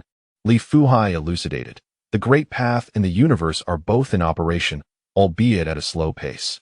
Nevertheless, they are indeed in motion. Where there is movement, there is a center, akin to the eye of the sea. The center of the eye is remarkably tranquil, yet it is also surrounded by a gentle overflow of seawater, pure and potent in energy. He turned to Li Hao. You must identify this center of motion, according to the laws of the Great Path and the universe. If you discover this center and carve an opening therein, anchored by the foundation of the Great Path, you shall become the core of the cosmic Great Path. Consequently, with each cycle of the universe, you shall receive boundless energy. In fact, this moment is perfect. The Great Path and the universe are currently feeble. Once they gain strength, I would not permit you to proceed, for you would be too weak. A single cycle would inundate you with countless energies, leading to your demise. However, the currently fragile Great Path and universe are perfectly aligned with you, as if created for your benefit. The Celestial Emperor was once the core of the Great Path and the universe. Hence, even in slumber, he continuously grew stronger. You too, though on divergent paths, ultimately adhere to the same principle. At this point, Li Hao felt a surge of astonishment. Sleeping can enhance strength? He gazed at the various regions. The Great Path was in motion. The universe was indeed alive, was it not? These seemingly immobile stars were all in motion. Their movements adhered to a pattern, nearly imperceptible to the naked eye, correct? A multitude of thoughts began to materialize in his mind. At every moment, energy flowed into his being, enabling him to cultivate passively without expending excessive time. Extracting the power of the great path effortlessly. Was this truly such a wondrous opportunity? In that instant, Li Hao felt a stirring within. Li Fuhai observed the surroundings once more and remarked, "Furthermore, your great path and universe are alarmingly vulnerable." Vulnerable? Li Hao queried, momentarily perplexed. Did the great path and universe truly require defense? Li Fuhai, equally puzzled, replied, "Are you not concerned that while you reside within the great path and universe, you might be pursued by formidable adversaries? This realm has yet to attain invincibility and cannot directly vanquish intruders, even if it can counter malevolent forces, should an opponent reach the level of an emperor. Resistance may not be feasible. Moreover, the new martial great path is not particularly targeted. If one were to intrude, they might directly eliminate you. In essence, this great path and universe is, indeed, your trump card." A trump card? Li Hao, at this moment, resembled a diligent student, attentively absorbing the information, feeling somewhat shaken. Li Fuhai continued, "Of course, you must learn to establish a fixed aperture. Do not recklessly tear open a new one each time. Near this designated aperture, weave an intricate web. If enemies do not approach, you can make your escape. If they do, you can annihilate them. I see you have the inclination to untangle the chaotic nature of the great path. Why not harness the power of the great path to lay down this intricate web? Open the aperture in a specific region, allowing you to summon the power of the great path at will to eliminate formidable foes." The ox's hoof gestured towards the 5 elemental realms, then pointed to other areas. For instance, the fire domain, where an opening lay. Should enemies invade, they would be engulfed in flames instantly, allowing for the establishment of multiple barriers. Beyond the fire realm lies metal, wood, water, and the sword. One could even design this area as a circular passage, interspersed with countless forces of the great Tao ready to strike at any moment. Do not allow intruders to perceive your cosmic design upon entry. Instead, it should resemble a labyrinth, where adversaries must adhere strictly to your prescribed path. A single misstep would lead to a thunderous retribution. Li Hao was awestruck, unable to suppress his admiration. "What is this?" "It's nothing.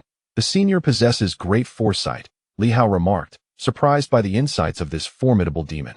Meanwhile, Li Fuhai maintained a composed demeanor. "What's the big deal? The Li family has conducted some research on the great Tao universe. The motivation for this research was not trivial.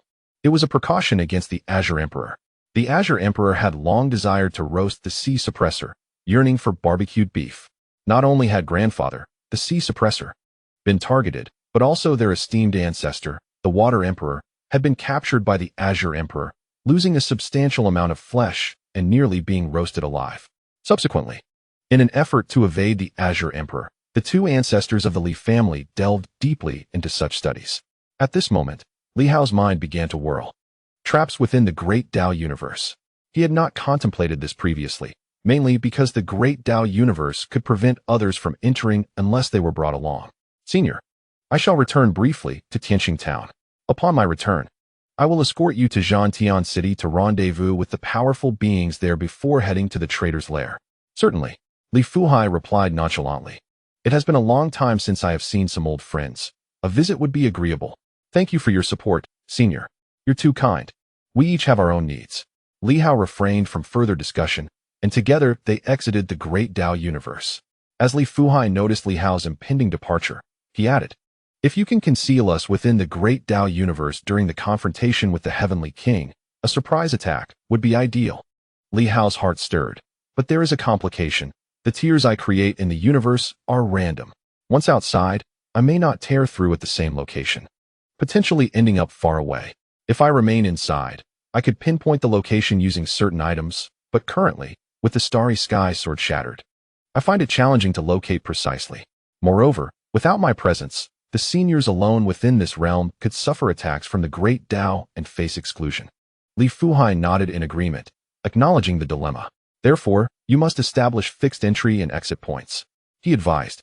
"As for the difficulty in locating due to the damaged Starry Sword, it would be prudent for you to forge a divine weapon anew, serving as a conduit between the 2 realms. Of course, I noticed you seem to be repairing the Starry Sword.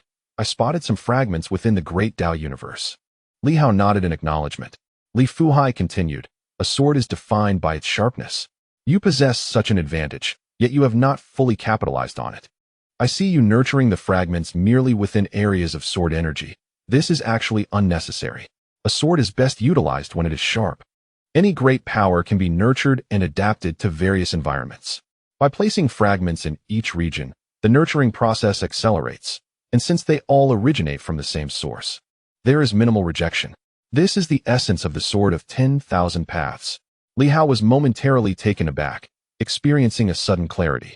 At that moment, his gaze towards Li Fuhai transformed, revealing a new perspective. This individual was indeed knowledgeable and talented, quite unlike the reckless image he had envisioned of the demon race. He had imagined Li Fuhai as a savage creature solely focused on fighting and killing, rather than one with profound understanding. At this moment, he felt a pang of regret for not having visited earlier. Thank you for your guidance, Senior. It is merely a matter of experience. In truth, informing you in advance may not always be beneficial. The path of the great Tao lies in personal exploration. If everything were known beforehand, much of the joy would be lost, and the memories would lack depth. However, given your urgent need to confront formidable foes without a reliable weapon, your combat effectiveness will indeed be significantly impacted. Li Hao nodded, I understand. After a pause, he added, then I shall take my leave, Senior. Li Fuhai nodded. As Li Hao stepped away, he hesitated and turned back, asking, Senior, this confrontation involves the Heavenly King, and not just any Heavenly King, but one of great danger. Are you truly not concerned at all? A glimmer of amusement sparkled in Li Fuhai's eyes. Whether human or demon, who among us does not strive to ascend to greatness? Even if one is born into a prominent lineage, have I not been trapped here for 100,000 years? All those years, waiting for a chance to fight. Now that the opportunity has presented itself, I shall seize it. Yet many new martial artists do not share this mindset. Why is that? Li Hao looked at Li Fuhai. Realizing this was his first encounter with a sage-level being who actively expressed the desire to fight, a sentiment befitting the spirit of new martial arts. Li Fuhai replied nonchalantly, because the new martial artists you encounter rarely experience the plight of being dependent on others or feeling inferior. From the very beginning, they are born into the strongest factions, surrounded by the mightiest kings and sovereigns, and thus lack the courage to fight. In contrast, the demon race has always been in a state of struggle. The wiser demons are often the more unwilling they are to accept their fate, and the more they are willing to seize an opportunity. At this moment, Li Hao thought of another demon, the Thorned Rose. That great demon understood that attacking the great minds might not guarantee success, yet it was still willing to take the risk. In the end, even if it perished, it would feel that the struggle was worth it. Li Hao recalled someone and said, Zhang An, the grandson of the Supreme Zhang. You must know of him. He has endured much. That is different. He has had many to care for him. But Senior, your lineage boasts multiple emperors. Li Fuhai chuckled. Yet I am of the demon race. Li Hao felt a moment of confusion, but I am of the demon race, with multiple emperors in the family. Yet because I am of the demon race, I too must strive. For in the face of the overwhelming strength of new martial artists, achieving greater success demands effort that surpasses that of the human race. The human kings can still be accommodating towards the demon race, can't they? They can be. But after all, we are not of the human race. The number of emperors is significant, predominantly from the human race, with only a few from the demon race. The Zhang Emperor pays no heed to the demon race, nor does he consider himself one of them. The Celestial Dog Emperor is even more indifferent, following its own path and reveling in its freedom. The two emperors of the Li family hold relatively low status. In the past, there were formidable demon warriors. Yet after the human king unified the realms, no hostile demon factions were revived. The truly powerful demons have consistently opposed humanity, resulting in a gradual weakening of their race. Li Fuhai bears no resentment, as opposing the human king, who has been resurrected, would be folly. However, the demon race has indeed been severely suppressed. While the human king remains unconcerned, the human emperors inherently exhibit a tendency to impose restraint. This is human nature, and it is an unfortunate reality. Thus, would the predecessors be willing to seize opportunities for the future? Indeed, Li Fuhai is candid. In truth, it is all the same. If the human race were perpetually suppressed, they too would seek opportunities. The crux of the matter lies not in other factors, but in the innate desire of the weak to attain strength. Were a demon to command the realms today, the new warriors would undoubtedly strive for it. Yet, currently, the most formidable remain the humans. Therefore, the new warriors you encounter may still harbor thoughts that even a traitor is, after all, a human, one of the 8 great families. With no intensely fervent desire to rebel, Li Hao comprehended. In the next moment, however, Li Fuhai uttered a striking revelation. Furthermore, if the realms were truly to fall under the control of the traitors, whoever governs the realms may establish a connection with the main world. Once a connection is made, attracting new martial power, opportunities would arise. What? A chance for return. Li Fuhai chuckled. You have shattered the celestial sword, and you now command the realms. Can you open the Star Gate? Perhaps not. You currently lack the absolute strength to govern the realms. The traitors are certainly celestial kings, or even half-emperors, with a greater assurance of dominion. As for your concern about their demise, they are not worried at all. Not worried. Li Hao was momentarily taken aback, but soon grasped the implications, understanding deeply and responding somberly. So, what you mean is, they believe that if the traitors command the realms, it might lead to a connection with the main world, and once they return, with the balance of yin and yang restored, the human king could resurrect them? Exactly. Li Fuhai nodded emphatically. Thus, you were mistaken from the outset. For those who do not aspire to achieve greater feats, it is ultimately inconsequential whether they strive or not. In this era, only the ambitious possess a resolute spirit of resistance, an unwavering will to fight. Even Zhang An, who harbors hatred for the traitors, may not possess a particularly intense desire to rebel. They firmly believe that once someone commands the realms, a connection to the main world is inevitable. When the human king and the supreme arrive, no trouble would remain a trouble, death would not be final. So why risk everything to obstruct them? I know Zhang An well. He lacks significant ambition. Were he to harbor grand aspirations, desiring to become the overlord of this era and the sovereign of the realms, he would not exhibit such tranquility. This individual has endured the chaos of the new martial conflicts. He possesses strength, experience, and courage, yet he is simply lacking in ambition. It is difficult to determine whether this is a virtue or a flaw. Li Hao pondered, suddenly enlightened. He cast another glance at Li Fuhai. Since you say so, does it mean you have grand ambitions? Li Hao looked at Li Fuhai, who smiled and replied, I do have ambitions, but not to become the greatest in the world. As I previously mentioned, one who cannot achieve greatness in 100,000 years will never accomplish it. Therefore, I must seek a more splendid future, at the very least. I cannot fall short of my grandfather. His grandfather, the second in command of the demon clan. Li Hao understood.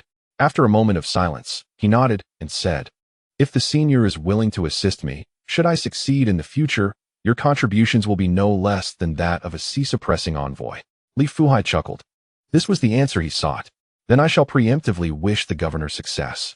However, the governor must remember one thing. The lower tiers of the new martial realm are relatively easy to win over, while the higher tiers are quite challenging. Especially after the emperor's reign. With the return of the small worlds, they believe they can resurrect themselves. Yet the lower tiers, whose names are unknown, who would resurrect you? Instead of expending too much energy on the strong, it would be wiser to invest efforts into the weaker ones. In doing so, the results will be far more gratifying. The lower tiers all aspire to ascend. No one wishes to remain at the bottom for a lifetime. Moreover, the demon plants are certainly worth winning over. This lineage is exceedingly weak, lacking even an emperor. Even if resurrected, they would not have a share in the demon plants. Even General Huai is not the Huai king. He is merely a companion demon plant. The demon plant lineage yearns for the emergence of a new emperor. Demon plants and demon beasts share the same sentiments. Among the higher echelons, some without significant backgrounds are also worth courting. Why is it easy to win over the War Heaven City? Li Daozong hails from the Sword Sovereign lineage, but let us not discuss that. The old tortoise is merely the soul of a divine weapon. Who would overly concern themselves with the life or death of a divine weapon? Wang Yi is merely a small figure, a side branch of a side branch. Li Hao felt a profound sense of awakening. This was something he had never considered before. The Zhao family is also quite approachable, as Zhao Xingwu himself is not an emperor. Moreover, the Zhao family's martial arts alliance is rather chaotic. The Hong family is also open to persuasion, being the only family among the 8 great families that lacks substantial heritage. As for the Zhou, Zheng, and Lu families, regardless of whether they are traitors, they are difficult to win over. The strength of the Jinqing city lineage is too formidable. The remaining Zhang family is also quite easy to approach. The ancestor of the Zhang family is not the Zhang sovereign, but Zhang Dingnan, the former governor of Nanjian, the birthplace of the king of humans. Yet his strength does not reach that of an emperor. If the governor elucidates matters clearly, I dare not speak of anything else. Yet persuading a few demon plants and some minor figures to join the ranks should not be too challenging. As for the Yuanping Martial Science University, there are too many after the emperor's reign. Some may dare to take a chance, but the majority are actually too fearful and unwilling. There is no need to waste excessive time on this matter. Although he was unaware of the specifics on Li Hao's side at this moment, he accurately articulated many truths. Li Hao nodded continuously. This was merely their first formal meeting, yet Li Fuhai had elucidated numerous concepts to him. Some matters that were previously obscure were now crystal clear. Due to the differing perspectives of both parties, he had been unable to comprehend certain things. Today, however, everything was understood. Thank you, Senior. Once again expressing his gratitude, Li Hao clasped his hands and said, Today's gains are substantial. Combining them with some of my own ideas, perhaps we can accomplish many things moving forward. If we succeed in vanquishing our formidable foes, I believe the turmoil of the Silver Moon will soon be quelled. Only the Emperor is difficult to contend with, and the semi-Emperor is hard to slay. It will take some time. The great Tao universe remains, and we can afford to wait. Having waited for 100,000 years, a few more years are inconsequential. Li Fuhai, with an indifferent gaze, remarked that within 10 years, there would surely be a resolution to his claim to kingship. If it does not materialize in 10 years, it will be challenging. Grateful for the instruction, Li Hao ceased further discussion and swiftly departed from the ruins. Once he left, Li Fuhai chuckled, realizing that by emulating his grandfather and ancestors, he could deftly flatter the other, feigning profundity and offering guidance. Whether human or specter, all would be left bewildered. He felt quite satisfied with his performance, simultaneously casting a shadow over Zhang An and his ilk, allowing himself, as a newcomer, to ascend and seek greater trust. The new warriors were excessively proud, whereas the new demon clan was not nearly as haughty. The new warriors clung to their arrogance, while the demon clan, having no difficulty, remained subordinate in the new martial realm. Thus, did it matter to be further diminished? Watching Li Hao depart, Li Fuhai felt a twinge of sentimentality. In this era, Li Hao held the greatest promise.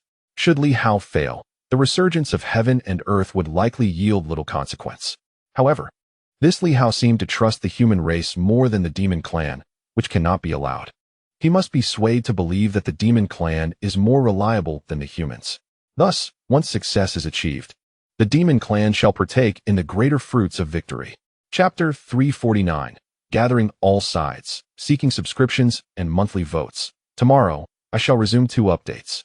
Depending on circumstances next month, I may restore 3 updates. If energy allows, I shall strive for 3 updates. Let us persevere. Emerging from the Jinhai mansion, Li Hao was in good spirits. Li Fuhai. This was the first individual, without excessive words or any attempt at persuasion, willing to voluntarily ally himself as a new martial powerhouse, and a sage at that. It was truly beyond Li Hao's expectations. He found it hard to believe. And even now, he worried whether there was an ulterior motive at play. Yet, amid his unease, there was also a flicker of excitement. He had anticipated a considerable cost, a lengthy discourse, and perhaps even a final falling out, but none of that transpired. The other party was remarkably proactive. This was the first time he had encountered such an eager new martial powerhouse. Even the Imperial Guards had not been this forthcoming at the outset. With a buoyant heart, Li Hao returned to Tianqing town. In the underground ruins, the energy had significantly diminished. Li Hao relentlessly mined the veins, incurring great expense. Nevertheless, there remained a substantial quantity of energy stones within the entire vein. Currently, in Tianqing town, several factions had emerged. Students from Yuanping Martial Science University, remnants of the Tianqing army, some had been subdued or forcibly tamed by Li Hao, counted more than 30 in number. Among them were several demon plants preparing to journey to Battle Heaven City. Initially, Li Hao had not invested much concern in these demon plants. Those that had survived to this day were nearly all of the immortal tier. The soul sage tier among them, the thorn rose, had taken its own life. Thus, the strongest remaining were the redwood and other pinnacle immortal demon plants. The Celestial Star Army boasts 5 formidable silver commanders, each possessing considerable strength, with some having ascended to the realm of immortality. Although the remaining members of the Celestial Star Army are few, their prolonged existence within the mines has endowed them with combat prowess that rivals, if not surpasses, that of the Battle Heaven Army. Initially, Li Hao contemplated disregarding these individuals, believing they could be left to the Battle Heaven City. However, a remark from Li Hai sparked a shift in Li Hao's perspective. The mid-level personnel of the new martial world could be courted, and it became evident that Li Hao's faction lacked such mid-level support. In Li Hao's eyes, the mid-level personnel of the new martial world are akin to the pinnacle of immortality. These individuals, much like the higher echelons of the new martial world, await the so-called connection to the main world, with the possibility of revival even in death. Previously, Li Hao had not entertained such thoughts, deeming them overly ambitious. In his efforts to win over Battle Heaven City and Yuanping Martial Science University, he had been exceedingly courteous and amiable, offering them unrestrained access to energy, inviting them to seek his aid for revival, and even providing energy stones to support their participation in battles, alongside the life-giving springs for the captured demon plants. However, while the outcomes were somewhat satisfactory, they did not equate to the costs Li Hao had incurred. In fact, he had not expended much on the demon plants. Despite their extraction of energy, they consistently provided life-giving springs and cultivated food, contributions that Li Hao had overlooked. His appreciation for the demon plants had been insufficient. Even when the towering redwood, a pinnacle of immortality, displayed a demeanor more sycophantic than that of Li Hai, Li Hao had paid little heed. He had never been particularly fond of the redwoods, perceiving these demon races as lacking in fortitude, especially the redwood itself.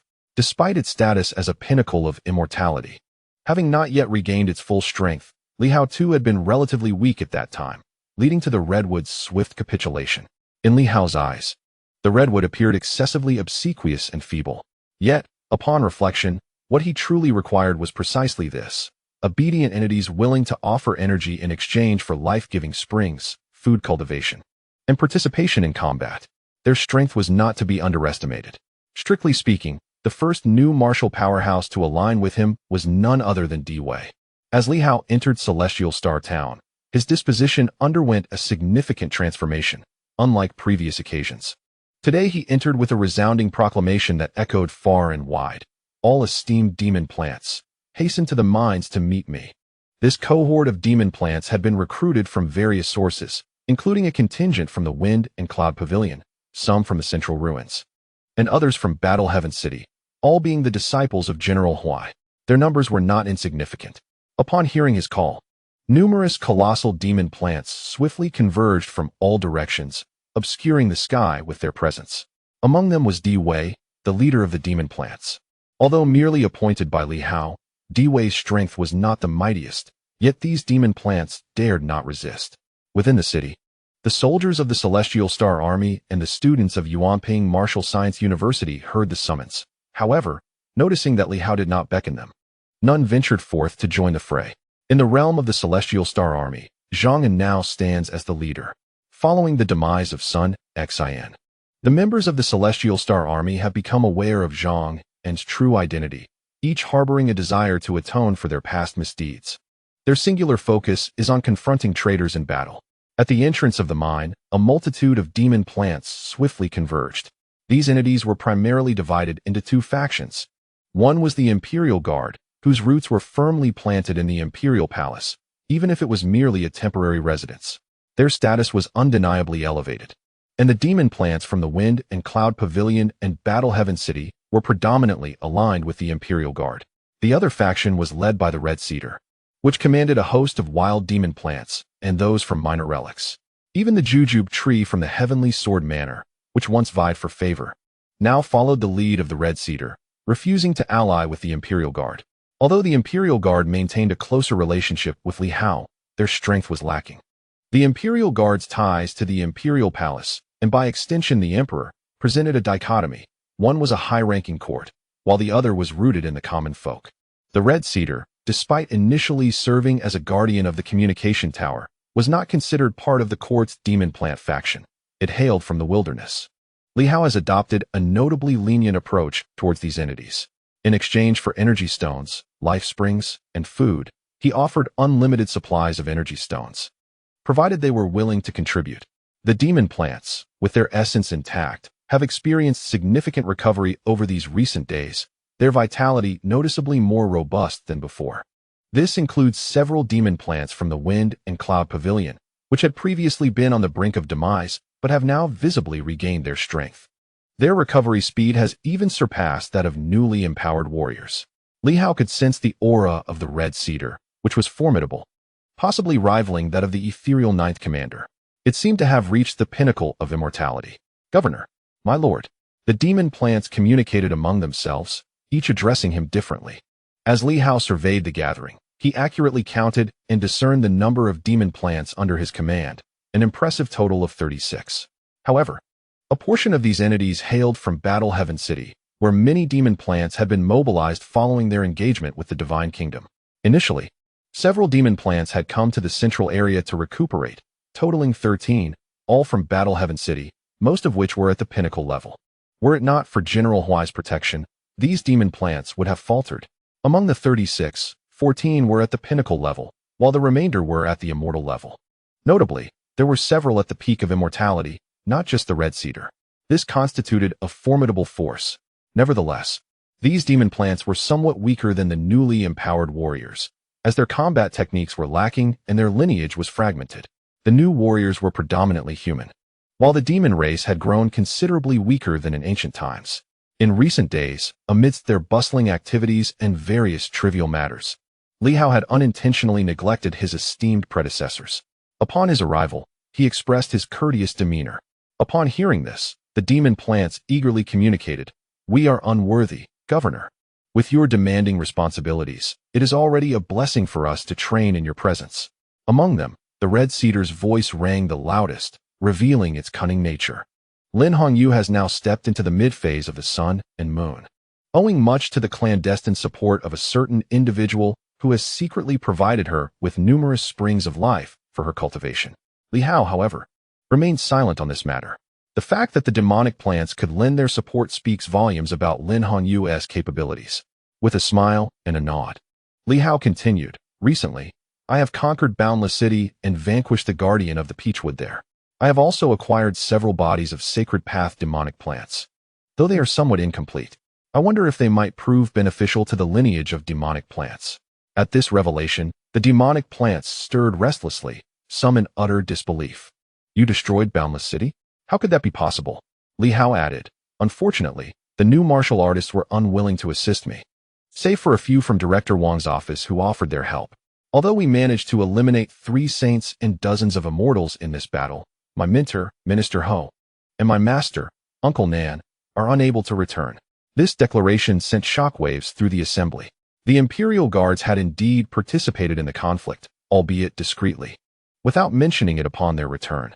The demonic plants, especially the redwood, were both astounded and apprehensive. Had Li Hao single-handedly slain 3 saints? They tread cautiously, fearing retribution, and inquired, "Director Zhang has not intervened, has he?" To this, Li Hao responded negatively, which only heightened the anxiety among the demonic plants. What did this imply? Did they believe the new martial artist's absence rendered them inconsequential? The crux of the matter was that the adversary had indeed slain 3 saints. Li Hao reassured them, "Fortunately, we emerged victorious. Moreover, we eradicated the 3 saints of the Divine Kingdom, the Sun God, the Dark God, and the Prophet God, totaling 6 saints slain, thereby solidifying the foundation of our invincibility in the heavenly star." This revelation sent tremors through the multitude of demonic plants. Had so many saints truly been slain? Their mightiest members were merely at the pinnacle of immortality. Li Hao wore a faint smile and continued, "With the conclusion of this battle, I have also garnered the support of several individuals. Zhantian City is fully committed to backing me, and several saints from Zhantian City have pledged to fight on my behalf." At this, the demonic plants from Zhantian City sighed in relief, having just endured a moment of terror. The elderly Fu Hai from Jinhai Prefecture also willingly offered his cooperation, ready to fight for the Heavenly Star and the Silver Moon. Despite my repeated refusals, his enthusiasm and sense of justice were so compelling that he merely requested to retain his position as the Jinhai envoy once I unified the realm, making his offer impossible to decline. The assembly of demonic plants felt a stirring in their hearts. Li Hao's conquest of Boundless City had swiftly secured the support of Zhantian City and Jinhai Prefecture, which seemed quite reasonable. Jinhai Prefecture had essentially become a leader among the demonic tribes, though their relationship with the lineage of demonic plants was not particularly close. At this moment, the Imperial Guards were still processing the information when the Redwood quickly declared, "My lord, we too wish to fight for you, to battle for justice and light. Although our strength is feeble and we may not withstand a saint, our numbers are vast. Even if just one saint were to face us, the combined might of so many demonic plants would ensure their demise." He hastily remarked, "These days, I have been absorbing the energy from the celestial star mine, and I even sense a tendency in my essence towards the ascension of the pilgrim level, although I lack the refinement of the primordial avenue. The current saintly tier does not rely on such avenues. It merely depends on the strength of the physical body, vitality, combat techniques, and weaponry." The Imperial Guard then regained some composure. "I feel the same. I am still too inexperienced, lacking the thick bark of the redwood." Li Hao smiled and said, "The outside world is perilous, and my enemies are quite intricate. Some may even be your former superiors, or even the descendants of the Emperor." The redwood quickly responded, "The governor is jesting. The current situation is complex, and precisely because of this, we must follow the governor and the Sword Sovereign's descendants to eliminate formidable foes from all directions, restoring peace and tranquility to the Silver Moon. This Silver Moon rightfully belongs to the governor. Any other emperor or their descendants here fall under the jurisdiction of the Sword Sovereign." The redwood unequivocally affirmed Li Hao's legitimacy, quickly stating, "The governor should not belittle himself. In this realm, none possess greater authority than you, even in this new era of martial arts. Since the governor has gained the recognition of the Starry Sword, it signifies he is the true heir of the Sword Sovereign, the Prince of the Silver Moon." Li Hao sighed. The Starry Sword was destroyed, it self-destructed to deal with the Boundless City. The redwood exclaimed in astonishment, "My heavens! The Sword Sovereign's weapon, historically, could only be unleashed by the Sword Sovereign himself. It seems that the Starry Sword holds immense recognition of the governor, even regarding him as the Sword Sovereign. Who else could unleash a divine weapon crafted by the King of Humans? Its explosion symbolizes the will of the King of Humans and acknowledges the governor's mastery over the Starry Sword." He was utterly amazed, and the other demonic plants seemed to resonate with this realization. Initially, there was a sense of shock, but upon reflection, it seemed to make sense. Besides the descendants of the Li family, who else could unleash the Starry Sword, recognized by both the Sword Sovereign and the King of Humans? Indeed, he is the Prince of the Silver Moon. Li Hao glanced at the redwood and smiled. How intriguing, not to mention the upheaval of the seas. He had not noticed that these demonic plants were indeed talented beings, especially the redwood. He had found its flattery tiresome before, yet today, he felt it spoke remarkably well. Listen, while others would lament the destruction of the Starry Sword, signifying the loss of the true heir, the redwood saw it as a monumental endorsement of Li Hao by both the King of Humans and the Sword Sovereign, enhancing his legitimacy. Li Hao chose not to respond, merely sighing, "If only everyone thought this way. Of course, that is not crucial. What truly matters is..." He hesitated, a tinge of uncertainty in his voice before sighing again. "It is said that once the Silver Moon realm connects with the main world, those who have perished may return to life, but only the high-ranking individuals and descendants of emperors." He paused. "I won't even address whether this connection will happen. Even if it does, esteemed demonic plants, I have heard that your lineage lacks any emperors. Even the ancestors of General Huai were not emperors. If any of you were to perish, resurrection would be impossible." He expressed his helplessness. "Thus, I initially hoped for your assistance, but upon reflection, it seemed too perilous. Should a new martial arts expert fall, they might resurrect. But do you remember who you are, esteemed kings of humans? Who can remind the king of beasts of your names and assist in your resurrection? I wonder if General Huai possesses such privilege." The surroundings fell silent. In this moment, Li Hao turned to the Imperial Guard. "Imperial Guard, you are the protector of the Imperial Palace. It is said that your father once received aid from the most potent spirit plant, the cat tree. If you were to perish in battle, would there be hope for your revival?" Upon hearing this, the Imperial Guard hesitated momentarily before responding. "My father has long since fallen, and the Imperial Palace lies in ruins. The esteemed cat tree likely does not even remember my existence. How could it possibly aid in my resurrection? Moreover, The cat tree's assistance back then was merely a trivial matter. Perhaps it has already forgotten my father. Li Hao then directed his gaze towards the descendants of the Huai trees. What about you? The ancestors of the Huai lineage are said to be the companion spirit plants of the Huai King Emperor. At this proclamation, the spirit plants fell silent. After a lengthy pause, one of the supreme Huai trees spoke with a tone of melancholy. That esteemed individual is exceedingly cautious, fearful of drawing attention. Their reputation has never been particularly favorable. They would not trouble the king of beasts on our behalf, let alone us, even if the Huai saint were to perish. That esteemed one would not dare to risk mentioning resurrection.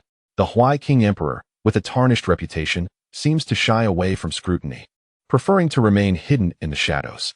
The loss of certain spirit plants, merely descendants of companion spirit plants, would hardly warrant the esteemed one's intervention for a favor. Upon hearing this, Li Hao sighed. I see. It is fortunate that I did not summon you earlier, otherwise, should you perish in battle. Even if the heavens were to restore balance, resurrection would be impossible. Thank goodness. However, upon his utterance, the spirit plants felt a pang of discomfort. Indeed, new martial practitioners and the descendants of emperors do not fear death, for with the return of the small world, they shall revive.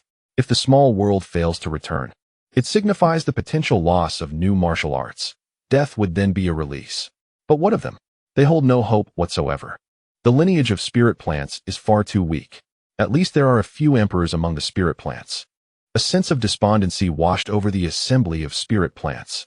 In that moment, the red cedar suddenly spoke. If the commander were to wield dominion over heaven and earth, and with the emergence of the new path, if the vast universe were under the commander's control, would not the commander also possess the power of resurrection?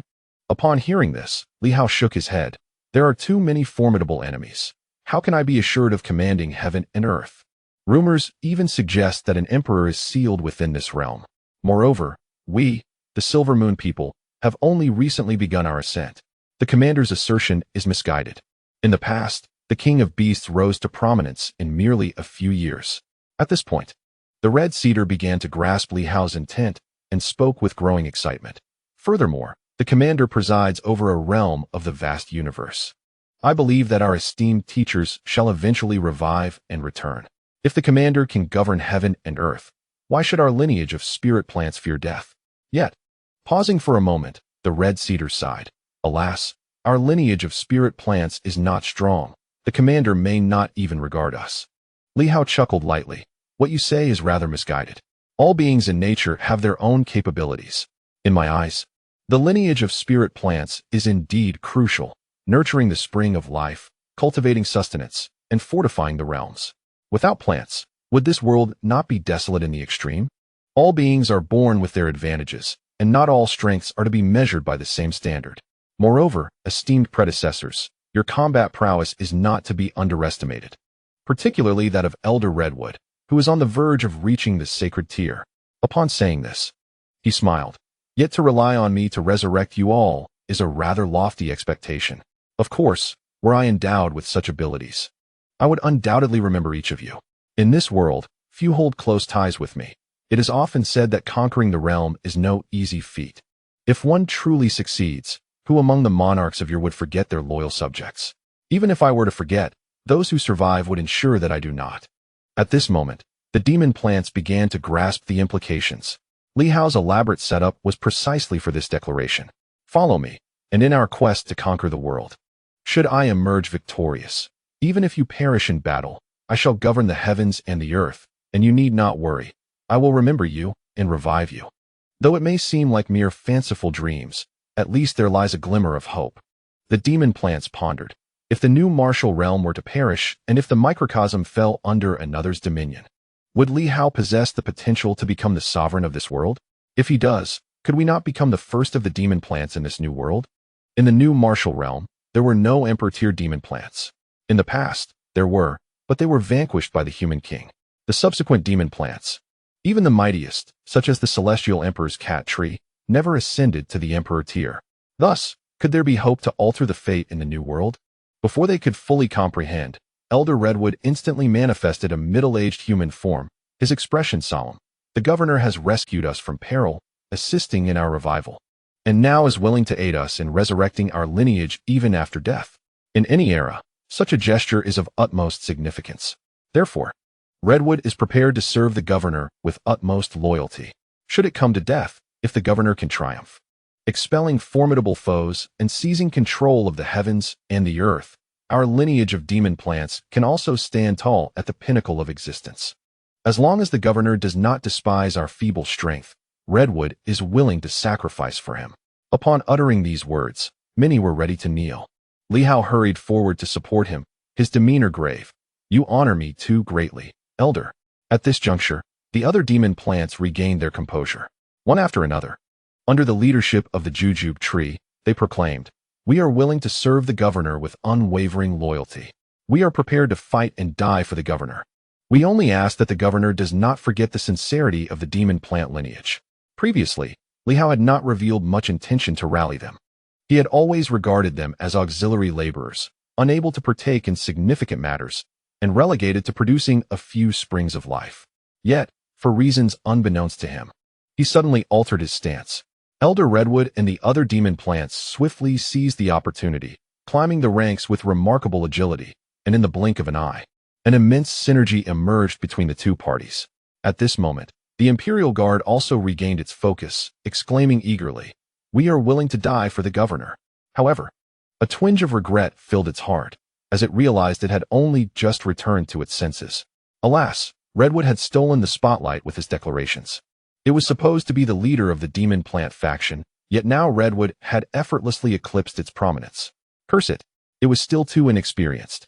Li Hao furrowed his brow. "It remains perilous. My adversaries are not limited to the saints, but extend to the heavenly kings and the emperor tier."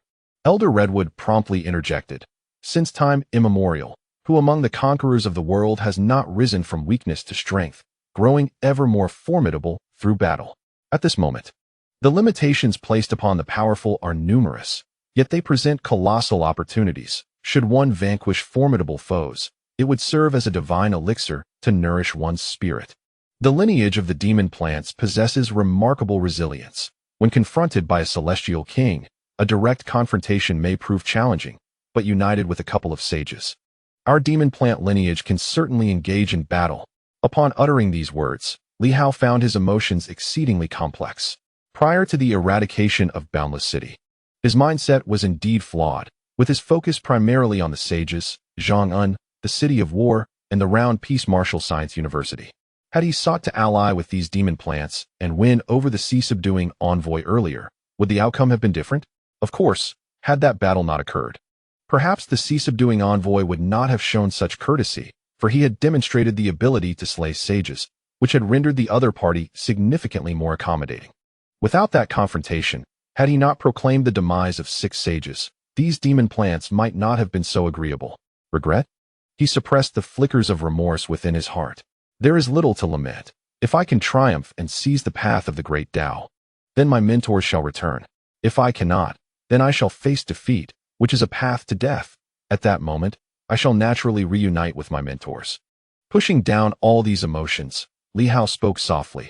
"Esteemed elders, with such sincerity, if I, Li Hao, were to refuse again, would that not be a betrayal of heaven and earth, a disservice to your trust?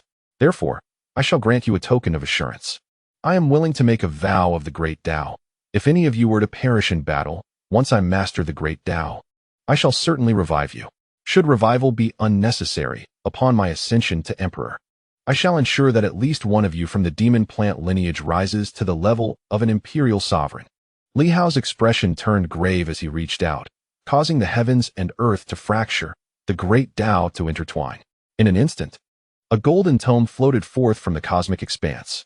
With solemnity, he let a drop of blood fall, and the golden page erupted in resplendent brilliance. Li Hao inscribed the words with a deep voice. "In a moment, I request that you esteemed elders inscribe your names.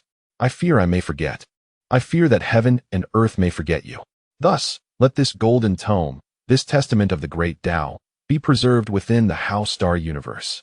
As the great Tao endures, so shall this vow endure. You esteemed elders fight for a new era. This new era shall bestow upon you immeasurable glory."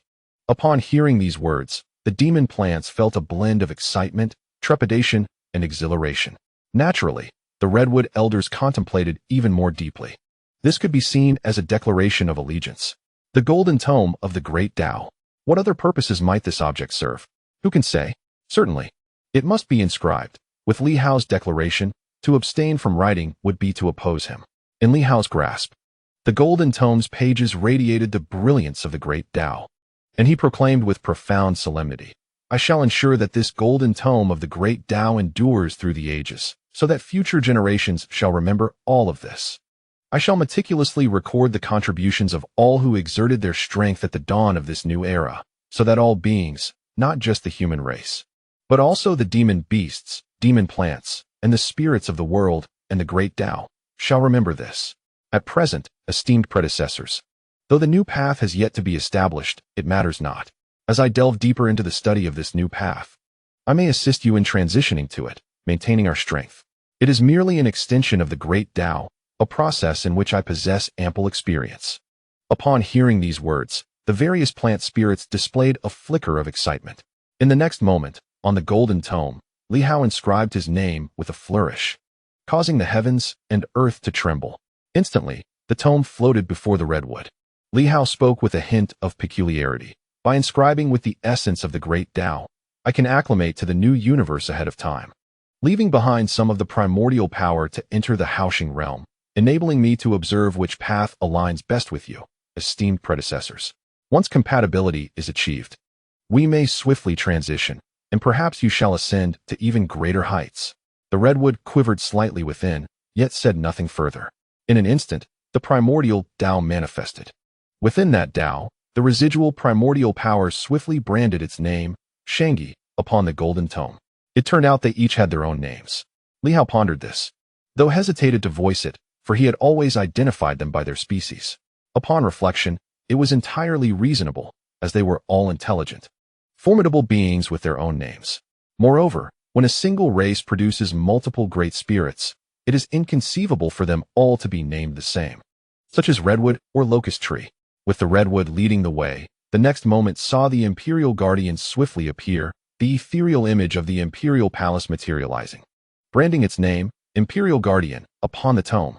This name had been bestowed by Li Hao, for it had originally been nameless. At this moment, each plant spirit revealed their primordial Tao, inscribing their names. A few locust trees appeared somewhat hesitant, and Li Hao understood. The elders of the locust tree clan were not in haste to inscribe. Perhaps General Huai had other intentions. Upon hearing this, one locust tree promptly declared, the Battle Heaven City and the governor are intrinsically linked. The governor's words render us unable to face ourselves.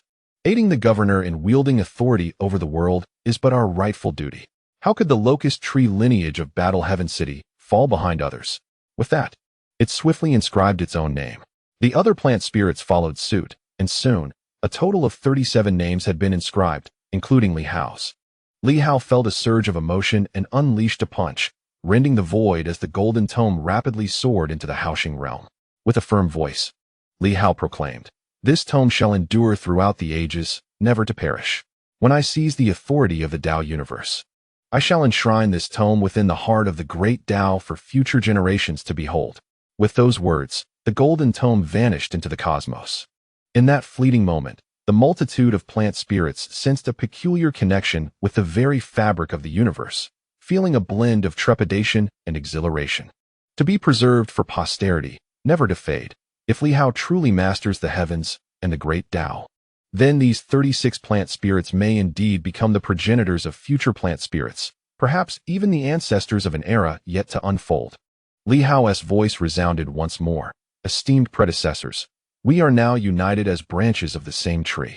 Should you require anything, please do not hesitate to voice your needs. I, Li Hao, shall exert my utmost efforts. If not aiding my own, who would I assist? There is no need for unease or discomfort. If you, esteemed predecessors, all ascend to become sages or heavenly kings, even the emperor, Li Hao would find great joy in such accomplishments. The redwood quickly interjected, the governor is far too modest. Without any merit, how can one dare to request a reward? Rewards and punishments must be distinct for a commander to establish his presence in the world. A commander must first provide us the opportunity to achieve merit. Once we have made our contributions, we shall not hold back. Li Hao laughed heartily once more. There is indeed a task at hand, though it carries considerable peril. Fear not the danger, Hong Shanmu interjected. The Imperial Guard could no longer restrain themselves, declaring immediately, the greater the peril, the better. Commander, please speak. We would dare to battle even the Emperor. Hong Shanmu inwardly cursed, thinking, this fellow, in his eagerness to impress, is willing to disregard his own safety. You wish to confront the Emperor? He could merely breathe, and you would be done for. Li Hao chuckled. That is hardly the case. If it were truly the Emperor, would that not be tantamount to seeking death? It is merely a minor endeavor. Perhaps it will involve you all in subduing some formidable adversaries or remnants, preventing them from escaping. As for the strong foes, they shall be dealt with by those of us in the saintly tier. Upon hearing this, the demon plants all breathed a sigh of relief. This was indeed preferable. Yet, they were also shaken. It implied that they would be facing formidable foes, and they might be exceptionally powerful. Otherwise, why would Li Hao have mentioned that several saints of Battle Heaven City and the Guardian of the Seas would assist him? Should they truly worry about foes escaping? Perhaps they were no longer merely saints. That was indeed quite alarming. Li Hao continued, without further ado, esteemed seniors, please assist me in mining the ore. Take as much as you can carry, for we shall need it in the times to come. Should we leave it here, my opportunities to return may diminish significantly. The demon plants pondered this and said little more, swiftly vanishing. Moments later, a resounding roar echoed through the heavens and the earth as vast veins of, or were rapidly extracted by the demon plants. In an instant, some individuals could no longer remain composed. Several silver-armored celestial star soldiers quickly arrived, and upon witnessing the frenzied mining by the demon plants, they felt somewhat uneasy. A silver-armored captain stepped forward and spoke, commanderly, this is the celestial star, or vein, which has the power to stabilize and rejuvenate the heavens and the earth. Excessive mining may cause the vein to diminish, potentially leading to its collapse, resulting in its inability to absorb the energies of the world. Li Hao smiled slightly. No matter. I am preparing to confront powerful adversaries. If victorious, the ore vein will be of no consequence. If defeated, leaving the ore for the enemy would only benefit them. And that is not an option for your safety. Otherwise, with the ore here, none of you will be secure. Now, I have discovered the traitors amongst the new martial artists, and I have already engaged them several times, slaying 3 saints. Zheng Jia's second son, Zheng, the vice commander of the Boundless Army, Han Jiang, and the guardian demon plant of Boundless City, whose name escapes me. All have been vanquished. Currently, Zheng Hanyuan and Zheng Yu are unaccounted for, and we are actively investigating their whereabouts. A confrontation is inevitable.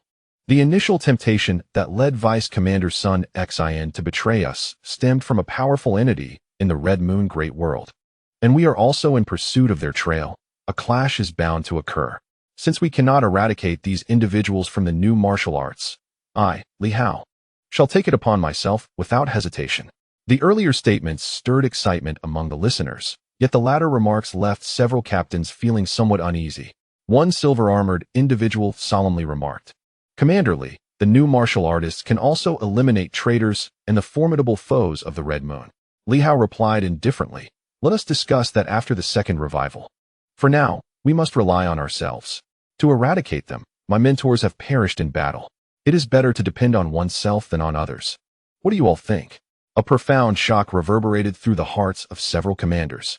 Professor Yuan and Li Hao spoke with calm demeanor. The 3 saints of Boundless City are in their prime, and there is little we can do.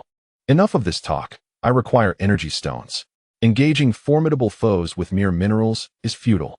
Among the 8 main cities, only Battle Heaven City is willing to send troops to assist me. As for the esteemed veterans of the Tianqing army, please continue to cleanse the city. Do so thoroughly. I shall avenge the massacre of the entire town of Tianqing by the treacherous deputy commander. Upon hearing this, the commanders were profoundly unsettled. One commander could not contain his frustration and exclaimed, Your words, commanderly, are somewhat discomforting. None of us wish for betrayal within the Tianqing army. We have guarded the mineral veins for 100,000 years for the revival of the new martial arts. Li Hao replied indifferently, Your concerns are yours alone. Not everyone shares them. Whether a traitor or a Red Moon warrior assumes power, once the world is unified, it matters not who it is. Perhaps it will even connect to the main world, and the king of men or the supreme being may emerge. Why should we fight against it? Of course, We Silver Moon people have no choice but to strive for self-reliance. Now, if esteemed seniors have no further matters, please attend to your own affairs. I have pressing business. Commander Li's words hinted at the notion that the new martial practitioners are unwilling to confront powerful adversaries. Another armored soldier retorted angrily, "The disgrace of the Tianqing army must be cleansed by our own hands. We once made a blood oath that if betrayal occurs, we shall fight to the death without retreating, with no hesitation. The commander underestimates us." Li Hao chuckled. "Absolutely not. Esteemed senior, you misunderstand. I am merely speaking without thought. Moreover, at present, you must still heed Director Zhang's orders. Let us wait for his return to discuss this further. I am quite busy and must take my leave." He turned to depart, leaving the commanders nearly on the brink of explosion. A silver-clad warrior hastily moved forward to catch up with Li Hao, speaking with gravity. "Commander, are you going to engage in battle with the traitors?" "Indeed. May we accompany you?" "You are soldiers. Adhere to orders. I have no authority to intervene." "Not so. Is not the commander the chief strategist of the Battle Heaven Army?" "The Battle Heaven Army is a grand legion, while the Tianqing Army is a smaller one. Since you are the chief strategist, your rank here is comparable to that of a deputy commander. If you issue an order, we too can join the fight. Would that not be overstepping bounds?" Li Hao replied with a laugh. "It could easily lead to criticism. Let it be. Commander, the formidable enemy stands before us, and our foes are near, yet we find ourselves unable to seek vengeance. Are you compelling us to forcibly breach the ruins and venture forth? Such actions may disrupt your plans." The silver-clad warrior was somewhat unwilling. "We once erred in trusting Sun Xin, and now we wish to redeem ourselves. If the commander does not inform us, we remain unaware of the enemy's movements. But now that they have revealed themselves, they are the Celestial King. We of the Tianqing army fear not." The silver warrior roared fiercely. "What of the Celestial King? Even if we cannot defeat them, we shall take a piece of flesh from them. The new martial army knows no fear of battle. Perhaps we should reconsider. Is the commander still a soldier?"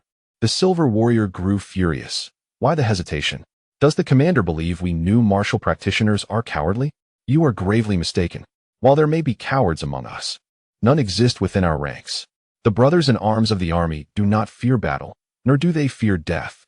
Li Hao furrowed his brow and stated, "While it is said that I will not allow a new army that disregards my commands to interfere with my plans, should the adversary employ identity suppression, who is to say that you will not turn against me? Do you take me for a fool? Once battle commences, soldiers are solely responsible for combat. Indifferent to all else, mere words will not deter us." "That may not be the case," a voice interjected, when Director Zhang made his appearance. "Did you not lose faith even in Sun Xin? The Tianqing army has a tradition. Insubordination before battle is a grave taboo." Upon hearing this, several commanders' expressions shifted dramatically.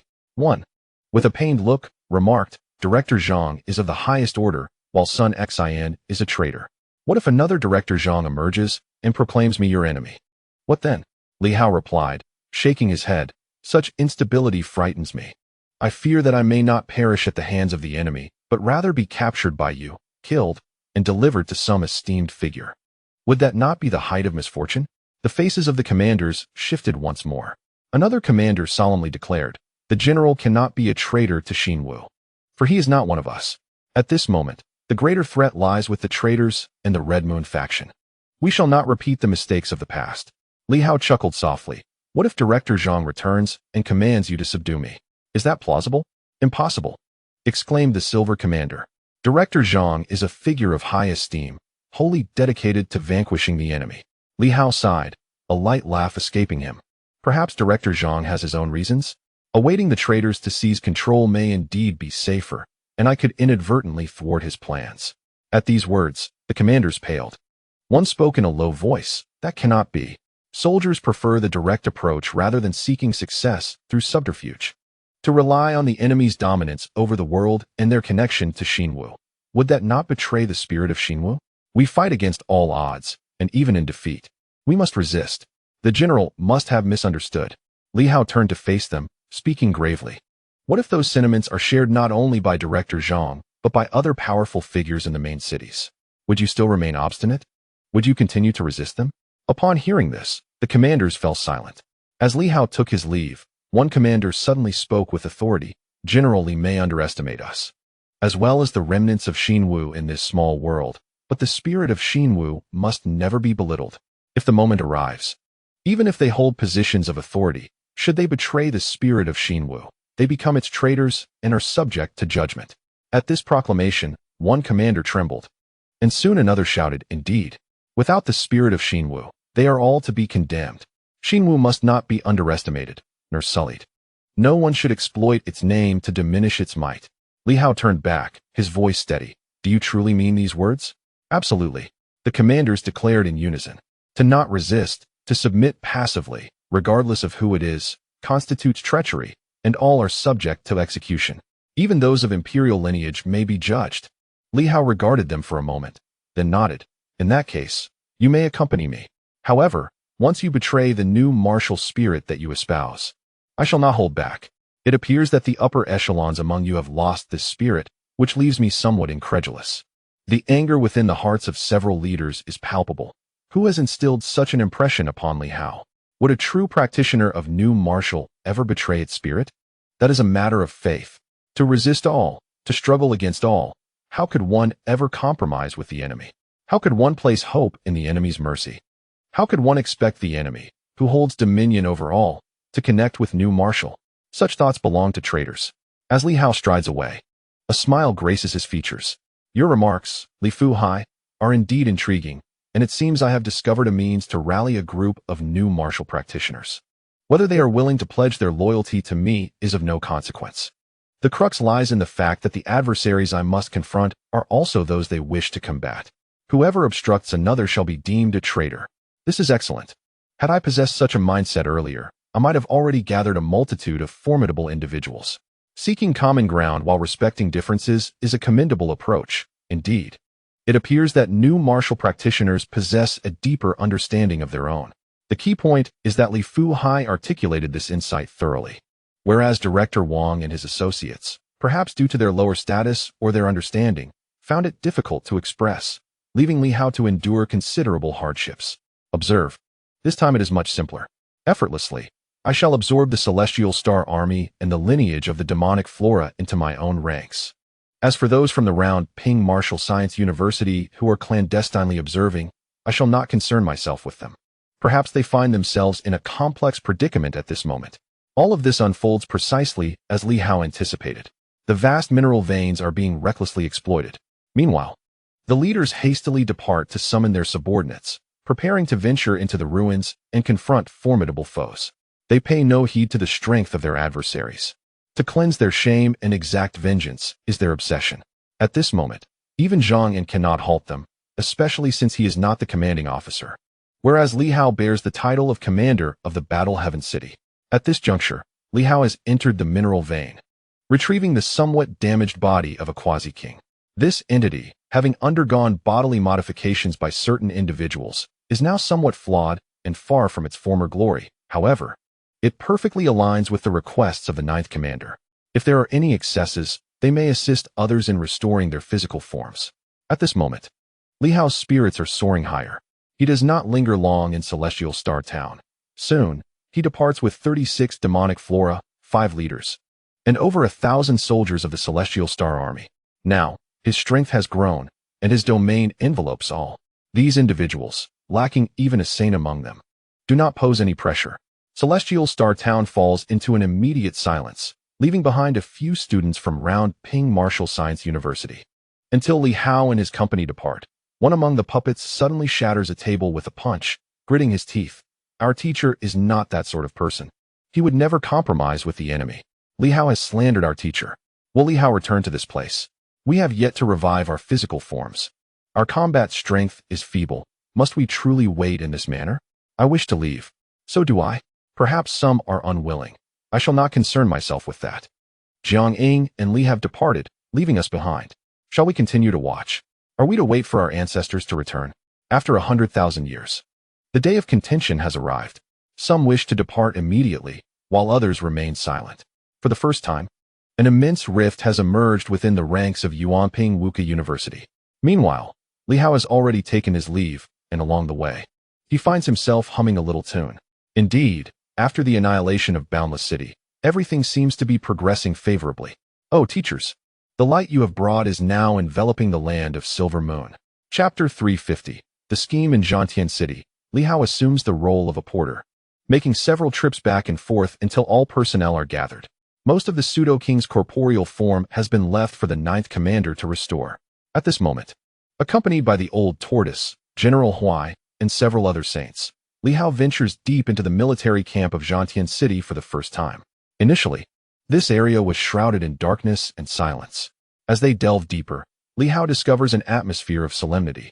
The military camp is vast, with 100,000 troops stationed, the majority of whom remain in a state of dormancy. In the distance, a grand building looms. The old tortoise speaks. The commander of the reserve guard is over there, named Wu Peng, possessing initial stage saintly combat power. Years ago, he ventured out of Zhantian City, only to be met with a backlash from the heavens, resulting in severe injuries. He retreated back to the city and has since remained in a deep slumber. Li Hao nods in understanding. The 9th commander, who aspired for promotion, did not ascend to the position of the reserve guard's commander, but rather to that of the main forces commander. Commander Wu Peng is currently the highest-ranking military official stationed in Zhantian City. However, his grave injuries, sustained during the early changes of the world, have kept him in a state of unconsciousness for many years. At this moment, bolstered by the presence of several saints, Li Hao feels emboldened. He voices, "I am not familiar with Commander Wu, nor do I know his character. There are certain matters I must investigate first. Is that agreeable to everyone?" "Of course." The old tortoise assents with a nod. "We also wish to avoid having rebels tainted by the Red Moon infiltrate the city. Identifying their true identities would yield the best outcome." Li Hao nods slightly. He is uncertain how many have been tainted by the Red Moon Emperor.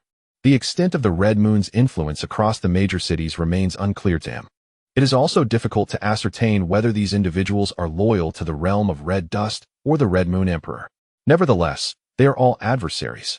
As they proceed deeper, Li Hao senses some fluctuations of aura. Certain powerful beings and commanders may be on the verge of awakening. However, reviving them is not an immediate priority. Soon, they arrive at the base of a grand building. The old tortoise remarks, "I wonder if Commander Wu has any semblance of awareness. I shall call out to him to avoid any misunderstandings." Li Hao nods in agreement. Quickly, a faint wave of primordial energy emanates from the old tortoise, spreading forth as he calls out, "Commander Wu, are you still there?" The vibrations resonate repeatedly as they await a response. Uncertain of how much time had passed, a faint primordial fluctuation erupted, accompanied by a somewhat feeble voice resonating, "The Tortoise Guardian and General Huai?" Both the Tortoise Guardian and General Huai expressed joy. The essence of the other party still lingered, and it seemed to exhibit signs of revival. This was indeed fortuitous. It was likely connected to General Huai's resurgence and the extraction of celestial energy, as well as the abundant energy stones generously bestowed by Li Hao, which enriched the energy of Zhantian City. "You have awakened?" The old tortoise beamed with delight as a weak voice from within the building responded, "You woke me up. Come in." The 2 saints of Zhantian City were quite elated and hastily led the way inside. This individual was a bona fide human saint of Zhantian City. Although Commander Zhao was formidable, he had not attained sainthood in the past, and his physical form had yet to recover, casting doubt on whether he could truly become a saint. In contrast, Wu Peng had been a formidable figure in the realm of the sacred from the outset, and he remained the sole, genuine human powerhouse of the saintly realm left in Zhantian City. As the group advanced, Li Hao observed numerous motionless armored warriors along the way, including several silver warriors. Upon reaching the end of the path, they even encountered a golden warrior, although its presence was barely discernible, showing signs of fading into oblivion. Behind the golden warrior stood a small, independent building. At that moment, the voice of the old tortoise resonated in Li Hao's mind. This was the former headquarters of the Reserve Guard Army. The general you see now was the commander of the direct military unit of the Guard Army, akin to the Guard Brigade of Commander Wu. Ever since Commander Wu was injured and returned, this individual has steadfastly refused to succumb to slumber, choosing instead to guard here for many years. However, having exhausted all energy, whether he can be revived remains uncertain. Alas, Li Hao cast a glance at the golden warrior, which stood resolutely, enduring the passage of millennia. Yet its essence was nearly extinguished. Whether it could awaken was indeed a matter shrouded in ambiguity. Just as he pondered this, the door of the small building swung open. At once, Li Hao was greeted by a flash of orange light, and in the next moment, he beheld an orange battle armor. At the level of commanders, this was a rank above Li Hao and his fellow commanders, who were all merely brigadier generals. The commanders here were at least major generals, with some leading principal military corps holding even higher ranks, though such occurrences were rare. At that moment, the orange battle armor revealed a glimmer in its darkened eyes, albeit appearing exceedingly weak. General Huai, Tortoise Guardian, it surveyed the surroundings and seemed to process the situation before inquiring. Is Commander Li Zhenhai also among the ranks of this 11th Division? The expression was tinged with a hint of confusion, as it could perceive Li Hao's designation, recognizing him as a member of the Reserve Guard Army. Yet, it was well aware that the Reserve Guard Army comprised only 10 divisions and 1 direct brigade. Where, then, did this 11th Division emerge from? However, if such was the case, it must have been during its period of slumber that it garnered the support of the 2 guardians and others within the military to ascend to the position of 11th Division commander. At last, Commander Wu had awakened. The old turtle was filled with excitement, and General Huai appeared somewhat less ethereal and more grounded, revealing a smile. After all these years, we believed we were faring well. To awaken signifies a considerable improvement in your condition. I too had thought I would never regain consciousness. When the voice of the turtle guardian resonated, I initially assumed I was dreaming. After a brief exchange of pleasantries, the old turtle recounted recent events. Upon hearing this, the military leader expressed a tinge of nostalgia. In the blink of an eye, 100,000 years had passed. It was hard to believe that the 11th commander was, in fact, the descendant of the sword sovereign, hence the soaring sword intent. After a moment of reflection, Wu Peng's voice broke the silence. So, you all seek my revival in hopes of confronting that formidable being, possibly Zheng Yu? Li Hao nodded. I suspect he is indeed Zheng Yu, though this remains unconfirmed. It is merely a suspicion. Unless we engage in battle, no one can ascertain the truth. As this is a rebellion against the new marshal, it is a duty we cannot shirk. Both guardians and the envoy of the Sea of Tranquility are willing to act. Should I revive, I shall not decline. After speaking, Wu Peng added, Commander Jiao, this revival of the physical form may also hold the potential for an advancement to the sacred path. In such a case, a few may have a chance. Yet regarding the 11th commander, the Turtle Guardian just mentioned that the 11th commander's stellar sword is shattered. Can he still wield the power of the sacred path? If not, perhaps this matter should be entrusted to us. The disparity between the Heavenly King and the Immortal is substantial.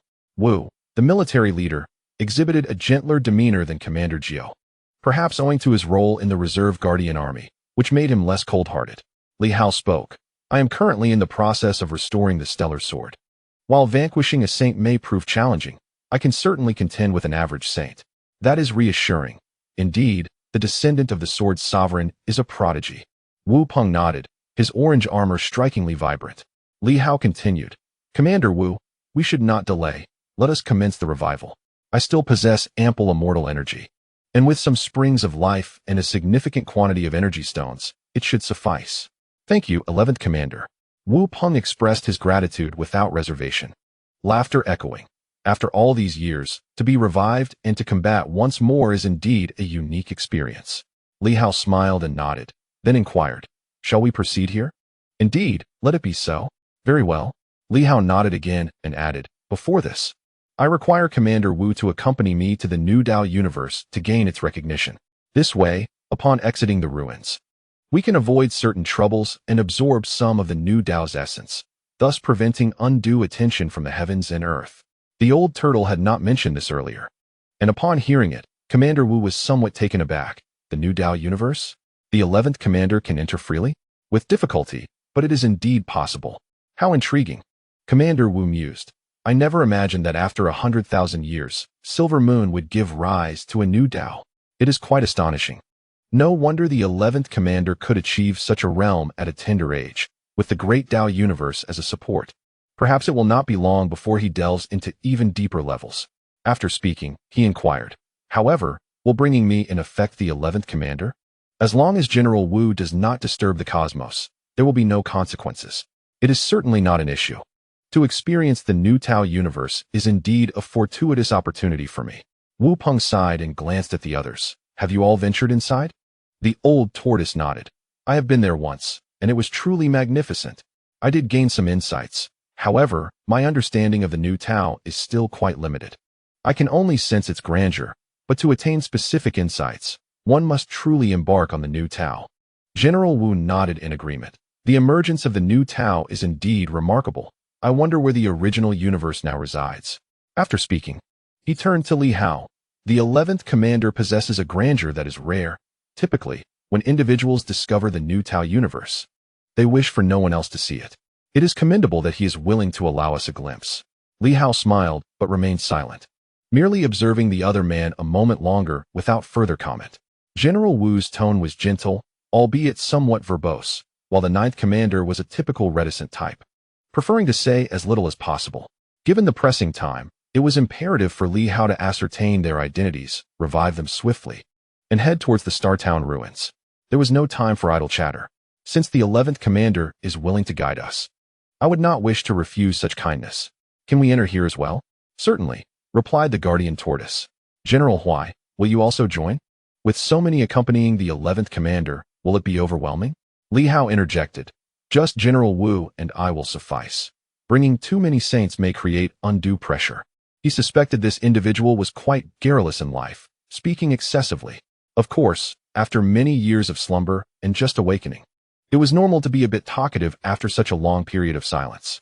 Li Hao chose not to speak further and tore through the void once more. Above them, a faint universe began to materialize. Even before entering, General Wu was already awestruck. The magnificence of the great Tao can be sensed even from outside. If given the chance, I hope to learn more about the new Tao and would greatly appreciate the 11th commander's guidance. No problem at all, Li Hao replied succinctly. Taking a step forward as the void split open, General Wu, please come aboard. General Wu ceased his chatter and stepped into the rift. Within the Howstar realm, Li Hao furrowed his brow momentarily before relaxing it. He reached out, and darkness enveloped the sky. In an instant, General Wu stepped into the void of darkness. At that moment, the rift behind him vanished. As he surveyed his surroundings, a hint of confusion crossed his face. Is the universe truly this dark? Nearby, Li Hao's frown deepened. The void trembled slightly, and vague ripples of the great Tao thundered into view. He remained silent, pondering how this could be. After all, this was the high command of the Battle Heaven City, the foremost figure in the military. Li Hao had presumed that Battle Heaven City was devoid of individuals from the Red Moon or Red Dust. However, the situation was now uncertain. Was it akin to the forces that overcame the sea, unexpectedly tainted by the power of the Red Moon, or was it something else entirely? The moment the other entered, Li Hao sensed an increase in pressure that was unmistakable. As one leads others into the fray, the potential for external forces to exert overwhelming pressure looms large.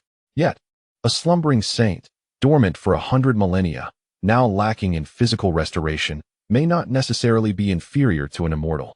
Thus, guiding an immortal into the fold does not burden Li Hao with trepidation. Without uttering a word, Li Hao enveloped the surroundings in darkness, forcefully suppressing the impending thunderous energies of the great paths that writhed restlessly. His voice resonated. Commander Wu, please hold for a moment. Entering the cosmic realm will entail a brief, transdimensional transit, but we shall traverse swiftly. Indeed, I am in no haste, Commander Wu replied with calm assurance. Li Hao's brow remained furrowed. His trust in the city of war was substantial, for it was the sole partner among the 8 principal cities in their endeavors.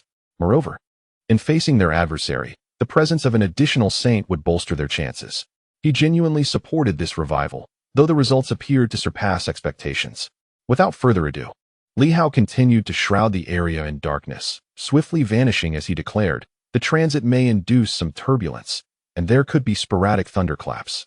Commander Wu, exercise caution and remain still. Do not move erratically. I shall soon establish the passage. With that, Li Hao disappeared. Soon after, Commander Wu perceived a disturbance.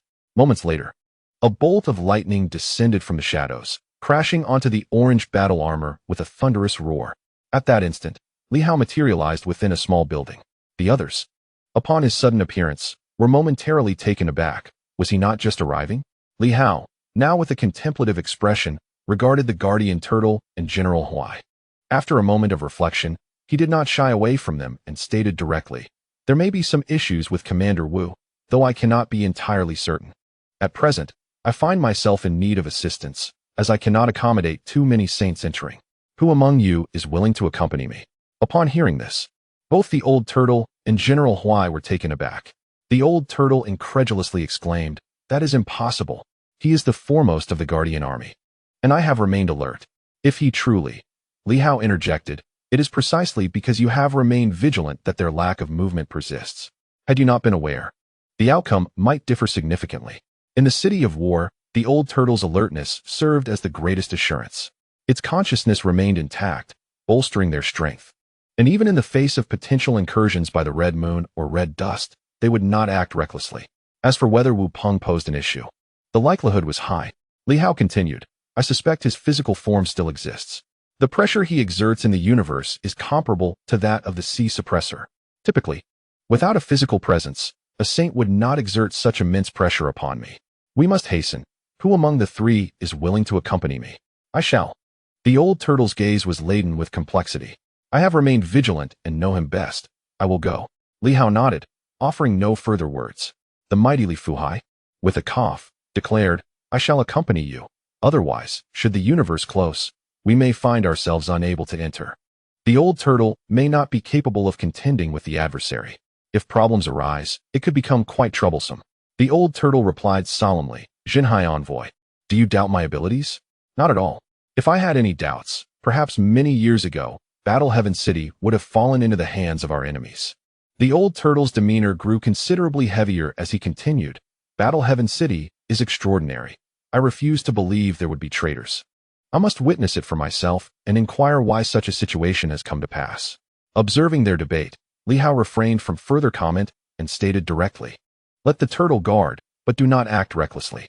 I shall first conduct a probe to ascertain the situation and avoid any potential misunderstandings, which would be quite awkward." With that, he tore through the void once more, and soon, one man and one turtle entered the great Tao universe. As the great Tao universe vanished, General Huai glanced at Li Fuhai and softly asked, "Do you believe that General Li's judgment is accurate?" "Wu Peng is the commander of the guard army." Li Fuhai replied nonchalantly, "Anything is possible. I am more curious if that old turtle will seize this opportunity to ally with Wu Peng and capture the great Tao universe. It seems Li Hao has not summoned me. I wonder if it is due to his trust in Battle Heaven City or if he has other intentions." At this point, he turned to General Huai and inquired, "What is your opinion of Li Hao?" General Huai pondered for a moment before responding, "It is difficult to say. Before the Infinite City incident, Li Hao was tolerant, trusting, respectful, and even somewhat reliant on the new martial arts in Battle Heaven City. After the Infinite City incident, he has not changed much on the surface. However, one can sense a hint of suspicion and caution towards us, indicating a considerable decline in trust. In the past, even if the great Tao universe could distinguish enemies, Li Hao would not have brought them in for identification, as that would reveal his distrust. Yet later, when he came to Battle Heaven City, he directly stated that for the purpose of distinguishing enemies, everyone should take a journey together, which indeed reflects a lack of trust. Today's Li Hao is not the same as before. Despite appearing unchanged in demeanor, General Huai can perceive that when Li Hao revived him, there was a slight hint of distrust, an ominous sign. Reviving a sage. What was Li Hao's strength at that time? Yet today, Li Hao has consistently maintained a sense of vigilance and precaution. His return to Battle Heaven City, though seemingly alone, suggests he possesses a certain level of strength that justifies his presence. As General Huai spoke, he suddenly remarked softly, "Is it that he truly cannot bring 4 sages with him? Or is he concerned that they might simultaneously betray him, which he cannot manage, while he can handle 2? Upon uttering these words, he fell silent, and Li Fuhai's gaze subtly shifted, choosing not to speak further. What does Li Hao truly think? Is it genuinely impossible for him to enter with everyone? Or is this merely another test? Even if the old turtle were to betray him, does he have the confidence to confront both the old turtle and Wu Peng alone?" Li Fuhai lacked a direct perception of the changes in Li Hao's character. Yet General Huai felt them more profoundly. It is suspected that Li Hao is not unable to bring others in, but rather that his trust in everyone has significantly diminished. Is this a blessing or a curse? Who can discern the truth? Even with the deepest cooperation in Zhantian City, it is evident that trust in other ancient cities has plummeted. In the Hao Star realm, lightning flickers. Bolts of thunder erupt in the darkness as Wu Peng repeatedly shatters the thunder, feeling a sense of unease, his voice resonant. "Commander of the 11th Division, when will these thunders cease?" After a long pause, Li Hao's voice reverberates back. Soon, for the commander is an external path expert, making the targeting more precise. If it were a new path cultivator, it would not be the same. As he spoke, the darkness gradually dissipated, revealing a multitude of stars. Wu Peng's eyes sparkled with realization. The cosmic stars. Surely, this is the manifestation of the great Tao? Just as he was contemplating, Li Hao's figure materialized. Reaching out with a gesture as a grand star swiftly rotated towards him, Li Hao's expression turned solemn. Commander, an origin path expert must leave a mark of the great Tao here, an origin imprint. Only then, upon leaving, will one not be targeted by the new path. Otherwise, the heavens will retaliate severely. This is my life star. Commander, with your origin Tao power, please leave some imprint and essence upon this star. Otherwise, the surrounding thunder will not cease. The thunder continued to rumble around them. Wu Peng appeared somewhat overwhelmed, his battle armor scorched in places. Hearing these words and gazing at the star, he was taken aback. Life star? Yes, much like the origin path, it is formed by the condensation of the great Tao. If shattered, it signifies a rupture of the Tao. Commander, it's nothing. We are all kin. I trust everyone. Li Hao swiftly emerged, displaying a brilliant smile. My bond with Zhang City is profound. If I cannot trust others, I can certainly trust the esteemed seniors of Zhang City.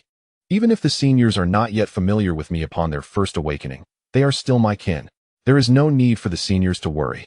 Simply leave your essence upon this star. Do you think I fear that the seniors will use their essence to shatter my life Tao star? Wu Peng's expression turned serious. That naturally would not happen, but this act is too perilous. Commander, you must not take such risks. To doubt is to be untrustworthy, but to trust is to be trusted. Li Hao replied with a smile. I have always been this way. Commander, do not hesitate. I can trust even the likes of the sea-taming envoy of the demon race, let alone my own people. Commander, we cannot linger here too long. Please be swift. For the pressure upon me is mounting, and I am currently staving off the surrounding thunder. If I cannot hold it back soon, a greater storm will descend. Seeing this, Wu Peng had no choice but to say, then I shall not be polite. He cast a glance at the star, which shimmered with a rich light power. Feeling puzzled, Commander of the 11th Division, do you primarily cultivate light power? No, my primary focus is the sword path. However, the sword path is arduous to master, and I have yet to condense it into a Tao star. Thus, I am currently supplementing my studies with light power. Once I achieve mastery in the sword path, I shall form a sword path star. Ah, I see. Wu Peng ceased further inquiries, as streams of origin power, still quite feeble, began to flow into the star. Li Hao furrowed his brow, contemplating the situation. General Wu had just revived, and his foundational power was still feeble. Consequently, leaving a mark would prove quite challenging. Should General Wu exert himself to the utmost, even at the expense of depleting his foundational energy, it would not be an issue. Once his physical form was restored, I have prepared ample foundational energy and indomitable strength to aid the general's recovery. However, if we do not leave a mark now, he might struggle to unleash his full combat prowess upon exiting. Wu Peng, unfamiliar with the new path and somewhat oblivious to the current state of the outside world, understood that, without a second revival of heaven and earth, formidable beings could indeed not venture forth. After pondering for a moment, he spoke, somewhat weakly. Then I shall attempt to extract more foundational energy, though the foundational universe is currently isolated and may not yield much. No worries, the more, the better. Wu Peng ceased to elaborate further and continued to channel his foundational energy. Li Hao observed quietly, and after a while, when he noticed Wu Peng had paused again, he expressed his disappointment. Is that all? At this rate, it seems General Wu will struggle to exhibit the power of a sage outside. The mark left will likely be too shallow to be of any significance. Wu Peng gazed at the stars, where a vortex of foundational energy was nearly forming, and could not help but exclaim, is this not sufficient? Shouldn't the two guardians be contributing even more? Indeed more. Li Hao nodded in agreement. Their foundational energy has already penetrated deep within the stars, solid and unyielding, whereas the general's foundational energy merely swirls outside the stars, significantly weaker in comparison. However, it is understandable, given the general's recent awakening. Understandable? Wu Peng pondered inwardly, feeling that he had contributed quite a bit. After all, the old turtle had said nothing, and General Huai had only recently revived. Did they possess such an abundance of foundational energy? Let me try again, he resolved. Very well. Moments later, Wu Peng infused more foundational energy once more. Li Hao merely observed from the side, as torrents of thunder coalesced around them. He contemplated the sheer volume of thunder, indicating that the power of the red moon within Wu Peng was indeed formidable. The foundational energy being emitted was remarkably dense. Such a wealth was uncommon for a newly revived sage. At this moment, the foundational energy had already encircled the luminous star. Li Hao watched for a while longer before frowning and inquiring. This may not suffice, General Wu. Would you be amenable to removing your battle armor? What? Your battle armor? Surely, it harbors a significant amount of foundational energy. However, since the general lacks a physical body, one could temporarily condense a body for him to use. Having said this, Li Hao continued, never mind. Let us first have General Wu utilize the physical form used by Director Wang on that day. The general can temporarily adhere to Director Wang's body, remove his armor, and I shall place the armor within the stars, allowing it to be nourished for a time. This way, we can also mitigate the new path's targeting of the general. Wu Peng hesitated, feeling somewhat reluctant. Commander of the 11th Division, perhaps we should reconsider. That is not an option, Li Hao asserted solemnly. Since we have undertaken this task, we must see it through to perfection. He produced a physical form, precisely the one previously utilized by Director Wang. Though slightly weaker, it would suffice for the general to use temporarily. Once the armor is removed, I shall place it within the stars to nurture for some time. Wu Peng remained hesitant. Li Hao reassured him. Fear not, General. Once cleansed, the armor will be more suitable for the outside world. Given the changes in heaven and earth, the current armor may not be apt for the external realm. Seeing this, Wu Peng could only say, very well, I merely worry that it might cause you some harm. Not at all. Even if it does, the impact would be negligible. With that, a dazzling radiance erupted. Li Hao's gaze flickered momentarily as a luminous orb materialized, followed by the emergence of an armor hovering in the air, alongside the physical form of Director Wang. In that instant, his body was no longer lifeless. A spark of vitality flickered in his eyes. Li Hao glanced over, choosing not to elaborate further, and placed the orange battle armor among the stars, which began to consume the armor. Director Wang, or rather, the current General Wu, furrowed his brow slightly. It won't wash away my original imprint, will it? If so, even if the armor is cleansed, I can simply re-imprint it later. After Li Hao finished speaking, he added, General, do you have a frequently used weapon?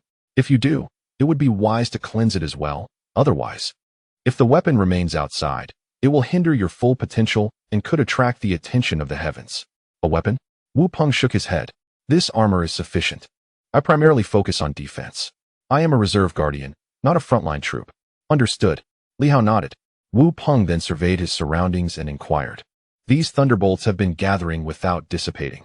Is the new path particularly effective against the original source? Quite so. After all, the two realms share a common origin. However, it does seem to be stronger than what others experience. Curious, isn't it? Li Hao expressed his confusion. Previously, the gathering would disperse after a while.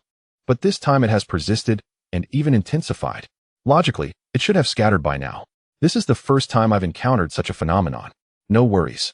I will consult with the Zhenhai envoy later. They are likely to have a deeper understanding of this matter than I do.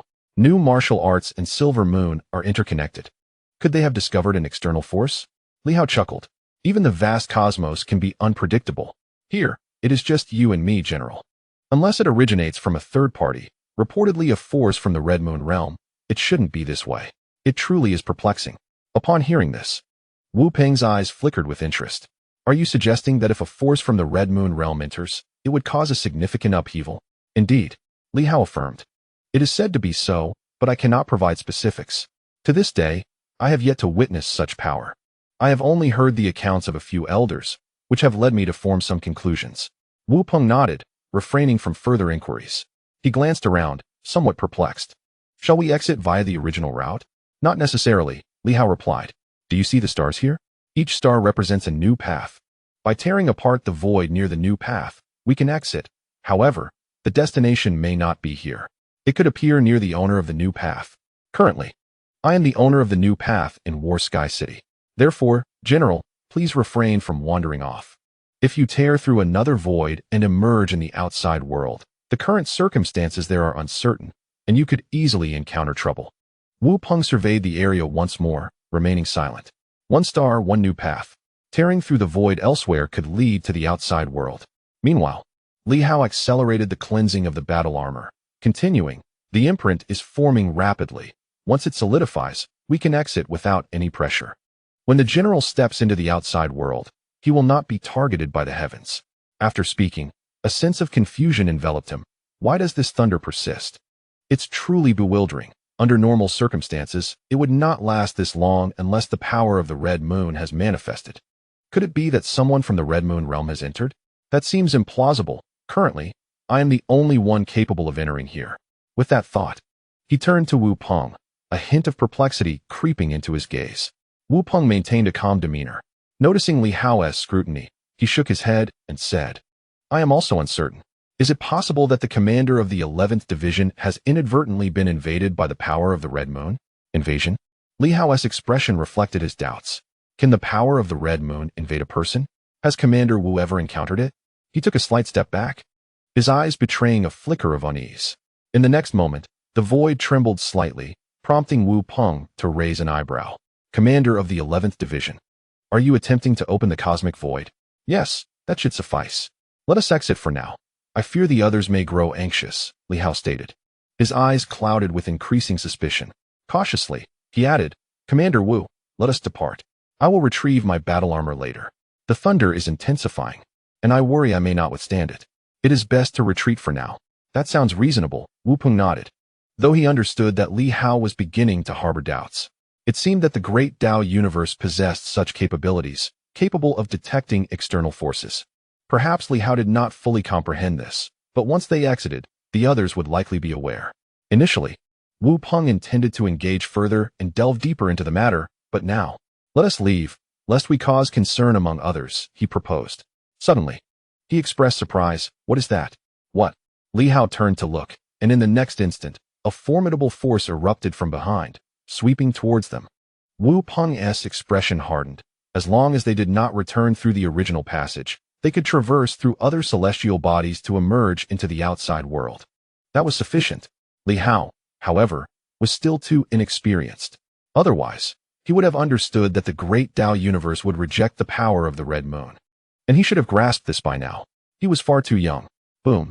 Wu Peng, adept in defense, unleashed a punch with tremendous force. The impact was thunderous, and Li Hao's body shattered, filled with disbelief as he turned to Wu Peng. Commander, why such violence? Wu Peng remained silent.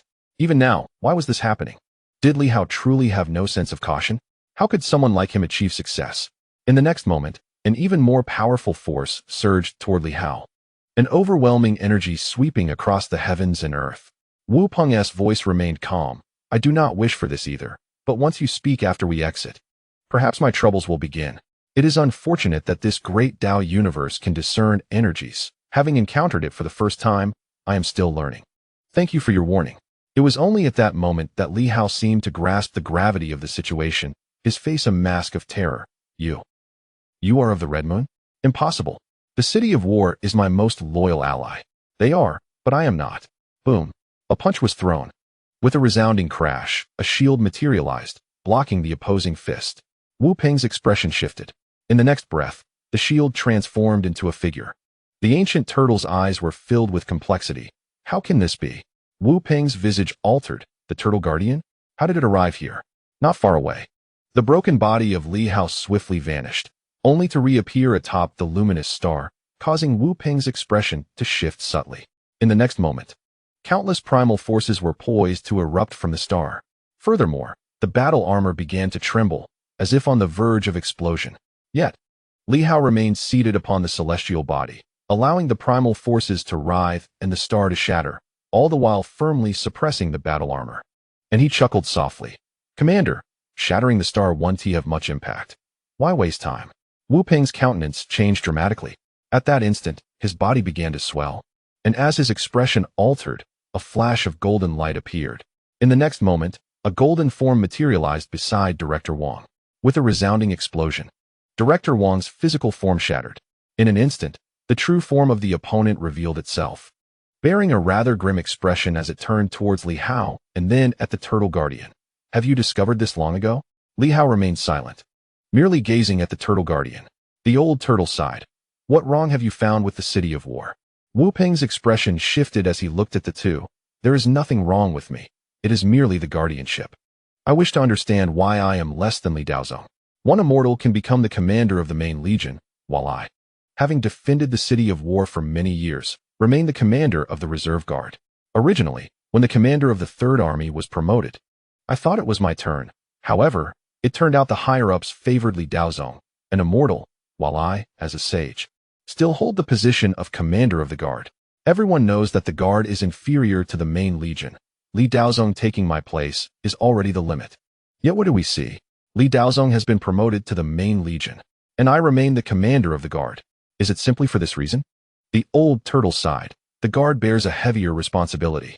To ensure peace in one area, do you believe this? Wu Peng smiled. Everyone says so. But if I were to exchange positions with the commander of the main legion, do you think anyone would agree?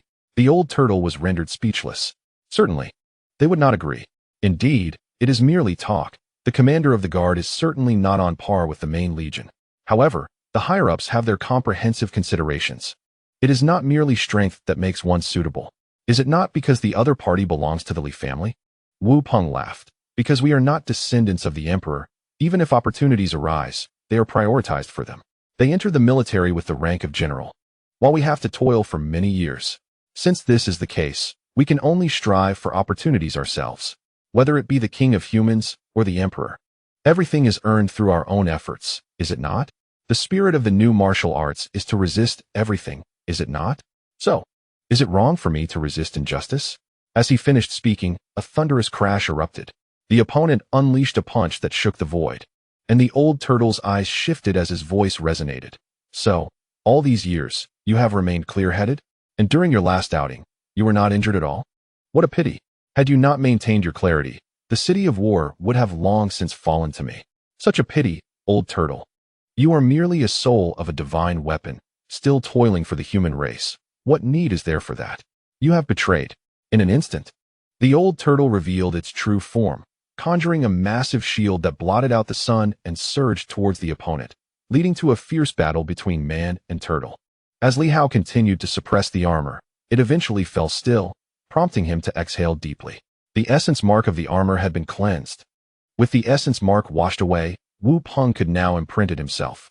He reached out, grasping some primal power, and after a moment of analysis, a faint aura of primal energy manifested in his hand. Contemplating for a moment, he pondered the idea of impersonating Wu Peng. With the battle armor intact and the primal energy at his disposal, he began to observe Wu Peng intently, noting every word and action, every technique and habit. However, he still lacked a bit of the power of the Red Moon. Everything he possessed had been purged. Perhaps he would need to venture once more into the seal to allow that esteemed emperor to influence him slightly. Throughout this ordeal, he had refrained from taking action. The appearance of a traitor in Battle Heaven City was an unexpected turn, particularly given their high standing. This disruption had unsettled some of his original plans. Nevertheless, it mattered little. The absence of one saint was insignificant, as those demonic plants could easily substitute for a saint. He did not intervene, merely continuing to gather the dissipating aura, primal energy, and even blood essence from the opponent. For now, he simply wished to ascertain whether this individual was aligned with the Red Moon or was part of the mundane realm. If he were indeed affiliated with the Red Moon, his utility would be considerably diminished. Time passed, and suddenly, Wu Peng let out a fierce roar, tearing apart the void near a star. Yet, in the next moment, his expression shifted dramatically. After tearing the void, he still faced an endless expanse of nothingness. He bellowed in outrage. You deceived me? Li Hao sighed. The turtle guardian has appeared. Did you only just realize that I was deceiving you? Your reaction is rather slow. Infuriated, Wu Peng unleashed a powerful surge of blood essence. At that moment, a colossal sword materialized between heaven and earth, dominating the cosmos. Countless energies and pathways converged upon it, including the surrounding thunder. As the great sword took shape, Li Hao chuckled lightly. Commander Wu, receive my sword. In an instant, it seemed as though the very forces of the universe were intertwined with that strike, shattering the heavens and delivering a decisive blow. Wu Peng's countenance changed dramatically. The old turtle's expression also shifted. In the next heartbeat, the sword locked onto its target, resulting in a thunderous crash as the sacred body was cleaved in two. Yet, The other party was already in the process of rapid regeneration. Li Hao had only unleashed that one strike, refraining from further action. The old turtle sighed, and in the next moment, a massive shield emerged, crashing down with a resounding thud, shattering the body into fragments. A surge of spiritual energy manifested, and the old turtle shouted with authority, boom. Another colossal shield descended, smashing the spiritual force into oblivion. Wu Peng's voice echoed with anger, "Old turtle, I did not betray you long ago. It was merely that when we ventured out, the Star Gate was sealed, leaving us with no escape. Given such a predicament, I sought my own path to survival. What harm is there in that? After years of camaraderie, you would sever my flesh and shatter my spirit for the sake of an outsider." At that moment, Li Hao wielded the power of the great Tao, and in the next instant, a pathway manifested in the void. The primal pathway trembled violently, colliding with the cosmic expanse. The old turtle abruptly turned to face Li Hao, who wore a calm expression. Betrayers are to be executed without mercy. This was not merely his decree. The old tortoise's expression shifted, his mind swirling with countless thoughts. Li Hao was indeed different from before. From beginning to end, he had unleashed a single sword strike, shattering his opponent's physical form. Subsequently, he merely revealed the essence of the other's fundamental path. Li Hao did not utter a word. With a gentle sigh, in the next moment, the old tortoise bellowed, and a shield surged into the void, followed by a resounding crash and a scream that echoed throughout the universe as the path crumbled. Wu Peng's voice resonated. "You have severed my essence, old tortoise. That is truly ruthless." In an instant, the old tortoise transformed into human form, appearing beside Li Hao. His gaze intricate. "Governorly, are you satisfied now?" Li Hao slightly bowed. "Senior, do not misconstrue my intentions. Traitors must be dealt with in such a manner, otherwise the distinction between life and death becomes irrelevant to me. If betrayers are shown mercy, others may follow suit." Alas, a sigh reverberated through the heavens and the earth. In the next moment, a man and a tortoise materialized before the crowd. General Huai's expression shifted slightly, while Li Fuhai remained composed. The 8th and 9th commanders arrived swiftly. Both incredulous, the commander had fallen, completely fallen. As their ranks, they were privy to the intelligence. How could this happen? And the one responsible for the commander's demise was, astonishingly, the tortoise guardian. They sensed the lingering resentment surrounding him. Li Fuhai said nothing, merely glanced at Li Hao, who was toying with the battle armor, inwardly reflecting that this seemingly gentle youth resembled a cultured scholar, yet his actions were undeniably ruthless. He had executed a decisive strike, and furthermore, how had he managed to completely strip the armor away? At that moment, Li Hao also raised his gaze, revealing a sincere smile, nodding slightly at Li Fuhai, which quickly transformed into a shadow of sorrow as he softly remarked, "I never anticipated that the commander would fall victim to the Red Moon's onslaught. Such a pity." Li Fuhai inwardly cursed. Indeed, the human race was formidable. It was no wonder that the demon race struggled against them. The younger generation of humans spawned such treacherous individuals. And the old tortoise had been outmaneuvered entirely, truly a wretched being. Chapter 351. Duel of Magic. The 8th commander, Yang Wei, still found it hard to believe. Gazing at the others with a look of shock, "The commander is a traitor?" Li Hao did not respond. Whether it was true or not, he remained oblivious. It was the old tortoise who executed the deed. The reason for invoking the old tortoise was precisely this, and it had nothing to do with him.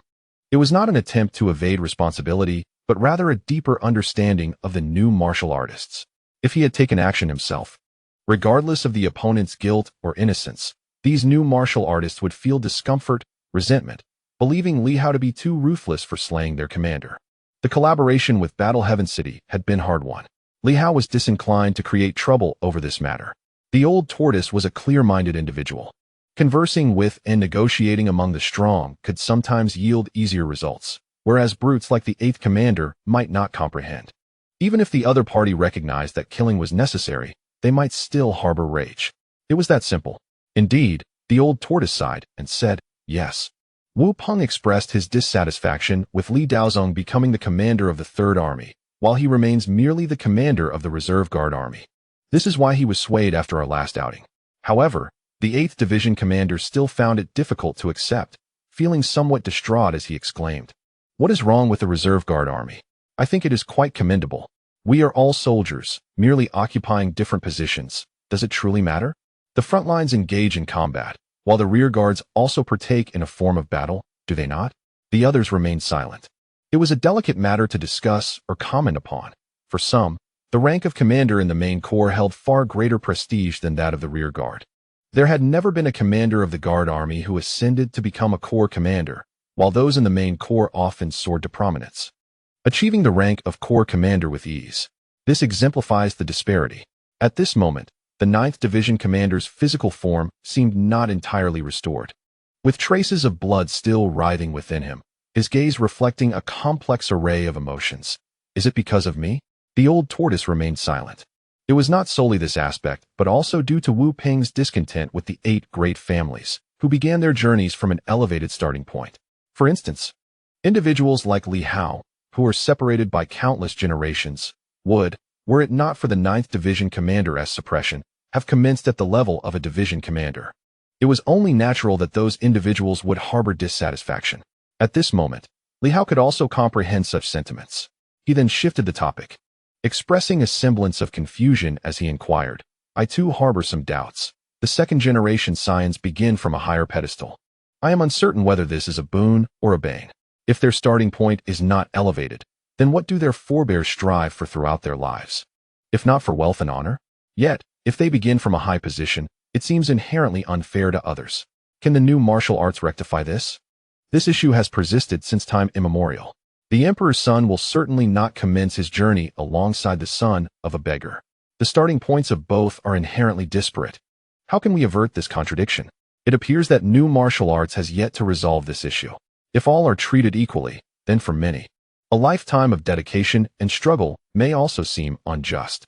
The old tortoise furrowed his brow slightly and remarked, it is merely a slightly elevated starting point.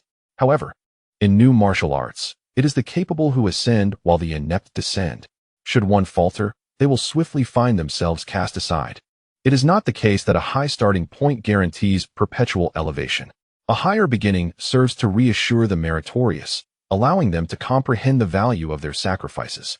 Yet, if their descendants prove incompetent, opportunities bestowed upon them may be squandered. Li Hao nodded. Nonetheless, individuals like Wu Peng will inevitably arise, perceiving this as unjust. Will they not? Such occurrences are certainly unavoidable. The old tortoise sighed. This too serves as a trial, an examination of one's mindset and resilience. We cannot allow the discontent of a few to overshadow the grievances of all those who have made substantial contributions. Li Hao pondered. What if we were to bestow upon the descendants of the meritorious some honorary accolades? The old tortoise nodded thoughtfully. Indeed, it is manageable, yet at times, the situation is not so straightforward. Even bestowing nominal accolades may leave some discontented. There are those who believe that nothing at all should be given. However, as the governor has articulated, these individuals are all distinguished veterans who have toiled their entire lives, perished in battle, aged, and retired. Should they not receive any care? Consequently, others may argue that after a lifetime of struggle, upon growing old and losing their strength, should they fall in battle, they would be left with nothing. That is indeed a concern. Li Hao nodded in agreement.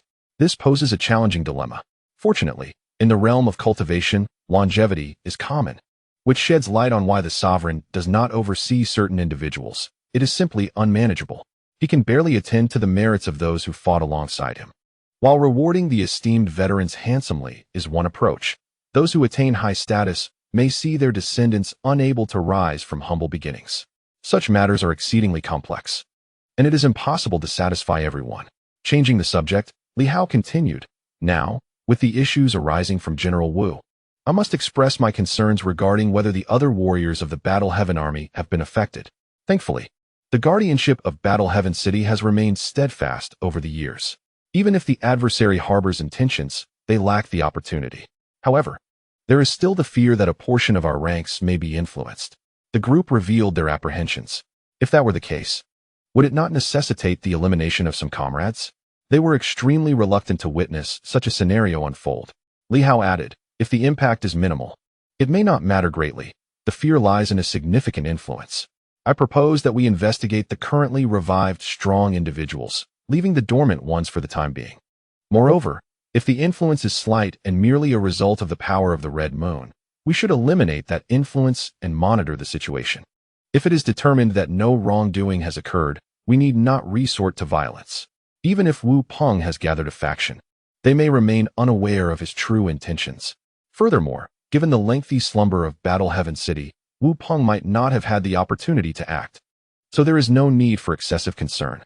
Li Hao swiftly seized the initiative and declared, "For now, let us not dwell on these matters. Commander Zhou should continue his physical restoration. Our time is of the essence, and we cannot afford further delays. With Wu Peng's current predicament, our troubles have only multiplied. I have an idea," he continued. "If Wu Peng is indeed allied with Zheng's faction, I could impersonate him, which might yield unexpected benefits. Could anyone share specific details about Wu Peng's background, including his life and network?" He briefly skimmed over the topic of eliminating Wu Peng. Commander Ba, wishing to voice his thoughts, found himself at a loss for words. Initially, upon seeing Li Hao wielding the commander's armor, he had contemplated reclaiming it, but now, with Li Hao proposing to impersonate Wu Peng to deceive the enemy, he hesitated to request its return. It was of use to him. Li Hao then suggested, "To enhance the authenticity of my disguise, I am contemplating temporarily assuming the role of the commander of the reserve guard army, with wartime protocols in place. Should the two guardians and several commanders agree, I would possess the authority to take over." A profound silence enveloped the room. The commander of the reserve guard army, currently the foremost figure in the military, even the 9th Division commander, had merely been acting as the commander. The 8th Division commander was agitated. "This simply cannot be allowed. Even if the commander were to betray us, Li Daozong could still take charge of the reserve guard army. How could we permit an outsider like Li Hao to assume control? Even if it is only a temporary arrangement, it is unacceptable. They may claim it is temporary. But should Li Hao refuse to relinquish his position later on, it would be quite difficult to dismiss a commander, let alone two guardians. Would they be willing to compromise their pride and forcibly remove Li Hao? If he does not step down, Li Hao would officially become the commander. From that point forward, he would be the rightful leader of the reserve guard army. This Li Hao harbors ulterior motives. With such thoughts, one could only imagine how others perceive the situation. Even the 9th Division commander's gaze was laden with complexity. Was this a premeditated scheme? Here I am, on the verge of assuming command. Yet you seek to usurp that position first. Li Hao spoke softly. "Gentlemen, do not overthink this. Once I resolve the Zheng family issue, I shall have no need for this position and will naturally cede it to you. A mere military command is not what I, Li Hao, aspire to, is it not?" The others fell silent, exchanging glances without uttering a word. How could they refuse? This collaboration with Li Hao felt akin to inviting a wolf into the fold. He had grown increasingly aggressive. The death of Wu Peng had left the old tortoise feeling a sense of helplessness. Now, refusing was no longer an option. Li Hao had declared his intention to impersonate Wu Peng and infiltrate enemy lines, delivering a decisive blow to the adversaries. This was a perilous endeavor, not one of leisure. To ensure the impersonation was meticulous, granting him the authority of a commander seemed inevitable. Denying this would pose a significant risk, potentially endangering Li Hao's life. Was this still considered collaboration? Thus, they had no choice but to comply. The old tortoise was in a state of turmoil. While General Huai sighed inwardly and soon spoke up, "It is acceptable provided the 8th and 9th Division commanders have no objections. Therefore, today, by mutual agreement, we shall enact the wartime regulations and appoint Commander Li to oversee the reserve guard army." "General Huai," the 8th Division commander exclaimed anxiously. Li Hao responded softly. "Is it that the 8th Division commander disagrees? If so, let us do this. I shall relinquish the position of commander of the reserve guard army to the 8th Division commander, who will be responsible for dealing with the traitorous Zheng family. After all, they are merely a minor threat. However, it is the reckless who tend to overestimate their abilities. And I fear that failing to neutralize the adversary may lead to their own downfall, which would be unfortunate, but even more so if it endangers others. Some individuals, unable to achieve success themselves, feel compelled to act recklessly, endangering not only their own lives, but also those of comrades, friends, and family, all while believing they are in the right. Such individuals must be avoided." The 8th Division commander was instantly enraged. Such words were deeply hurtful. Ahem. The old tortoise coughed to interrupt the ongoing exchange, stating, "Let us heed Commander Li's words. Everything is for the sake of vanquishing the enemy and eliminating the traitor. Yang Wei, unless you have a better plan, we shall proceed with the orders." The 8th Division commander had no retort. Meanwhile, Li Hao wore a faint smile. Beside him, Li Fuhai was secretly astonished. Of course, this outcome was also due to the willingness of the War Heaven City side to compromise. Otherwise, it was not something that Li Hao could simply take it well. Previously, Li Hao relied heavily on Zhang Tianqing. However, the dynamics have shifted. It seems that Zhang Tianqing now places greater trust in Li Hao. The two guardians ceased their discussions and turned to Commander Jiao. Daozong, do you have any objections? Li Daozong remained silent for a moment before responding. None. Let it be as it is. He was at a loss for words. Fully aware that Li Hao had undergone a significant transformation, compelling everyone to make such choices, he effortlessly seized the position of commander of the Zhantian army. There was a lingering feeling within him that was difficult to articulate. To him, the former Li Hao was preferable. Back then, Li Hao was not one to harbor ulterior motives. If he desired the commander's position, he would have openly expressed it, perhaps stating his ambition to rise above them. But the current Li Hao was different. He refrained from speaking. Instead, he pressured others into compromises, leaving no room for dissent, which could result in lasting grievances. Even in the act of eliminating Wu Peng, he did not wield the blade himself, but rather orchestrated it through the guardian turtle. Li Hao had undeniably changed. Meanwhile, Li Hao wore a smile, seemingly oblivious to the thoughts of those around him, yet he was acutely aware of their sentiments. The past was irrevocably lost. He had initially hoped to win everyone over with sincerity and genuine intent, envisioning a scenario in which both sides could take a step back and reach a consensus. Yet, that proved impossible. These new warriors, even those from Zhang Tianqing with whom he had collaborated, carried an underlying reluctance in every partnership, harboring a desire to seize the initiative. He realized this was untenable on that fateful day in Boundless City. Only by claiming the initiative for himself could he proceed. Otherwise, he would prefer not to cooperate at all. Should he fail to assume control, it would not only be he who suffered, but also those around him. With his teachers gone, he could not allow further tragedies to befall others. It was you who taught me this. You claimed I lacked the dominance of a king. And I do not require such tyranny. I only need you to follow me, and that suffices. Moments later, the voices of the old tortoise and others resonated throughout Zhang Tianqing. The commander of the reserve guard, Wu Peng, who had suffered grievous injuries in the past, had now completely perished, marking a tragic chapter for the Zhantian army and the city itself. An army cannot remain leaderless for a day. 8th Commander Yang Wei and 9th Commander Li Daozong jointly recommended 11th Commander Li Hao to temporarily assume the role of commander of the reserve guard. The city lord's office, General Huai, and the military collectively deliberated and sanctioned this decision under wartime regulations. Li Hao would take charge of the Zhantian army's reserve guard. In the next moment, Li Hao's voice rang out. With utmost humility and trepidation, I, Li Hao, shall do my utmost to honor this trust. I will lead the Zhantian army towards a brighter future. At that instant, some of the soldiers who had been revived stood in silence, bewildered. Had the commander truly fallen? It was a sorrowful event, yet after so many years of the commander's absence, his complete demise had been anticipated by all. This is the result of a discussion among several individuals. There is no necessity at this moment to declare betrayal, for such assertions would only serve to disturb the morale of the Battle Heaven army. Death, paradoxically, would ignite their fighting spirit. In the next moment, a torrent of energy coalesced within the city, a surge of spiritual force that resonated deeply, echoing in all directions. Cheers for Commander Li. Cheers for Battle Heaven City. The sound reverberated widely. There were few words and little resistance, for their conviction remained steadfast, regardless of who assumed command. As long as the Battle Heaven army persisted and remained combat-ready, that was sufficient. However, a sliver of confusion lingered. Why was it not the 9th Division commander, but rather Li Hao, this new era's formidable figure? At that moment, clad in orange armor that radiated brilliance, Li Hao's face obscured, he floated in the air, his voice resonating. I, Li Hao, shall exert every effort to revive all the brothers of the Guardian army. Stand with me, and let us fight once more in every corner. Let the might of the new weaponry and the silver moon be proclaimed. Annihilate the traitors, eradicate the invaders. Vanquish the formidable forces of the Red Moon, and destroy all who dare to resist.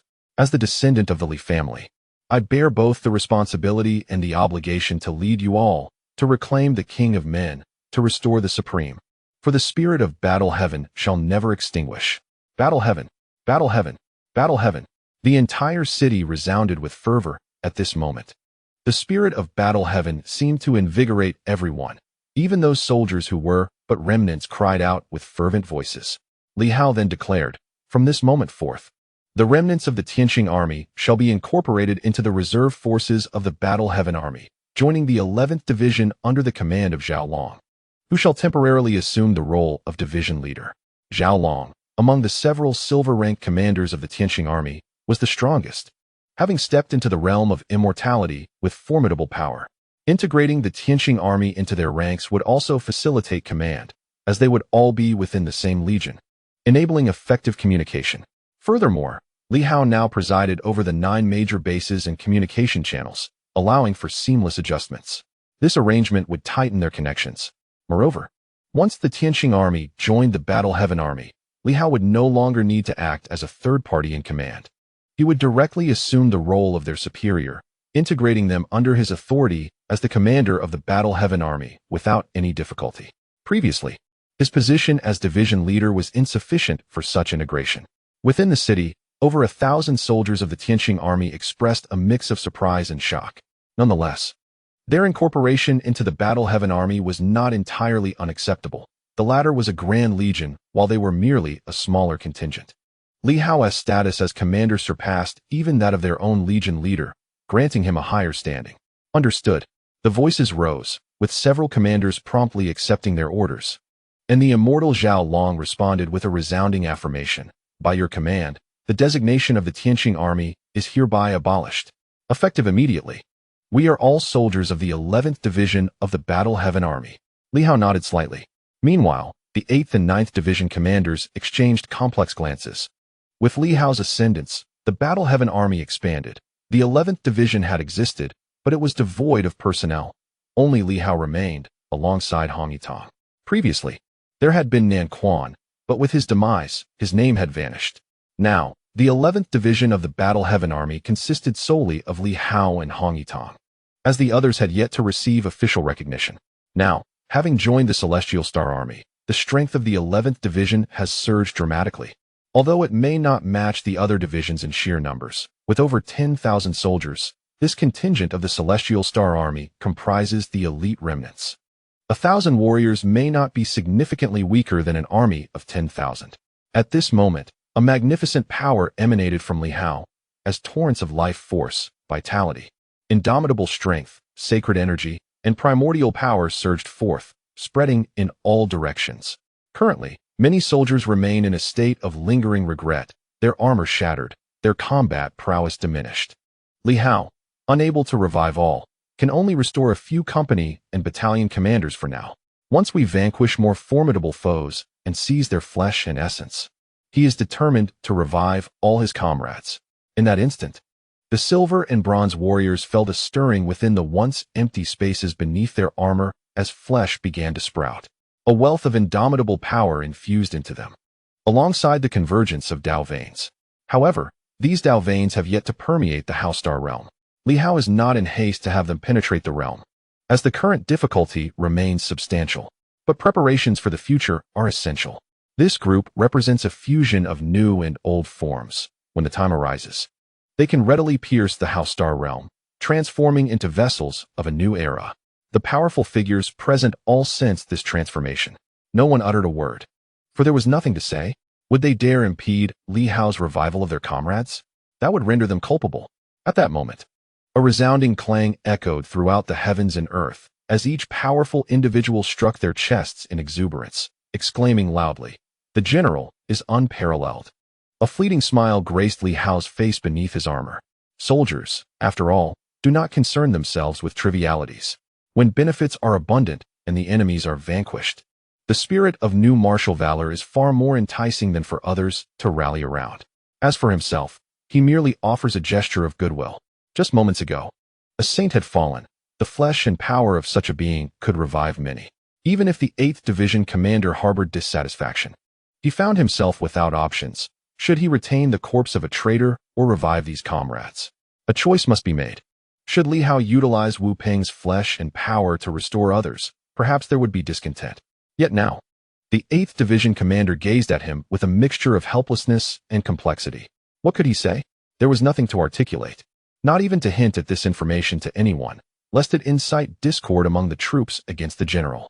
The 8th Division commander cast a glance at Li Hao, internally scoffing, deeming him a villain.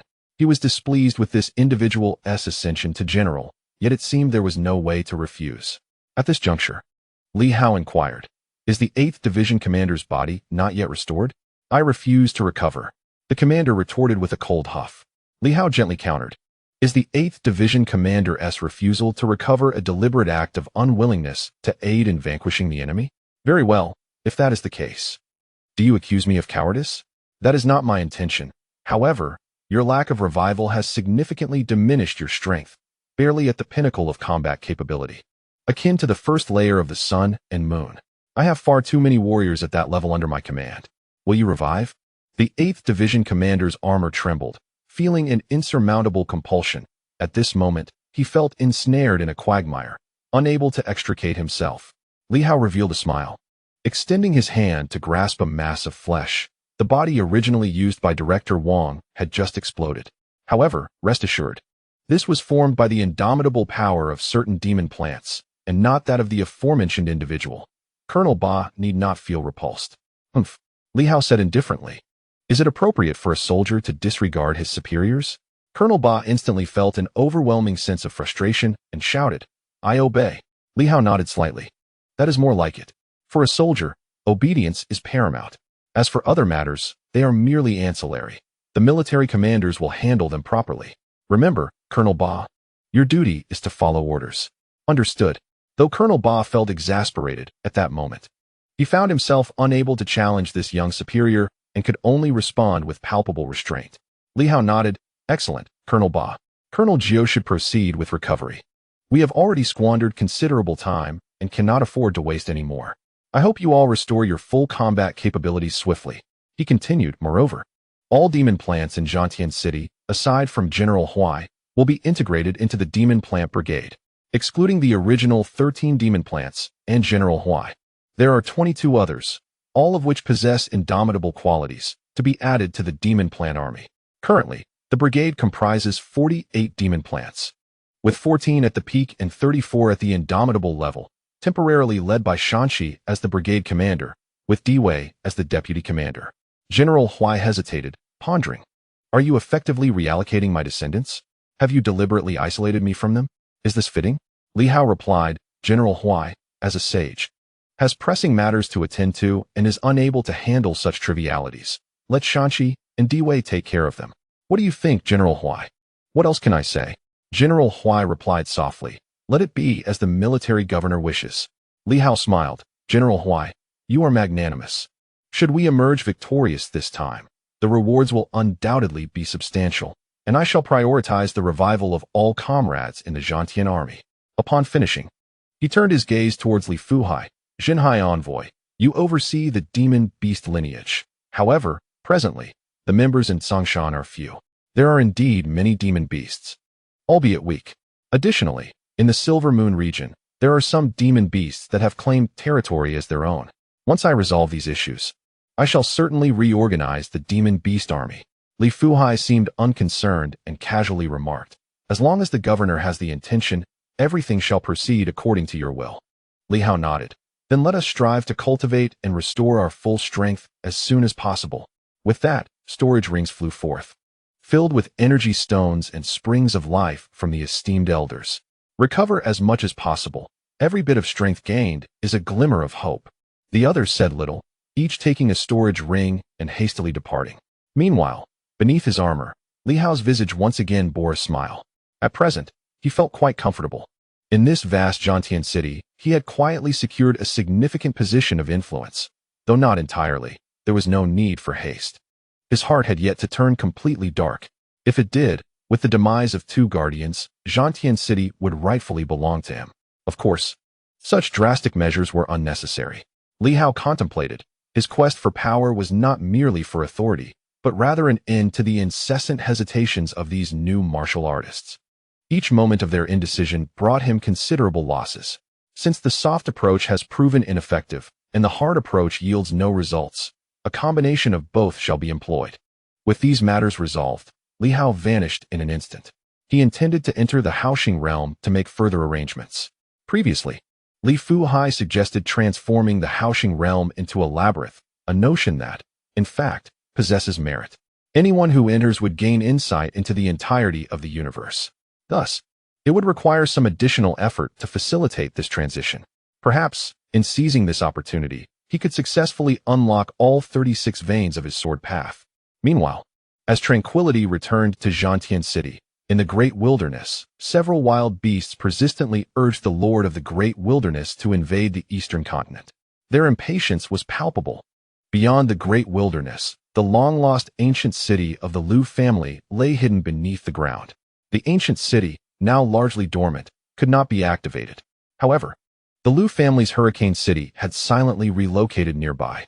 Within the city, Hongqian sat in the Lord's mansion, resting his chin on his hand, lost in contemplation. The plan for the Great Wilderness's revival, which Li Hao had disrupted, and the resurrection of the Forbidden Sea, which Hong Yue had inadvertently hindered, had resulted in the Forbidden Sea becoming stagnant. Now, only by overturning the Great Wilderness could the heavens and earth regain stability. The realization of this troubled Hongqian's mind. What of Li Hao? Previously, he had underestimated Li Hao, who, without a sound, had breached the boundless city, causing the plan to fall apart. Now, Hongqian no longer dismissed Li Hao lightly. If he were to appear in the Great Wilderness, what would transpire? Thoughts flickered through his mind, and he couldn't help but chuckle at the absurdity of the times. How often had he considered that the people of this era would repeatedly thwart their own schemes? He looked up at the sky, a sigh escaping his lips. The Emperor of the Red Moon had become a sword hanging over his head.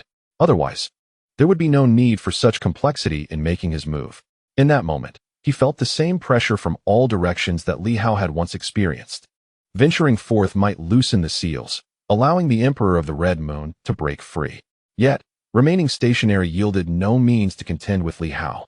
Meanwhile, Li Hao had been diligently suppressing the impending second resurrection, which was not in his best interest. He believed that he would indeed subvert the Great Wilderness King. Perhaps the king harbored similar thoughts. Previously, he had sent forth a faint projection to seek out the king, but the latter had not acquiesced, which was anticipated. Images of Li Hao, the Great Wilderness King, danced in Hongqian's mind, and a smile unexpectedly graced his countenance. What if the Great Wilderness were to spread? If he wished to escape, it would not necessarily require the revival of the heavens and earth amidst the chaos. He could isolate himself from the world and potentially roam freely. However, chaos might erode the will of the heavens, risking the loosening of seals. Yet, as long as he remained within controllable bounds, he might find a way to venture forth once more. Furthermore, did the star town of the eastern continent hold any connection to him? The thought resurfaced. Regrettably, during his last visit, he had failed to encounter the Su family, missing the location of the star town's ruins, and was unaware of the Su family's whereabouts. The name Star Town might indeed bear significance to him. Should the Great Wilderness extend eastward, he might seize the opportunity to investigate. At the same time, in the Great Li, Hong Yue shook her head, letting out a sigh, her brow slightly furrowed. Qian Wuliang, once merely an insignificant pawn, has proven to be quite formidable. Beside her, the sword immortal had lost his previous celestial demeanor. At this moment, he appeared somewhat disheveled, his long hair cascading in disarray. A hint of frustration evident in his expression. Indeed, he is a troublesome adversary. In recent days, numerous members have perished at his hands. The scoundrel. What shall we do now? He is allied with the king of Dali, and the Dali army boasts many powerful warriors. We have suffered significant losses after several encounters. And how is it that Qian Wuliang can repeatedly uncover our whereabouts? The three major organizations have always thrived on mystery. Yet this time, we cannot escape his relentless pursuit. He tracks us like a hunting dog, consistently pinpointing our locations. Coupled with his formidable combat prowess, now entering the mid-phase of the Sun and Moon realm. Comparable to the immortal level, and aligned with the king of Dali and Jiang Li, the three organizations, apart from Hong Yue, find themselves nearly powerless against them. After several confrontations, she, along with Yin Luo and the master of Haoyan Mountain, has sustained considerable losses. Each time, Qian Wuliang lays eyes on them. His gaze is filled with disdain, as though he has spotted a priceless treasure, intent on claiming their heads. Li Hao had once remarked that only by claiming the head of one of the leaders of the three organizations could Qian Wuliang consider his mission accomplished. He understood all too well the implications of this task. He was acutely aware that failure to fulfill it would jeopardize his reintegration into Li Hao's inner circle, especially after his previous selective rescue had been seen through by Li Hao. He knew that only by eliminating one leader could he atone for his past misdeeds. Thus, in just a few days, the three organizations have faced a 100-fold increase in difficulties here in Dali. Qian Wuliang, relentless and unyielding, has tracked them time and again, each time consuming a portion of the organization's members. Meanwhile, the opposing side seems indifferent to their own casualties, as they are merely Dali people. The king of Dali also seeks to expel and annihilate them. Losses are inevitable, and they can only follow Qian Wuliang in this relentless pursuit, both sides suffering losses. Yet it is only Qian Wuliang who has come from the Tianqing side. Ying Honyue took a deep breath and after a moment spoke, "We must withdraw from Dali. Only then will the king of Dali cease his pursuit." "Retreat again?" Yen Luo's voice was coarse, tinged with anger. "From the central region to the north. From the north to Dali. And now, to leave Dali once more, where shall we go? Where can we possibly go? Dali is already the far north. Beyond that lies the barrier of heaven and earth, the limits of existence. We cannot venture further." Ying Honyue was silent for a moment. "To the divine kingdom. The great wilderness is too perilous. Both Li Hao and Hong Chun are watching it closely. Shui Yun has allied with Li Hao. Thus, our only option is the divine kingdom." "To the divine kingdom?" The others frowned. Previously, a great number of powerful beings were slain by Li Hao there, including even divine beings of the holy rank. "Are we truly to seek cooperation with them now?" Ying Honyue replied softly. "We have no other choice. The divine beings can be revived. Moreover, the moon goddess will not perish easily. If I ally with her, perhaps I can assist in restoring some of her power, which has been sealed within the silver moon. At this moment, she is at her most vulnerable and harbors a deep hatred for Li Hao. If I help her regain some strength and reach the saintly level, we may usher in a period of stability. In the far west lies the kingdom of gods, while they currently find themselves in the extreme north. The thought of yet another escape brings discomfort to several of them. Once upon a time, the three formidable organizations traversed the world like frantic mice, never pausing for respite. As this was being discussed, Ying Honyue furrowed her brow slightly. In the next moment, a soft chuckle resonated from outside. Here, boom. A pair of fists shattered the very fabric of the heavens and earth, causing the mountains to crumble instantly. The figure of King Dali materialized, revealing a cold demeanor. A group of mice, indeed, hiding here. General Qian truly possesses remarkable tactics. Qian Wuliang, ever so refined, wore a smile. This time, they shall not escape easily. At the very least, we must eliminate several of them, apart from Ying Honyue. He then turned his gaze towards Ying Honyue, a glimmer of red light appearing in his eyes as he softly remarked, "Ying Honyue, the Lord says you are formidable, his greatest adversary. I am curious to see whether you will remain entangled with us in Dali or flee to the kingdom of gods in the west to seek the moon goddess and her kin." Ying Honyue's brows knitted together as she looked at Qian Wuliang. After a prolonged silence, she spoke. "Why not join me? You have been relegated in Dali, where Li Hao disregards you, even contemplating using you as a pawn. Here, aside from me, you may command anyone you wish, and I would even consider collaborating with you. Why be beholden to others?" With a light chuckle, she added, "You possess ambition. Why submit to Li Hao?" Boom. A great battle erupted, and King Dali, uninterested in further discourse, launched an immediate assault. Ying Honyue, however, refrained from intervening, as the combat prowess of the flying sword immortals was surprisingly formidable. Though they were weaker than King Dali and his cohort, they could still hold their ground. Ying Honyue merely observed Qian Wuliang, her brow still furrowed. Qian Wuliang, with a radiant smile, replied, "Ying Honyue, if you wish to recruit me, you may do so once you have fully liberated yourself from the power of Honyue. As of now, you lack the qualifications." With that, he issued a sharp warning. "Beware, your majesty King Dali. The forbidden sea is stirring." King Dali was taken aback, and the next moment, he struck the ground with a fist, producing a thunderous roar as a river materialized beneath them. The river surged forth, overwhelming the land, eroding everything in its path, rapidly spreading. The surroundings were swiftly transformed into a vast ocean. King Dali's expression changed. Such corrosive power? If it continues to spread, Will Dali not face disaster? Meanwhile, Ing Hongyue reached out, attempting to quell the tumultuous river, yet continued to gaze at Qian Wuliang with a frown. He, too, met her gaze, and after a moment, reiterated, he dares not let it spread. Should it do so, the forbidden sea will spiral out of control. He cannot contain it. And at that moment, he shall meet his doom. Ing Hongyue's expression shifted again as she coldly regarded him. Interesting. I am now convinced that you can peer into the hearts of others.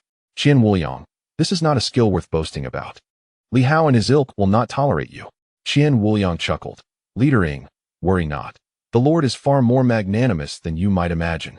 As he finished speaking, a surge of power erupted, the divine abilities unleashed. In an instant, members of the three great organizations from all directions fell into a state of disarray, roaring in fury like frenzied beasts. Ing Hongyue's expression shifted. Damn it, she exclaimed, her frustration palpable. A cold snort reverberated through the heavens and the earth, silencing the frenzied members from all directions. However, in that brief moment, the divine guards and the temple priests had already dispatched a significant number of them. At this moment, Qian Wuliang's voice echoed, Leader Ing, surrender Yin Luo, Feijian Xian, or Heaven's Mountain Master, and I shall cease my pursuit of you. Otherwise, it would be nothing short of a farce. Ing Hongyue let out a cold snort and instantly appeared before him, brandishing a long whip that shattered the void with a single strike. Yet, Qian Wuliang vanished in an instant, only to have a golden gauntlet thunderously crash down. Above, Zhang Li roared, his body transforming into bones, momentarily replacing the great Li King, and with formidable primal martial power. He surged towards the other three leaders in a bid to suppress them. Ing Hongyue's brow furrowed. Encountering Qian Wuliang had been quite troublesome. The adversary possessed the ability to read hearts, but how could he consistently track them down? She prided herself on her elusive movements, even if he could read minds. It was inconceivable that he could pinpoint their location every time. Glancing down at the members of the three major organizations, a sudden realization struck her. Qian Wuliang, that scoundrel, must have left some mark on these members, one that she had failed to detect. As long as they were with these individuals, she could not escape his pursuit. The crux of the matter was that his mark had evaded her scrutiny. Not far away, Qian Wuliang's eyes flickered momentarily as he softly spoke. Leader Ing, do you truly wish to abandon the others and flee alone? Or do you intend to eliminate the rest? As a dominator in your own right, who would dare to follow you if you resort to exterminating your own followers to ensure your safety? Ing Hongyue felt a surge of anger. An immense power suddenly manifested, cloaking her presence. Qian Wuliang winced momentarily, chuckling lightly. Impressive. Leader Ing, you may well be invincible in the mortal realm. Your Majesty, beware. This individual harbors hidden strength, fearing that a powerful outburst may attract the attention of divine will. Within him lies the power of the Red Moon, and the 8 great bloodlines are imbalanced. Once unleashed, it could easily be invaded by the force of the Red Moon, but it seems diminished. Where did Leader Ing release the Red Moon's power? Could it be within the Forbidden Sea? Ing Hongyue's expression shifted instantaneously. The next moment, she let out a fierce roar, unleashing a whip that sent the great Li King's gauntlet flying, only to reappear above Qian Wuliang's head in an instant. This time, she also manifested a pair of gauntlets, the Zhao family's gauntlets. With a punch directed at Qian Wuliang, she resolved that this man must die. Otherwise, he posed an immense danger. Li Hao had the audacity to bring this individual under his command, seemingly unafraid of the consequences that might ensue. It was astonishing that Qian Wuliang willingly allowed himself to be manipulated by Li Hao. Clearly, Li Hao had made significant progress in recent days. Otherwise, a person like Qian Wuliang would not easily be subjugated. This punch held tremendous explosive power.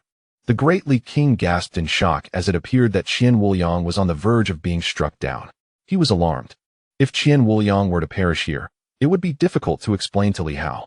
Little did he expect Ing Hongyue to be so extraordinarily powerful. Previously, when Li Hao had warned him to be cautious, he had taken it lightly. It was only at this moment he realized his error. The explosive force emanating from Ing Hongyue at this moment approached the 6th or 7th level of the sun and moon, which was utterly terrifying. As for Qian Wuliang, he was merely an embodiment of the cyclical nature of the sun and moon. Just as he began to feel a sense of urgency, Qian Wuliang vanished in an instant, leaving Ing Hongyue bewildered, not even catching a glimpse of how he disappeared. His punch met only empty air, which took him by surprise. In the next moment, as if awakening to a realization, he suddenly shouted, "Shatter the illusion!" An explosion of energy ensued, causing the void to tremble. In an instant, Qian Wuliang reappeared, blood trickling from the corner of his mouth, seemingly in disbelief at the formidable technique employed against him. Ying Honyue frowned, recognizing the greater prowess of her opponent. "You are even more formidable. You have managed to disrupt my perception. You were right beside me, and I failed to detect your presence. Qian Wuliang, your abilities are exceedingly strange, and Li Hao, who prides himself on righteousness, will not tolerate your existence." Qian Wuliang chuckled. How could that be? In the next moment, he fled in a frenzy. Ying Honyue, however, instantly occupied the spot he had just vacated, her expression grave. This individual possessed an uncanny ability, almost as if he could foresee her actions. Even before she made a move, he seemed to know she would strike. A troublesome adversary indeed. Li Hao's decision to have this man confront her sparked a sense of intrigue. Meanwhile, the king of Dali charged forth once more, this time filled with fury. His fists suddenly donned gauntlets, and with a thunderous roar, his iron fists erupted, shattering the void. This time, he had acquired a second gauntlet. Seeing this, Ying Honyue could only sigh, feeling helpless. The king of Dali was indeed a fool. "Retreat," she commanded softly, vanishing in an instant. The sword immortal and his companions wore expressions of frustration as they hastily fled, while below, numerous members of the three major organizations fell victim to the chaos. Before their departure, they managed to salvage a few belongings, yet from the tens of thousands of members, they could carry away barely a fraction. The four leaders fled in a frenzy. Just as the king of Dali prepared to pursue, Qian Wuliang returned, shaking his head. "Do not follow. If you do, Ying Honyue will unleash her fury upon us. We must head towards Zhongshan. These individuals are likely to escape westward. Inform the Marquis to seal off the Western Divine Kingdom." The king of Dali furrowed his brow, casting a glance at him, and after a moment, he remarked, "Do not stare at me. It makes me uncomfortable. If I were Li Hao, I would simply deal with you." Qian Wuliang smiled. "Thus, your majesty is not the Marquis, is he?" The king of Dali snorted lightly, disinterested in continuing the conversation. At this moment, he pondered whether Li Hao could also endure Qian Wuliang's presence. It seemed that every time he was about to speak, the other party anticipated his intentions, which was quite vexing. After a moment of silence, he suddenly said, "Qian Wuliang, it would be wise to temper your abilities, otherwise, I fear you may not escape a grim fate." "Thank you for your concern, your majesty," Qian Wuliang replied with a smile. "But is it not more worrisome to conceal such power? Would it not imply ulterior motives?" The king of Dali was left speechless. Indeed, knowing of his abilities yet choosing not to use them would only heighten concern.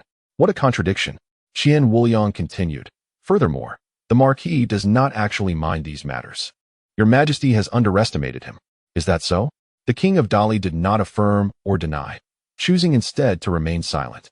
Casting a glance towards the direction in which the crimson moonlight faded, he spoke in a low voice. "This individual is indeed quite formidable, despite several attempts.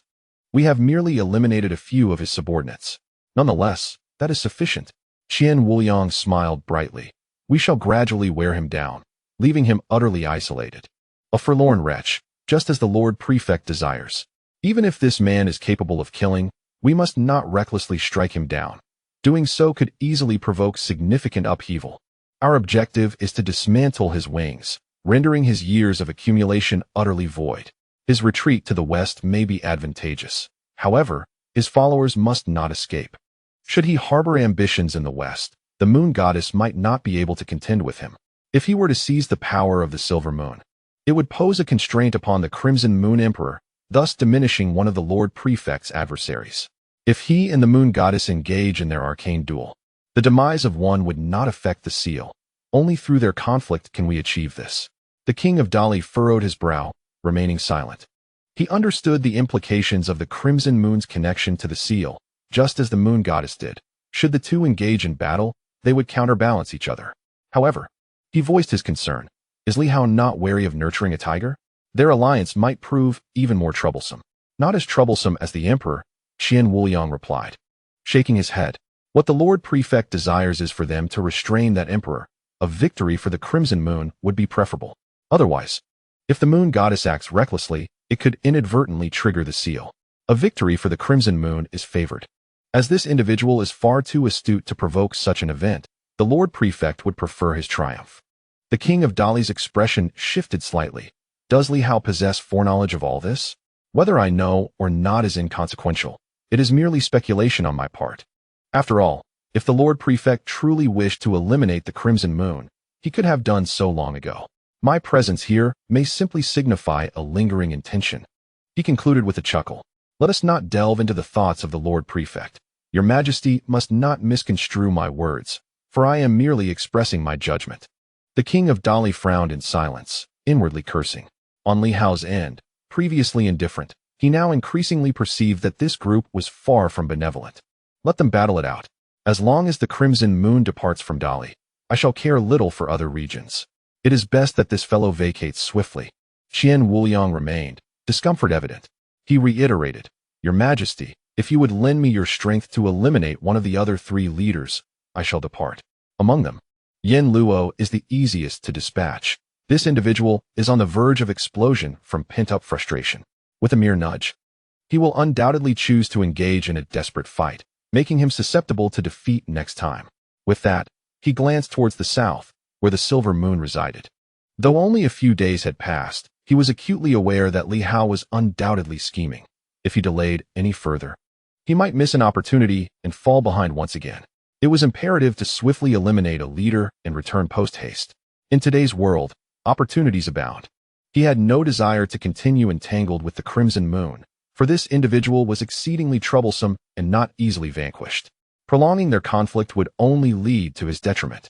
He had merely gained a slight advantage due to the opponent's unfamiliarity with him. Forcing the other party to the west would likely align with the Lord Prefect's intentions. Wouldn't it? A fleeting thought flickered through his mind, prompting a surge of vigilance. He resolved not to dwell on it any longer, for to ponder too deeply could invite calamity. Chapter 352. Fear in the realm of Haoxing. The void shifted, and the great stars danced. Li Hao repeatedly traversed the celestial bodies, drifting through the abyss of space. Time became an indistinct concept, until a thunderous roar erupted, shaking the heavens and earth. The sky darkened, and all the great stars vanished without a trace, as if swallowed by a chaotic void. Li Hao, too, found himself breathless from the exertion. As he roamed the emptiness, a tempest of wind, fire, thunder, and lightning erupted, illuminating the darkness with blinding brilliance. The elements clashed, and weapons sprang forth in a fierce eruption. At that moment, a smile graced Li Hao's lips, though it was soon replaced by a slight frown. Establishing a fixed entry point proved to be a daunting task.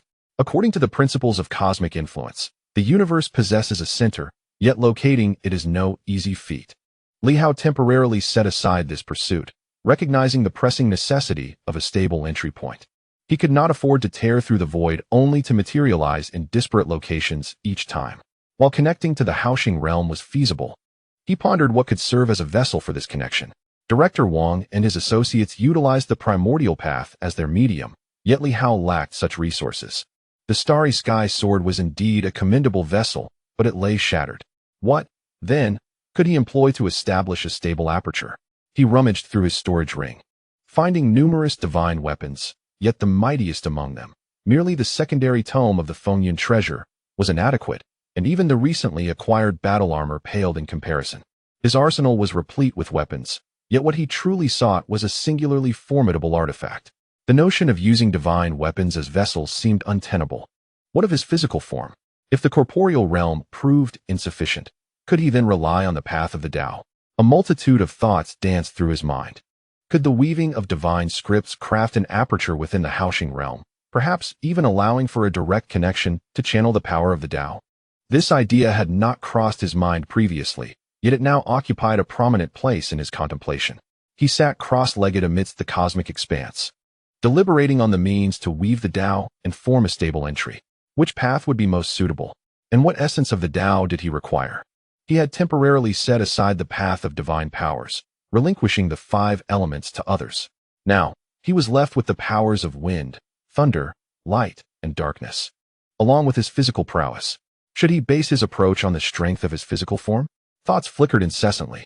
To use the Tao as a vessel, could this be viable? And if adversaries were to discover it, would they not seek to dismantle it? One could envision the Tao suspended above him, unmistakably a beacon of strength, unless concealed entirely. Akin to the primordial Tao, it would remain exposed within the void. Could the dark essence merge with the path of the physical? This thought re-emerged. The darkness, could it truly conceal all? The Tao, originating from the Haoxing realm, could indeed serve as a barrier, yet fear lingered that enemies might deliberately shatter it. Should the Tao pulse be disrupted, it would signify the severance of the path, equating to the cessation of existence. Should the primordial Tao be broken, life would extinguish. The new humanity, however, would not succumb so easily. They possessed multiple pathways, and the loss of one would not spell death. Though it would certainly lead to a significant diminishment of power. Li Hao gazed upwards, lost in contemplation. How could he ensure the safety of the Tao veins? Preventing their destruction? His attention shifted to the vast cosmic expanse concealed before him. What if he utilized the great Tao universe as a source? As the foundation of a living stream? Such notions stirred something within him. It was said that as long as one did not perish, one should dare to experiment. Thus, in the next moment, Li Hao waved his hand, and a sword of the great Tao materialized in the realm of swordsmanship. With a single stroke, a fissure appeared at the center of the previously circular area. Li Hao swiftly approached and struck out with his fist, causing the void to tremble as cracks emerged in the great Tao universe. The great Tao universe was incredibly resilient. The saint-level Wu Peng could not penetrate it. Yet Li Hao found it effortless. He possessed an understanding of its intricacies. Blindly striking would never yield success. Only by targeting the connection points of each Tao vein could one hope to fracture it. One could not simply pierce any random location. Moreover, these connection points were not located at the major stars. The stars were merely positions Li Hao had shifted. The true connection points were where the stars first appeared. In this vast universe, having relocated the stars, no one could find them. Perhaps only Li Hao knew the original locations of these connection points. Of course, with a stroke of luck, one might inadvertently create a rupture, but the odds were exceedingly slim. After breaching the void, Li Hao gazed outward, confronted by an expanse of uncertainty, with no clear indication of his location. He had merely punctured a random spot. In an instant, he vanished from the House Star realm, reappearing atop a snow-capped mountain. The silver moon needed him as a reference point. The entrance and exit would be anchored by him, not arbitrarily fixed. The House Star realm, in contrast, was connected to the center of the circular celestial bodies, establishing a true link between himself and the House Star realm, creating a unified passageway. With a gentle exclamation, several Tao veins emerged within Li Hao, robust and magnificent, resembling divine dragons. 5 Tao veins materialized: flesh, wind, thunder, light, and darkness. These 5 strands intertwined like colossal dragons, and in an instant, an immense amount of energy was siphoned from all directions. Li Hao remained unfazed, merely gazing at the sky with a slight frown. The 5 Tao veins were formidable, yet still insufficient. Contemplating this, he summoned numerous divine weapons from his storage ring, which shattered in the next moment, transforming into pure energy that merged with the veins. Still, it was not enough. The 5 dragons, devouring all, still felt lacking in fortitude. After a moment of thought, Li Hao quickly grasped a multitude of life's springs and abundant ores. He did not forge, but that was of no concern. Even if it meant waste, he needed sufficient strength. One by one, divine weapons shattered and merged, while towering energy pillars integrated into the assembly. At this moment, it seemed as though the heavens unveiled a vast treasure. All things were rejuvenated. Suddenly, a hint of green emerged atop the snow-capped mountain. And in the blink of an eye, the green spread, snow melted away, spring arrived, and life was rekindled. On the mountaintop, a great beast trembled in fear, paralyzed with trepidation. Since this place can be opened, it must have once been connected to the Tao veins of the Haoxing universe. Li Hao paid it no mind. Perhaps someone had indeed practiced here and opened the Tao veins. Of course, whether it was the current demon that did so remains uncertain. Are there Tao veins belonging to the demon clan? The Black Panther has yet to emerge from its seclusion. Previously, when attempting to take the Black Panther away, Li Hao sensed its unstable aura, indicating it was likely at a critical juncture. He had no choice but to abandon the idea of taking the Black Panther. If a demon inadvertently opened the Tao veins, then the Black Panther would be truly unfortunate, having devoted itself to seclusion for many days, only to be outdone by a mere wild demon. Li Hao chose not to dwell on these thoughts and continued to stabilize the new passage. After a moment, it seemed as if powerful beings were manifesting around him, stepping through the air. In the distance, he spotted a figure standing atop a mountain, seemingly astonished. He had anticipated treasures to appear in this place, yet someone had arrived first. As he drew closer, he was suddenly struck with terror. It was Governor Li. From afar, a strong presence caught sight of Li Hao, and their face turned pale in an instant. Li Hao turned his head to look, not recognizing the person, and gave a slight nod, his voice calm. I am here to cultivate. What place is this? Cultivating? My heavens! Observing the great dragon soaring, its energy resembling a beam of light. Was this truly cultivation? In response, the strong presence relayed, Governor Li, this is within the bounds of the floating mountain range, situated between Tsongshan and Qishan, belonging to the northern region. The north? So he had returned to the north once more. Li Hao nodded slightly, observing the individual, who was not weak in power and seemed to have opened some Dao veins, qualifying as a formidable figure from the Sea of Mountains. Currently, it was quite rare to encounter someone with such strength who had not joined the governor's office. The individual appeared to be relatively young, though he must have been in his 40s or 50s. Noticing Li Hao's gaze, the individual felt a twinge of fear but managed to suppress it. Speaking up, I should not interrupt Governor Li's cultivation. However, I am quite curious. Could this great dragon be a Dao vein? Indeed, the newcomer gasped, murmuring. The Dao vein resembles a great dragon, and it has cultivated to such strength. The governor is indeed extraordinary. Li Hao regarded the visitor. Anyone can achieve this. It is merely a matter of time. Who are you? In response to the governor, my name is Zhao Baixing. Zhao Baixing. Li Hao seemed to recall something and spoke. In the past, I traversed the northern lands and arrived at the northern continent's edge, hearing of the White Sage sect and the Black Mountain Bandits.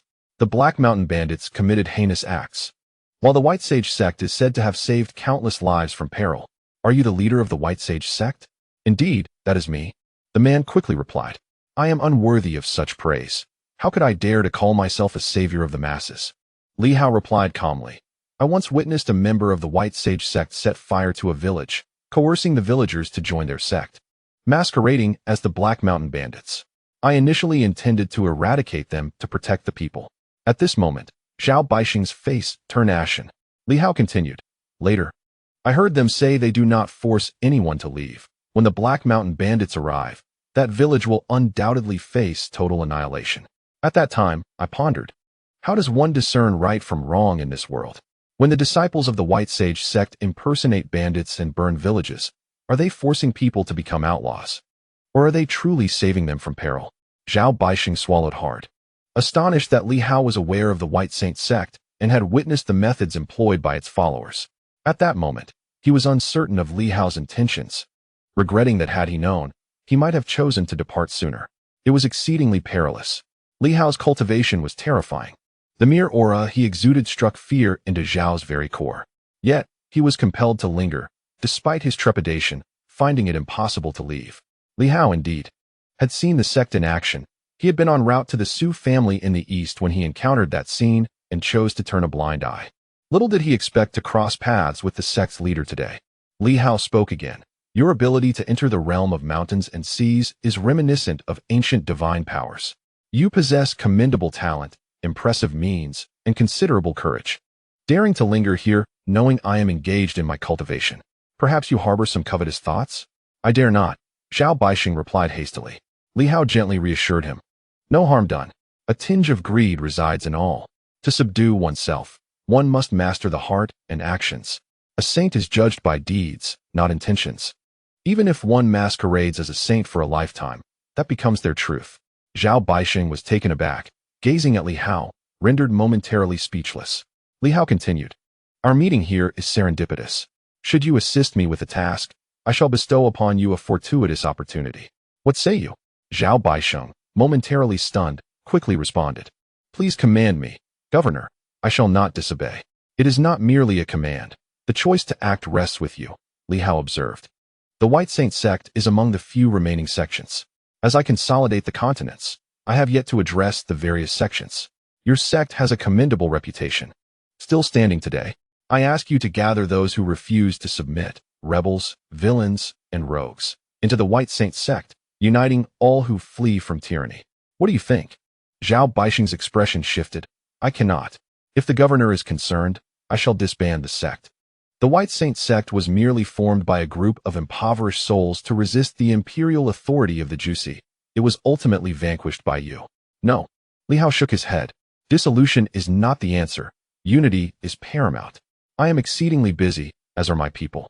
We lack the time, patience, and energy to resolve matters one by one. We must unite to cleanse the world. The White Saint sect holds little significance to me, and none are privy to our meeting today. This encounter is a stroke of fate.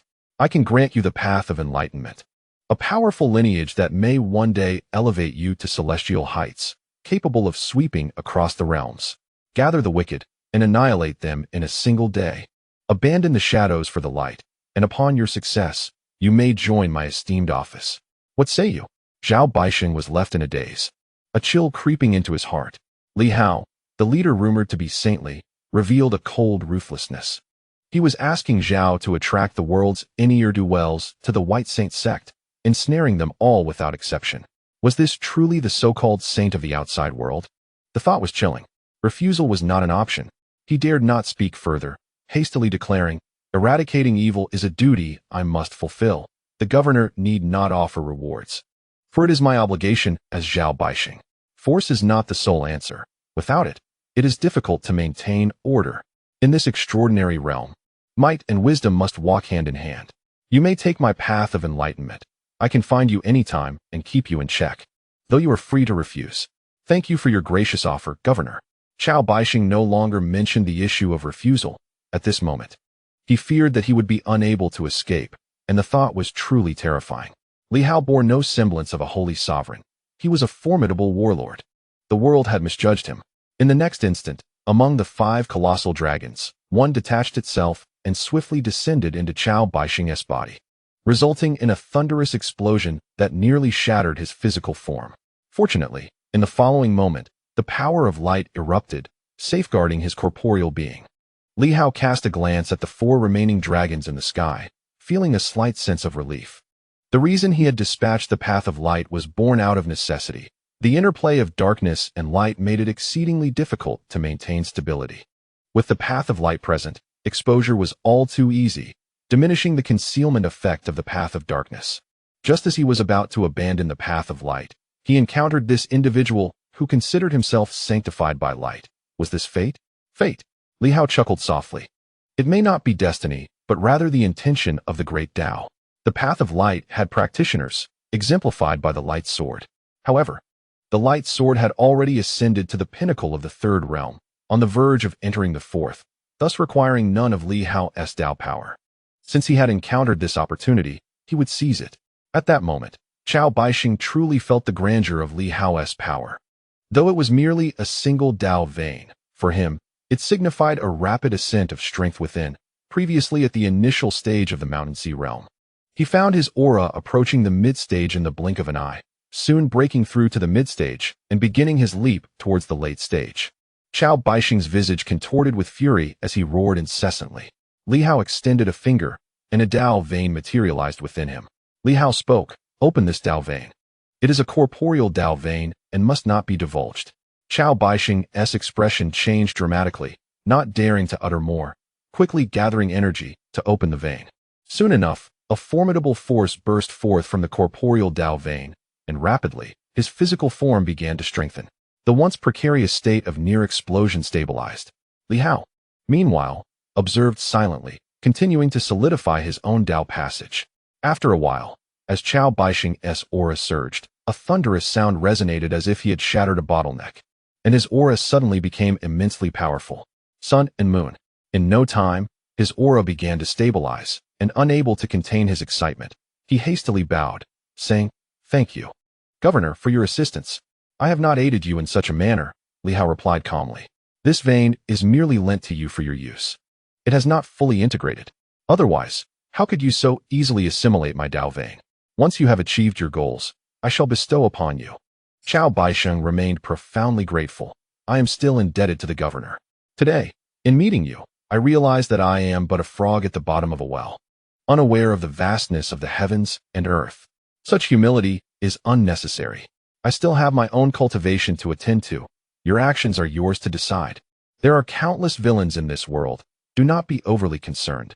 Simply eliminate a few notorious ones and gather them, and that shall suffice. Understood. In that moment, he swiftly transformed into a subordinate, and Li Hao did not mind. Whether or not his actions would succeed mattered little. The world was rife with scoundrels.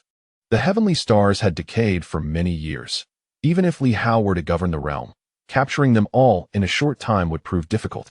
If Qiao Baixing could truly apprehend the world's wrongdoers, then he would undoubtedly earn great merit. As Qiao Baixing observed that Li Hao no longer paid him any heed, he dared not linger and swiftly departed, his heart a tumultuous blend of trepidation and exhilaration. Although his quest for treasure bore no fruit, the benefits he reaped were by no means insignificant. He had transcended from the early stages of the mountain sea realm to the realm of sun and moon. Despite the fact that this newfound power did not truly belong to him, what did it matter? Qiao Baixing departed in boundless joy. Conversely, Li Hao's gaze grew contemplative as he cast a fleeting glance at Qiao Baixing before turning his attention elsewhere. In that direction lay a formidable demon, the Kuei Mountain Serpent King, who had long since ascended to the level of divine powers. This Serpent King, having once received guidance in his early training, had swiftly advanced to the realm of divine powers after Li Hao's brief counsel. It had been a considerable time since they last met, and now, one could only wonder what stage the Serpent King had attained. Was it the mid or even late stages of the Mountain Sea realm? The possibilities were endless. With Qiao Baixing rallying the world's ne'er-do-wells, perhaps a visit to Kuei Mountain was warranted. After all, he had come this far, and was keen to see how the Serpent King had fared in his task of uniting the various demon clans. The celestial pathways in the skies had solidified considerably. Li Hao had shattered numerous treasures without a hint of remorse. The land of Silver Moon harbored many secrets yet to be unearthed, such as who had guided the Serpent King. Did the Zheng family truly propagate the ballad? Moreover, regarding the other 7 families, why was the Li family able to carry the Starry Sword away from the Sealed Sword City into the lands of Silver City? Additionally, why had the human king left behind a legacy in this place? Silver Moon, a mere small world, should not have retained such an abundance of unique legacies, including the once mighty Batian Emperor's legacy, which had also fallen into the hands of the great Li King. Interestingly, the sword sovereign stationed in Silver Moon had left little of value. In contrast, the Blood Emperor, who had visited once, seemed to have left behind not only 2 characters, but perhaps other remnants as well. What, indeed, had been left in the ruins of Star Town? A myriad of thoughts resurfaced. While Li Hao stabilized the pathways, he turned his gaze toward the northern horizon, as if penetrating the distant mountains. He murmured, "Qian Wuliang has ventured that way." The encounter between Ying Hongyue and Qian Wuliang promises to be a splendid spectacle. Qian Wuliang, with his profound understanding of human nature, employing hearts against hearts, alongside the great Li King and Jiang Li. I pondered that with Ying Hongyue's cunning, she would certainly not linger in the Great Li territory. Beyond Great Li, Ying Hongyue would not venture into Silver Moon either. So, where could she possibly go? The great wilderness is perilously treacherous. The water cloud realm is now devoid of inhabitants. Thus, she must find her way to the Western Divine Kingdom. Can the Moon Goddess contend with Ying Hongyue? Furthermore, I am confident that remnants of the Red Moon Great World still exist, though they have yet to show themselves. I suspect they too are pursuing the Moon Goddess, which promises to be another captivating drama. It would be ideal to gather all adversaries in one place to prevent them from scattering, as the chaos of the world has reached a fever pitch.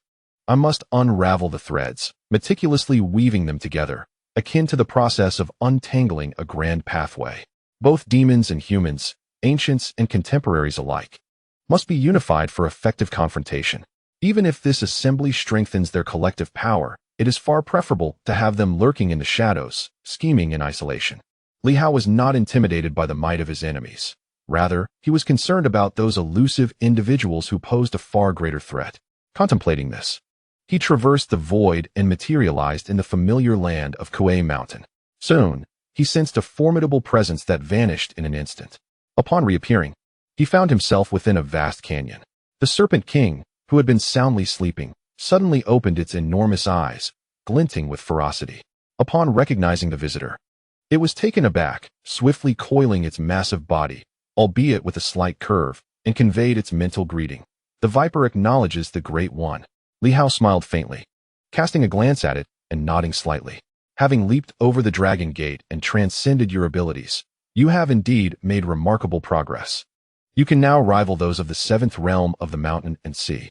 To possess such powers without the opening of the meridians is quite extraordinary. The Great One is too kind, replied the Serpent King. Li Hao surveyed the surroundings and inquired, have you gathered a considerable number of demon clans? Indeed. It was the Great One who previously instructed me to establish the holy ground for the Kuei Mountain Demon Clan. With the recent upheavals, many demon clans have sought refuge here.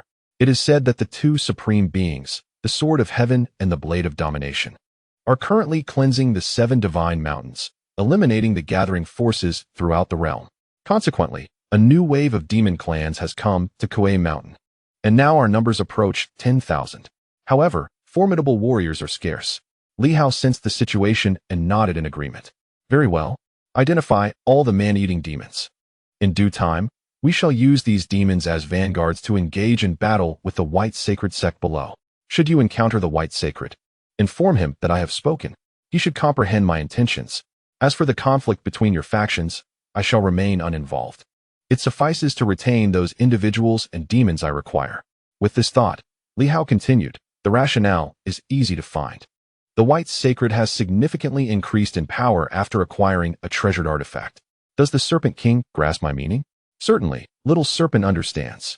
The Serpent King nodded its massive head. Rest assured, Great One, I shall not disappoint you. Li Hao acknowledged with a nod and further queried. You mentioned that in the past, a powerful figure guided you. Now that your strength has greatly increased, can you recall more details or provide any additional clues? The Viper fell into deep contemplation. After a lengthy pause, it finally spoke. In my youth, I was ignorant and feeble, lacking in perception. Reflecting upon it today, perhaps that individual was akin to the Great One, a practitioner of the sword path? A practitioner of the sword path? Li Hao's heart stirred with intrigue. This revelation was indeed captivating. Could it not have been the father and son of the Zheng family? Those who roamed the world in that era were undoubtedly extraordinary individuals, especially considering that during those times, the powerful guardians of the ancient cities were in slumber. Previously, he had speculated that the Zheng family had merely passed through and offered a few casual insights. Such occurrences were not uncommon. Even villains could possess the inclination to provide guidance. With curiosity piqued, all possibilities emerged. However, the Zheng family did not practice the sword path. He then thought of one individual, Li Daoheng, the elder brother of the ninth master. It was said that during Sun Xian's betrayal, this person was the one who personally sought to persuade and recruit him. Yet, ever since the Sword City vanished, it seemed he had been entirely sealed away. But could someone who was aware of the existence of the Red Moon, who knew of the betrayal, and who had even orchestrated it all, truly be so easily sealed away? Together with the Crimson Moon Emperor, sealed near the Stargate? Does the opposing side truly remain oblivious to the possibility of such a scenario? The Zheng father and son have now become the leaders of rebellion. And what of Li Daoheng? Surely, there are even more members of the Li family involved. Were they all unprepared? When the Serpent King speaks of the sword path, Li Hao immediately thinks of the Li clan. Yet, it seems they have never been mentioned, and the relics of the world appear devoid of their presence. Were the Zheng family truly the leaders of the traitors from back then? It is said that multiple heavenly kings participated in that betrayal. Sun Xian mentioned that there were others, yet now, only the Zheng family has emerged. The number of saints does not add up either. Sun Xian had asserted that many saints had obliterated Tianqing town. It certainly exceeds the few encountered thus far. The waters of the Silver Moon remain profoundly deep. However, today, Li Hao has come to terms with it. At the very least, the words of Li Fuhai resonate with him. After plotting for 100,000 years with little progress, such individuals are destined to achieve nothing of significance, whether they be from the Li family or the Zheng family, including that Crimson Moon Emperor who, after 100 millennia, still failed to conquer even a minor world, easily suppressed by an unranked emperor's seal, reduced to a mere shadow left by the sword sovereign. Such beings, in the realm of the new martial arts, would merely be minor players. With their true selves having departed, how can they hope to contend with the new martial arts? Li Hao chose not to elaborate further, casting a glance at the Serpent King, and spoke. The Serpent King has also been quite active of late. Do not remain in slumber. Winter is waning, spring is upon us, life awakens, flowers bloom, and light will illuminate the world, heralding a great transformation. The Serpent King, though somewhat perplexed, seemed to grasp the essence of Li Hao's words, nodding its massive head in agreement. Rest assured, great sovereign. The little serpent will soon mobilize the creatures of Qishan. Moreover, if feasible, we shall venture into the Tsongshan region, where several formidable demonic beings reside. They may invoke my name. Let not the creatures of Tsongshan descend into chaos. The little serpent understood. The Serpent King dared not inquire further, though it was filled with curiosity about why Li Hao had come to assign tasks today. Yet, Li Hao refrained from saying more and swiftly vanished from sight.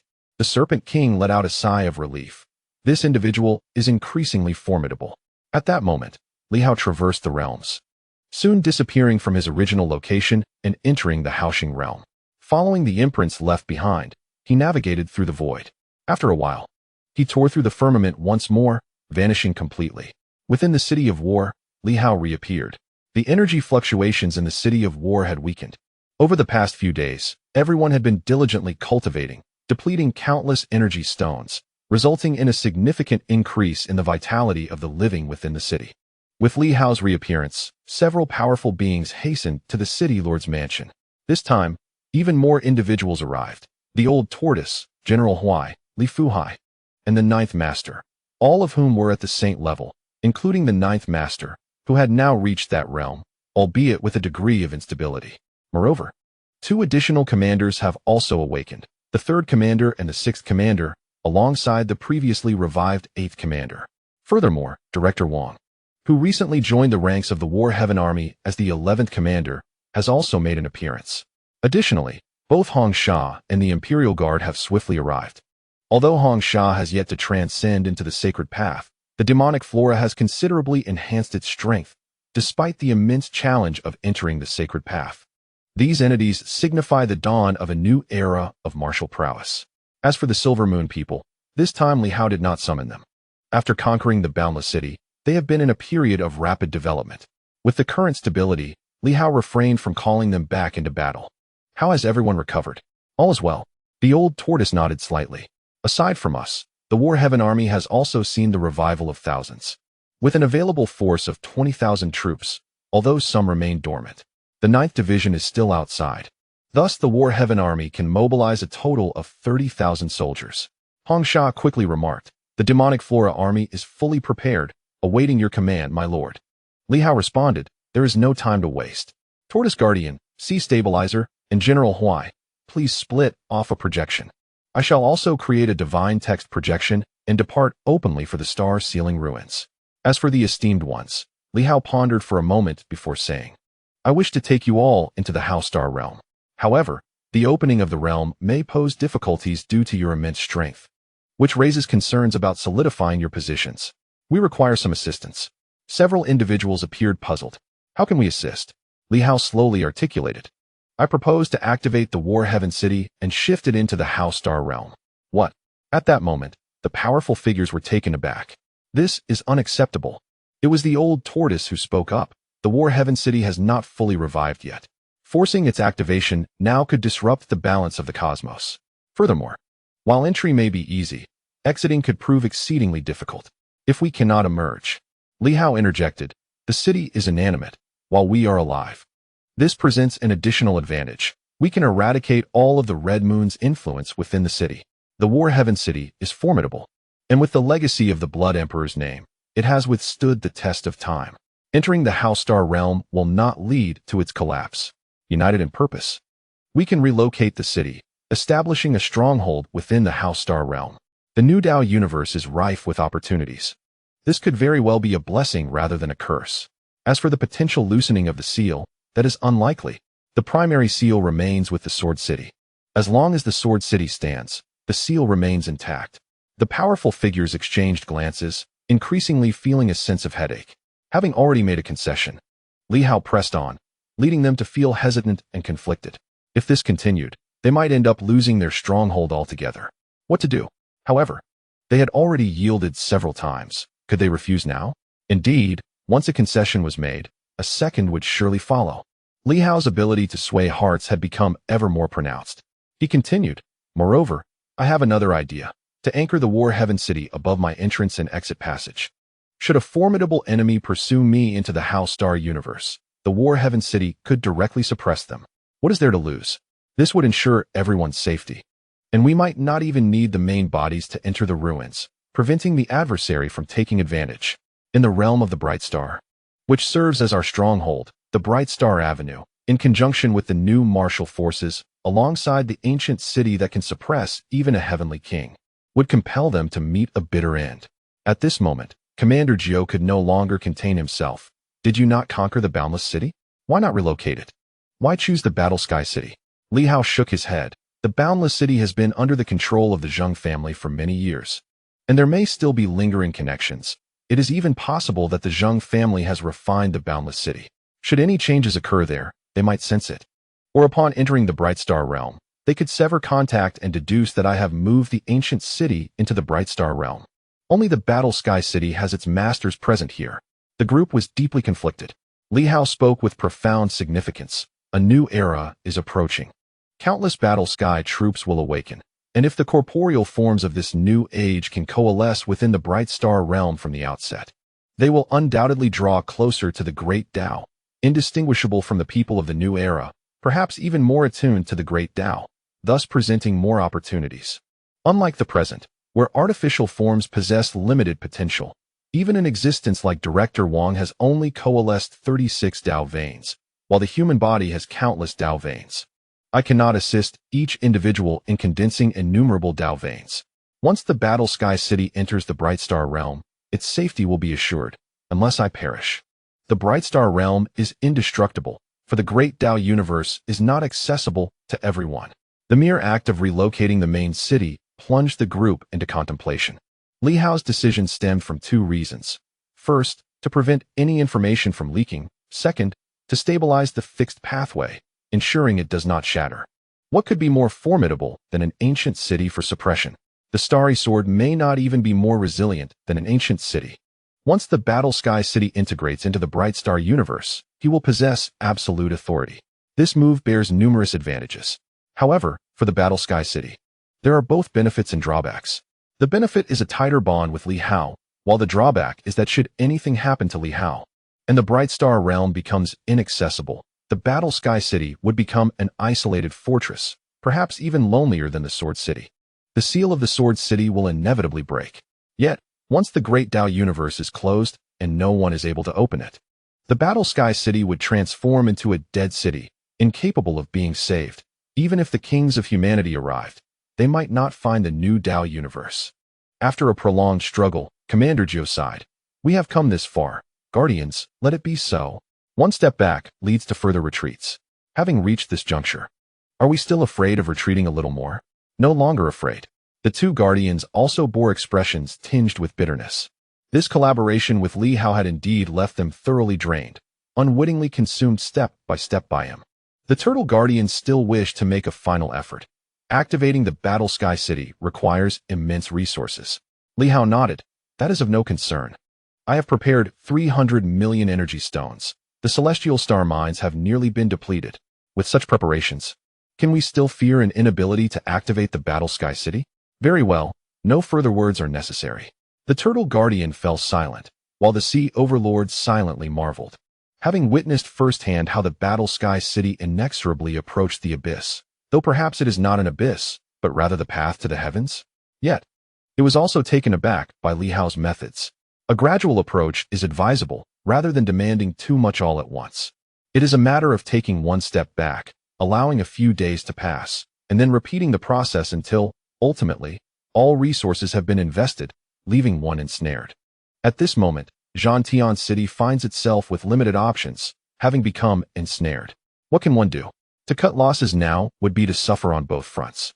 Facing insufferable losses, better to pursue a singular path to the end. Without further delay, let us take action. Li Hao beamed with a radiant smile.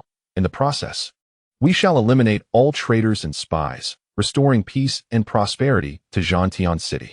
General Huai offered no further commentary, but inquired, Director Li, may we enter Zhantian City? I fear we may be repelled by the Great Tao universe. It should be feasible, Li Hao nodded.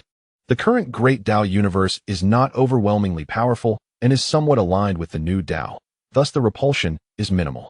Moreover, Entering will provide the benefit of potentially transforming our foundational paths into the new Tao.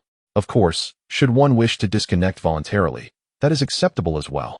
Having reached this point, the old tortoise ceased to hesitate, stating, "Then let us proceed with the transition. However, if the movement is too conspicuous, fear not. The disturbance will be minimal. I will establish constraints all around." Currently, Zhantian City is closed off from outside scrutiny. Very well. After deliberation, the group swiftly began their preparations. The City Lord's seal, the protective array, and the activation of the city core. Such a colossal city consumes immense energy for each activation. Only Li Hao's excavation of the celestial star mine has made this possible. Otherwise, Zhantian City would remain dormant. After a day of continuous preparation, the next day heralded a resounding boom that echoed across the land, as the massive city was swiftly compressed. In the sky, Li Hao opened a fissure, his countenance grave. The first attempt to transition an ancient city was indeed daunting, but upon success, the outcomes would be profoundly transformative. The great Tao universe imposes no limitations on strength, akin to bringing a great city into battle. Moreover, with the great city in place, the entire Hao Star realm would gain a coordinate, bolstering defenses against formidable foes and adding an unparalleled protective barrier. In that moment, the heavens and earth trembled. The great city began to rise slowly, entering the void. Simultaneously, other ancient cities experienced a slight tremor, the disturbance subtle. Shortly thereafter, a colossal force of absorption emanated from Wubian City. Within some ancient cities, voices of anger erupted. What is Wubian City up to? If it continues to consume like this, the prospect of revival will be forever lost. What is truly happening? Should we not simply absorb energy ourselves and abandon the notion of revival, remaining in the main city for eternity? Had Wubian City severed all ties with us? It seemed the remnants of the Qianquan array had completely shattered. Who knows? Within each ancient city, some raged, others resigned, and some mourned. Meanwhile, from within Feng City, Hong Chun furrowed her brow, gazing into the void, filled with curiosity. Is Wubian City once again absorbing energy, causing the 8 primary cities to tremble? However, the boundless city had only absorbed energy once before. The second revival was abruptly interrupted by Li Hao. Now, a subsequent revival would, paradoxically, draw energy from the heavens and earth, rendering them even more fragile, which would not bode well for the cultivation of the entire Silver Moon clan. What then? Is Li Hao contemplating? A sense of unease crept into his heart. At this moment, someone rushed in with news. "My lord, it seems that the great wilderness king is experiencing some conflict with the wild beasts, who have begun to invade the eastern continent. What shall we do now? An invasion initiated by them?" Hong Chen set aside his earlier trepidation and smiled. "We shall continue to engage with the great wilderness king and exert some pressure on the wild beasts. Of course, it is vital to ascertain the location of the chaos. Mastering this will grant us an undeniable advantage. We can halt the invasion of the great wilderness at any time and shatter the chaos." With a nod, the messenger departed swiftly. Hong Chun fell silent once more, and after a long while murmured, "Everything is progressing in the direction I desire. Yet why do I feel increasingly restless? Why is this so?" Although Li Hao had seized Boundless City and slain Zheng, it was said that their losses were also quite severe, which was to be expected. On that day, Zhang An had been on his side. Without Zhang An's assistance, it was inevitable that they would suffer heavy losses in their attempt to kill Zheng. So why was he still so worried? Or perhaps, the source of his unease did not stem from Li Hao, but from others? Who could it be? The sealed emperor of the Red Moon? Or perhaps some individuals from Sword City? Or even those from other ancient cities? Yet those entities had only recently revived. Their powers limited. He was well acquainted with them. They should not pose a significant threat to him. In this moment, Hong Chun felt disquieted. Concurrently, Ing Honyue's expression was also far from pleasant. The 3 major organizations, along with Haoyan Divine Mountain, had sent thousands of superhumans to Dali. Yet he was accompanied by only a few thousand. He prided himself on his utmost caution, yet they continued to suffer losses in Dali. Ever since Qian Wuliang arrived, he had faced repeated setbacks. Now, with the Tsongshan Mountains in sight, he realized he could simply traverse from the north to the west without needing to cross over the mountains. However, Ing Honyue felt an overwhelming sense of crisis. Beside him, Yin Luo was exhibiting unmistakable signs of losing control and becoming irate. Seeing Ing Honyue halt, he gritted his teeth. "What are you dawdling for? Aren't we headed west? Let's go? Damn it. If we linger any longer, I'll lose all my Yin Luo members. Calm down. Calm down. Yin Luo's temper flared. We've been relentlessly pursued. That pretty boy is utterly despicable. You can't kill him? If I were you, I would fight him to the bitter end. Are you truly incapable of killing him? Or do you intend to hold back until we are all dead before making your move? Ing Honyue frowned instantly. This was not a good sign. Previously, the other leaders had never questioned his decisions. But now, Yin Luo was exceedingly agitated, while the Flying Sword Immortal and the Haotian Mountain Master remained silent. Clearly fed up with this endless turmoil, running to and fro, suffering countless casualties. He gazed toward the Tsangshan Mountains, as if seeking something, his expression growing increasingly grave. Is it Qian Wuliang who is pursuing me, or is it Li Hao who has been watching me all along? I have an unsettling feeling that Li Hao has never relinquished his intent to end my life. Perhaps he knows something that prevents him from confronting me directly. Now that I am heading west to seek opportunities, has Qian Wuliang discerned my intentions? Is Li Hao covertly observing all of this? Years ago, in Silver City, that young lad who was relentlessly pursued by members of the Red Moon organization seems to have grown increasingly profound. A sense of unease and restlessness stirs within me, accompanied by an indescribable dread. In this moment, a realization dawns upon me. Will everything come full circle? Was Li Hao back in Silver City not beset by similar feelings? It seems as though someone was perpetually watching him, threatening his very existence, orchestrating each step he took, while those around him perished one by one, engulfed in fear and awaiting death's arrival. Now, such sentiments appear to resurface within my mind. Yet, it feels as though I cannot resist them, unless I truly fight back. But as Yin Luo stated, it is easier said than done. Once I unleash my full strength, should the seal falter, it would not only be Li Hao's predicament, but mine as well. I would be the first to suffer the consequences. Moreover, it is said that Yuan Shuo has perished. My heart tightens with an inexplicable fear.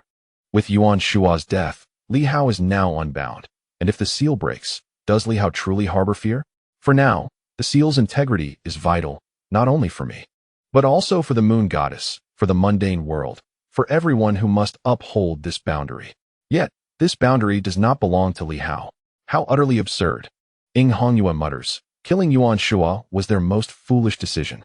The others gaze at him in confusion, wondering whom he refers to. Ing Hongyue, however, chooses not to elaborate, solemnly advising, let us proceed with caution. Qian Wuliang may attempt to obstruct us. We must remain vigilant, especially you, Yin Luo, and your companions. He then conveyed through thought, do not linger in battle. If we must flee, let us do so. As long as we are alive, we can find another opportunity. Do not allow the enemy to seize an advantage. Li Hao has already lost control. Someone has unleashed his darkness. How abominable. The others were left speechless. What does Li Hao have to do with this? It is Qian Wuliang and King Dali who are pursuing us. Has Ing Hongyue lost his wits? For Li Hao is not even here. Yet, Ing Hongyue remains resolute. It is indeed Li Hao. In this moment, a multitude of thoughts fills my mind. Heading west to seek out the moon goddess may also align with Li Hao's desires. I may not be in peril, but those around me could very well meet their demise. Is he trying to make me experience fear, solitude, and betrayal? Li Hao, you shall not succeed. Chapter 353. The Eastern Wind has arrived. Subscription requested. In the Haoxing realm, the cosmos trembles, and the Tao seems to recoil. Li Hao roars like a titan, single-handedly lifting a city, his body swelling with fervor as he elevates the grand city into the Haoxing realm. Thunder erupts instantaneously. It appears that Li Hao's actions have displeased the Tao. On ordinary days, transporting a few individuals might suffice, but today, an entire grand city was brought forth. An act utterly intolerable within the vast cosmos of the great Tao. From all directions, stars began to coalesce. Even from distant realms, celestial bodies flickered into existence. Some stars, previously unnoticed by Li Hao, swiftly emerged, unleashing the power of the great Tao as if to subdue them, to suppress the ancient city, to dominate heaven and earth. This marked the first eruption of the great Tao cosmos, not instigated by the power of the Red Moon. Li Hao's countenance grew solemn, despite his speculations. Witnessing the great Tao cosmos actively targeting them left him feeling somewhat helpless. Thunder roared. Li Hao soared into the sky, shattering the thunder with a single punch. In the next moment, more thunder descended upon him, and as he shattered the bolts, he absorbed the power of the great Tao. Under normal circumstances, he would relish such an opportunity. Yet today, he feared that the thunder would overwhelm him, that he might truly be struck down by the divine wrath of the great Tao. Though he appeared formidable, he was merely a cultivator of the 36th realm, insignificant in the grand scheme of the great Tao cosmos. Thunder continued to assail Li Hao. His eyes flickered with intensity, and he bellowed, "Battle Heaven's army." Below, tens of thousands of warriors shouted in unison, "Dare we challenge heaven? Battle heaven!" Their voices reverberated through the cosmos. They activated their internal Tao veins, preparing to confront the thunder of the great Tao, drawing upon its power. Today, they would battle for heaven. The thunderous roars echoed throughout the firmament. In the next instant, tens of thousands of soldiers ascended into the skies, alongside several armored champions. Within them, the Tao veins surged. Few had restored their physical forms, only a few thousand.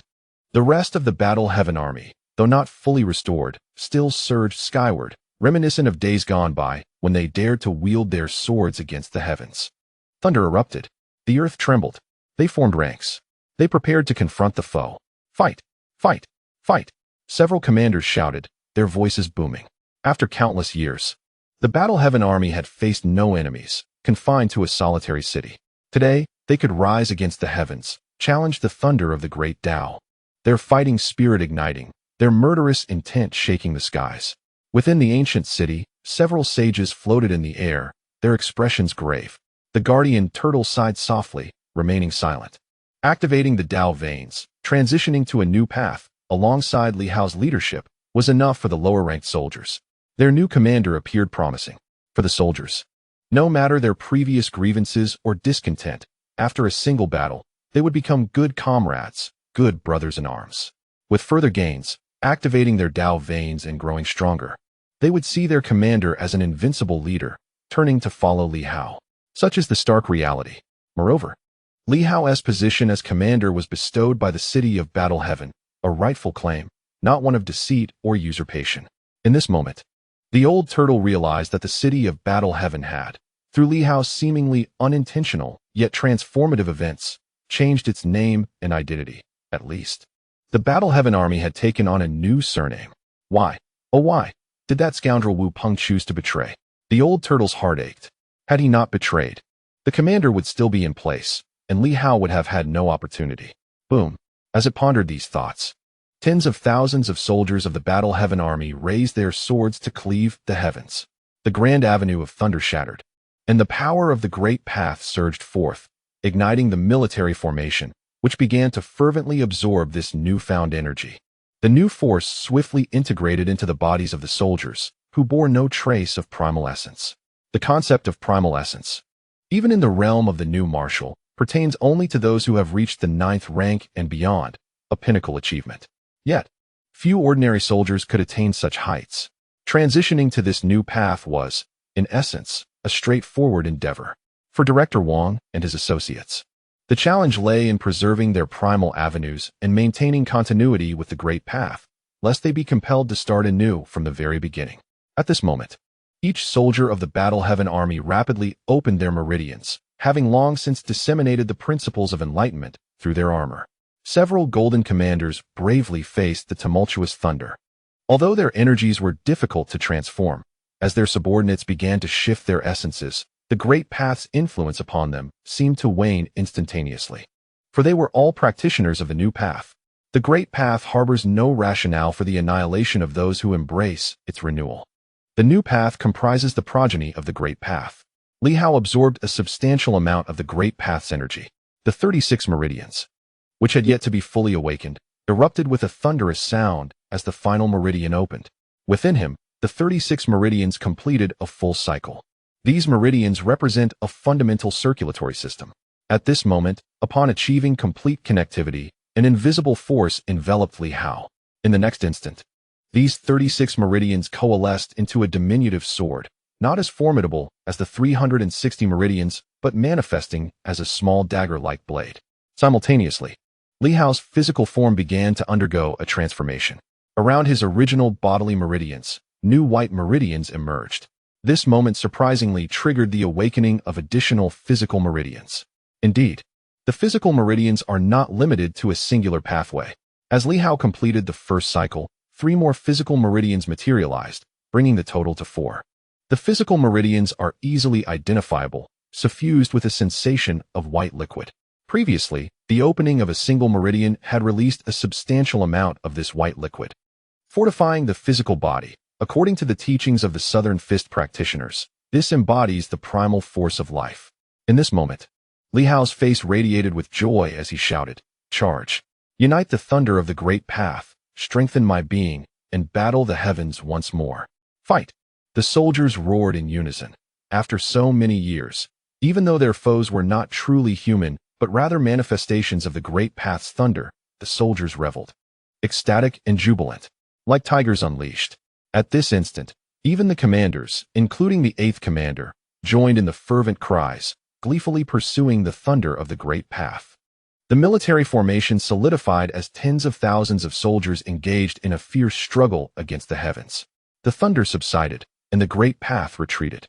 Around them, stars began to emerge. Though not resplendent, Li Hao recognized that new paths were being birthed, and some members of the Battle Heaven Army had already awakened their meridians. The thunder that had previously battered the ancient city dissipated significantly. As the stars seemed to withdraw, retreating to the depths of the cosmic expanse, Li Hao bellowed, "Seize the stars, pluck the moon, gather as one, and let the stars exalt our military might. Capture the stars." Upon the utterance of those words, the soldiers erupted in jubilant exclamations, exclaiming the grandeur of seizing the stars and the moon. In truth, Li Hao merely sought their assistance in transport, as a single individual could bear the burden no longer. With a multitude gathered, the celestial bodies emerged from the depths of the universe, perfectly aligned for capture and incorporation into his grand cosmic cycle, thereby enriching his path of enlightenment. Naturally, such truths could not be conveyed to the soldiers. Instead, they were led to believe in the glory of capturing stars and the moon. In an instant, thousands of warriors surged forth, wielding colossal nets of divine weaponry to ensnare the celestial entities. The military possessed methods to contend with such phenomena. One by one, the stars were swiftly captured. Li Hao's voice resounded once more, commanding the celestial bodies to move, arranging them into the grand constellation array, distinguishing them by color, forcibly fixing the corresponding stars into the cosmic river, and establishing the array of the great path. Cheers erupted among the crowd. Yet a few powerful figures discerned the underlying truth, unable to suppress their disdain. How outrageous! Li Hao treated the warriors of the Battle Heaven Army as mere porters. Yet the soldiers remained blissfully unaware, exhilarated by the prospect of a grand confrontation, of battling the cosmos and engaging in chaos, a dream come true. As guardians of the Legion, they had not partaken in such battles for many years. The notion of fighting amidst the stars and contending with the great path was utterly exhilarating. One by one, the warriors seized the stars, returning them to their rightful places.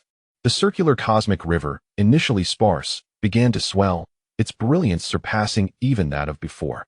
In the next moment, Li Hao turned his gaze to the rear, addressing the multitude telepathically, "Expand the Battle Heaven City."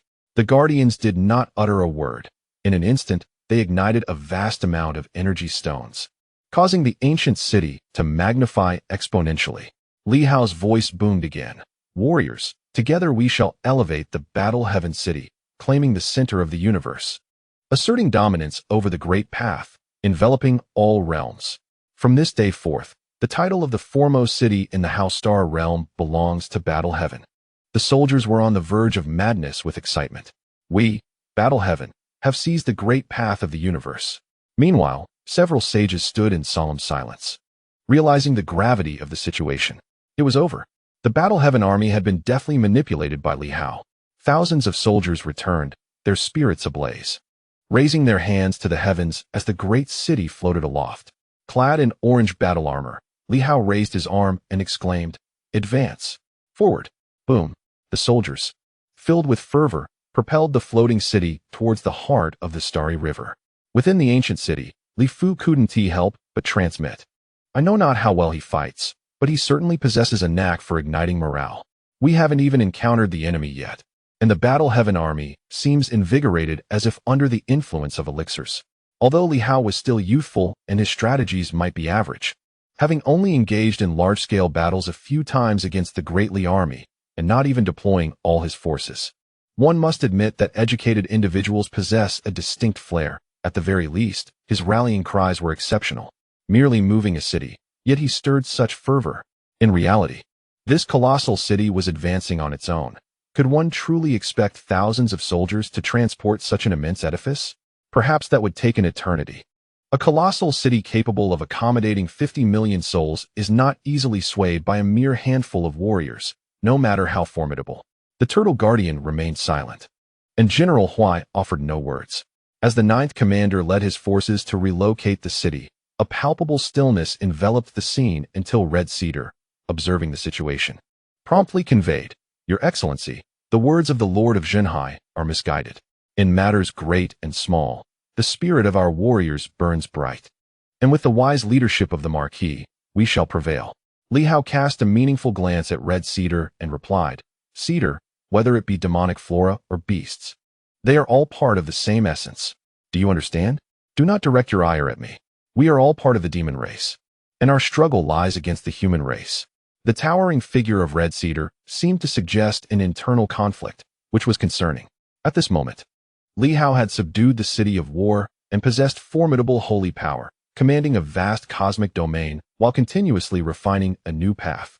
It could be said that his foundation was now firmly established. Rumor had it that Li Hao was not alone in his endeavors. There were many under the silver moon and the sun. The sun and moon symbolized ascension to the pinnacle of power. Those in the mid-stages of sun and moon represented indomitable strength, and while they might not rival saints in their later stages, they occupied a space between the immortal and the holy. Li Hao had indeed grown powerful. The 8 ancient cities had long been eradicated, and the city of war was now ensnared. With the Sword City sealed and the other 5 great cities lacking the Zheng family stronghold, they were no longer Li Hao's adversaries. At this juncture, signs of his impending dominion over the world were evident. The Heavenly King was also capable of battle. Yet the Emperor could not compete. The immense city gradually shifted to the center of the Starry River, and with a thunderous sound, it stood majestically amidst the cosmic expanse. Below, a golden pathway merged with the ancient city. Li Hao called out once more, "Where are the demonic flora warriors?"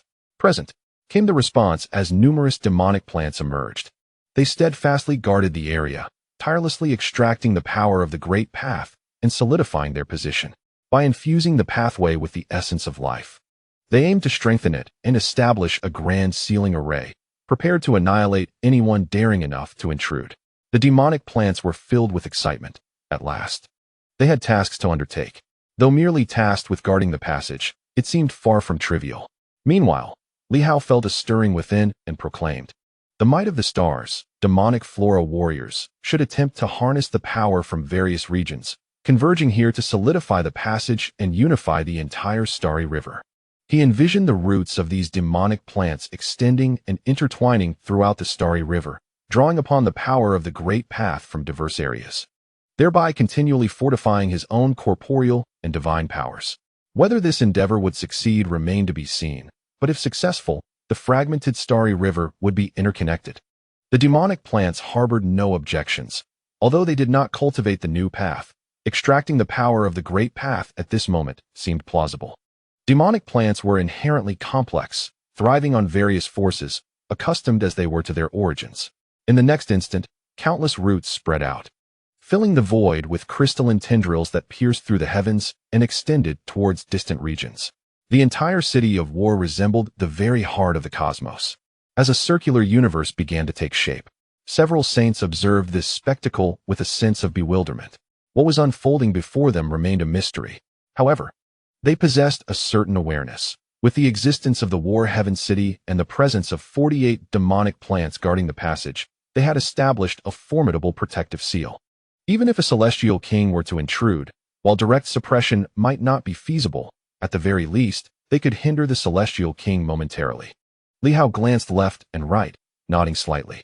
Soon, he remarked, "While our defenses are robust, our offensive capabilities are lacking, and that indeed poses a problem." Whether human or demon, at this moment, the formation they had set up was undeniably strong in defense, yet their offensive power and lethality were significantly deficient. Within the city, the number of immortals was rather limited. Presently, It appeared that the immortals of Silver Moon were relatively abundant. With the power of the sun and moon at the 4th level, they possessed substantial immortal strength. Moreover, they were cultivating new paths.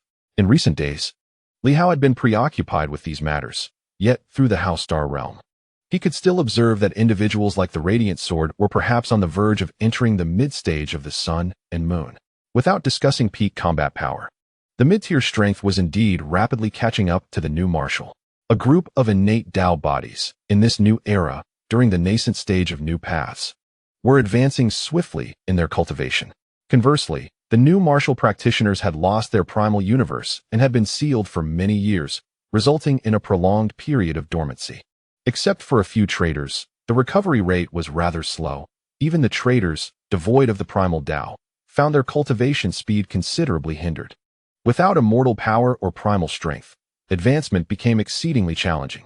Li Hao mused that the new martial experts no longer seemed as formidable as before. Once a cohort of Silver Moon individuals transitioned into the later stages of the sun and moon, even the sacred tier new martial experts would lose their fearsome edge. Of course, at the 9th level of the sun and moon, they might contend with sacred tier beings, but the odds would be heavily skewed, yet that mattered little. Li Hao ceased to issue further commands. The power of the Tao erupted within him as he swiftly penetrated and activated the 3 newly discovered physical Tao paths.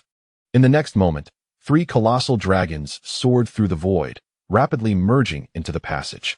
Within him, he retained only the 36 activated Tao veins. At this moment, Li Hao possessed no other divine paths. Either they were bestowed upon others or had merged into the passage. However, the power remained intact. It merely appeared as though he were an ordinary individual, as all were attributeless Tao veins, yet the essence of sword intent remained vibrant. In recent days, Li Hao may not have appeared significantly stronger, having merely activated a few Tao veins. Yet he felt that he was diligently completing the repair and organization of the entire Tao system, yielding substantial results.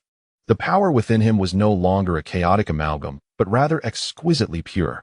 The flamboyant techniques had diminished considerably, transforming instead into a state of unadulterated essence. The expansion of the Star River provided immense assistance for his forthcoming cultivation. Compared to the battle against the Boundless City, the number of Tao veins Li Hao possessed had not increased significantly, yet he now felt that if he were to encounter Han Jiang once more, he would not be perpetually suppressed, only able to retaliate at the last moment. Had he possessed his current strength on that day, Han Jiang could have been easily vanquished. His physical body had visibly strengthened once again at an astonishing pace.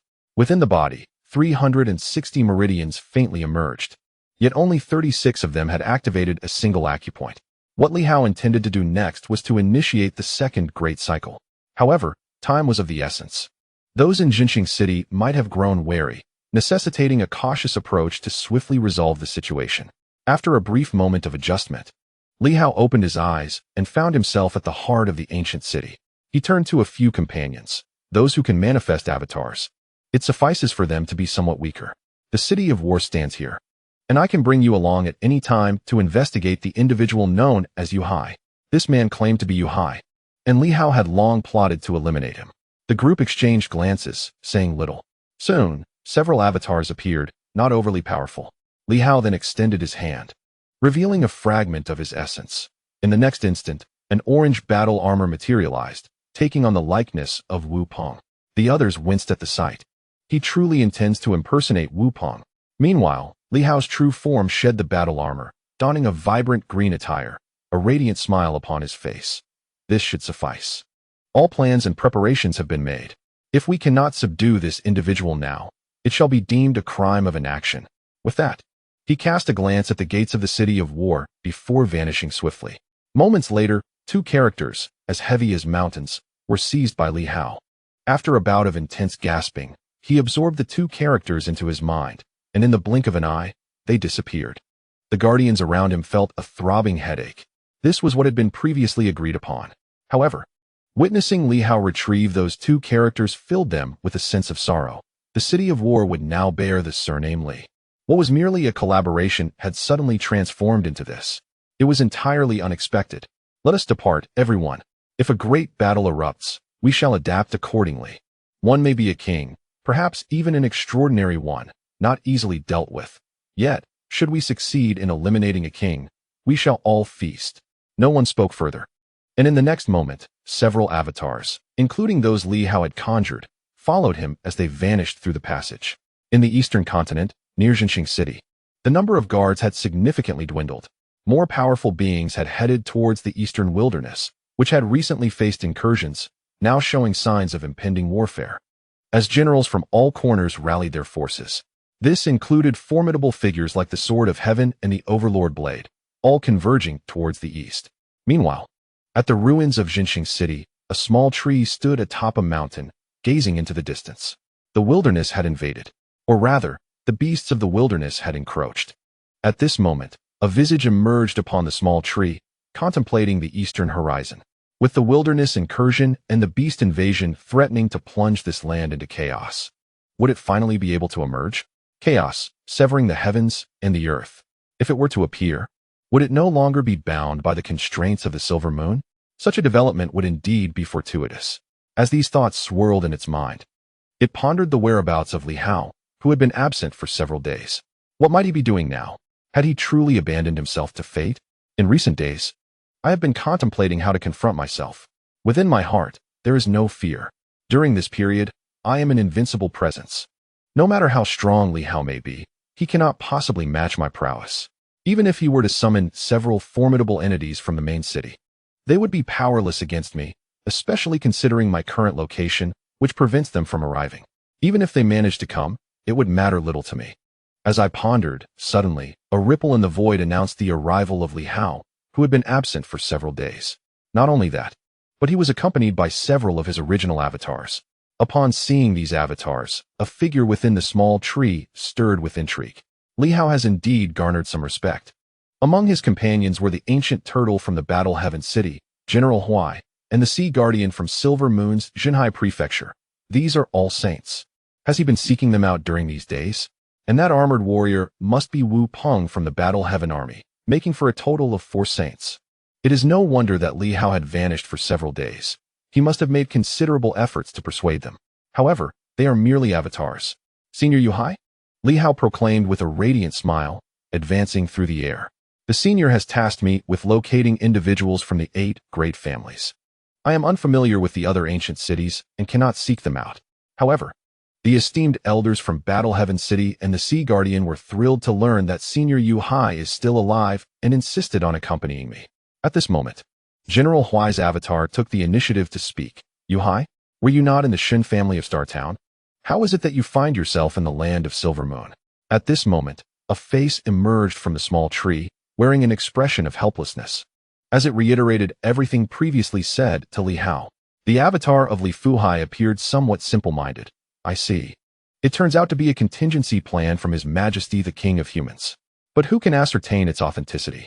Wu Peng's voice was icy. Do not hastily place your trust in such claims. Yuhai is the vice-captain of the Shun family S-Guard and has participated in the wars of the early New Martial Era. How could he recklessly abandon the Shin family?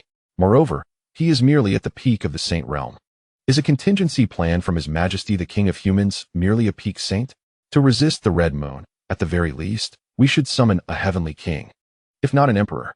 At this juncture, Yuhai explained, a heavenly king would attract the attention of the Sword Sovereign, who does not wish for others to intervene in matters concerning Silver Moon. The ancient turtle chuckled brightly. General Wu, do not so easily cast doubt upon a comrade, especially one from the early New Martial Era. I am more curious about what you have discovered that could potentially resolve a threat posed by an emperor. Li Shao, my young friend, has come to share with us. We dare not believe, who possesses such capabilities that merely leaving behind some artifacts could neutralize an emperor. This is what piques our curiosity. Yuhai hesitated. This is not a suitable place for discussion, as it may attract the attention of Heavenly Will, which has already been infiltrated by the Emperor of the Red Moon. If you truly wish to know, entering the city will reveal all. Humph. Wu Peng snorted coldly. You are merely at the peak of the Saint realm, while we are but avatars. To recklessly enter would risk our annihilation should you harbor ill intentions. Our true forms are difficult to manifest, and the loss of avatars would be unbearable. There is nothing that cannot be discussed openly. What is there to fear? Several individuals engaged in a harmonious dialogue when Li Hao spoke up, addressing the elder, esteemed predecessor. I have indeed located the individuals you requested. However, the pressing concern lies in the fact that prior to the invasion of the Great Wilderness, you mentioned that once the Great Wilderness encroaches upon this realm, you would assist me in dealing with the ferocious beasts. Is this assertion genuine? Li Hao's smile faded, and he turned his gaze eastward, his brow furrowing slightly. The ferocious beasts possess saints among them, and not merely one. I consider my combat prowess formidable, even capable of contending with a saint. Yu Hai felt a jolt in his heart. Li Hao, can you truly rival a saint? Has your strength ascended to such heights? This is astonishing. Yet, at this moment, Li Hao appeared unrestrained, speaking in a grave tone. Predecessor, setting aside matters concerning the emperor, I have a notion. Let the ferocious beasts invade this territory. I can restrain a saintly ferocious beast, but can you assist me in exterminating the other saintly ferocious beasts? These creatures are indeed vile. Yu Hai quickly contemplated various thoughts. To eliminate the ferocious beasts, the chaos must be eradicated first. With the invasion of the ferocious beasts upon this land, he would then be able to act freely. Numerous ideas flashed through his mind before he responded. Naturally, this falls within my purview. The invasion of the Silver Moon by ferocious beasts seeks to seize the new martial realm. At present, I am constrained and unable to traverse. However, should they approach, I would indeed be able to strike them down. Yet, I too possess only the power of a saint. Should their numbers be too great, it may prove difficult. Are you aware of how many saintly ferocious beasts reside in that vicinity? With my peak saintly prowess, I could contend with 2 or 3. But anything beyond that would be exceedingly challenging. Li Hao shook his head. At present, I am unaware. I can only investigate the situation further. Additionally, the ferocious beasts have evolved significantly compared to before. They can now execute the new martial techniques, which is exceedingly alarming. Ferocious beasts can wield the new martial techniques? Upon hearing this, not only Yu Hai but also the others were perplexed. How could this be possible? The two entities do not belong to the same system. Li Hao, equally troubled, admitted, I cannot fathom why this is so. Furthermore, those ferocious beasts capable of utilizing the new martial techniques can even transform into human forms. Despite the common belief that ferocious beasts cannot take human shape, everyone was astonished. The ancient tortoise and others were genuinely bewildered. Are you speaking the truth? Or is this yet another ruse? Li Hao's assertions left them questioning the credibility of his claims. However, what purpose would it serve to fabricate such a tale? Yu Hai, equally perplexed, remarked, ferocious beasts that can transform into humans and wield the new martial techniques? Are you certain of your observations, young friend? Could it be that the human race of the new martial age is merely operating within the realm of the ferocious beasts? Li Hao shook his head. I am uncertain, but it is highly improbable. I perceive a close relationship between the ferocious beasts and those humanoid ferocious beasts. Yet, all of this necessitates further investigation to ascertain the truth. With a grave expression, Li Hao continued, these creatures are exceedingly difficult to confront. Should I allow their proliferation into this area, which serves as the heart of the Eastern continent, it would signify that I stand to lose half of the Eastern continent. If you, esteemed predecessor, are unable to vanquish them, I may risk losing the entirety of the Eastern continent. At this juncture, he turned his gaze to the others. Regrettably, several of you predecessors cannot manifest. However, if the situation demands it, Yu Hai, could you possibly employ that special treasure or method to assist us in eliminating these ferocious beasts? Yu Hai hesitated slightly before responding. At present, that method is not yet available for use. Is that so? Li Hao furrowed his brow and remarked, this poses quite a dilemma. I fear that the side of the wild beasts comprises more than just 2 or 3. Regardless, I must trouble you, esteemed elders, for this matter. Please converse among yourselves for the time being. I shall venture to the great wilderness for reconnaissance. Will you not join us for a moment, young friend? The urgency of the situation necessitates that I resolve matters in the great wilderness first, Li Hao replied, clasping his hands in respect. Esteemed elders, please continue your discussion. I will take my leave for the great wilderness. With that, before anyone could respond, he vanished in an instant. What an impatient soul! The old turtle chuckled. If he chooses not to join us, let us proceed with our conversation. There is no need to rush. Should it require the cooperation of the 8 great families to activate anything, we can wait until the great wilderness affair concludes. We shall then seek assistance from the 8 great families, though I fear the Zheng family may have defected, making it difficult to gather all 8. I have heard whispers of this matter before. Alas, the Zheng family hails from Jinxing City, he added, somewhat surprised. Yu Hai, not wishing to dwell on it further, interjected. Esteemed friends, please, make yourselves comfortable. As he spoke, a luminous portal materialized.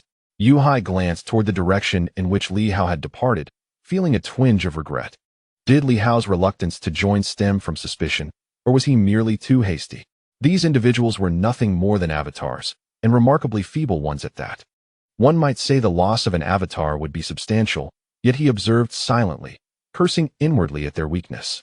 Did they possess even the strength of the 7th or 8th rank? Such diminutive avatars were unheard of. It seemed they were all filled with doubt and exhibited heightened vigilance. These frail avatars would hardly be worth the effort to dispose of. It appeared that their presence was merely to ascertain the truth of the situation. Li Hao, too, had not spoken the full truth. This individual had received divine favor, perhaps even some augmentation from the great loss. If he were truly determined, he might very well transport a true powerhouse of the new martial arts here, as per his own assessment. The likelihood of this was quite substantial. For now, one could only cast a long line to catch a big fish. If he could indeed bring a true sage here, it would be fortuitous. If that failed, they would have to wait until the great wilderness encroached upon this realm to devise a strategy. Furthermore, had all the other main cities been rendered inoperative? Why had no other powerful figures from these cities been seen wandering the world?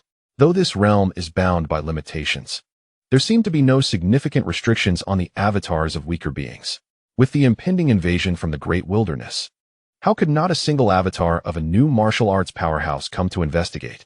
It was utterly unfathomable. Were they unconcerned, or had they not yet revived? That seemed implausible.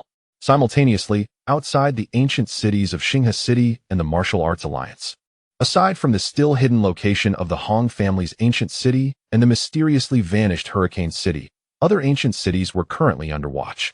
The 7th Elder's avatar of the Martial Arts Alliance, somewhat irate, glared at the over 1,000 demon hunter soldiers stationed there, along with Lu Yin, expressing his annoyance. Our Martial Arts Alliance has already allied with Tianqing. Why are we not permitted to enter and exit freely? No one has ever dared to restrict the new martial arts. Nor can anyone. Lu Yin, clad in silver battle armor, radiated a formidable aura that shook the heavens and earth. The power of the sun and moon unfurling as a tremendous tide of water surged forth, with thousands of soldiers behind her, all converging like an unstoppable wave. Lu Yan's voice was cold and devoid of the former allure, imbued with an icy demeanor. The Lord has issued an edict. Those who once betrayed the new martial alliance are concealed within the major cities. To prevent any unforeseen circumstances, I implore the esteemed elders to remain calm. The Lord is diligently tracking down the traitors. Once the list of betrayers is uncovered, the Lord shall personally make amends to you. Until then, no one is permitted to enter or exit. Those who defy this order shall be executed without mercy. Kill. The soldiers behind her, numbering in the thousands, surged forward, their might reminiscent of a tempest. The 7th Elder's expression shifted. He had not anticipated that this group would amass such power in such a brief period. Anger flared within him. Do you suspect that there are traitors within our martial alliance? Indeed, Lu Yin replied coldly. Anything is possible. The Lord's actions are for your benefit, to preserve peace. Why should the alliance continue if the martial alliance is to forsake its covenant? If so, heaven will surely punish it. The 7th Elder seethed with indignation. This is utterly vexing. If only I could step forth, I would strike you down with a single blow. Though the sun and moon were powerful, they too were merely at the pinnacle of their might. Even among the 9 elders, he ranked lower, yet he was still a figure of indomitable strength. However, the world had grown increasingly fragile, and his current manifestation was weaker than before. On the side of Li Hao, the ancient city was unexpectedly locked down, a stark contrast to their previous stance. In the past, the formidable beings of the ancient cities could come and go freely. Now, communication had been severed. The base stations had likely been seized by Li Hao, rendering them incapable of contacting the outside world. Even those they had nurtured were now trapped, with thousands surrounding them. Who would dare approach recklessly? In the midst of the 7th Elder's mounting fury, a spectral figure re-emerged from the ground. The 2nd Elder. The 7th Elder hastily beckoned. For the 2nd Elder now held dominion over the city. To his surprise, even the 2nd Elder's manifestation had appeared. At that moment, the ethereal figure spoke softly. This general of the martial alliance wishes to avoid conflict with Governor Li. However, the unrest in the main city may herald unforeseen changes. Our channels of information are entirely sealed. Might the general be able to enlighten us? Lu Yin replied calmly, "Greetings, esteemed elder. We are unaware of the specific circumstances. We only know that the Zheng family of Infinite City may be the main force of the traitors. Their plot to eliminate numerous strong warriors to revive the world was foiled by the Lord. Subsequently, Infinite City vanished, activating its defenses, and has been without a trace for some time. The Lord is in pursuit. Furthermore, it is said that Hurricane City has also disappeared. The Lord suspects that there may be unparalleled powers fully revived within that city. Hence his concern that other main cities may encounter similar fates, prompting us to remain vigilant." Upon hearing this, the second elder appeared somewhat taken aback, while the seventh elder was visibly shaken. "You say that both Infinite City and Hurricane City have disappeared?" "Yes," Lu Yin affirmed. "Currently, the Lord fears that Star River City, under the Zhou family, may also face upheaval, as it originates from Star Town. The Lord has immense trust in the martial alliance. He only wishes for us to maintain our posts, while thousands of demon hunter guards are stationed elsewhere, ensuring that no manifestations are permitted to enter or exit. Those who dare to venture forth shall be executed. This is a necessary measure, esteemed elders." Both elders inhaled sharply, as the two main cities had vanished. It is no wonder. Recently, there has been much commotion that fell amiss. Even the last threads of connection seem to have severed, as if they had completely disappeared. It all makes sense now. It is no surprise that the previously amiable Li Hao has sent people to forcibly suppress the main cities, forbidding the strong from entering or leaving. The consequences of a betrayal by the three great cities are unimaginable. Lu Yin continued, "Furthermore, the Marquis has instructed me to convey a message to you all. Be wary of possible upheavals within the city. Thieves have infiltrated the major cities, and even Zhantian City has reportedly been affected. Do not place your trust in anyone too easily." The seventh elder could not help but express his displeasure. "Speak cautiously. Such words incite fear among everyone.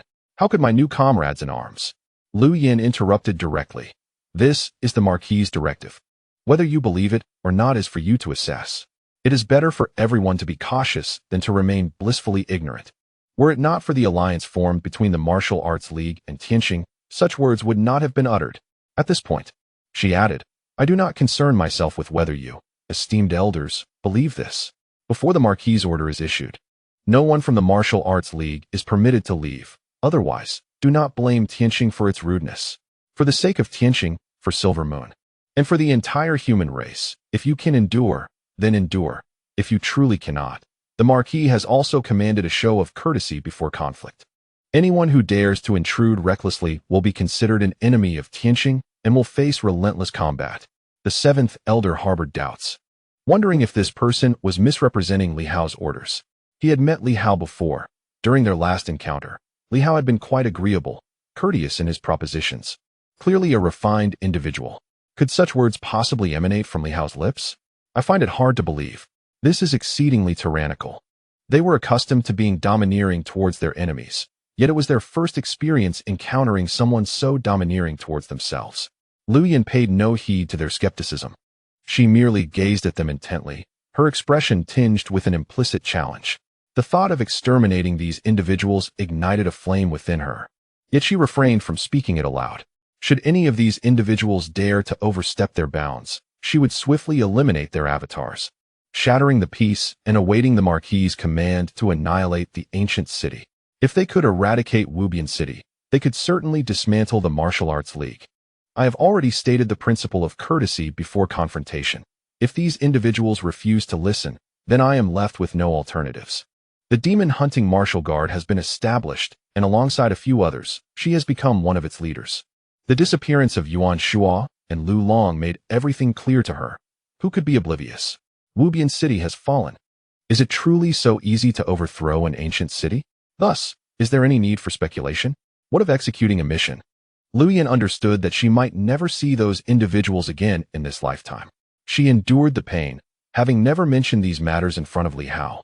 She knew that Li Hao would be even more tormented than she was, and she also realized that if an ancient city were to brazenly shatter the peace now, it would likely soon face the thunderous wrath of Tianqing. Li Hao still sought to win over a portion of the new martial artists and would not sever ties outright. However, should the other party choose to do so first, then there would be no need for reservations.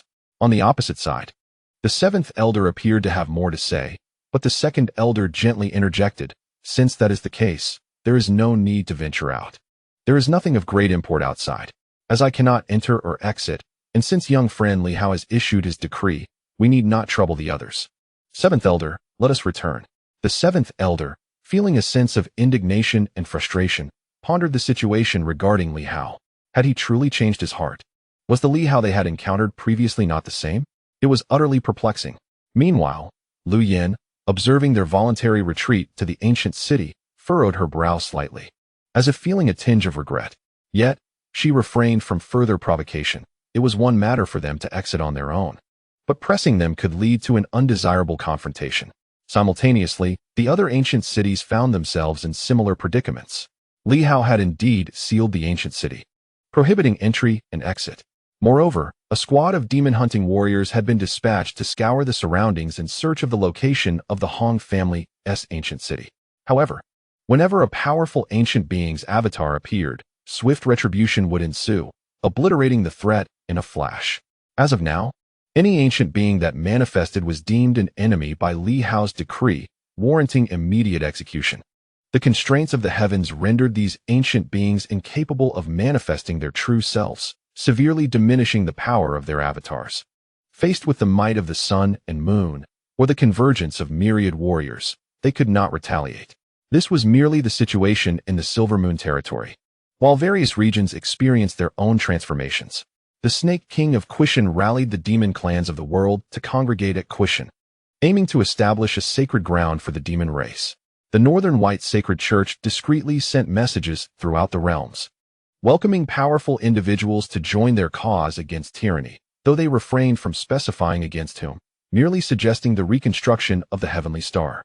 Across the four seas, the water cloud forces eradicated bandits one after another. The era of pirates had come to an end.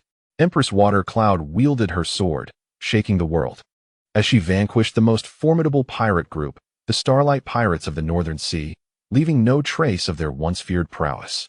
At this moment, aside from the invasion from the eastern Great Wilderness, nearly all regions had descended into silence.